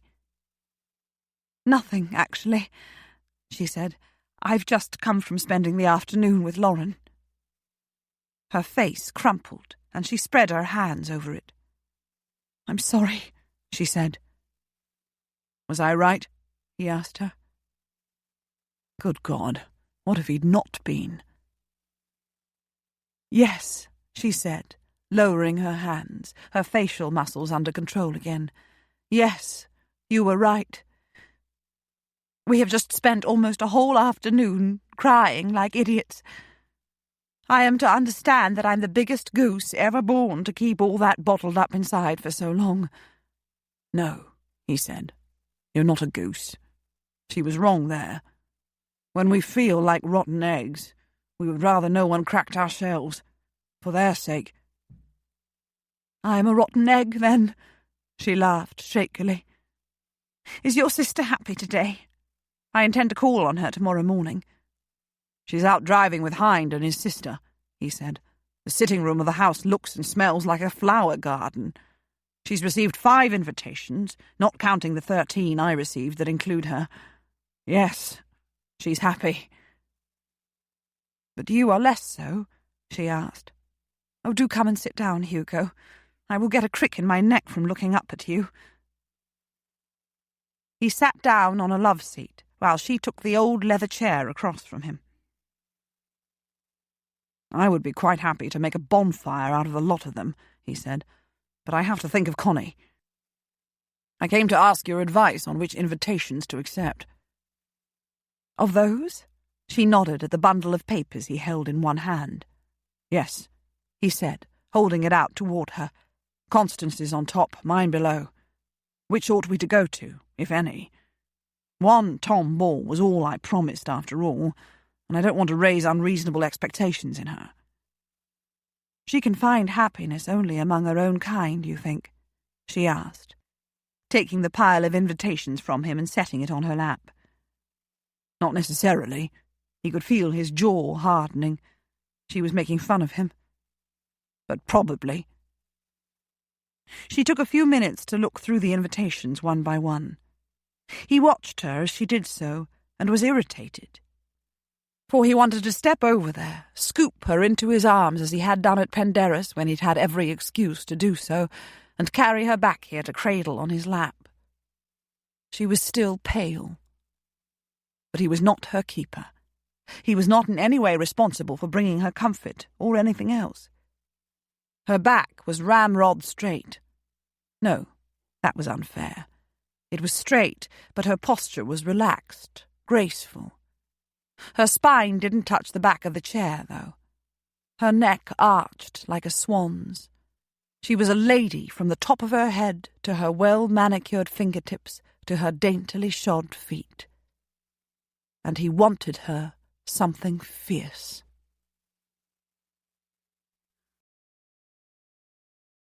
"I have received most of these invitations myself," she said. "I wouldn't presume to tell you which ones to accept or refuse, Lord Trentham, but there are some it would be wiser for Constance to refuse, and a few it would be very advantageous for her to accept. In fact, there are 3 events to which I was very much hoping she would be invited, so that I wouldn't have to go to the effort of securing her an invitation." She laughed softly and looked up at him. "You mustn't feel obliged to come with her," she said. "I shall be delighted to take her with me, and to be an attentive chaperone. However, the Tom will be disappointed if the hero of Balogh disappears from the face of the earth again after last night, when many of them either didn't have a chance to speak with you and shake your hand, or else were not even present. The Tom is a fickle entity, though. After a while, the novelty of seeing you at last will be replaced by something else, and you will no longer be the focus of attention wherever you go. But everyone is going to have to be offered the chance of seeing you a number of times before that will happen." He sighed. "I will accompany Constance to those 3 events," he said. "Tell me which they are, and I shall send an acceptance." She set the 3 on top and handed the bundle back to him.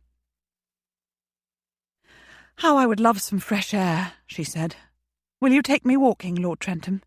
Or will my limp embarrass you?" She smiled as she said it, but there was something wistful in her eyes. He got to his feet and shoved the pile of invitations into his coat pocket, pulling the fashionable garment horribly out of shape. "You do know I was joking last night," he said. "Your limp is part of you, Gwendolen, though I wish for your sake it wasn't. You are beautiful to me, as you are." He held out a hand for hers. "But I still haven't decided if I wish to court you. One of those 3 invitations is to a garden party." She laughed, and at last there was a little colour in her cheeks. "It is," she said. "You will acquit yourself well enough, Hugo, if you remember one small thing. When you drink tea, hold the handle of the cup with your thumb and 3 fingers, but not with your little finger." She shuddered theatrically. "Go and fetch your bonnet," he told her. "I've decided not to court you," he said. They had been walking along the pavement in the direction of Hyde Park, Gwen's arm tucked through his. She'd been feeling weary to the marrow of her bones just a short while ago, after returning from Lawrence. She probably would have lain on her bed if Hugo hadn't come. She was glad he had. She was still feeling tired, but she was relaxed, too, almost happy. They hadn't been talking. It had seemed unnecessary to do so. She had been feeling safe. "Oh?" she said. "Why, this time?" "I'm too important for you," he said. "I'm the hero of Balogh." She smiled. It was the first time he had spoken voluntarily about that episode in his life, and he had made a joke of it. "Alas," she said, "it is too true. But I draw consolation from the fact that you are too important for anyone. You must marry someone, however. You are a lusty man, but far too important to frequent—" Oh dear, she was not made for this kind of banter. "Brothels?" he said. "Well," she said, "you are too important, and if you must marry, then it follows you must also court the lady of your choice." "No," he said, "I'm too important for that. I merely have to crook my finger and she'll come running." "Fame has not made you conceited, by any chance?" she asked him. "Not at all," he said. "There's nothing conceited about acknowledging the truth." She laughed softly. and when she looked up at him, she saw what might be a smile lurking about the corner of his lips. He had been trying to make her laugh. "Do you plan," she asked, "to crook your finger at me?" There was a rather lengthy pause before his answer, while they crossed the road, and he tossed a coin to the young crossing sweeper who had cleared a pile of steaming manure out of their path. "I've not decided," he said. "I'll let you know." Gwen smiled again, and they entered the park. They walked past the fashionable area, where crowds were still driving or riding or walking, though they didn't linger there. Even so, their arrival was noticed with far more interest than she alone would have drawn, Gwen thought, and numerous people called out to them, or even stopped for a brief exchange of greetings. Both of them were delighted to see the Duke of Stanbrook riding with Viscount Ponsonby. The Duke invited them to take tea with him the following afternoon. Constance Eames waved cheerfully from Mr. Hines' barouche some distance away.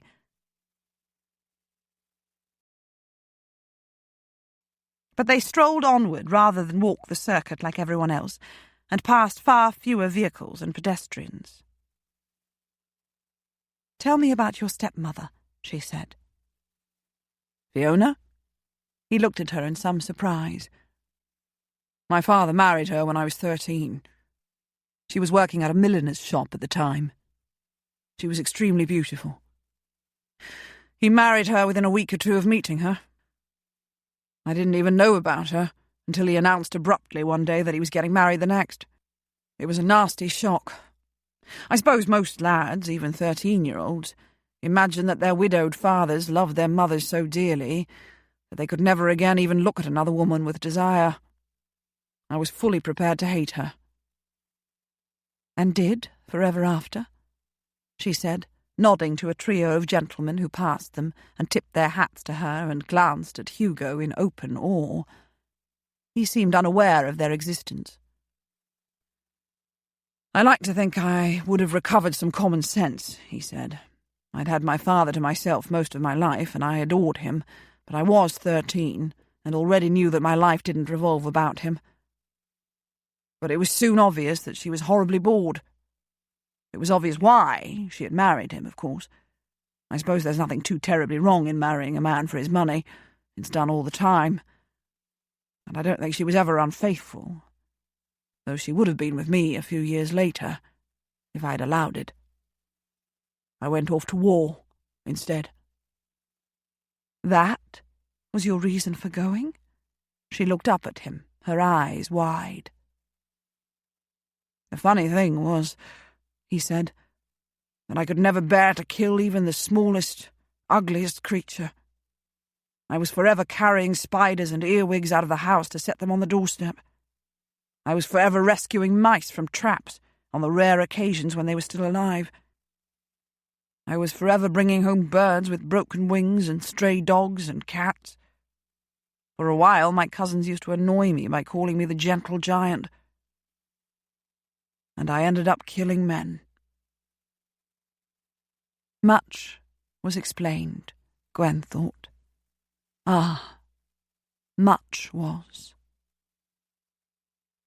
"Is your stepmother not close to your uncles and aunts and cousins?" she asked. "She felt inferior to them," he said, "and consequently believed they despised her. I don't believe they did.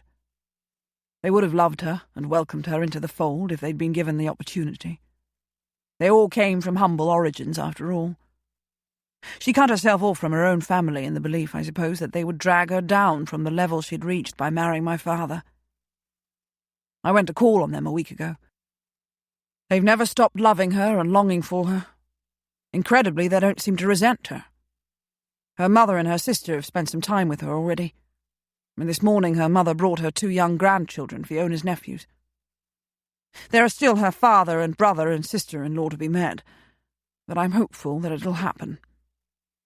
Perhaps Fiona will get her life back. She's still relatively young, and she still has her looks." "You do not still hate her?" she asked, as he moved her off to the side of the path for an open carriage that was coming towards them. "It's not easy to hate," he said, "when one has lived long enough to know that everyone has a difficult path to walk through life, and doesn't always make wise or admirable choices. There are very few out-and-out villains.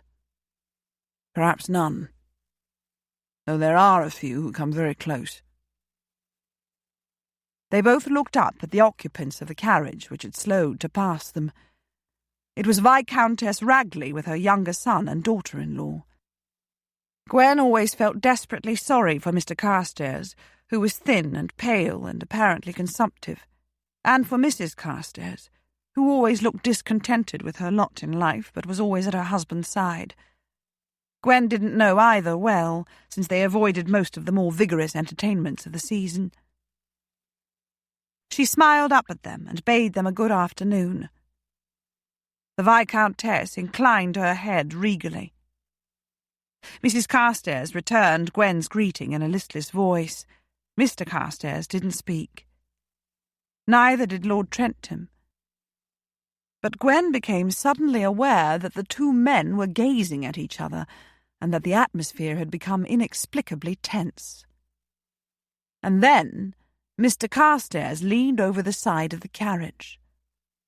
"The hero of Badajoz," he wheezed, his voice filled with contempt, and he spat onto the ground, well clear of the two of them.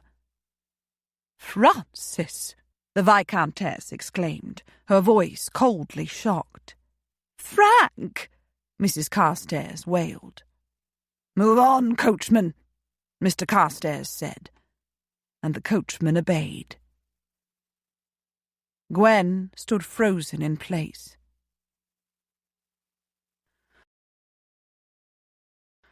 "The last time I saw him," Lord Trentham said, "he spat directly at me."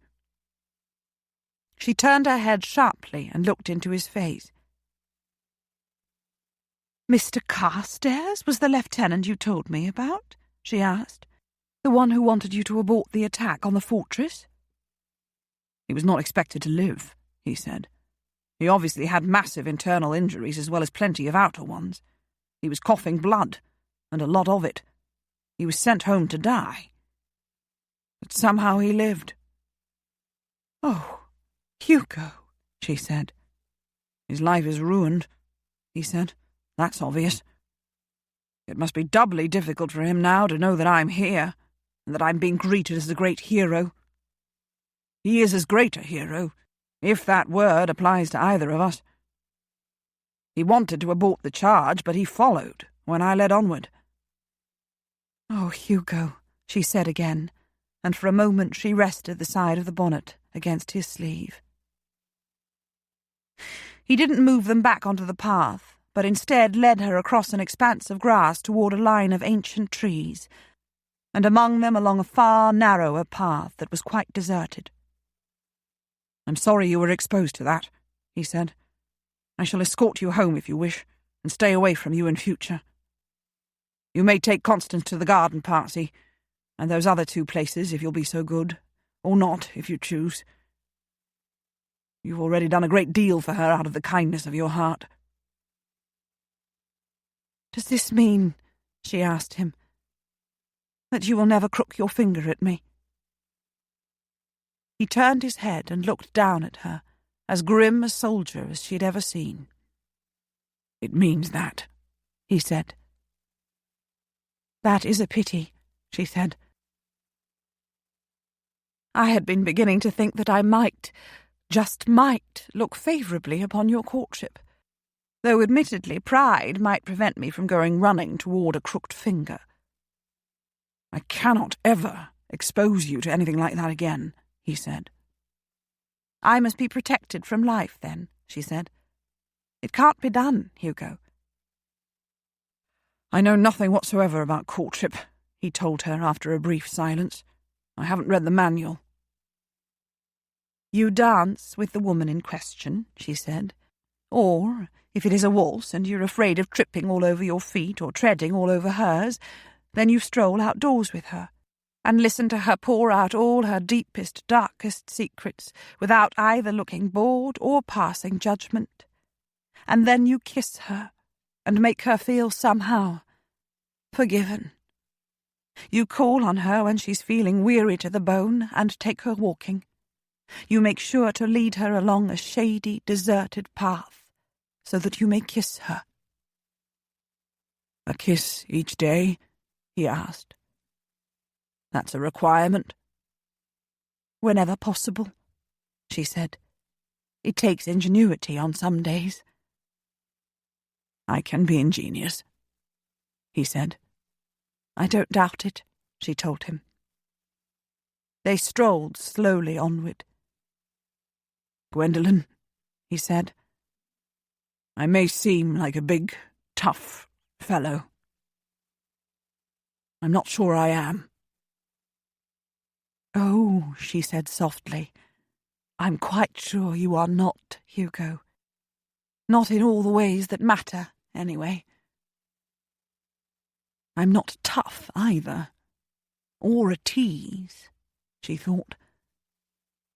At least she didn't think she was a tease.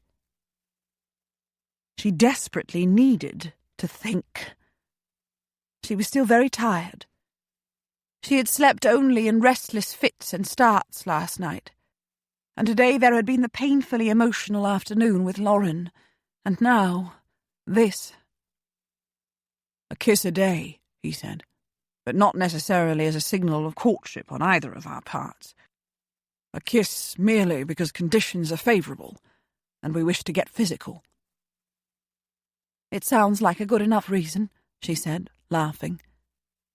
"Kiss me then, Hugo, and rescue today from seeming somehow dismal."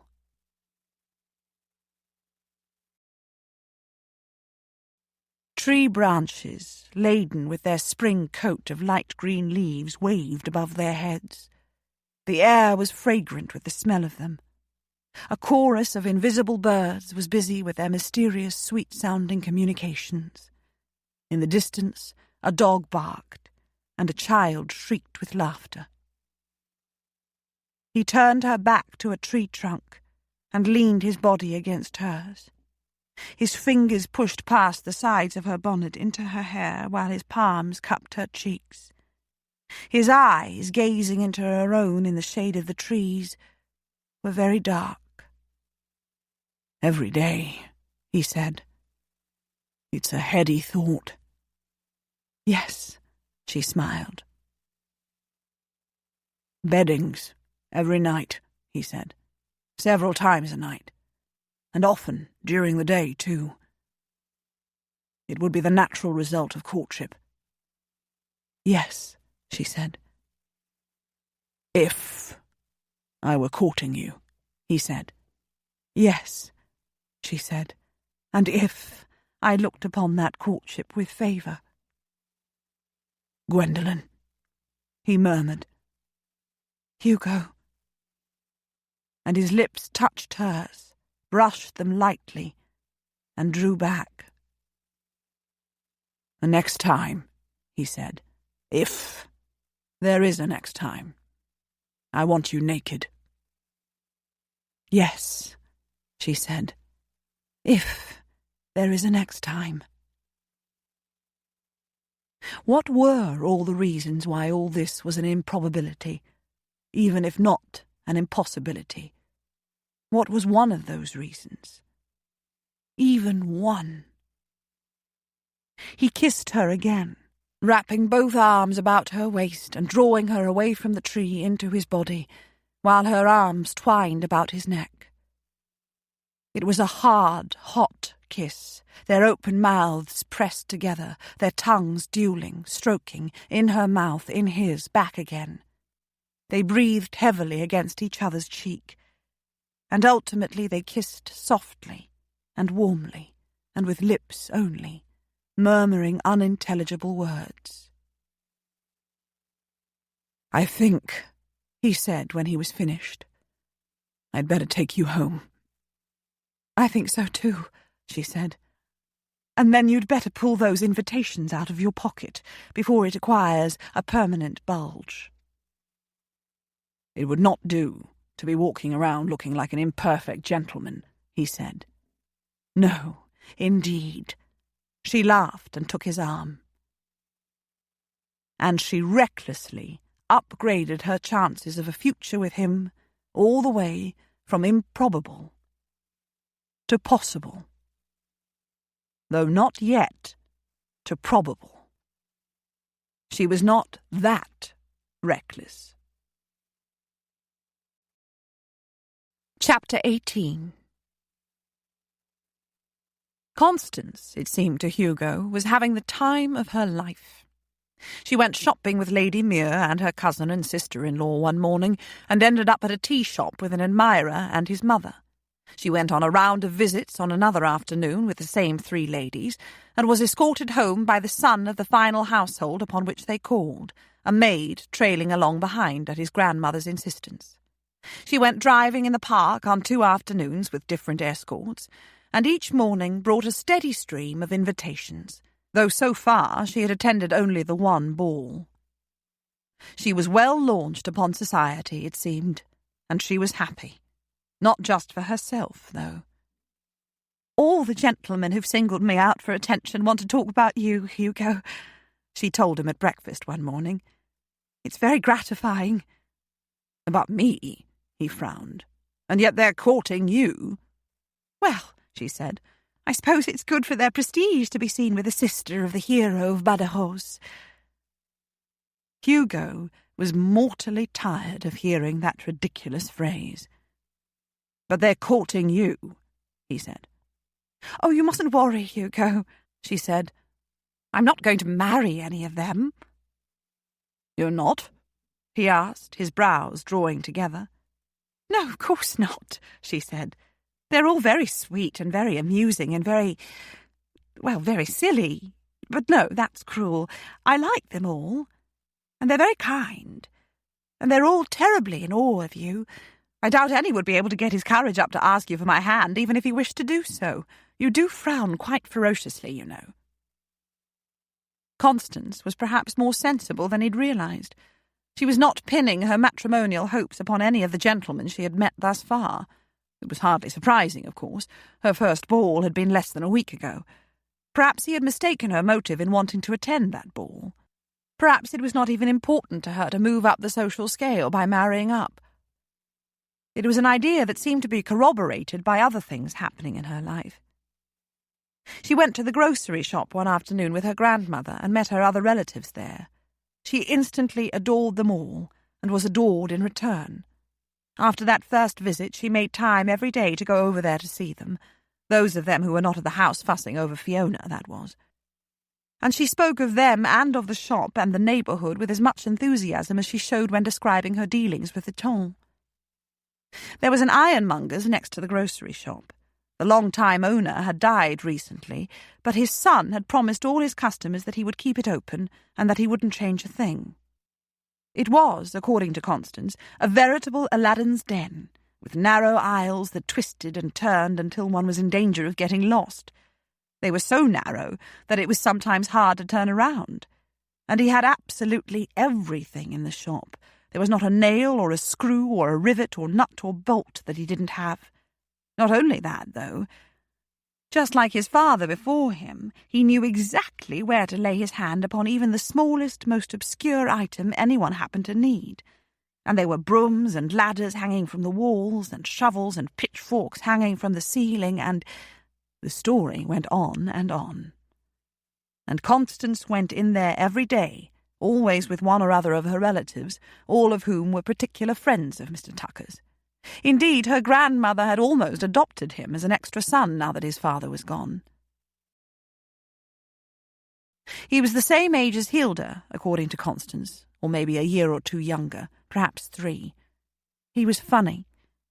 He teased Constance about her refined accent, though she didn't speak so very differently from everyone else, and his accent was not too broadly Cockney.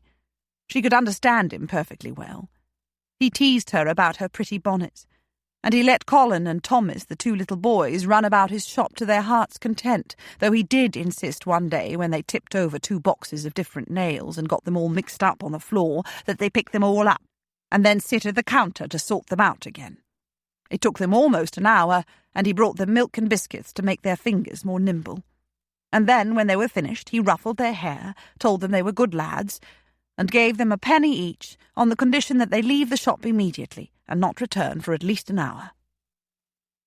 He told Constance funny stories about his customers, though they were never unkind stories, and he insisted on the afternoon it rained upon walking her all the way home while holding over her a very large black umbrella he had dug out from somewhere at the back of his shop. He would not sleep that night, he had told her, if he had let her walk home without it, and thus caused the demise of her bonnet. Hugo listened to the lengthy, enthusiastic accounts with interest.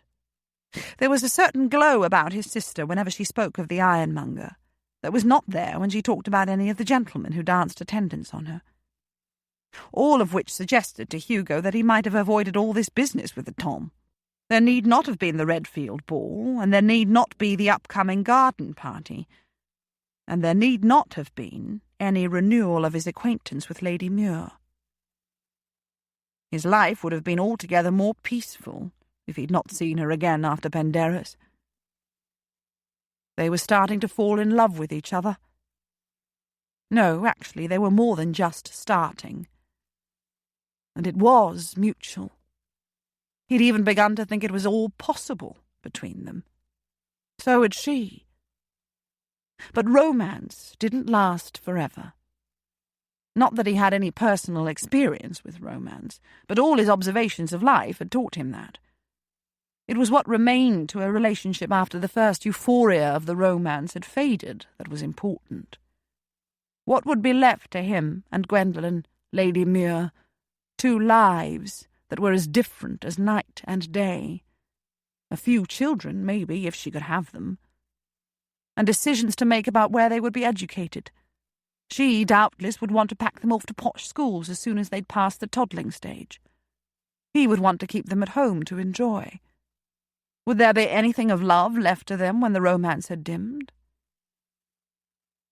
Or would it all be used up with the energy they would expend upon trying to meld two lives that couldn't be melded?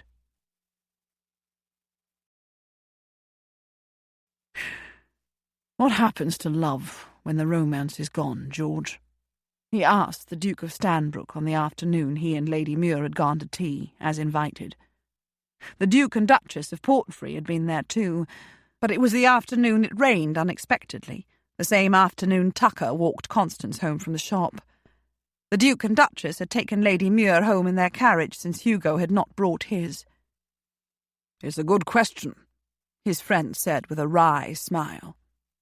"As a young man, I was taught by all who had authority and influence over me that the two should never be mixed. Not by someone of my social stature, anyway. Romance was for mistresses. Love, though it was never defined, was for wives. I loved Miriam, whatever that means. I enjoyed a few romances in the early years of our marriage, though I regret them now. I owed her better. If I were young now, Hugo, I believe I would look for love and romance and marriage all in the same place, and be damned to any dire warning that the romance would grow thin and the love even thinner.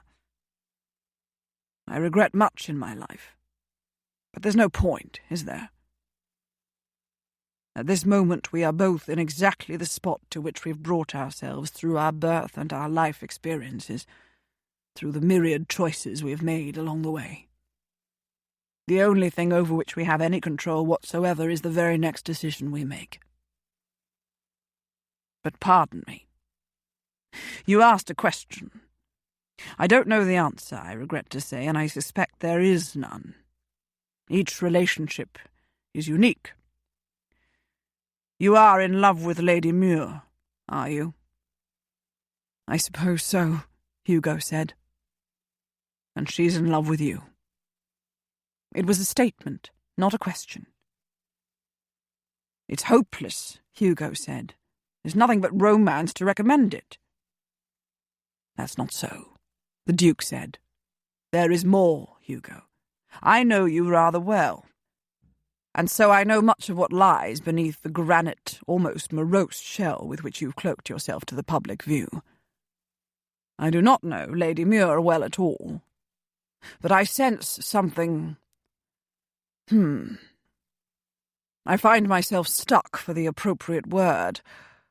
I sense depth to her character that could match your own. Substance is perhaps the word for which my mind is reaching. It's still hopeless, Hugo said. Perhaps, the Duke agreed. But those who are most obviously in love and well suited to each other often do not withstand the first test life throws their way. And life always does that, sooner or later. Think of poor Flavian and his erstwhile betrothed as a case in point. When two people are not well suited and know it but are in love anyway, then perhaps they are better prepared to meet any obstacles in their path than to fight them with all the weapons at their disposal. They do not expect life to be easy, and of course it never is. They have a chance of making it through anyway. And all this is pure conjecture, Hugo. I really do not know. There was no one else to ask. Hugo knew what Flavian would say, and Rafe had no experience. He was not going to ask any of his cousins. They would want to know why he asked, and then all of them would know, and they would all be in raptures because Hugo was in love at last. And they would want to know who she was, and they would want to meet her, and it didn't bear thinking of. Besides, as George had said, no one could tell you about love or romance or what would happen if you married and the romance dwindled away. You could only find out for yourself. Or not find out. You could face the challenge, or you could turn away from it. You could be a hero or a coward. You could be a wise man or a fool. A cautious man or a reckless one. Were there any answers to anything in life? Life was a bit like walking a thin, swaying, fraying tightrope over a deep chasm with jagged rocks and a few wild animals waiting at the bottom. It was that dangerous. And that exciting. Oh...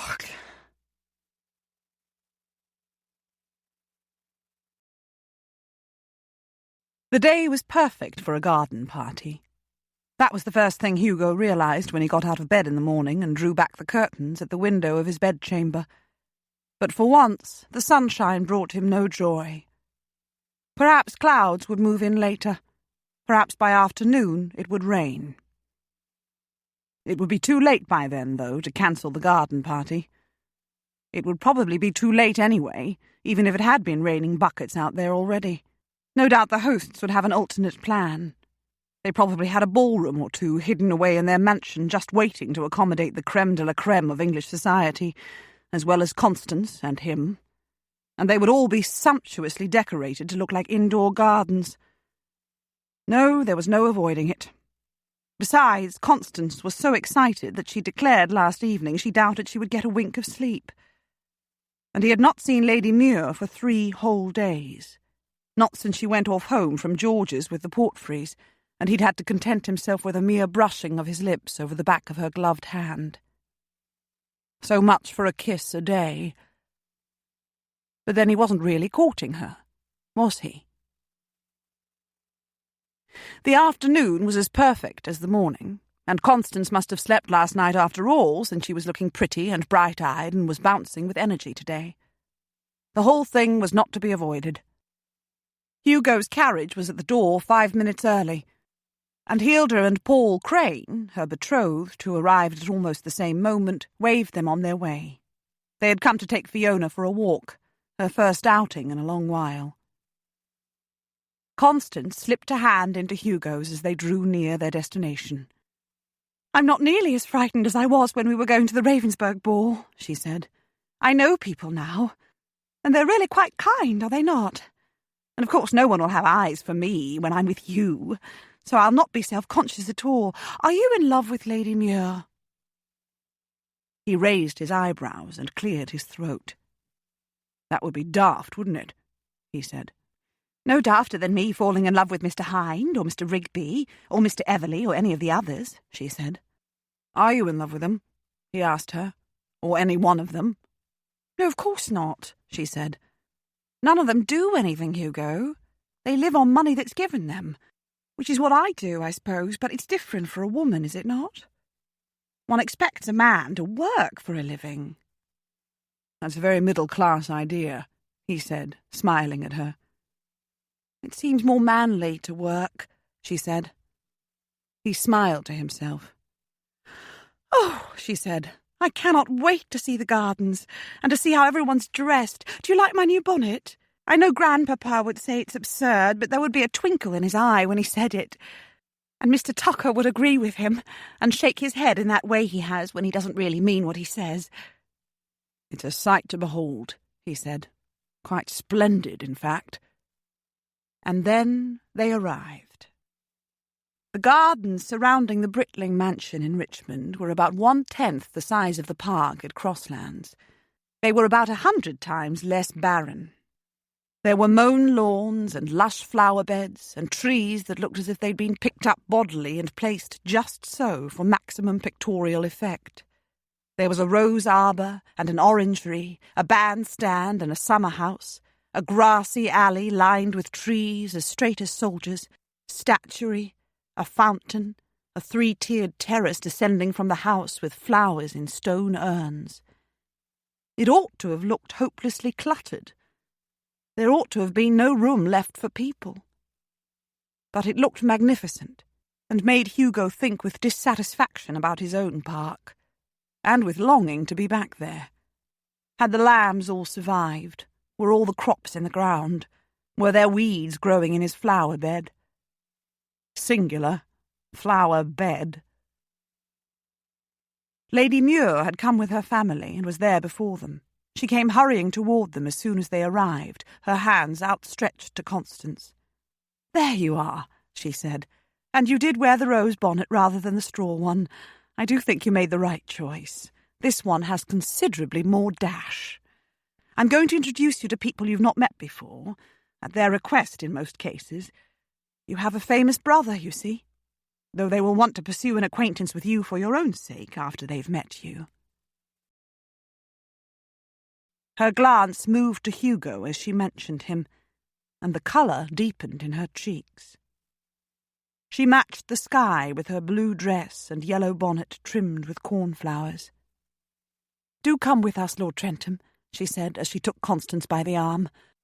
"Otherwise you will stand here looking like a fish out of water and scowling at everyone who wishes to shake you by the hand." "Oh," Constance said, looking in surprise from one to the other of them. "Are you not afraid to talk to Hugo like that?" "I have it on the best authority," Lady Muir said, "that he used to carry spiders gently outdoors when he was a boy instead of squashing them underfoot." "Oh," Constance laughed, "he still does that. He did it yesterday when Mamma screamed as a huge daddy longlegs scurried across the carpet. She wanted someone to step on it." Hugo walked about with them, his hands clasped at his back. What a ridiculous thing fame was, he thought, as people actually bowed and scraped to him and gazed at him in an awe that often seemed to render them speechless. At him, Hugo Eames. There was nobody more ordinary. There was nobody who was more of a nobody. And then he saw Frank Carstairs sitting in the rose arbour, a blanket about his knees, a cup and saucer in his hands, his discontented-looking wife at his side. And Carstairs saw him, and curled his lip, and looked pointedly away. Carstairs had caused him a few disturbed nights in the past week. He had been a brave, earnest, hard-working lieutenant, respected by both his men and his fellow officers. He had been as poor as a church mouse, however, since his grandfather was reputed to have gambled away the family fortune, and he was merely a younger son. Hence his need to win his promotion rather than purchase it. Constance was soon borne away by a group of young persons of both genders. They were going to walk down to the river, which could be reached along a private path lined invitingly with flowers and trees. "The river is at least 1/4 of a mile away," Lady Muir said to Hugo. "I think I'll remain here. My ankle was a little swollen yesterday, and I had to keep my foot up. I sometimes forget that I'm not quite normal." "Now I know," Hugo said, "what it is about you that's been bothering me. You're abnormal. All is explained." She laughed. "I'm going to sit in the summer house," she said, "but you mustn't feel obliged to keep me company." He offered her his arm. They sat and talked for almost an hour, though they were not alone all that time. A number of her cousins came and went. Rafe put in a brief appearance. The Duke and Duchess of Bewcastle and the Marquis and Marchioness of Hallmere stopped by for an introduction. The Marchioness was Bewcastle's sister, and Bewcastle was Ravensburg's neighbour in the country. It was all very dizzying trying to sort out who was who in the ton. "How do you remember who is who?" Hugo asked, when he and Lady Muir were alone again. She laughed. "The same way you remember who is who in your world, I suppose," she said. "I've had a lifetime of practice. I'm hungry and thirsty. Shall we go up to the terrace?" Hugo really did not want to go there, even though the idea of having some tea was tempting. Carstairs had moved from the rose arbour and was sitting on the second terrace not far from the food tables. However, staying here wasn't an option either, he suddenly realised. Grayson, Viscount Muir, had appeared as if from nowhere, and was on his way toward them, though he'd been stopped for the moment by a large matron beneath what appeared to be an even larger hat. Hugo got to his feet and offered his arm. "I shall try to remember," he said, "to extend my little finger when I hold my teacup." "Ah," she said, "you are an apt pupil. I'm proud of you." And she laughed up at him as they crossed the lawn in the direction of the terraces. "Gwen!" a voice called imperiously as they reached the foot of the lowest terrace. She turned with eyebrows raised. "Gwen!" Grayson said again. He was standing a short distance away, but far enough that he had to raise his voice slightly and make his words far from private. "I will do myself the honour of walking with you or escorting you to your brother's side. I am surprised he will allow you to let that fellow hang on your sleeve. I will certainly not do so." They were surrounded suddenly by a little pool of silence, a pool that included a number of listening guests. She had paled, Hugo saw. "Thank you, Jason," she said, her voice steady but slightly breathless, "but I choose my own companions." "Not when you're a member of my family," he said, "even if only by marriage. I have the honour of my late cousin, your husband, to uphold, as well as the name of Grayson, which you still bear. This fellow is a coward and a fraud, in addition to being riff-raff. He is a disgrace to the British military." Hugo released her arm and clasped his hands behind him. He set his feet apart and held himself erect and silent as he gazed directly at his adversary, very aware that the pool of silence surrounding them had become more the size of a lake. "Oh, I say," someone said, and was immediately shushed. "What nonsense you speak," Lady Muir said. "How dare you, Jason? How dare you?" "Ask him how he survived the Forlorn Hope without a scratch," Grayson said, "when almost 300 men died, and the few who didn't were grievously wounded. Ask him. Not that he would answer truthfully. This is the truth. Captain Ames led from behind. Well behind. He sent his men on the way to their deaths and followed only after they'd made the breach that allowed the rest of the forces through.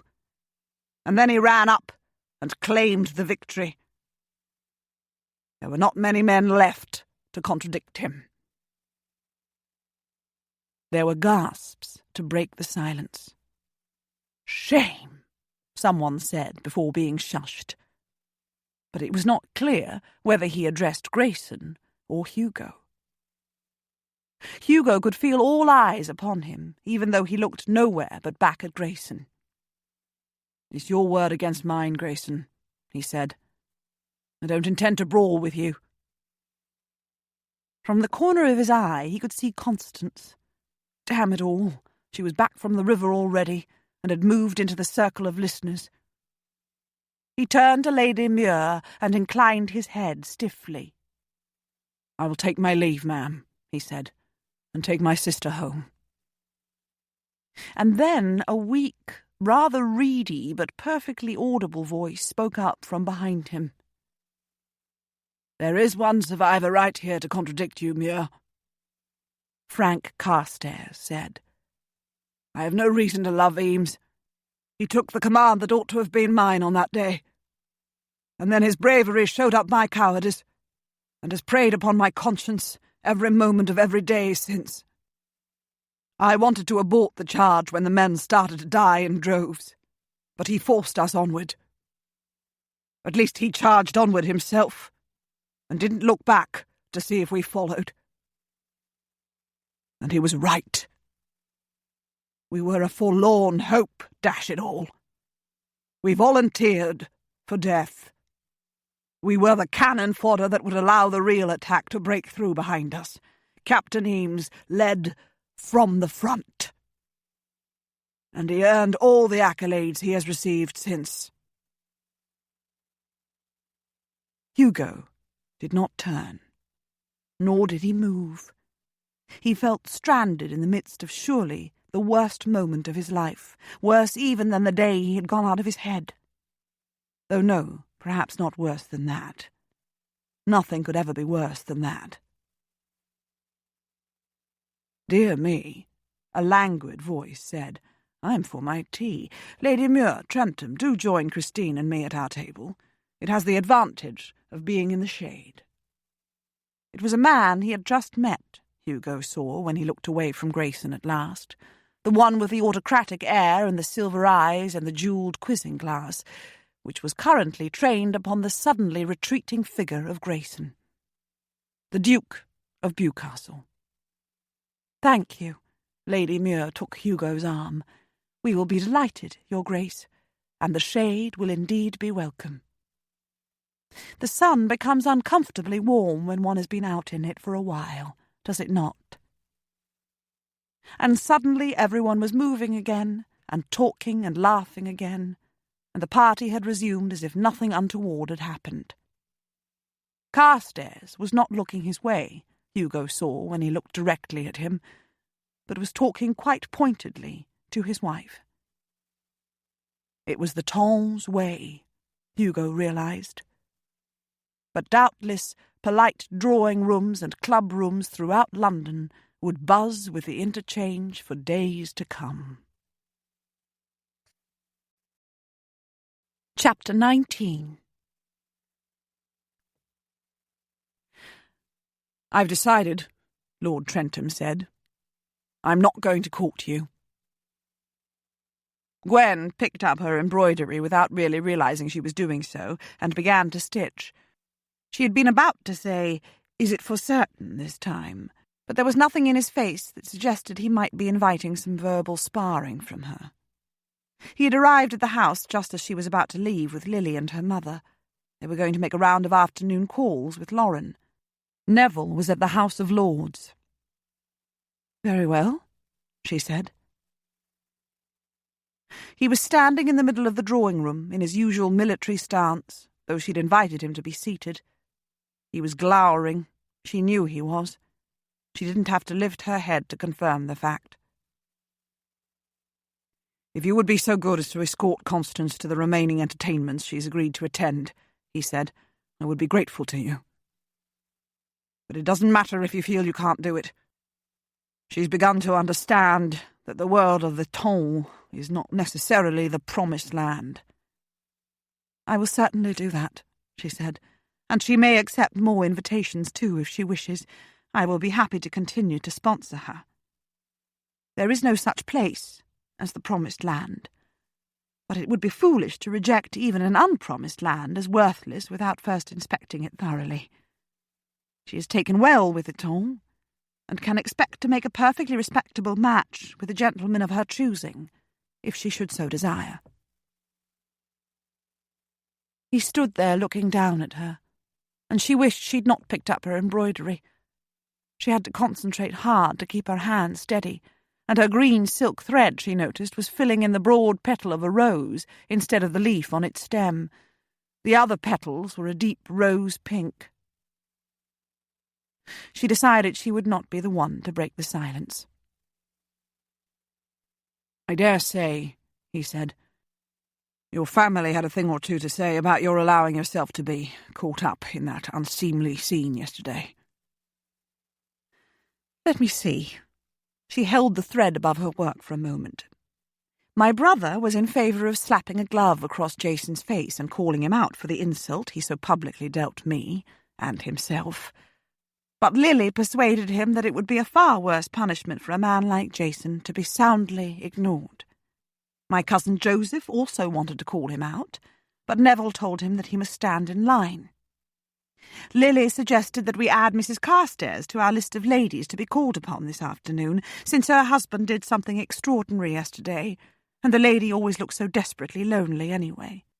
Mamma said that she'd never been more proud of me than when I told Jason that I chose my own companions, and when I took your arm after the Duke of Bewcastle invited us to join him and the Duchess for tea. She added that as far as she could see, I chose my companions both wisely and well. Lauren told me that after watching you take that verbal assault with such stoic dignity, she suspected every unmarried lady within hearing range, and a few married ones too, fell head over ears in love with you. Elizabeth, my aunt, thought it must have been very painful for me to watch Viscount Muir, the man who succeeded to my husband's title, behave so badly in public. At the same time, she thought I must be proud of how my chosen companion conducted himself with such dignity and restraint. She considers you a true British hero. The Duke, her husband, believes that rather than tarnishing your fame, Jason's vicious lies and their exposure by Mr. Carstairs have actually enhanced it. Shall I continue?" She attacked her embroidery with renewed vigour. "Your name will be on lips all across London today," he said. "It will be coupled with mine. I'm sorry about it, but it won't happen again. I shall stay in town a while longer for Constance's sake, but I will remain in my own proper milieu, and among my own people. Society gossip, I've heard, soon dies down, and there's nothing new to feed it." "Yes," she said, "you're quite right about that." "Your mother will be relieved," he said, "despite what she said to you yesterday. So will the rest of your family." She had finished embroidering the green rose petal. She didn't finish it off. It would be easier to unpick later if she didn't. She threaded her needle through the linen cloth and set it aside. "I suppose that somewhere in the world," she said, "there is someone else with as great a sense of inferiority as you possess, Lord Trentham, though it must surely be impossible that there is anyone with a greater sense." "I don't feel inferior," he said, "only different and realistic about it." "Poppycock," she said inelegantly. She glared up at him. He scowled back. "If you really wanted me, Hugo," she said, "if you really loved me, you would fight for me, even if I were the Queen of England."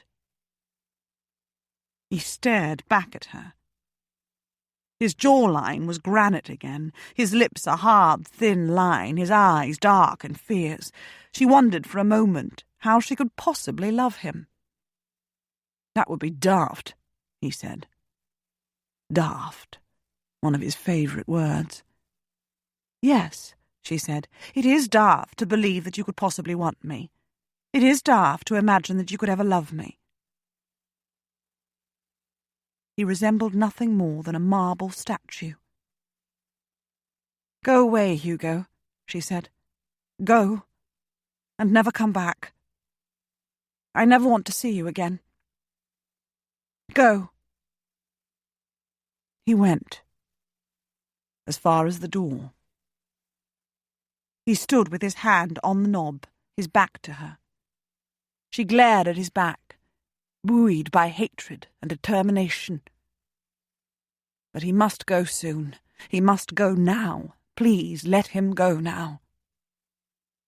He did not go. He lowered his hand from the knob and turned to face her. "Let me show you what I mean," he said. She looked back at him, uncomprehending. Her hands were all pins and needles, she realized. She must have been clasping them too tightly. "This has all been a one-way thing," he said, "right from the start. At Penderys you were in your own world, even if you did feel awkward at landing there uninvited.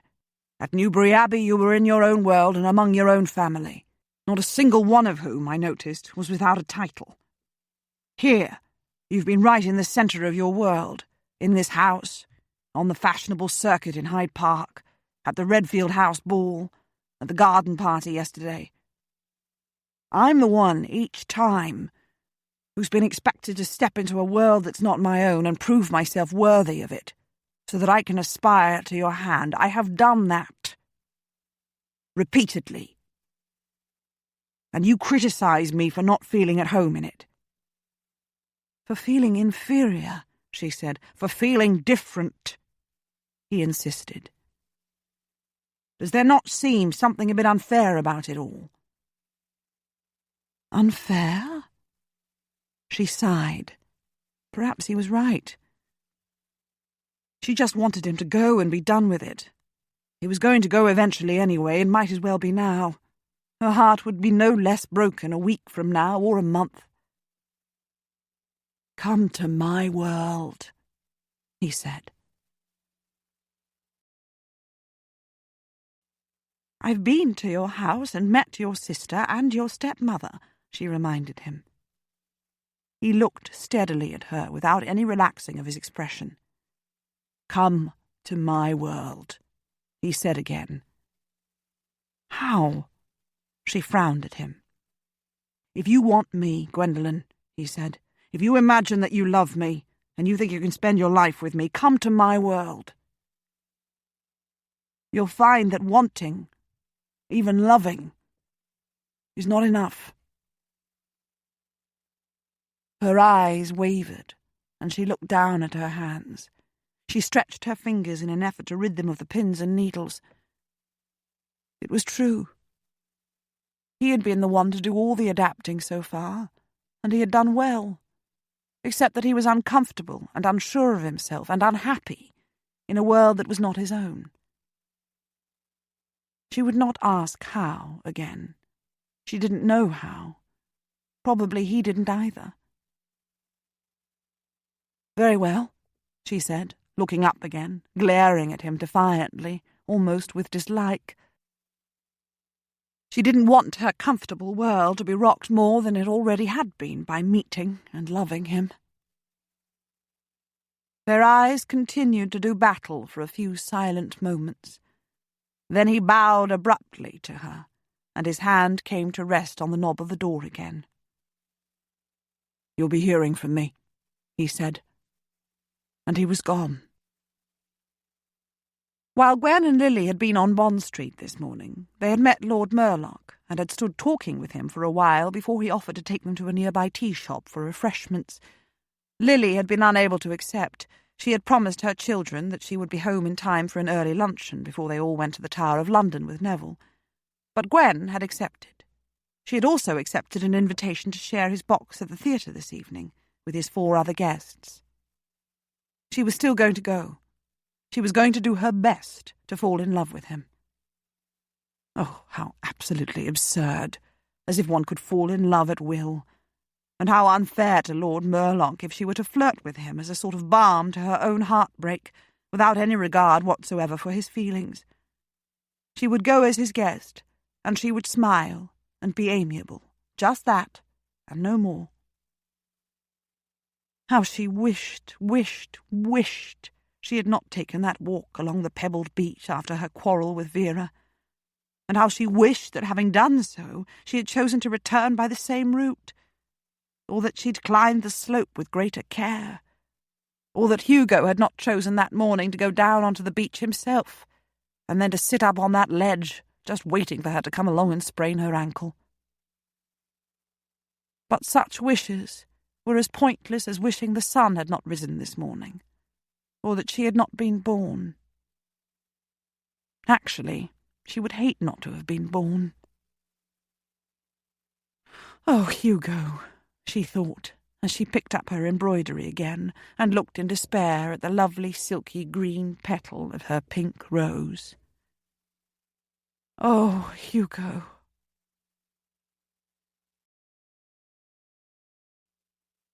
Gwen neither saw nor heard from Hugo for a week. It felt like a year, even though she filled every moment of every day with busy activity and sparkled and laughed in company more than she'd done in years. She acquired a new beau, Lord Ruffles, who had raked his way through young manhood and early middle age, and had arrived at a stage of life perilously close to old age before deciding that it was high time to turn respectable and woo the loveliest lady in the land. That was the story he told Gwen, anyway, when he danced with her at the Rosthorn ball. And when she laughed and told him that he'd better not waste any more time then in finding that lady, he set one slightly arthritic hand over his heart, gazed soulfully into her eyes, and informed her that it was done. He was her devoted slave. He was witty and amusing and still bore traces of his youthful good looks. And he had no more interest in settling down, Gwen guessed, than he had in flying to the moon.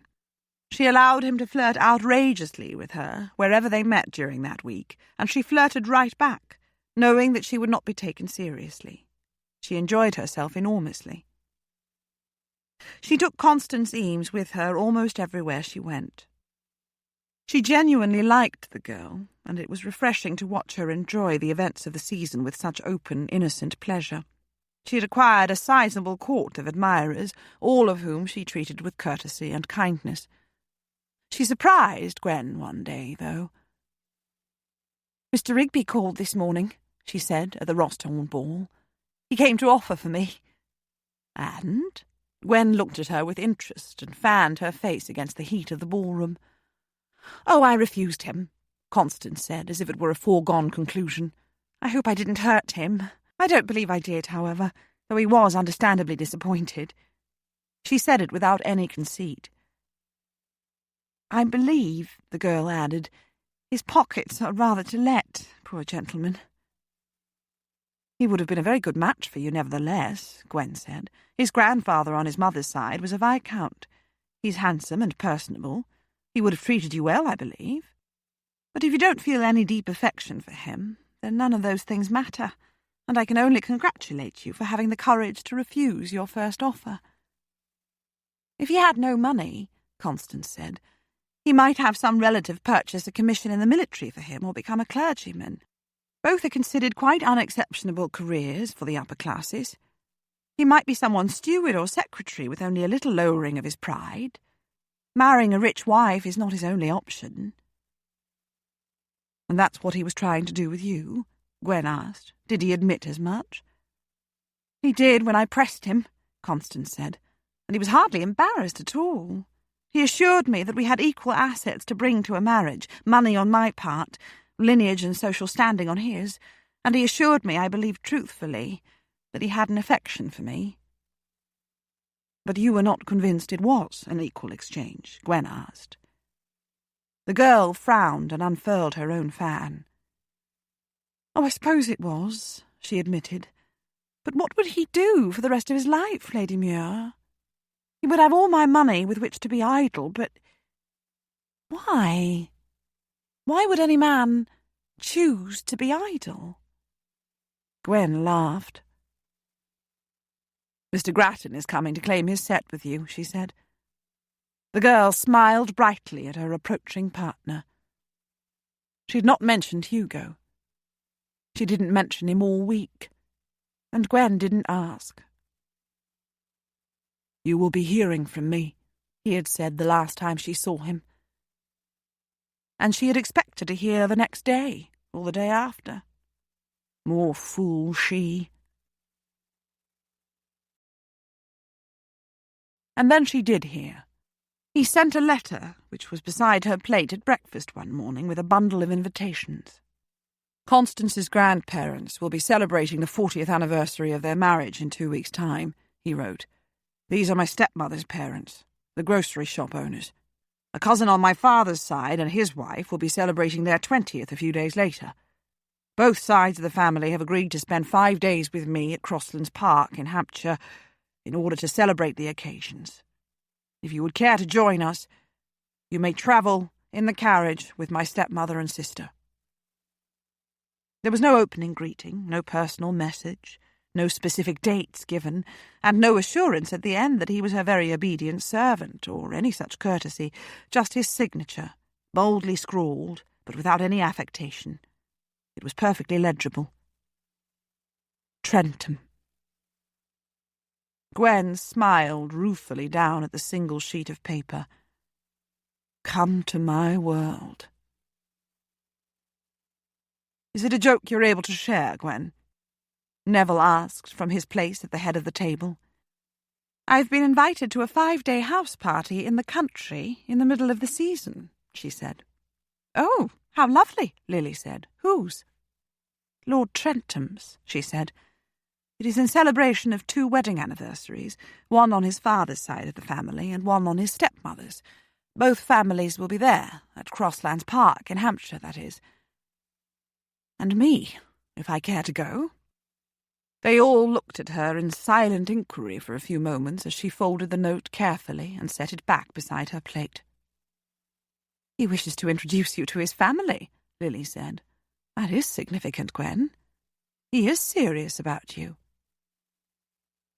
"But it is a little strange," Gwen's mother said, "that he is invited only, Gwen. Is he about to renew his addresses to you, Gwen?"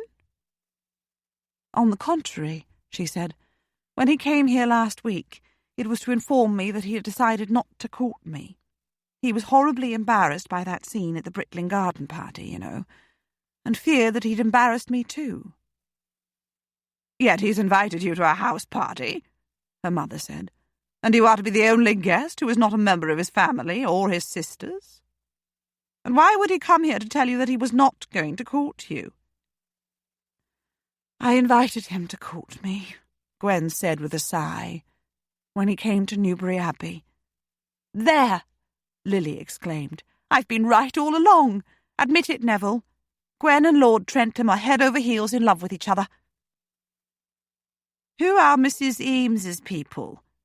Gwen's mother asked. "They're small shopkeepers," Gwen said with a rueful smile. "His own people are successful businessmen. So is he. He's also a farmer on a small scale. His head, I believe, is with his businesses, but his heart is firmly with his lambs and chicks and other livestock, and with his crops and garden." "And so," Neville said, "having courted you for the first part of the season, Trentham is now inviting you to court him for the second part, is he, Gwen? It makes some sense. You ought to know what it is you would be marrying into if you were to wed him." "There's no question of my marrying him," she said. "Is there not?" he said. "Then you will refuse his invitation. Why subject yourself to the company of shopkeepers and businessmen, after all, if there's no serious purpose to it?" "Gwen must not be pushed, Neville," her mother surprised her by saying. "Clearly she has tender feelings for Lord Trentham, just as he has for her. But theirs would be no easy or ordinary match for either of them. He has acquitted himself well at tongue gatherings, especially during that sordid episode of the garden party, for which he was in no way to blame. But he has never looked quite comfortable, despite all his well-deserved fame. Gwen does not yet know how comfortable she would be in a gathering of his people, especially one that is destined to last for 5 days. How clever of him to think of that! Only the most hopeless romantic would be foolish enough to believe that a marriage concerns no one except the 2 people involved. It concerns a great deal beyond that, not least their families and the society with which they are accustomed to mingle." "You're quite right, Mother," Lily said, gazing along the table at Neville. "But even so, it is the 2 people concerned who matter most. I dare not think what my life would be now if Neville hadn't fought for me when I believed a workable marriage between us was an impossibility." "There's no question of marriage between Lord Trentham and me," Gwen said again. Which was a ridiculous thing to say, of course. Why else had he invited her? "If you want me, Gwendolen, if you imagine that you love me and think you can spend your life with me, come to my world. You will find that wanting, even loving, is not enough." And why was she thinking of accepting? No, she must be honest with herself. Why was she going to accept? Because she wanted him? Because she imagined that she loved him? Because she wanted to spend the rest of her life with him? Because she was determined to prove him wrong? She didn't imagine that she loved him. "Then do not go," Neville said. "Oh, I'm going," she said. Neville shook his head and half smiled. Lily clasped her hands to her bosom and beamed with delight. Gwen's mother reached out and patted her hand, though she made no additional comment. "I'm taking Sylvie and Leo to the park this morning while Neville is at the house," Lily said. "Come with us. I can take the baby too, if you do. You can do all the running after balls. It seems they will never learn how to catch them," she laughed. "Of course I'll come," Gwen said, getting to her feet. "Perhaps they can't catch, poor things, because their mother can't throw." Aunt Gwen to the rescue. For 3 years, Hugo had jealously guarded his privacy in the country, first at his cottage and then at Crosslands. It was his own domain, his refuge from the tumult of the world. He had never invited anyone to stay, even his fellow members of the Survivors' Club, and he had only rarely invited neighbours for dinner and cards. But things had changed. Actually, everything had changed. "Come to my world," he had said to Gwendolen. And suddenly he had ached with the need to give her the chance to do just that. Not for a mere afternoon of tea and conversation, or an evening of tea and cards, but for, well, a long enough spell that she would know what it felt like to be out of her own comfortable domain. You will find that wanting, even loving, is not enough. And he felt the desperate hope, the need, to be proved wrong. He could and would mingle with her world whenever it was necessary to do so, provided he could keep the reins of his business in his own hands and retreat to the country for several months of each year. But could she mingle with his world? More important, would she? Or, like Fiona, would she ignore them if they were to marry? Pretend they didn't exist? He wouldn't be able to bear that. His family was important to him, despite the fact that he'd neglected them for years. He'd rediscovered them lately, and he wasn't going to let them go again. Or marry a wife who would ignore them. And he had discovered Fiona's family, and like them, even though they were not related to him in any way, they were Constance's family, though. He had known about the upcoming anniversaries for a while, and he'd been toying with the idea of inviting both families to Crosslands for a short time during the summer. It couldn't be for long. These were working people who couldn't afford to take lengthy holidays. But why not invite everyone to Crosslands for the actual anniversaries? Why wait until summer? The possibility popped into his mind during the week following his last visit to Gwendolen. When he had told her she would hear from him, he had not known what she would hear, and when he'd invited her to come to his world, he had not known quite how it was to be done. But then he had known, and everything had worked out wonderfully well. Despite the short notice, everyone was able to make arrangements to be away from their work for a week, and everyone was excited at the prospect of seeing his large country estate and being together there and celebrating 2 such grand events. The only thing that remained to be seen was whether Gwendolen would be able to leave London in the midst of all the activities of the season, and whether she would wish to. And whether she would. It didn't matter anyway, he told himself. He wanted to go for the sake of his family. It was time that he opened the whole of his life to them. And Crosslands, and all he had there, were a large and significant part of his life. If Gwendolen couldn't come, or wouldn't, then that would be the end of it. He wouldn't try to see her again, and he would put the pieces of his heart back together and move forward with his life. If she did come, on the other hand...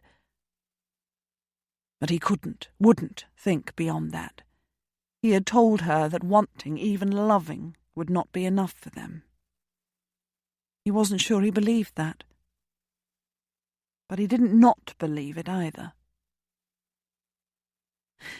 And then he had a brief note from her, accepting his invitation. His house, he remembered then, was like a barn. Although it was fully furnished, he'd only ever used 3 rooms of it. The others were permanently shut up and covered in dust sheets. His servants could easily manage those 3 rooms and cater to his needs when he was there, but they would be quite overwhelmed by a house party. His stables and carriage house were well managed by a groom and his young helper. They would need more help, though, when a whole cavalcade of carriages and their attendant horses descended upon Crosslands. His park was barren, his flower garden bare soil. Was there enough bed linen? Were there enough towels, enough dishes and cutlery? Where would all the extra food come from, and who was going to cook it all? But Hugo was not his father's son for nothing. He advertised for a butler and chose with care from the 7 applicants. After that, everything was taken out of his hands, and he was made to understand that any interference on his part was neither necessary nor welcome. His new butler was a man after Hugo's own heart. Even so, he went into the country several days before his guests were due to arrive. He wanted to see what his house looked like without the dust sheets. He wanted to see what the gardeners the butler had hired had done with the park on such short notice. He wanted to make sure that the guest chamber with the best view had been assigned to Gwendolen. Everything looked quite respectable, he was relieved and impressed to find, and the butler had turned into a tyrant of efficiency who demanded hard work and perfection of everyone and got both, as well as total devotion, even from the staff members who'd been with Hugo for longer than a year and might have resented the newcomer. The day when everyone was to arrive was fine, though not sunny, and everyone made good time. But that was to be expected of people who were up at dawn every day to work instead of sleeping off the excesses of the night before until noon. Hugo greeted everyone as they came and turned them over to the care of his housekeeper. And at last he saw his own carriage approaching the house and felt an uncomfortable lurching of his stomach. What if she had decided, after all, not to come? What if she had so not enjoyed the company of Fiona and Constance and Philip Germain, his uncle on his mother's side, that she would insist upon returning to town without further ado? No, she wouldn't do that. She had the manners of a perfect lady. The carriage drew to a halt before the house, and he opened the door and set down the steps. Fiona came first, looking far less wan than Hugo had expected. Indeed, she looked considerably younger than she had when he first arrived in London. Then came Gwendolen, dressed in varying shades of blue, and succeeding in looking as fresh as if she'd just stepped out of her boudoir. She looked into his eyes as she set her gloved hand in his. "Lord Trentham," she said. "Lady Muir." She descended the steps. He always forgot about her limp when he was not with her. She didn't smile. Neither did she glower. And then Constance was out of the carriage, helped by his uncle, and was demanding to know if everyone else had arrived and where everyone was. "We'll all be gathering in the drawing-room for tea in half an hour or less," Hugo said. "Fiona and Connie, the housekeeper will show you to your rooms. You too, Philip." He shook his uncle warmly by the hand. And then he turned back to Gwendolen and extended an arm to her. "Allow me to show you to your room," he said. "I merit special treatment?" She raised her eyebrows as she took his arm. "Yes," he said. His heart was beating in his chest like a drum. Chapter 20. Gwen had not known what to expect of Crosslands Park. It must be large, though, she'd concluded, if it was to house a sizable number of his family members for almost a week, in addition to her. It was large, even if not quite on the scale of Newbury Abbey or Penderys Hall. The grey stone house was square and Georgian in design. It wasn't very old. The park surrounding it was square too and must cover several acres. It was possible that the house was in the very centre of it. The driveway that led through the park to the house was as straight as an arrow. There were trees, some of them in copses or woods, and there were lawns which had been freshly mown. There were stables and a carriage house on one side of the main house, and a largish square of bare earth on the other side. There was something potentially magnificent about it all, and yet it all looked curiously barren, or undeveloped was perhaps a better word. While the other occupants of the carriage gazed their fill and Constance made a few excited comments, Gwen wondered about the original owners. Had they lacked imagination, or what? She knew, though, why the property had attracted Hugo. It was large and solid, with no nonsense about it, just as he was.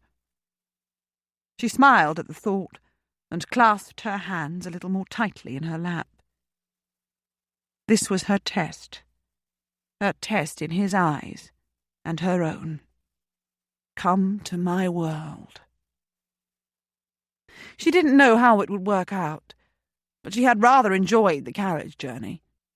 Constance, who amazingly had never left London before, was exuberant in her enjoyment of the countryside and every inn and toll booth at which they stopped.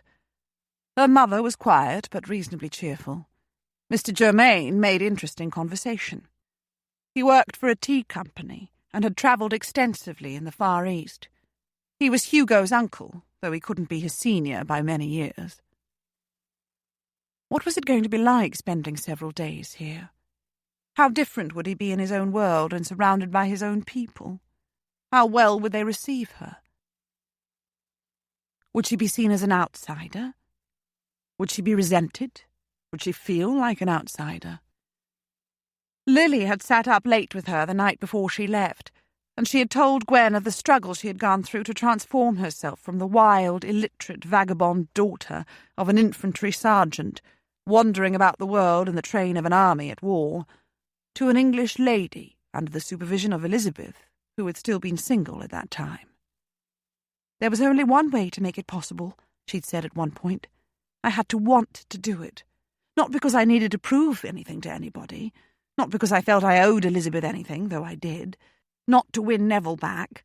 I didn't even want to do that after I discovered that we were not legally married after all. He was from an alien world, and I wanted none of it. No, it was only possible, Gwen, because I wanted it for myself. Everything else flowed from that. People, especially some religious people, would have us believe that it's wrong, even a sin, to love oneself. It's not.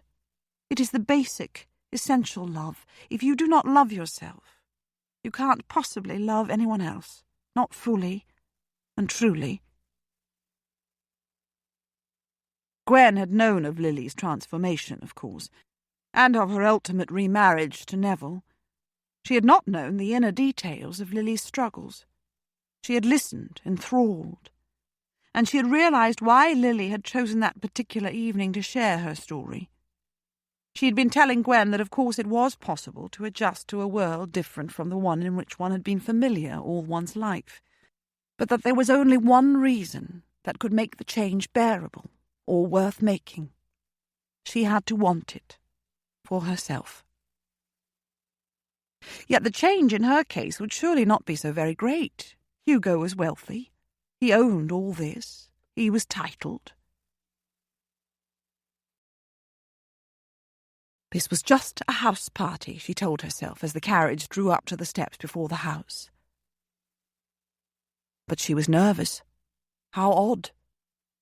She was always confident and brimful of pleasurable anticipation when arriving for a house party. She loved house parties.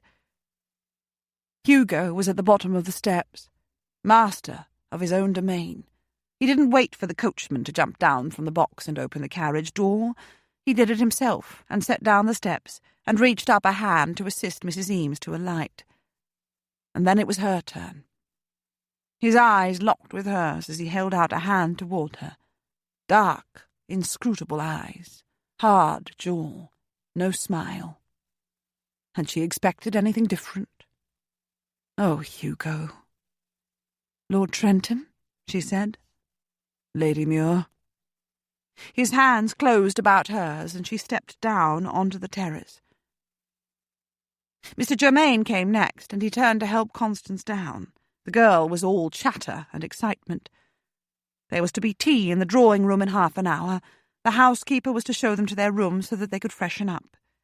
But no, not quite. Hugo was to show her to her room. I merit special treatment, she said as she took his arm. Yes, he said. And that was all he said. She wondered if he regretted inviting her. He could be relaxing now with his family if he hadn't. There were 2 wedding anniversaries to celebrate. The hall, not unexpectedly, was large and square, the cream wall saved from bareness by several large landscapes of indifferent artistic merit set in matching gilded frames. A wide staircase ahead of them ascended to a landing before doubling back on itself in 2 branches to reach the upper floor. The housekeeper and her group took the right branch, while Hugo and Gwen took the left. And then the others disappeared down a long corridor to the left, while Hugo took Gwen to the right. The architect, Gwen thought, must have had a problem drawing curves. And yet there was a certain splendour about the house. It gleamed with cleanliness and smelt faintly of polish. Paintings similar to those in the hall lined the walls. It was all somehow rather impersonal, like a superior hotel. The sound of voices, some quiet, a few more animated, came from behind closed doors. Hugo stopped and opened a door at the end of the corridor. He drew his arm free of hers and stood back for her to step inside. He had not spoken a word the whole way. He had not even inquired about her journey. He looked quite morose, too. "Thank you," she said. Then he surprised her by stepping into the room behind her and closing the door. Did he not realize? No, probably not. Besides, his being here with her was not so very improper. Another door, presumably leading into a dressing-room, was slightly ajar, and she could hear her maid busy within. "I hope you'll like the room," he said. "I chose it for you because of the view, but then I realized that really the view is quite dismal. There's been no chance to plant the flowers, and last year's were all annuals and have not come up this year. I'll put it right by next year. But that's not going to help you while you're staying here. I ought to have put you somewhere else, with a view down over the drive, perhaps." He had crossed the room while he was speaking, and was gazing out through the window. Even now, Gwen thought, as she set her bonnet and her gloves and reticule on the bed, she could be fooled into thinking that Hugo's morose looks denoted a morose mood. Yet all the time, while the carriage had approached, while she had descended, while he had escorted her up here, he had probably been consumed by anxiety. She went to stand beside him. Her window looked down upon that huge square patch of bare earth she'd seen from the driveway. From up here, she could see that the soil had been turned over and weeded in the past few days. Beyond it, there was bare lawn with trees farther out. She might have laughed if she'd not feared hurting him. "I thought you wouldn't come," he said. "I expected to open the carriage door to discover only Fiona and Constance and Philip within." "But I said I would come," she said. "I thought you'd change your mind." "If I'd done that," she told him, "I would have let you know. I am lady," she'd been about to say, but he would have misinterpreted the word. "Yes," he said. "You are a lady." His fingertips were spread over the windowsill. He was looking out, not at her. "Hugo," she said, setting a hand lightly on his arm. "Don't make this a matter of class. If any of your family had changed their minds for some reason, they would have let you know. It's simple courtesy." "I thought you wouldn't come," he said. "I braced myself not to see you." What was he saying? Actually, it was pretty obvious what he was saying, and Gwen slid her hand from his arm. Her heart seemed to be beating in her throat more than in her chest. She looked back through the window. "There's so much potentiality there," she said. "In the garden?" He turned his head briefly to look at her. "The park is mainly flat as far as I could see when we were coming up the driveway," she said. "But look, there's quite a dip beyond your flower patch. You could have a small lake down there if you wished. No, that would be too much. A large lily pond would be better, with tall ferns and reeds growing beyond it, between it and the trees. And the flower bed could be reshaped a little to curve down toward it with shrubs, and taller flowers to the sides and shorter flowers and ground cover within, and a path winding through it, and a few seats to capture the view. There could be—" She stopped abruptly and felt embarrassed. "I do beg your pardon," she said. "The flowers will be lovely when you've planted them. And the view is really not bad as it is. It is a country view. There's no sea in sight and no salt on the air. I far prefer the country inland. This is lovelier than Newbury." Strangely, she was not either lying or simply being polite. "A lily pond," he said, resting his elbows on the sill and gazing outward, eyes narrowed. "It would look grand. I've always thought of that dip in the land as an inconvenience. I've no imagination, you know. Not for things of the eye, anyway. I can enjoy them or criticize them when I see them, but I can't imagine them. I can see all those paintings on the walls, for example, and know they're rubbish, but I can't imagine the sorts of paintings with which I would replace them if I removed them all and consigned them to the rubbish heap. I would have to wander about galleries for the next 10 years, picking and choosing, and then perhaps nothing would match anything else, or else they'd look all wrong in the rooms where I decided to set them." "Sometimes," she said, "having everything matching and symmetrical is no more pleasing to the eye or to the mind than barrenness. Sometimes you have to trust your intuition and go with what you like." "It's easy for you to say," he said. "You can look out that window and see a lily pond, and a curving flower garden, and plants of different kinds and heights, and seats from which to enjoy the view. All I see is a nice square patch of earth just waiting for flowers, if I just knew what flowers, and a troublesome dip of lawn beyond it, and trees in the distance. I couldn't even think of a path on my own. Last year, when all the flowers were blooming, I had to walk all around the edge of the bed to see them, or else come up here to look down on them." What a glorious sight it must have been. She set her hand on his arm again. And sometimes one brief and glorious splash of colour and beauty is enough for the soul, Hugo. Think of a fireworks display. There is nothing more brief and nothing more splendid. He turned his head at last and looked at her. It was a long look, which she returned. She couldn't read his eyes. "Welcome to my home, Gwendolen," he said softly at last. She swallowed and blinked several times. She smiled at him. And wondrously, miraculously, he smiled back.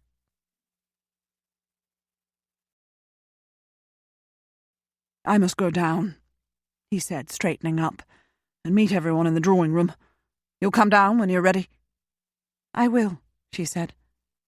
"How will you explain my presence?" "You've taken Constance under your wing," he said, "and have enabled her to attend a few tall entertainments as befits her status as my sister. My relatives are both amused by and impressed with my title, you know, but they're not unintelligent people. They will soon understand, if rumour hasn't already reached their ears, that you're here because I'm courting you." "Are you?" she asked him. "The last time I saw you, you said quite definitely that you weren't. I thought I was invited here to court you, or at least to discover for myself why it is impossible for you to court me." He hesitated before answering. "My relatives will conclude that I am courting you," he said. "Everyone loves what appears to be a budding romance, especially when a family member is involved. Whether they are right or whether they are wrong remains to be seen." But perhaps his relatives wouldn't love this particular budding romance, Gwen thought. They might well resent her. She didn't say so aloud, though. She smiled again. "I will be down soon," she said. He inclined his head to her and left the room. He closed the door quietly behind him. Gwen stayed where she was for a short while. She thought back to the day on the beach in Cornwall, when she'd felt that tidal wave of loneliness. If she had not felt it then, would she have felt it ever? And if she hadn't, would she have stayed safely cocooned in grief and guilt that had grown so muted that she'd not even realized how they had paralyzed her life? Strangely, it had been a comfortable cocoon. She half wished she was still inside it, or that if she must have been forced out, she had then proceeded to meet the quiet, comfortable, uncomplicated gentleman she'd soon dreamed up, as if any such person really existed. But she had met Hugo instead. She shook her head slightly and made her way to the dressing-room so that she could wash and change and have her hair freshly brushed before stepping fully into Hugo's world.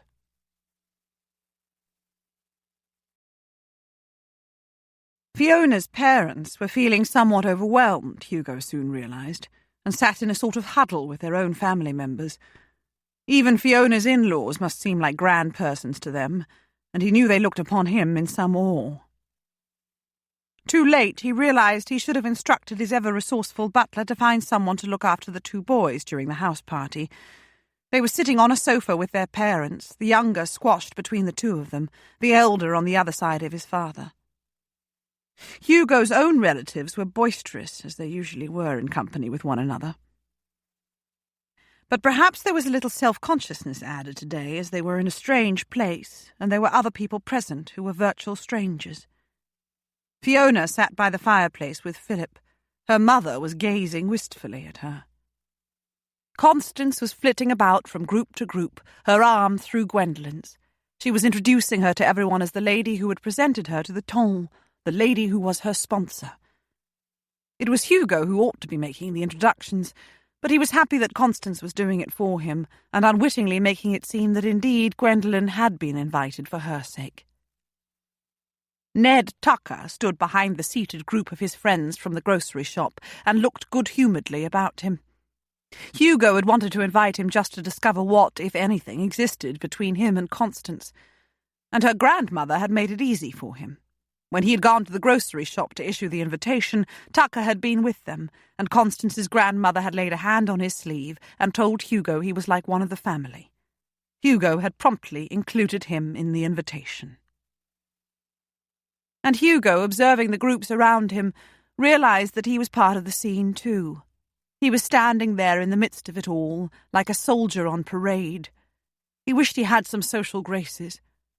He should have learned more while he was at Penderras. But he had never needed social graces to mingle with his family. He had never known a moment of self-consciousness or self-doubt when he was growing up among them, and he didn't need social graces to mingle with Fiona's family. He merely needed to show them that he was human, that in reality he was no different from them despite his title and wealth. Or perhaps that was what social graces were. There was Gwendolen, Constance's arm still through hers, talking with Tucker, and all three of them laughed as Hugo watched them. Gwendolen didn't have her nose in the air, as she had with him on occasion, and Tucker was not bobbing his head and tugging at his forelock. Hilda and Paul Crane got up from their seats and joined them, and then they were all laughing. Hugo had the feeling he might be scowling. How was he to bring these separate groups together, make a relaxed house party out of it. Really, it had been a mad idea. He was rescued by the arrival of the tea tray and another larger one bearing all kinds of sumptuous-looking goodies. He turned to his stepmother. "Will you be so good as to pour, Fiona?" he asked. "Of course, Hugo," she said. And it struck him that she was enjoying herself as a person of importance to everyone in the room, since as his stepmother she was in a sense his hostess. It hadn't occurred to him that he would need one, but of course he did. Someone had to pour the tea and sit at the foot of his dining table and stand at his side to greet the guests from the neighbourhood when they arrived for the anniversary parties in a few days' time. "Thank you," he said, and he took it upon himself to circulate among his guests, distributing plates and napkins before he carried around the plate of goodies and persuaded everyone to take one or two. Meanwhile, cousin Theodora Palmer, recently married to a prosperous banker, carried a cup of tea to everyone as Fiona poured, and her sister-in-law, Bernardine Eames, cousin Bradley's wife, crossed the room and spoke to the little boys. Her own children, she told them, together with some of their cousins, were having tea in a lovely big room up in the attic, and after they had finished, their nurses were going to take them out to play. Perhaps Colin and Thomas would care to go with them. Thomas half hid behind his father's sleeve and peeked out with one eye. Colin's face lit up with eagerness, and he looked to his father for permission. "We don't have holidays often, do we?" Hugo heard Bernardine saying to Mavis and Harold. "Neither do our children. We might as well all enjoy this one to the full while we may. There are 2 nurses, both thoroughly trustworthy. The children obey them and adore them. Your boys will be quite safe with them." "I'm sure they will," Mavis said. "We don't have a nurse. We like to keep our children with us." "Oh, so do I," Bernardine said. "They grow up so fast.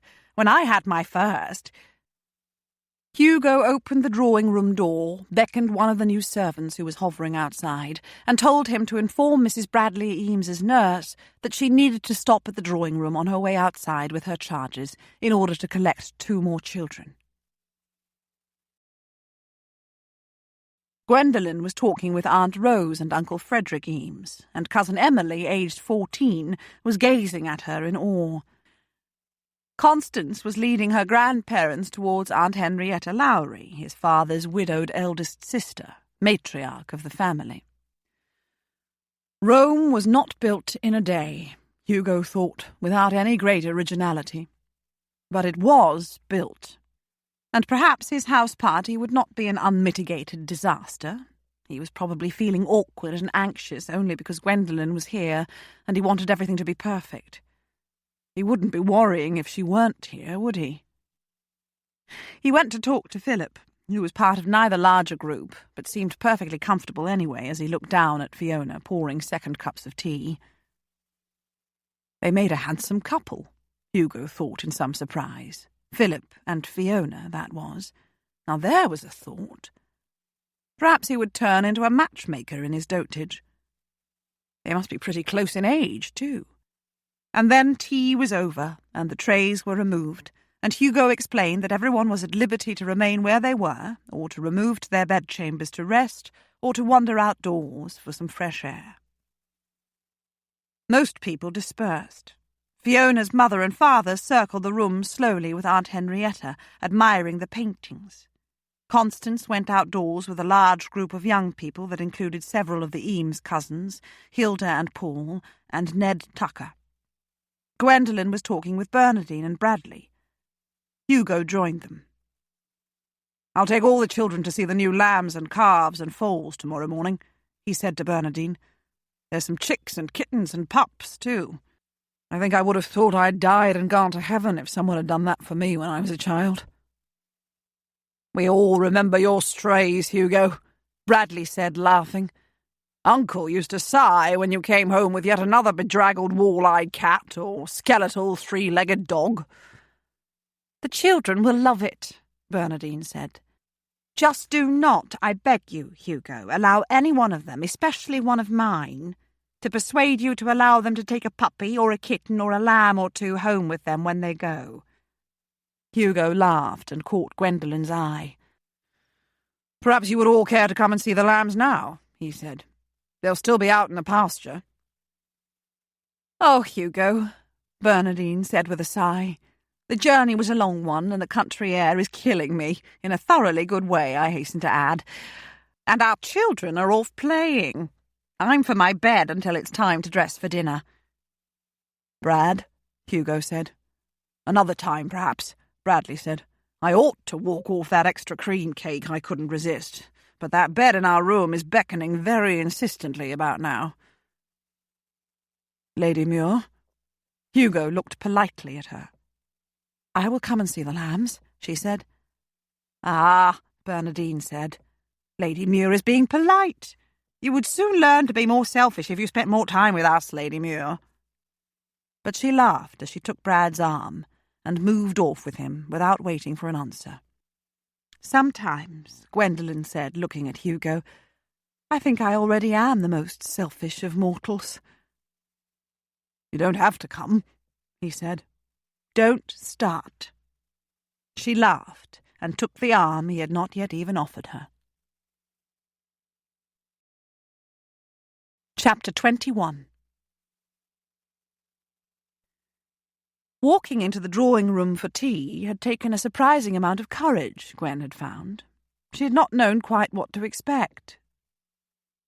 She had feared everyone would look at her either with excessive awe or with resentful hostility, either of which would have been isolating and would have made it difficult for her to behave with any degree of ease.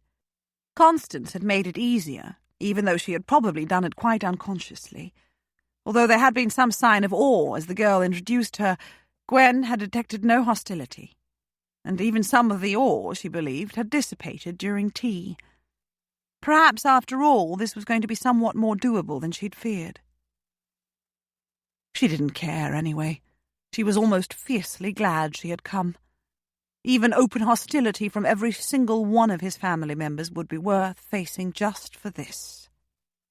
This was the sight of Hugo feeding a lamb, the smallest of the flock.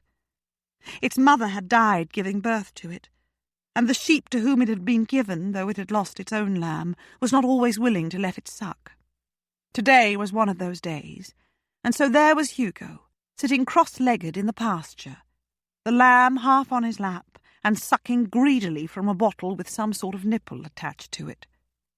He was talking to it. Gwen could hear his voice, though she couldn't distinguish the exact words.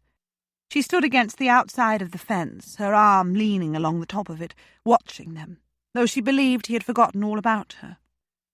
There was such tenderness in his voice and in his whole manner that she could have wept. He had not forgotten, though. Even as she thought it, he looked up and smiled at her. No, it wasn't just a smile. It was more of a boyish grin. "I'm so sorry," he said. "I ought to have taken you back to the house first." "Don't start," she said again. And he laughed and returned his attention to the lamb, which was finally showing signs of having had enough. "Or I ought to have had someone else do the feeding," he said a short while later as he let himself out of the meadow. "There are a few labourers. I'd better not offer my arm. I must smell of sheep." She took his arm anyway. "I grew up in the country," she reminded him. He did smell faintly of sheep, and he was still wearing the very smart clothes he had worn for tea. He didn't take the path that led directly from the boundary of the park to the stables. Instead, he led her about part of the perimeter of the park, where there were more trees. They were widely enough spaced, though, that it was easy enough to walk among them. "I can understand," she said, "why you shut yourself up here in the country a number of years ago and wanted nothing more to do with the outside world." "Can you?" he said. "It can't be done indefinitely, though. My father's dying dragged me out again. On the whole, I'm not sorry." "Neither am I," she said. He turned his head to look at her, but didn't comment. "I realised something," he said, "when I was feeding that lamb and you were standing there so patiently, watching. I keep my sheep for their wool, not their meat. I keep my cows for their milk and cheese, not for their meat. I keep chickens for their eggs. I felt very virtuous about it all. But I eat meat. I concur in the killing of other unknown animals so that I may be fed. And almost all creatures prey upon others for food. It is all very cruel. One could dwell upon it and become massively gloomy. But that's the way life is. It's a continual balance of opposites. There are hatred and violence, for example, and there are kindness and gentleness. And sometimes violence is necessary. I try to imagine Bonaparte having been allowed to reach our shores with his armies, overrunning our cities and towns and countryside, pillaging for food and other pleasures, attacking my family and yours, attacking you. If any of that had happened, I could never have stood by in the name of sanctity of human life and the tenderness of my conscience. "You've forgiven yourself, then?" she asked. He had stopped walking and was standing with his back against a tree, his arms folded across his chest. "It's funny, isn't it?" he said. "Carstairs has lived with guilt all these years, even though he spoke up for retreat at the time and a saving of at least some of the men's lives. And even though he was badly wounded in the attack and has suffered the consequences ever since. He feels guilt because he believes his instinct was cowardly and my actions were right. He hates me, but he believes I was right." "You were right," she said. "You've always known that." He shook his head slowly. "I don't believe there's right or wrong," he said. "There's only doing what one must do, under given circumstances, and living with the consequences, and weaving every experience, good and bad, into the fabric of one's life so that ultimately one can see the pattern of it all, and accept the lessons life has taught. We were never expected to achieve perfection in one lifetime, Gwendolen. Religious people would say that is what heaven is for. I think that would be a shame. It's too easy and too lazy. I'd prefer to think that perhaps we're given a second chance, and a third, and a 33rd, to get everything right." "Reincarnation?" she said. "Is that what it's called?" He dropped his arms to his side and looked at her. "I wonder if I would meet the same woman in each life, and discover each time that there was a problem. And would the solution that came to mind be foolhardy or brave, to be resisted or embraced, wrong or right? You see what I mean?" She stepped forward and stood against him, spread her hands over his chest and rested her forehead between them. She felt his heart beat and his warmth, and inhaled the strangely enticing smells of cologne and man and sheep. "Oh, Hugo," she said. The fingers of one hand caressed her neck. "Yes," he said softly, "I have forgiven myself for being alive." "I love you," she said into the fabric of his neckcloth. For a moment, she was horrified. Had she really spoken aloud? He didn't reply, but he bent his head and kissed her softly and briefly in the hollow between her shoulder and neck. And so the words had been spoken aloud, by her at least, and it really didn't matter. He must know anyway, just as she knew that he loved her. Did she know that? Of course she did. He had just said so in other words. I wonder if I would meet the same woman in each life. Love might not be enough. He had said as much in London when he had come to tell her he wasn't going to court her. And then again, it might be. Perhaps love was everything. Perhaps that was what they would learn if they had 33 lifetimes together.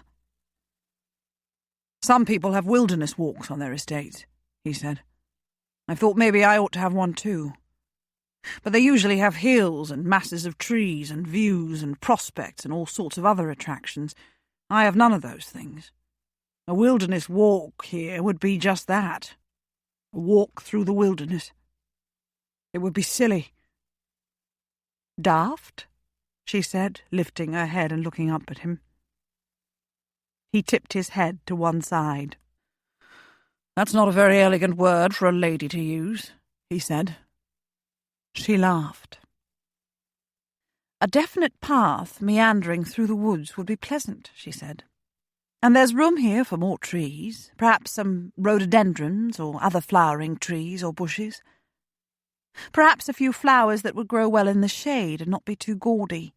Bluebells in the spring, for example. Daffodils. There could be some seats, especially in places where there is something to look out upon. I noticed a few moments ago that I could see the spire of the church in the village. I dare say further along we'll see the house. There could be a little summer pavilion. Somewhere to sit even when it's raining. Somewhere to be quiet and relax. Or read. It is what Crosslands is all about, after all, and why you were attracted to it. It's not a place that is spectacular for its picturesque beauty and its prospects, but just a plain statement of something good, of the peace and joy that come with the ordinary, perhaps. He was gazing down into her eyes. It wouldn't need fountains and statues and topiary gardens and rose arbours and boating lakes and alleys and mazes and Lord knows what else, he said. The park, I mean. She shook her head. It could do with a few delicate touches here and there, she said, but not much. It's lovely as it is. Got a bit on the barren side, he said. Just a bit. And the house? He said. The paintings need to go. She smiled at him. Was the house fully furnished when you purchased it? It was, he said. It was built by a man who, like my father, made his money in trade. He built it with all the best materials and furnished it with all the best furniture, and never actually lived in it. He left it to his son when he died. But his son didn't want it. He went off to America to make his own fortune, I suppose, and left the house for an agent to sell. Sad, she thought. Just as I went off to war and left my own father, he said. But you came back, she reminded him, and saw him before he died. You were able to assure him that you would take over from him and care for his business and his wife and daughter. And I've just realised something else, he said. It would have broken his heart if I'd been killed. So I am glad for his sake I didn't die. And for my sake, she said. He framed her face with his great hands and held it tilted up to his. I'm not sure I'm much of a gift, he said. What do you think of my family and Connie's? They are people, she said.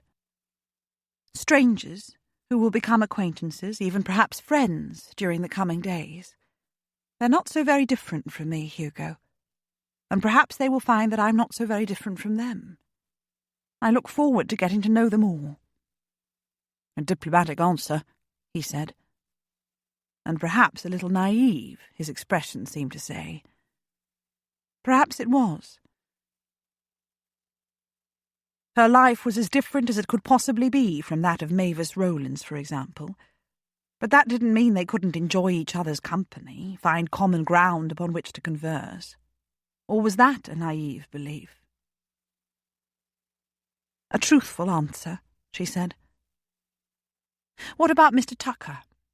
What about him? He asked. He's not a relative, she said. Is there something between Constance and him? I think there may be, he said. He owns the ironmonger's shop next to her grandparents' grocery. He's sensible and intelligent and amiable. I like him, she said. Constance is going to have a wide variety of choices, is she not? The thing is, he said, that she thinks your boys, the ones you introduced to her at balls and parties, are sweet, to use her word, but a bit silly. They don't do anything with their lives." "Oh dear," she laughed. "She's told you that too, has she?" "But she's enormously grateful to you," he said.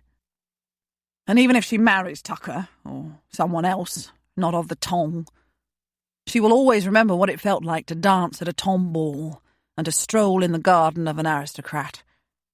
And she will remember that she might have married one of their number, but chose love and happiness instead." "And she couldn't find either with a gentleman?" she asked him. "She could," he sighed, "and indeed she may. As you say, she has choices. She is a sensible girl.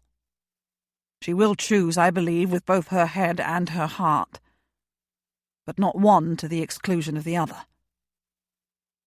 "And you?" she wanted to ask him. "Will you choose with both your head and your heart?" She said nothing, but patted her hands against his chest. "I'm going to have to take you back to the house soon," he said. "If you're to have any sort of rest before dinner. Why are we wasting our time talking?" She gazed into his eyes. He bent his head and kissed her open-mouthed. She slid her hands to his shoulders and gripped them tightly. A wave of intense yearning, both physical and emotional, washed over her. This was his home. This was where he would spend much of the rest of his life. Would she be here with him? Or would this prove to be just a week-long episode and nothing else? Not even a week, in fact. He lifted his head and brushed his nose across hers. "Shall I tell you my deepest, darkest dream?" he asked her. "Is it suitable for the ears of a lady?" she asked in return. "Not in any way whatsoever," he said. "Then tell me." "I want to have you in my bedchamber, in my own house," he said, "on my bed. I want to unclothe you a stitch at a time and love every inch of you and make love to you over and over again until we are both too exhausted to do it any more. I want to sleep with you then until we have our energy back and start all over again." "Oh dear," she said. "That really is unsuitable for my ears. I feel quite weak at the knees." "I'm going to do it too," he said. "One of these days. We are going to do it. Not yet, though. Not in the house, anyway. Not while I have guests. It wouldn't be proper. Not in the house, anyway," he thought. "It wouldn't," she agreed.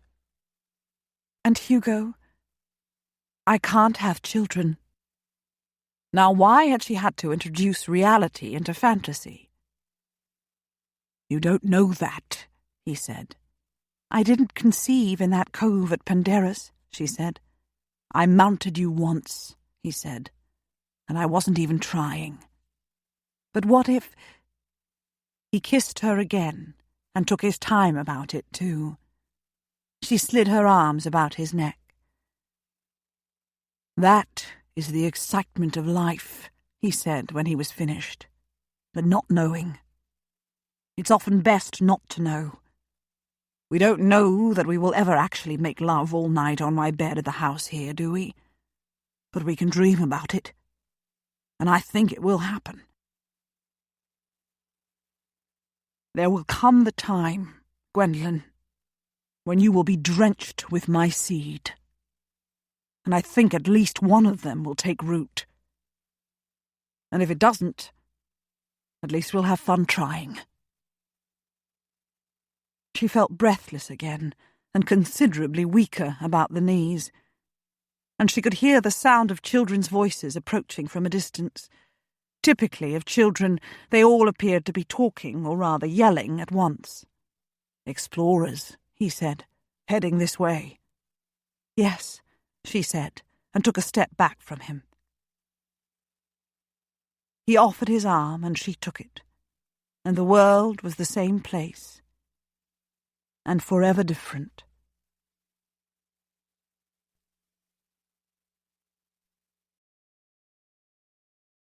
Hugo had worked hard during his years as a military officer, probably harder than most since he had so much to prove, to them, to himself. He had worked hard during the previous few weeks, learning the businesses again, taking the reins of control into his own hands, making it all his own. Yet it seemed to him during the course of the stay in the country that he had never worked harder than he did now. Being sociable was hard work. Being sociable when one had all the responsibility of being host was infinitely harder. One had everyone's enjoyment to see to, and it was not always easy. He doubted he had ever enjoyed any week so much. Providing entertainment was actually no trouble at all. Even a rather barren park was like a little piece of heaven to people who had lived their lives in London, and a very small piece of London at that, as was the case with Fiona's relatives. And even to his own relatives, most of whom had travelled a little more widely, the chance to wander about in a private park for almost a whole week without the press of work and the continuous noises of a large city was a wonderful thing. And the house delighted everyone, even those who could see its shortcomings. Hugo, who had never been able to explain to himself what exactly was wrong with the house, now knew. His predecessor had furnished and decorated it all in one, probably using the services of a professional designer. It was expensive, it was elegant, and it was impersonal. It had never been lived in, not until he moved in last year, that was. Those of his guests who could see the problem amused themselves by wandering about endlessly and making suggestions. His relatives had never been shy. There was a billiard room that proved popular. There were no musical instruments. There was a library, its walls lined from floor to ceiling with shelves, all of them filled with great blocks of books that Hugo was almost certain no one had read or even opened before him. He had read precious few of them himself, not being particularly partial to books of sermons or books of the laws of ancient Greece or books of poetry by Latin poets he had never heard of, and in Latin too. But even those books amused some of his relatives, and all the children loved the moving stairs and darted up and down them and stood together to push them to different locations and made imaginary carriages and hot air balloons out of them, and even a tower from which to screech for rescue from any prince who happened to be passing below. Fiona's family tended to huddle together for confidence, for the first day or so, at least. But with Hugo's help, Mavis and Harold discovered common ground with the other young parents among his cousins, and Hilda and Paul were soon drawn into the company of those of the cousins who were not married or who didn't yet have children. Hugo made sure that Mrs. Rowlands met all his aunts face to face, and she developed something of a friendship with Aunt Barbara, 5 years younger than Aunt Henrietta and rather less of a regal matriarch. Mr. Rowlands fell in with some of the uncles and seemed reasonably comfortable with them. Fiona didn't once mention her health in Hugo's hearing. It must have become clear to her after the first day that the Eames side of the family wasn't looking upon her with contempt, but actually deferred to her as his hostess. And obviously she was the grand, adored one of her own family. She bloomed before Hugo's eyes, restored to health and mature beauty. And he would be very surprised if a romance was not developing between her and his uncle. As for Tucker, he was a young man who would be comfortable in almost any social setting, Hugo suspected. He mingled easily with everyone and seemed particularly popular with the younger cousins, both male and female. Constance flitted everywhere, brimming over with exuberance. If she fancied Tucker and if he fancied her, they were certainly not clinging to each other and making it obvious. And yet Hugo would be willing to wager they did fancy each other. And Gwendolen, with quiet grace, fitted herself in wherever she was able. Aunts, who half froze with apprehension at first, soon relaxed in her company. Uncles welcomed her conversation. Cousins soon included her in their invitations to walk or play billiards. Little girls climbed on her lap to admire her dresses, though she dressed with deliberate simplicity during those few days, Hugo suspected. Constance chatted to her and linked arms with her, and she made the deliberate effort to get to know Mrs. Rowlands, who regarded her with almost open terror at first. Hugo found them one morning at the end of an upstairs corridor, their arms linked, discussing one of the paintings. "We've just spent a pleasant half-hour," Gwendolen explained, going up one side of the corridor and down the other, looking at all the paintings and deciding which one is our particular favourite. "I think the one with the cows drinking from the pond is mine." "Oh," Mrs. Rowlands said, "mine is the one with the village street with the little girl and the puppy yapping at her heels. Begging your pardon, my lady. It looks like heaven, don't it, that village? Not that I would want to live in it, mind. Not really. I would miss my shop and all the people." "That's the wonder of paintings," Hugo said. "They offer a window into a world that entices us even if we wouldn't want to step into it if we could." "How fortunate you are, Hugo," Mrs. Rowlands said with a sigh, "to be able to gaze at these paintings every day of your life. When you're in the country, anyway." "I am fortunate," he said, gazing at Gwendolen. And he was. How could he have foreseen any of this, even just a few months ago? He had gone down to Penderys knowing that his year of mourning was at an end, and with it his life in the country as a semi-recluse. He had hoped his friends could offer some advice on how he might find a woman to marry, someone who would suit him without interfering too much with his life, or in any way ruffling his emotions. Instead, he had met Gwendolen. And later he had gone to London to wrest Constance away from the evil clutches of Fiona and find her a husband as soon as possible, even if it meant his having to marry a woman chosen in haste. And he had found Fiona to be not quite the villain he remembered from his youth, and Constance with firm ideas of her own about what she wanted beyond the doors of her house. And he had proposed marriage to Gwendolen, and been rejected, and invited to court her instead. The rest was all a little dizzying, and was proof enough that it wasn't always a good idea to try to plan one's future. He could never have predicted this. His house, without all the dust covers, looked very different. It was elegant, but without heart. Yet somehow his visitors made the place cheerful and livable, and he knew that he would spend the next several years adding the heart that was missing. His park looked bare, but full of potential, and really not too bad as it was. With a lily pond and a curved flower bed and some paths and seats, and with a wilderness walk with more trees and seats and a pavilion, it would be transformed. And perhaps he would plant some tall elms or limes on either side of the driveway. If one must have a straight drive, one might as well accentuate the fact. His farm was the warmly beating heart of his property. He was happy, he discovered in some surprise during those days. He had not really thought about happiness with reference to himself since his father married Fiona. Now he was happy again. Or at least he would be happy if... or rather, when... "I love you," she had said. It was easy enough to say. No, it wasn't. It was the hardest thing in the world to say, at least for a man. For him. Was it easier for a woman? What a daft thought. She was a woman who hadn't known real happiness, he suspected, for years and years, probably not since soon after her marriage. And now... could he make her happy? No, of course he couldn't. It was impossible to make someone else happy. Happiness had to come from within. Could she be happy with him? "I love you," she had said. No, those words wouldn't have come easily to Gwendolen, Lady Muir. Love had let her down in her youth. She had been terrified since then of giving her heart again. But she had given it now. To him. If she had meant the words, that was. She had meant them.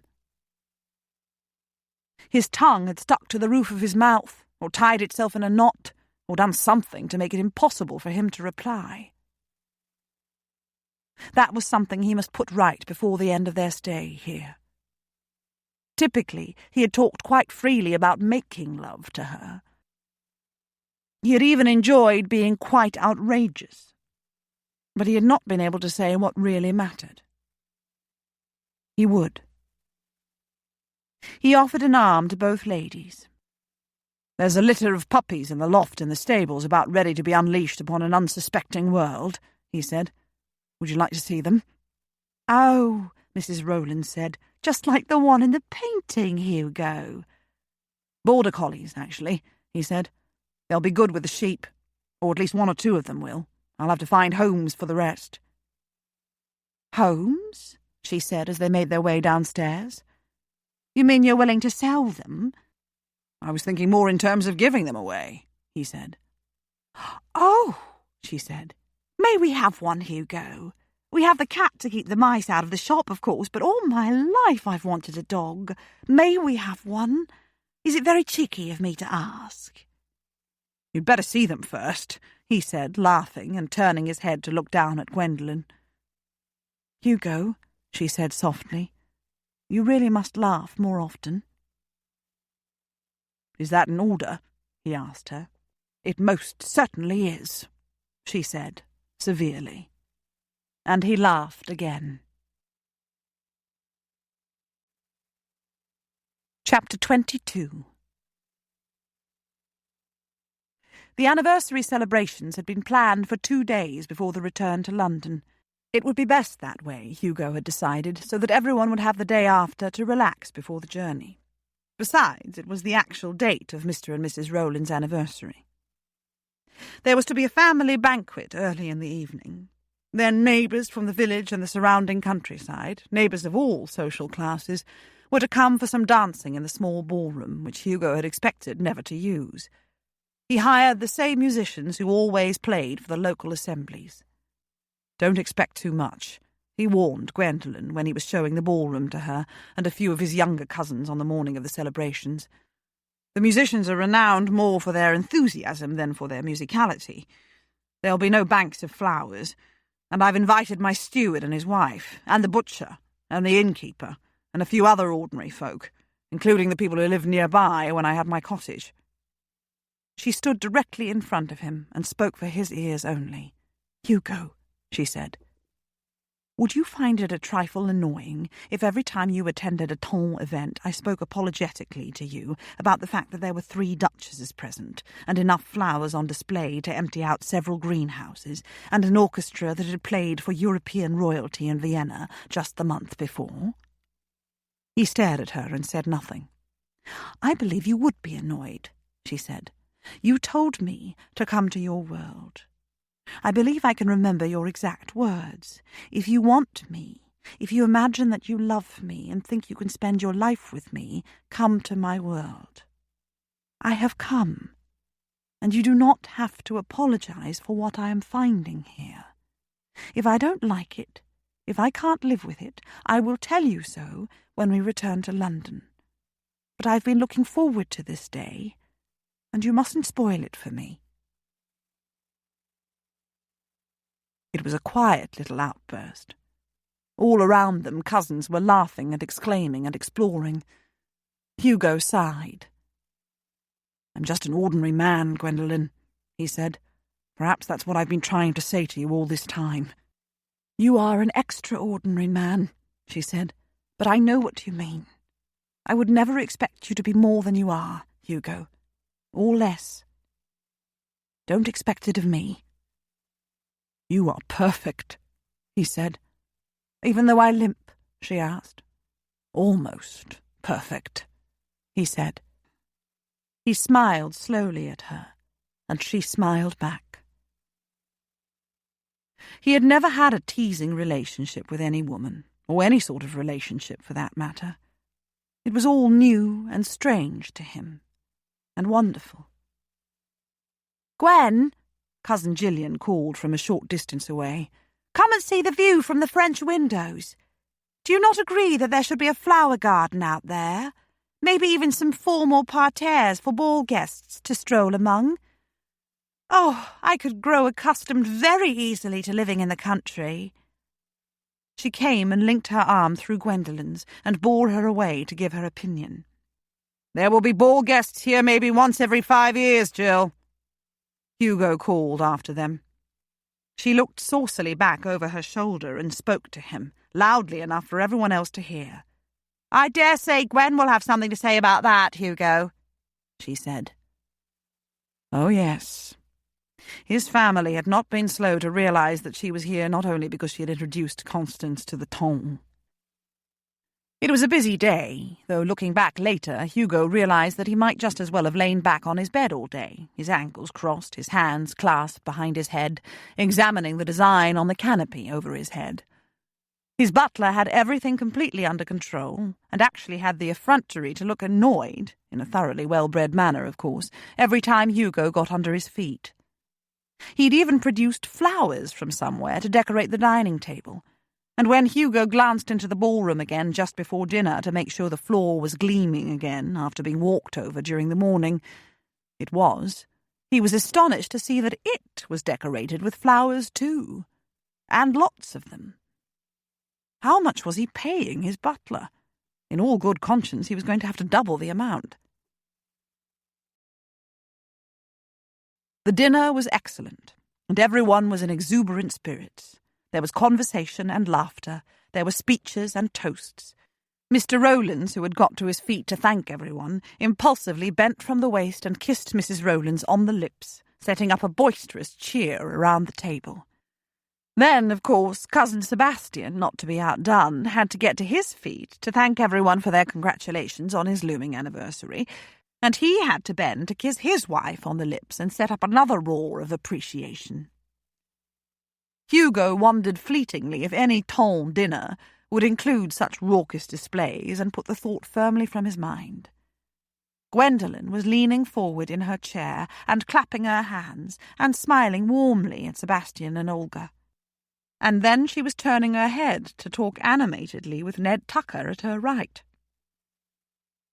2 small, exquisitely decorated cakes were carried in, one for each couple, and the 2 ladies sliced them to the applause of everyone else, and the 2 men handed around pieces for everyone to sample. And everyone seemed agreed when the meal was ended and it was time to remove to the ballroom for the arrival of the outside guests that they wouldn't be able to stuff another morsel of food inside themselves until at least tomorrow. "I dare say all the supper dainties will have to be consumed by my neighbours then," Hugo said. "Let's not be hasty, lad," his Uncle Frederick said. "We are to dance, are we not? That will work up a fresh appetite soon enough, especially if the tunes are lively." And finally it was time to stand in the doorway of the ballroom, greeting the outside guests as they arrived. Hugo had Fiona beside him and Constance beside her, and just wished that his father could be here now to see them. He would have been happy. He glanced about the ballroom, seeing all the familiar faces, knowing that he had done the right thing in bringing everyone here for a few days, the right thing for them, and definitely the right thing for himself. Maybe there would always be a little darkness in his soul when he remembered the brutality of war.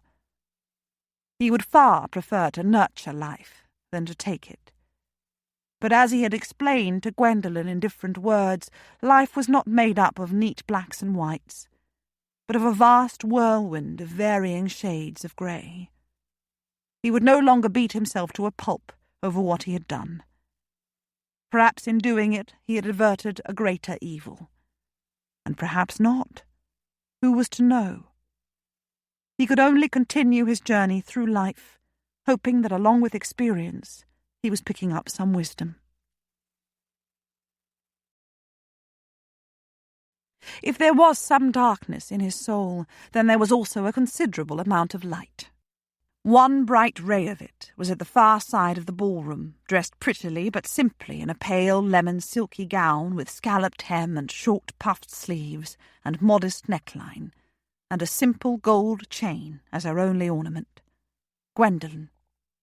She was talking with Ned Tucker and Philip Germain, and looking back at him with a smile on her face. He winked at her. Winked. He couldn't remember ever winking before in his life. But his steward was entering the ballroom with his wife, and the vicar and his wife and son and daughter were coming behind them. Hugo turned his attention to his guests. It was all really quite delightful, Gwen decided during the next hour. She paused to examine the thought, but there was no condescension in it. People were people, and these people were enjoying the occasion with unabashed pleasure. There was none of the restraint and polite ennui one encountered all too often with the ton, so many of whose members seemed to believe that it was either naive or vulgar to enjoy anything with too great an exuberance. The orchestra made up in enthusiasm what it lacked in skill. Most of the sets were vigorous country dances. Gwen danced them all, having assured the few people who were bold enough to ask that her limp didn't deter her from dancing, and in no time at all she was flushed and laughing. Mrs. Lowry, Hugo's aunt Henrietta, drew her aside between the second and third sets and asked her without preamble if she was going to marry Hugo. "I was asked once and said no," Gwen told her, "but that was quite a while ago, and if I were to be asked again, I might give a different answer." Mrs. Lowry nodded. "His father was my favourite brother," she said, "and Hugo has always been my favourite nephew, even though I didn't set eyes on him for years. He never ought to have gone away, but he did, and he suffered, and now he's back, just as tender-hearted as ever, it seems to me. I don't want to see his heart broken." Gwen smiled at her. "Me neither," she said. Mrs. Lowry nodded again as a few more of the aunts gathered about them. The next set was to be a waltz. The news was buzzing about the ballroom. Some of Hugo's neighbours had requested it, and he had given the order to the orchestra leader, and now there was a chorus of laughter from those same neighbours who were all loudly urging Hugo to dance it. He, interestingly enough, was laughing too, and then holding up both hands, palm out.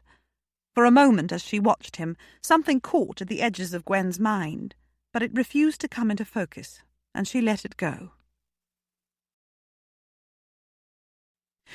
"I will waltz," he said, "but only if my chosen partner clearly understands that at worst she may be dealing with squashed toes at the end of it, and at best she may have laid herself open to some ridicule." There were a few cheers, a few jeers, and more laughter, from everyone this time. "Come on, Hugo," Mark, one of his cousins, called. "Show us how it's done, then." "Lady Muir," Hugo said, turning and looking fully at her, "will you do me the honour?" "Yes, go on, Gwen," Bernardine Eames urged. "We won't laugh at you, only at Hugo." Gwen stepped forward and walked toward him as he walked towards her. They met in the middle of the gleaming dance floor, smiling at each other. "Are my eyes deceiving me?" he asked her when they met. "Is no one else stepping onto the floor with us?" "They're probably all taking heed of your warning about squashed toes," she said. "Hell and damnation," he muttered, and did not apologize. Gwen laughed and set her left hand on his shoulder. She held out her other hand for his, and he clasped it. His right hand came to rest at the back of her waist. And the music began. It took a few moments for him to get his feet under him, and the sound of the music into his ears, and the rhythm of the dance into his body, but then he accomplished all three, and danced off about the floor with her, holding her firmly at the waist so that it felt as if her feet floated over the floor, and there was no discomfort from the fact that her legs were not of equal length. There was applause from all his family and guests gathered about the perimeter of the room, a few loud comments, a little laughter, one piercing whistle. Gwen smiled up into his face, and he smiled back. "Don't encourage me to relax," he said. "That is when disaster will strike." She laughed, and suddenly felt a great welling of happiness. It was at least equal to that tidal wave of loneliness she had felt on the beach below Penderys just before she met Hugo. "I like your world, Hugo," she said. "I love it." "It's not really so very different from your own, is it?" he said. She shook her head. It was not so very different. It was different enough, of course, that moving back and forth between them would not always be easy. if that was what was going to happen. But she was too happy for speculation at this precise moment. "Ah," he said, and she looked around to see that others were taking the floor and starting to waltz, and the focus of attention was no longer exclusively on them. He twirled her about a corner of the floor and tightened his hand against the back of her waist. They were not touching, but they were definitely closer than they ought to be. Ought to be, according to whom? "Hugo," she said, looking up into his eyes, his lovely, dark, intense, smiling eyes. And she forgot what she'd been about to say. They danced in silence for several minutes. Gwen was very consciously aware that they were among the very happiest minutes of her life. And then, before the music ended, he bent his head to murmur in her ear. "You noticed," he said, "that there's a loft at the far end of the stables, where the puppies are." "I noticed," she said.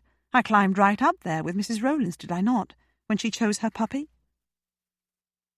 "I can't have you in my bed here," he said, "while I have family and guests in my house. But after everyone has gone home and to bed, I'm going to take you out there. None of the grooms sleep there. I cleaned the loft and spread fresh straw this morning and took out blankets and pillows. I'm going to make love to you for what remains of the night." "Indeed," she said. "Unless you say no," he said. She ought to. Just as she ought to have down in that cove at Penderra's. "I'll not say no," she said, as the music drew to an end, and he waltzed her into one more twirl. "Later, then," he said. "Yes. Later." She felt not a qualm of conscience. And that little fluttering at the edge of her consciousness that she had felt when he held up his hands earlier to address the pleas that he waltz opened like a curtain from across a window, and she could see what was within.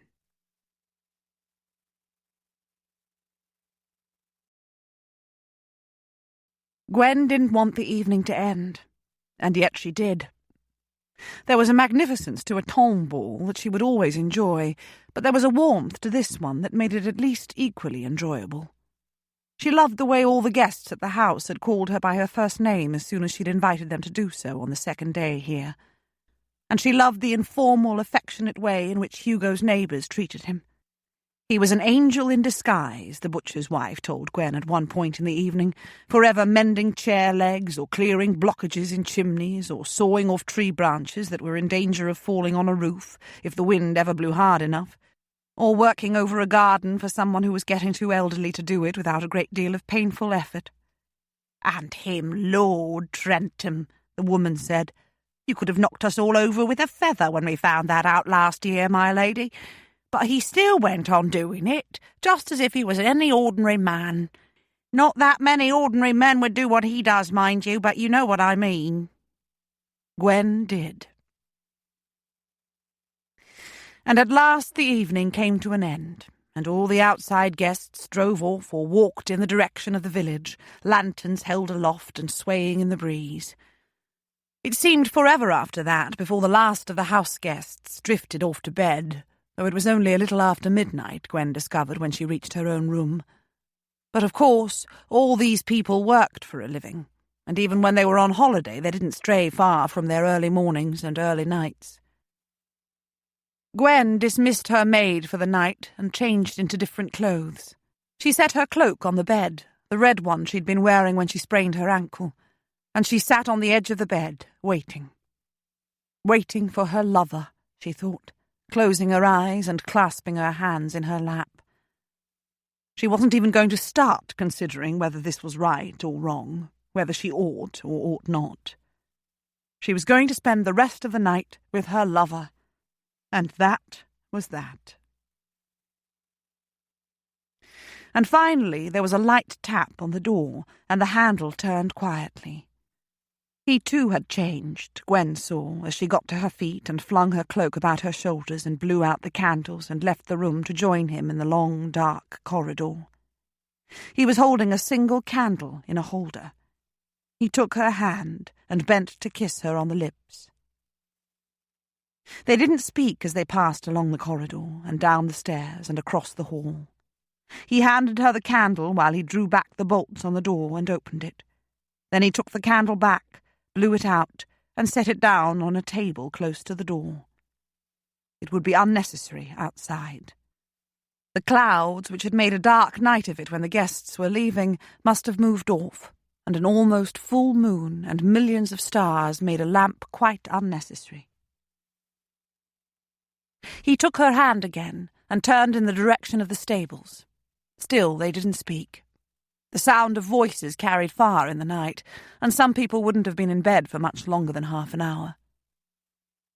The stables were in darkness, until Hugo took a lantern off a hook just inside the great door and lit it.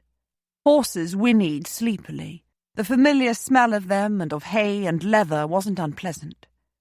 They walked the length of the narrow passageway between stalls, hand in hand, their fingers laced. And then he released her hand to light her way up the steep ladder to the loft before following behind her.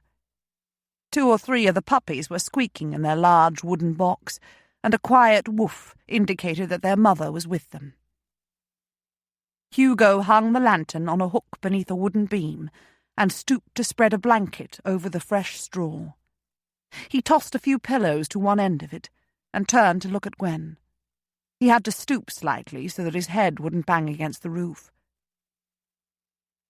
"I'd better say one thing first," he said curtly, "and get it out of the way. Otherwise I won't know a moment's peace." He was frowning and looking really quite morose. "I love you," he said. He glared at her with set jaw and fierce eyes. It would be absolutely the wrong thing to do to laugh, Gwen decided, quelling the urge to do just that. "Thank you," she said, and stepped forward to set her fingertips against his chest and lift her face for his kiss. "I didn't do too well with that, did I?" he said, and grinned. And instead of laughing, she found herself blinking back tears. "Say it again," she said. "You would torture me, would you?" he asked her.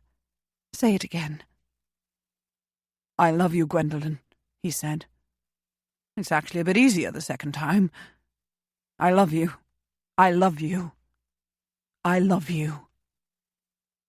And his arms came about her, and he hugged her to him tightly enough to squeeze most of the breath from her body. Gwen laughed with what breath she had left. He released his hold on her, looked into her eyes, and undid the clasp at the neck of her cloak. "Time for action, instead of just words," he said. "Yes," she agreed, as her cloak fell to the straw at her feet.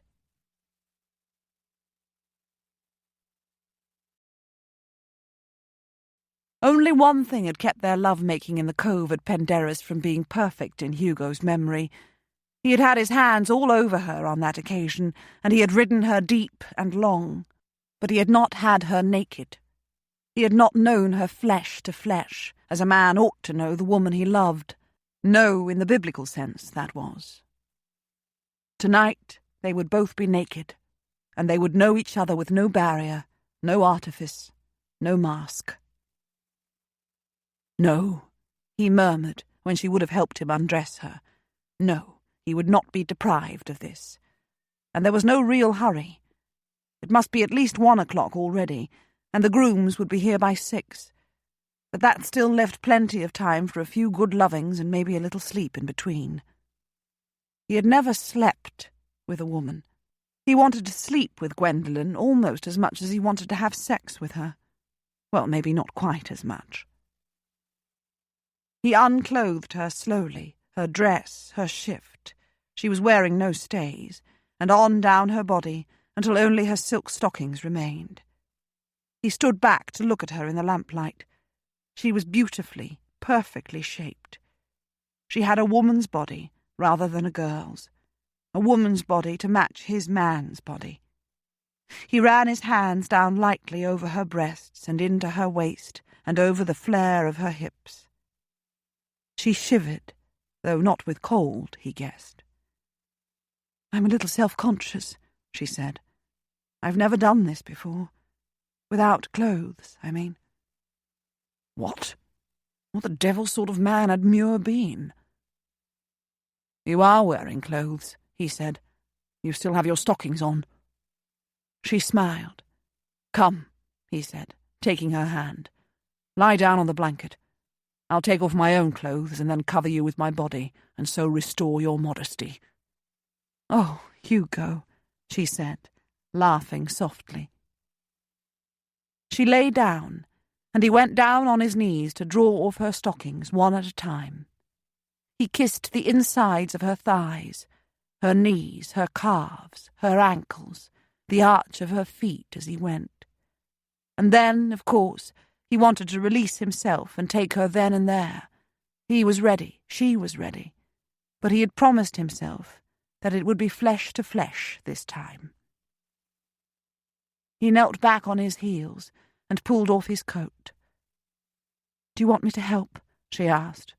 Another time, he said. Not now. She watched him, just as she had watched at the beach when he peeled off his wet drawers. I'm a great big brute, I'm afraid, he said when he was naked. I wish I could be more elegant for you.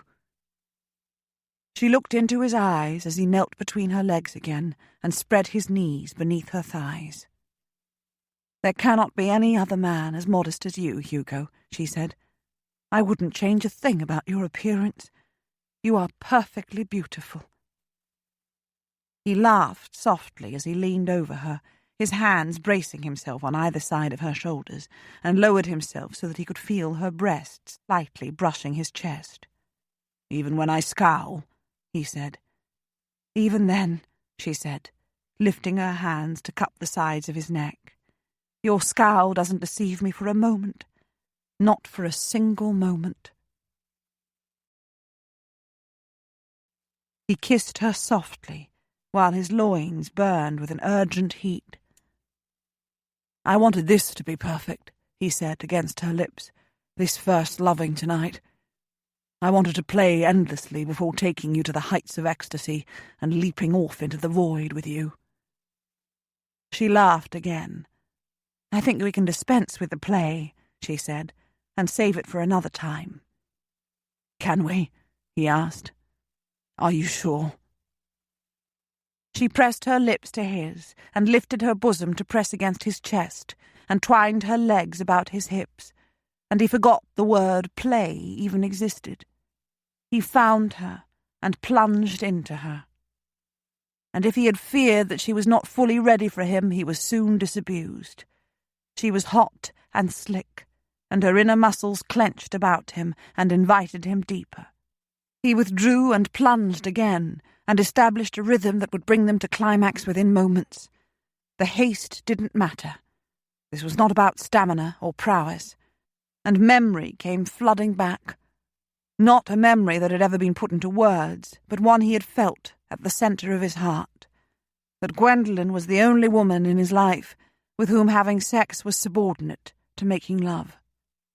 She was the only woman with whom sex had ever been a shared thing, and not just something for his own physical ease and pleasure. He slowed his rhythm for a moment, raised his head and gazed down into her eyes. She looked back, her own half closed. She looked almost in pain. Her teeth closed about her bottom lip. Gwendolen, he said. Hugo. My love. Yes. He wondered briefly if either of them would remember the words, saying nothing and saying everything. He lowered his forehead to her shoulder and drove them both to the edge of the pinnacle and over it, in a glorious descent to nothingness, to everything. He heard her cry out. He heard himself cry out. He heard a puppy squeak and then suckle. And he sighed aloud against her neck and allowed himself the brief luxury of relaxing all his weight down onto her hot, damp, exquisitely lovely body. She sighed, too, but not in protest. It was a sigh of perfect fulfillment, perfect contentment. He was sure of it. He moved off her, reached out for the other blanket he'd brought this morning, or yesterday morning, he supposed it was, and spread it over them. He lifted her head onto his arm and rested his cheek against the top of her head. "When I have more energy," he said, "I'm going to offer to make an honest woman of you. And when you have more energy, you're going to say yes." "Am I?" she asked. "With a thank you very much, sir?" "Yes will be sufficient," he said, and promptly dozed off. Chapter 23. "Hugo," she whispered. He'd been sleeping for a while, but he'd been making stirring sounds in the last few minutes. She watched the faint light from the lamp flicker across his face. He said. "Hugo," she said, "I've remembered something." He said again, and then inhaled loudly. "Me too. I've just this moment remembered, and if you will give me a few moments, I'll be ready to create more memories." About the day Vernon died," she said, and his eyes snapped open. They stared at each other. "I've always tried hard not to remember those few minutes," she said, "but of course I have remembered. Nothing can ever erase the images." He spread his hand over the side of her face and kissed her. "I know," he said. "I know." "And something has always fluttered at me," she said. "Something that didn't somehow fit. I've never tried too hard to discover what it was because I didn't want to remember at all. I still don't. I still wish I could forget altogether." "You have remembered what didn't fit," he said. "It happened last evening," she said, "when your neighbours were all trying to persuade you to waltz, and everyone was laughing, and you held up your hands so that you could give an answer." His thumb stroked her cheek. "You held up your hands with your palms out," she said. "It's what people do, is it not, when they want to say something, or stop something?" He didn't say anything. She began and swallowed convulsively. "When I turned, as Vernon fell from the gallery, Jason was turned to him already. He was holding his hands up above his head to stop him. It was a futile gesture, of course, but an understandable one under the circumstances, except that—" She frowned, even now, trying to bring the remembered image into focus. But she was right.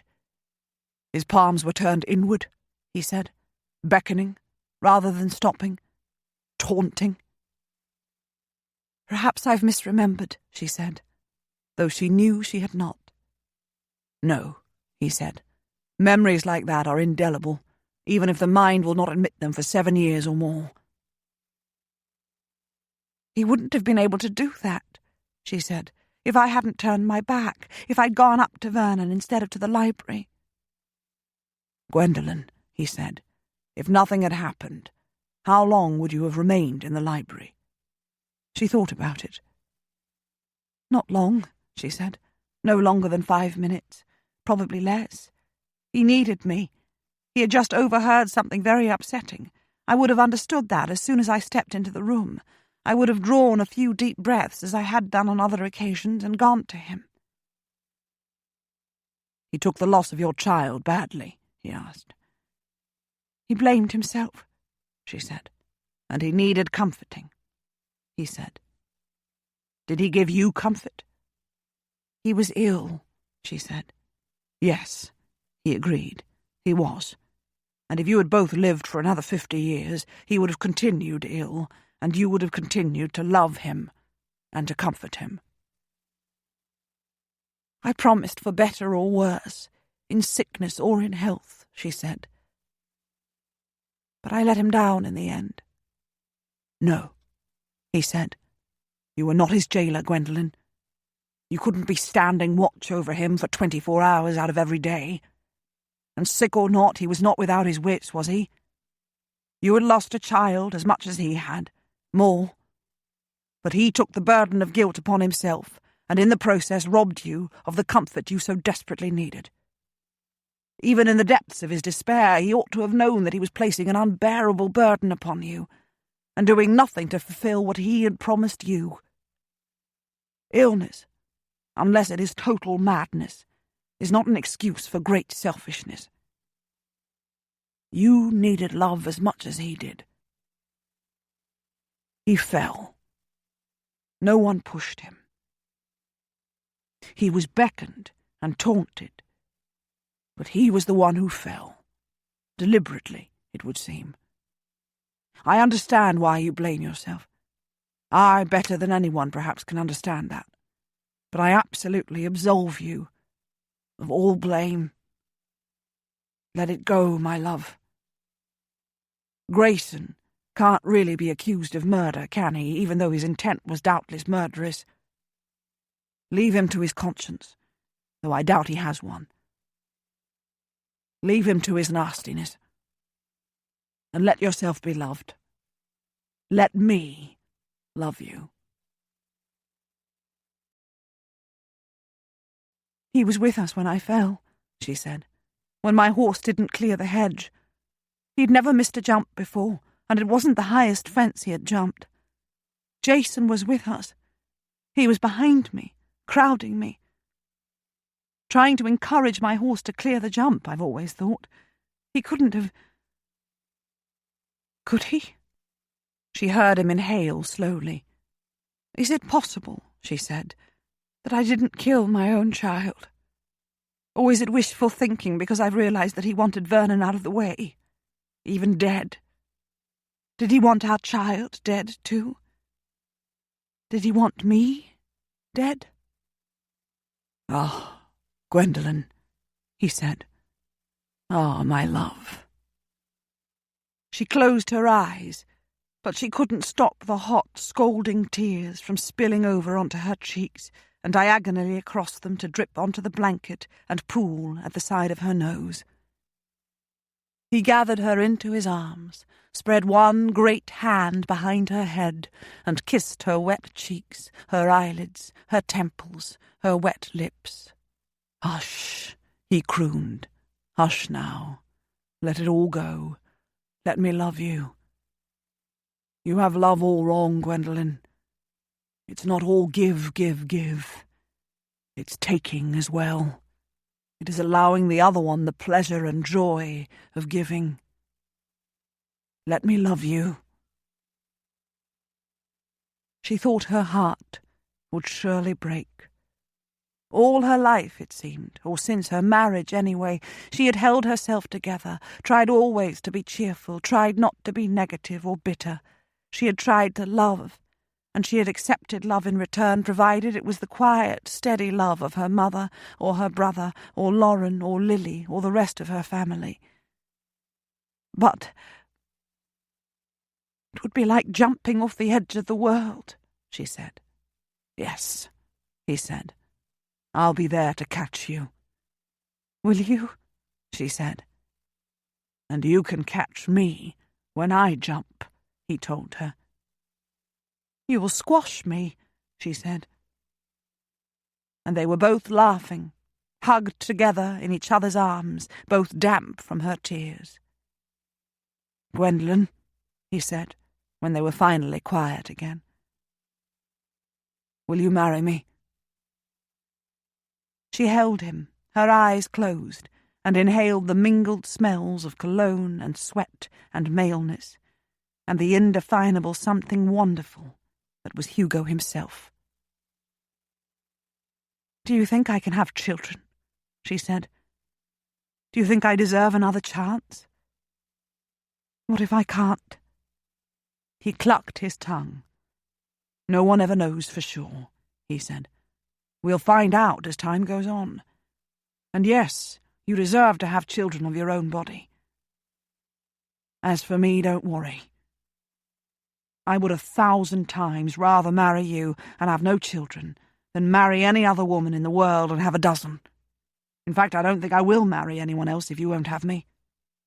I'll have to start going to brothels." They were snorting with laughter again then. "Well, in that case," she said. "Yes?" He drew back his head and gazed at her in the lamplight. "I'll marry you," she said, sobering. "Oh, Hugo, I don't care how many different worlds we have to cross in order to find our own little world within. I don't care. I will do what has to be done." "Me too," he said. And they smiled at each other until they both had tears in their eyes. He sat up and rummaged around in the heap of his clothing until he found his watch. He held it up to the light of the lamp. 2:30, he said. "We'd better be out of here by 5:30. 3 hours. What can we do in 3 hours? Any suggestions?" He turned to look down at her. She opened her arms to him. "Ah, yes," he said. "An excellent suggestion. And 3 hours gives plenty of time for play, as well as feasting." "Hugo," she said, as his arms closed about her again, and he lay down on his back, bringing her over on top of him. "Oh, Hugo, I love you. I love you." He said, against her lips.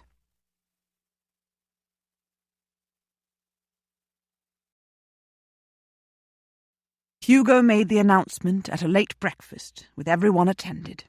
He ought perhaps to have spoken with Gwendolen's brother first, but he had already done that once upon a time. And perhaps the announcement ought to have been made to her family first, but why? Her family would be informed as soon as they returned to London. "Oh," Constance said, looking about the table and sounding wistful. "All the excitement is over, and tomorrow we will be returning to London." "But every moment of our stay has been wonderful, Constance," Fiona said, her voice warm and animated in a way Hugo had never heard before this week. "And there is still today to enjoy." "And the excitement is not all over," Hugo said from the head of the table, "or at least for me it's not, and for Gwendolen it's not. For we are newly betrothed, and intend to spend the day enjoying our new status."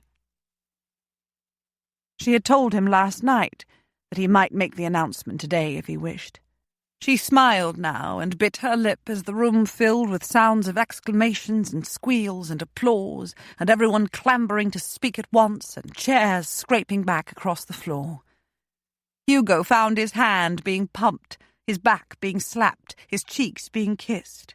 Gwendolen, he saw, was being hugged and kissed too. He wondered if her family members would react with such unbridled enthusiasm, and it occurred to him that quite possibly they would. "You owe me 10 guineas, I believe, Mark," Cousin Claude called across the table. "I did say by the end of the week, and there were witnesses." "You couldn't have waited another day or two, Hugo?" Mark asked. "And when are the nuptials to be?" Aunt Henrietta asked. "And where?" "In London," Hugo said. "Probably at St. George's on Hanover Square, as soon as the banns have been read. We want to be married and back here for the summer."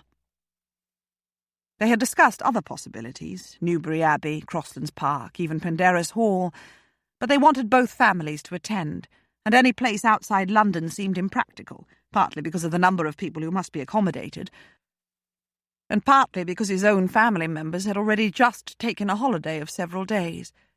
Besides, the season would still be in full swing, and Parliament still in session. They really didn't want to wait until summer. "St. George's," Aunt Rose said. "Grand. I hope we're all invited." "We couldn't possibly hold our nuptials," Gwendolen said rashly, "if you were not all there, as well as all my family." "But I have nothing to wear," Constance said, and laughed merrily. "Oh, I'm so happy I could burst." "Not all over the food, please, Con," Cousin Claude said. Hugo was tired. He had slept for perhaps an hour after the second vigorous love-making, but he had used up all his renewed energy on a third bout, which had finished perilously close to 5:30, the time by which he had decided they must leave the stables. It would have been a ghastly embarrassment to be discovered there by a groom. Gwendolen had gone to bed when they returned to the house. He had not. He'd been too excited, like a schoolboy. He was tired now, but pleasantly so. His body was sated and relaxed, his mind centred upon happiness, and he would not allow entry to any mental warnings about happiness being a precariously temporary state, or about romance being even flimsier. He was not just in love with his betrothed. He loved her. And he had no illusions about happily ever after. He knew that happiness was something that had to be worked for, as hard and as diligently as he had worked as a boy at following in his father's footsteps, and later at being the best military officer in the British armies. He was not afraid of failure. Fiona strolled outdoors with him for a while after breakfast, linking her arm through his. It was a cool, cloudy late morning. "This is all so beautiful, Hugo," she said. "All the time we've been here, people have been telling you what they think you ought to do to develop the park, and you've said yourself that you'll be making some changes. Don't make too many. Sometimes nature just is." He looked down at her and was surprised at how much affection he felt for her, this woman whom his father had loved and with whom he'd sired a daughter, Constance. "I'm not going to change it a great deal," he said. "I'm not going to make a grand, gaudy showpiece of it. Constance and I went to a garden party in Richmond a short while ago, you may recall. The garden was quite breathtaking in all its magnificence, but I wouldn't exchange my park here for it for any consideration in the world." "Good." She walked silently beside him for a while. "Hugo, I know what I did. I know I drove you away to a life for which you were in no way suited, despite the fact that you distinguished yourself so brilliantly. If you had died, He set a hand over hers on his arm. "Fiona," he said, "no one drove me to anything. I chose to go. And if I hadn't done so, you know I would be a different man today, perhaps better, perhaps worse, perhaps much the same. However it is, I wouldn't wish to be different. I wouldn't wish to be without the experiences that have brought me to where I am at this moment. If I had not gone, I would never have met Gwendolen. And I didn't die, did I?" "You are generous," she said. "You're saying that you forgive me. Thank you. Perhaps I will eventually forgive myself. Your father was a good man, more than good. He deserved someone better than me."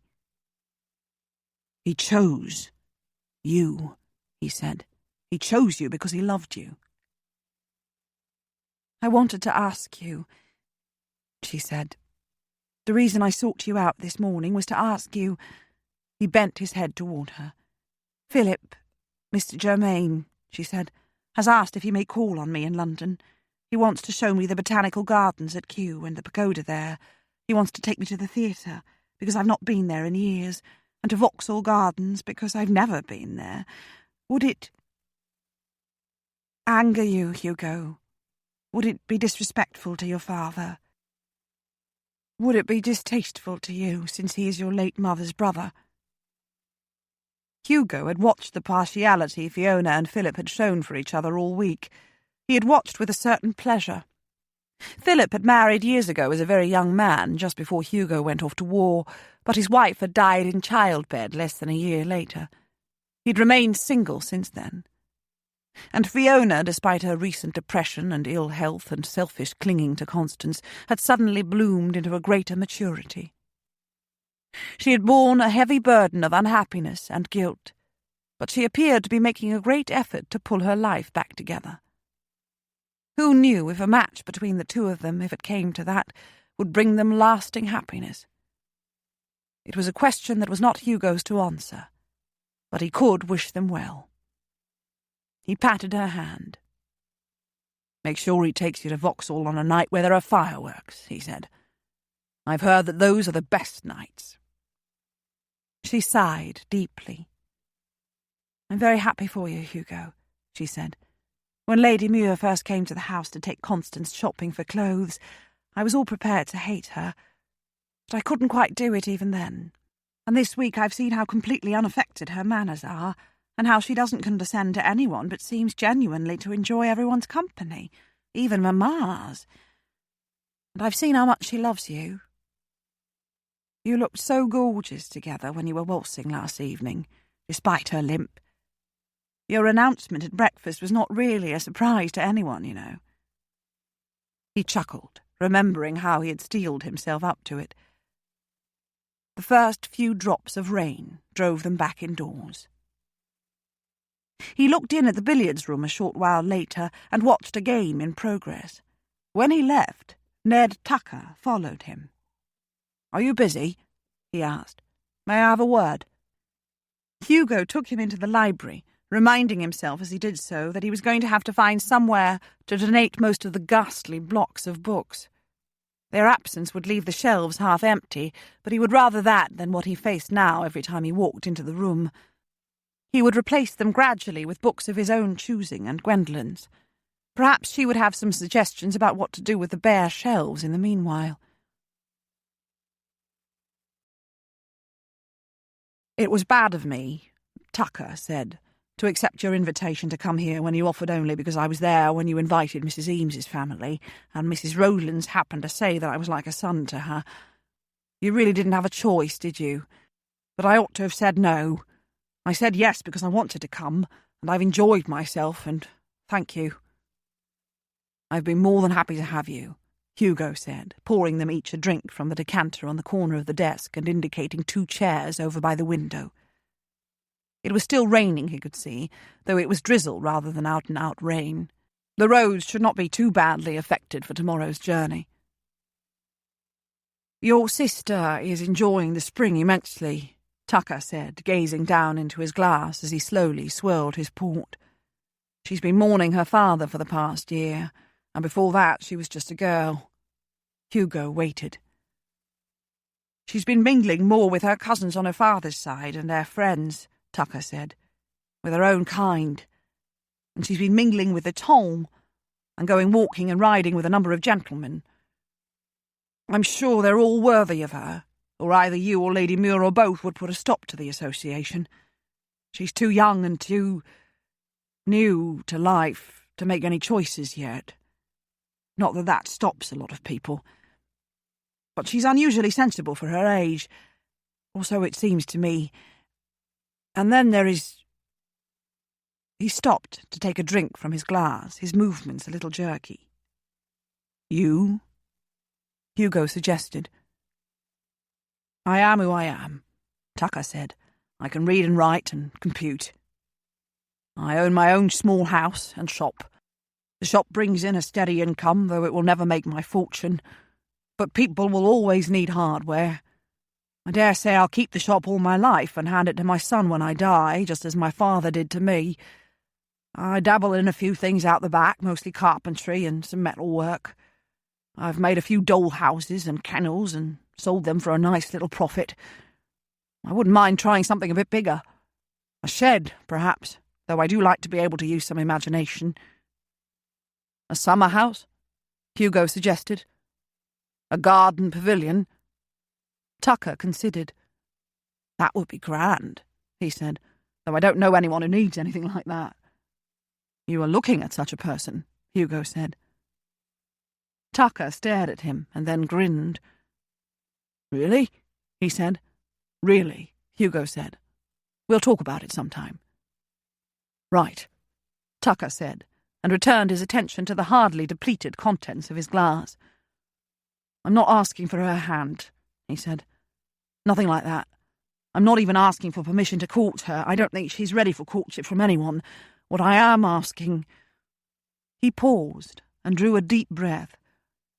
"If the time should come when she is ready, and if she seems inclined to like me, knowing full well that she could do oceans better, either with her own people or with the upper classes, would it be better if I pretended not to be interested?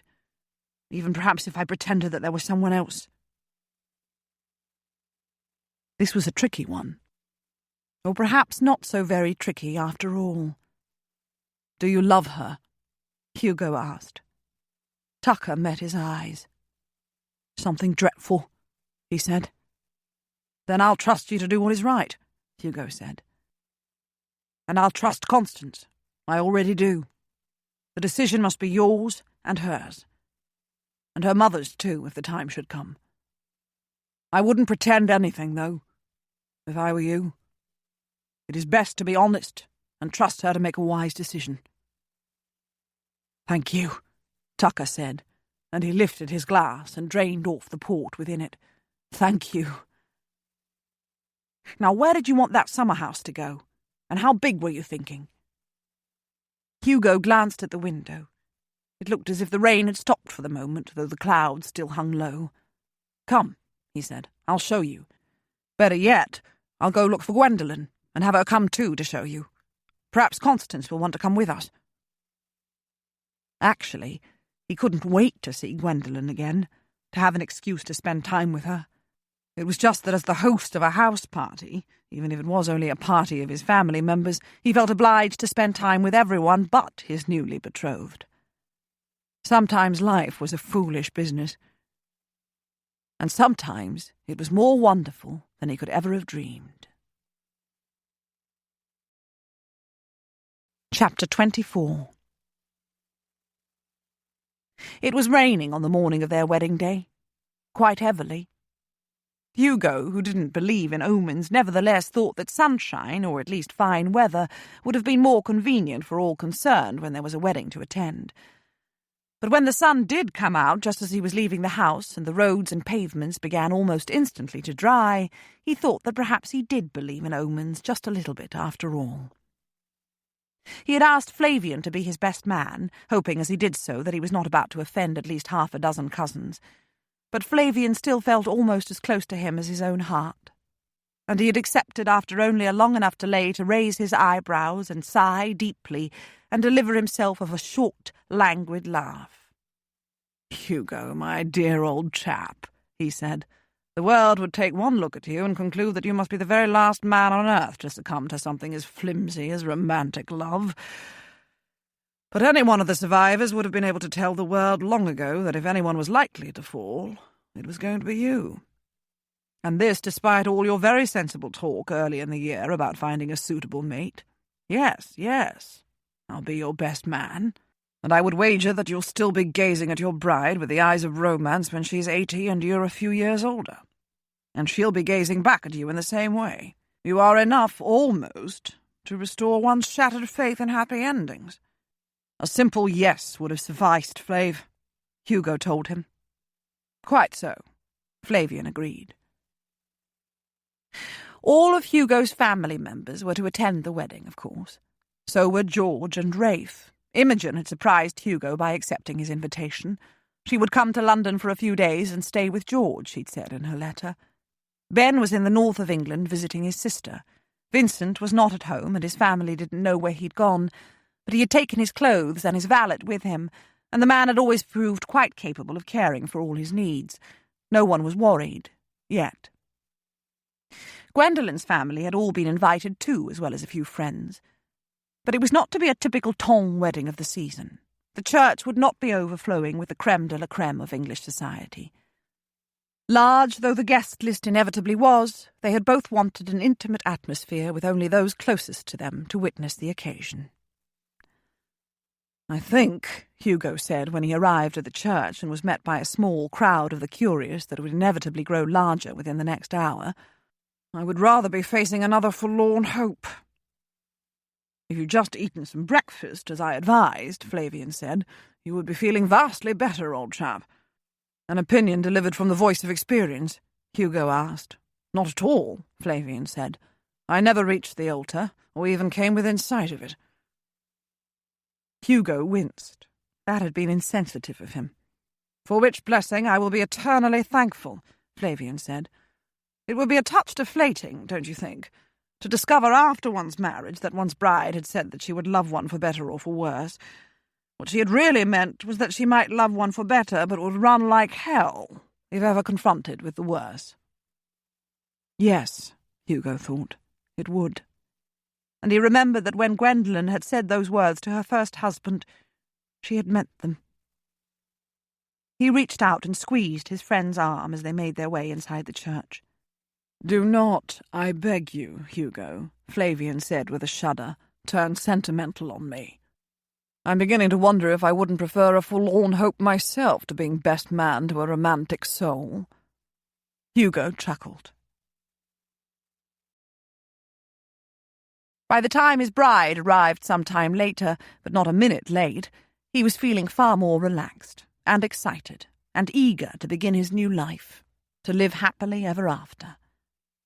Oh yes, though he didn't believe in it, he sometimes forgot to be sceptical, and surely he could be excused on his wedding day. She had arrived.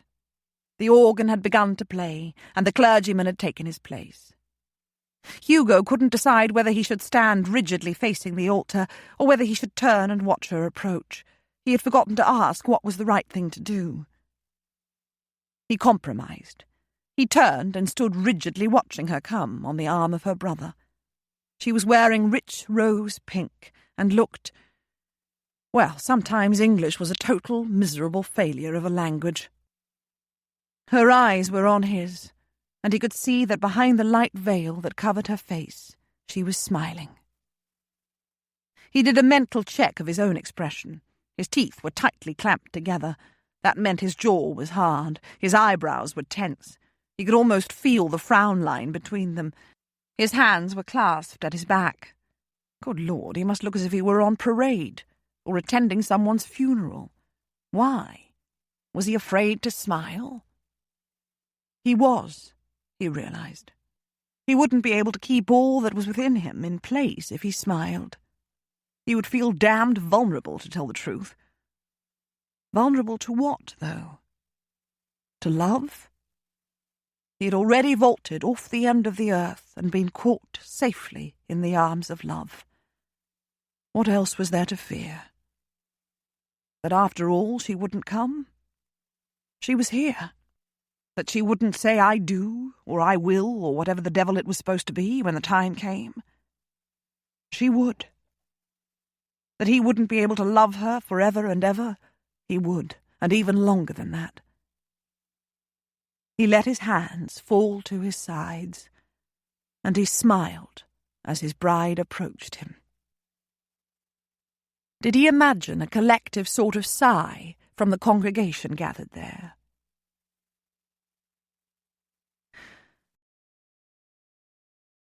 How strange a thing life was, Gwen thought.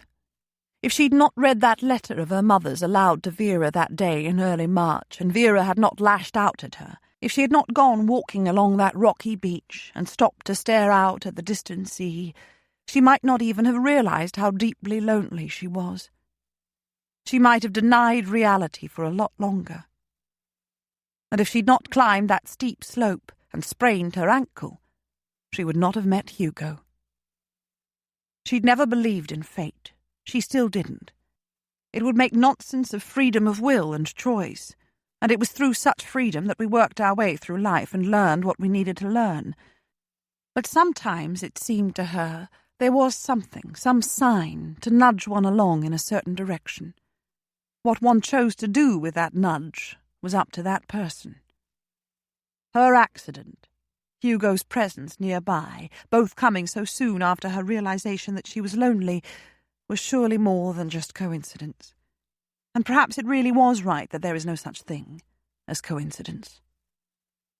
The chances against her meeting Hugo and knowing him long enough to penetrate his dour military facade until she loved him were massive.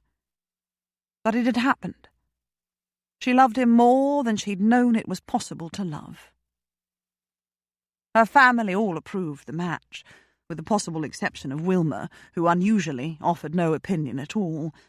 They all seemed to understand that what she felt for Hugo was extraordinary, that if she was prepared to love and marry a man so seemingly wrong for her, then he must actually be right for her. And of course they were all relieved that at last she had come out of the cocoon in which she had safely resided since Vernon's death, and was ready to live again. Her mother had shed tears over her. So had Lauren. Lily had whisked her off to buy bride clothes. And now it was happening. At last. A month for the banns to be read could sometimes seem more like a year, but the wait was over, and she was inside St. George's on Hanover Square, and she knew that all her family and his were gathered there, though she didn't really look to see. She clung to Neville's arm and saw only Hugo. He was looking very much as he'd looked on that slope above the beach, except that then he had been wearing a greatcoat and now he was dressed smartly for a wedding. He was scowling at her. She smiled. And then, wonderfully, incredibly, despite the fact that he was on full view with a church full of people to see, he smiled back at her. A warm smile that lit up his face and made him incredibly handsome. A murmur throughout the church suggested that everyone else had noticed too. She took her place beside him, the organ stopped playing, and the wedding service began. It was as if time slowed.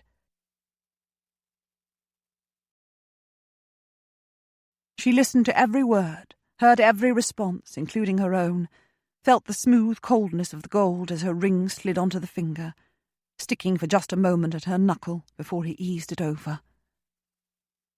And then, far too soon, but oh, at last, the nuptial service was over, and they were man and wife, and no man was to put them asunder.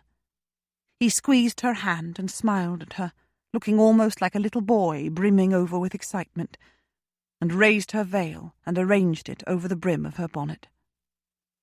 She gazed back at him. Her husband. Her husband. And then the rest of the service proceeded, and the register was signed, and they were leaving the church, smiling now to either side of them to make eye contact with as many of their relatives and friends as they could. Her arm was drawn through his, and their hands were clasped tightly. Sunshine greeted them beyond the doors of the church, and a hearty cheer from the small crowd gathered outside. Hugo looked down at her. "Well, wife," he said. "Well, husband." "Does it sound good?" he asked her. "Or does it sound great?" She said. "Great, I think." "Me too. Lady Trentham," he said. "Shall we make a bolt for the carriage before everyone spills out of church behind us?" "We're too late, I believe," she said. And sure enough, the open barouche that was to take them back to Kilbourne House for the wedding breakfast was festooned with ribbons and bows and old boots, and even an iron kettle. And there were Kit and Joseph and Mark Eames and the Earl of Berwick lying in wait with fistfuls of flower petals that they pelted as Hugo and Gwen made a run for the carriage, laughing.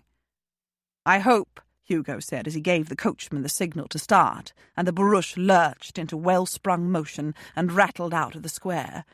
"No one is intending to use that kettle ever again." "Everyone will hear us coming from 5 miles away," Gwen said.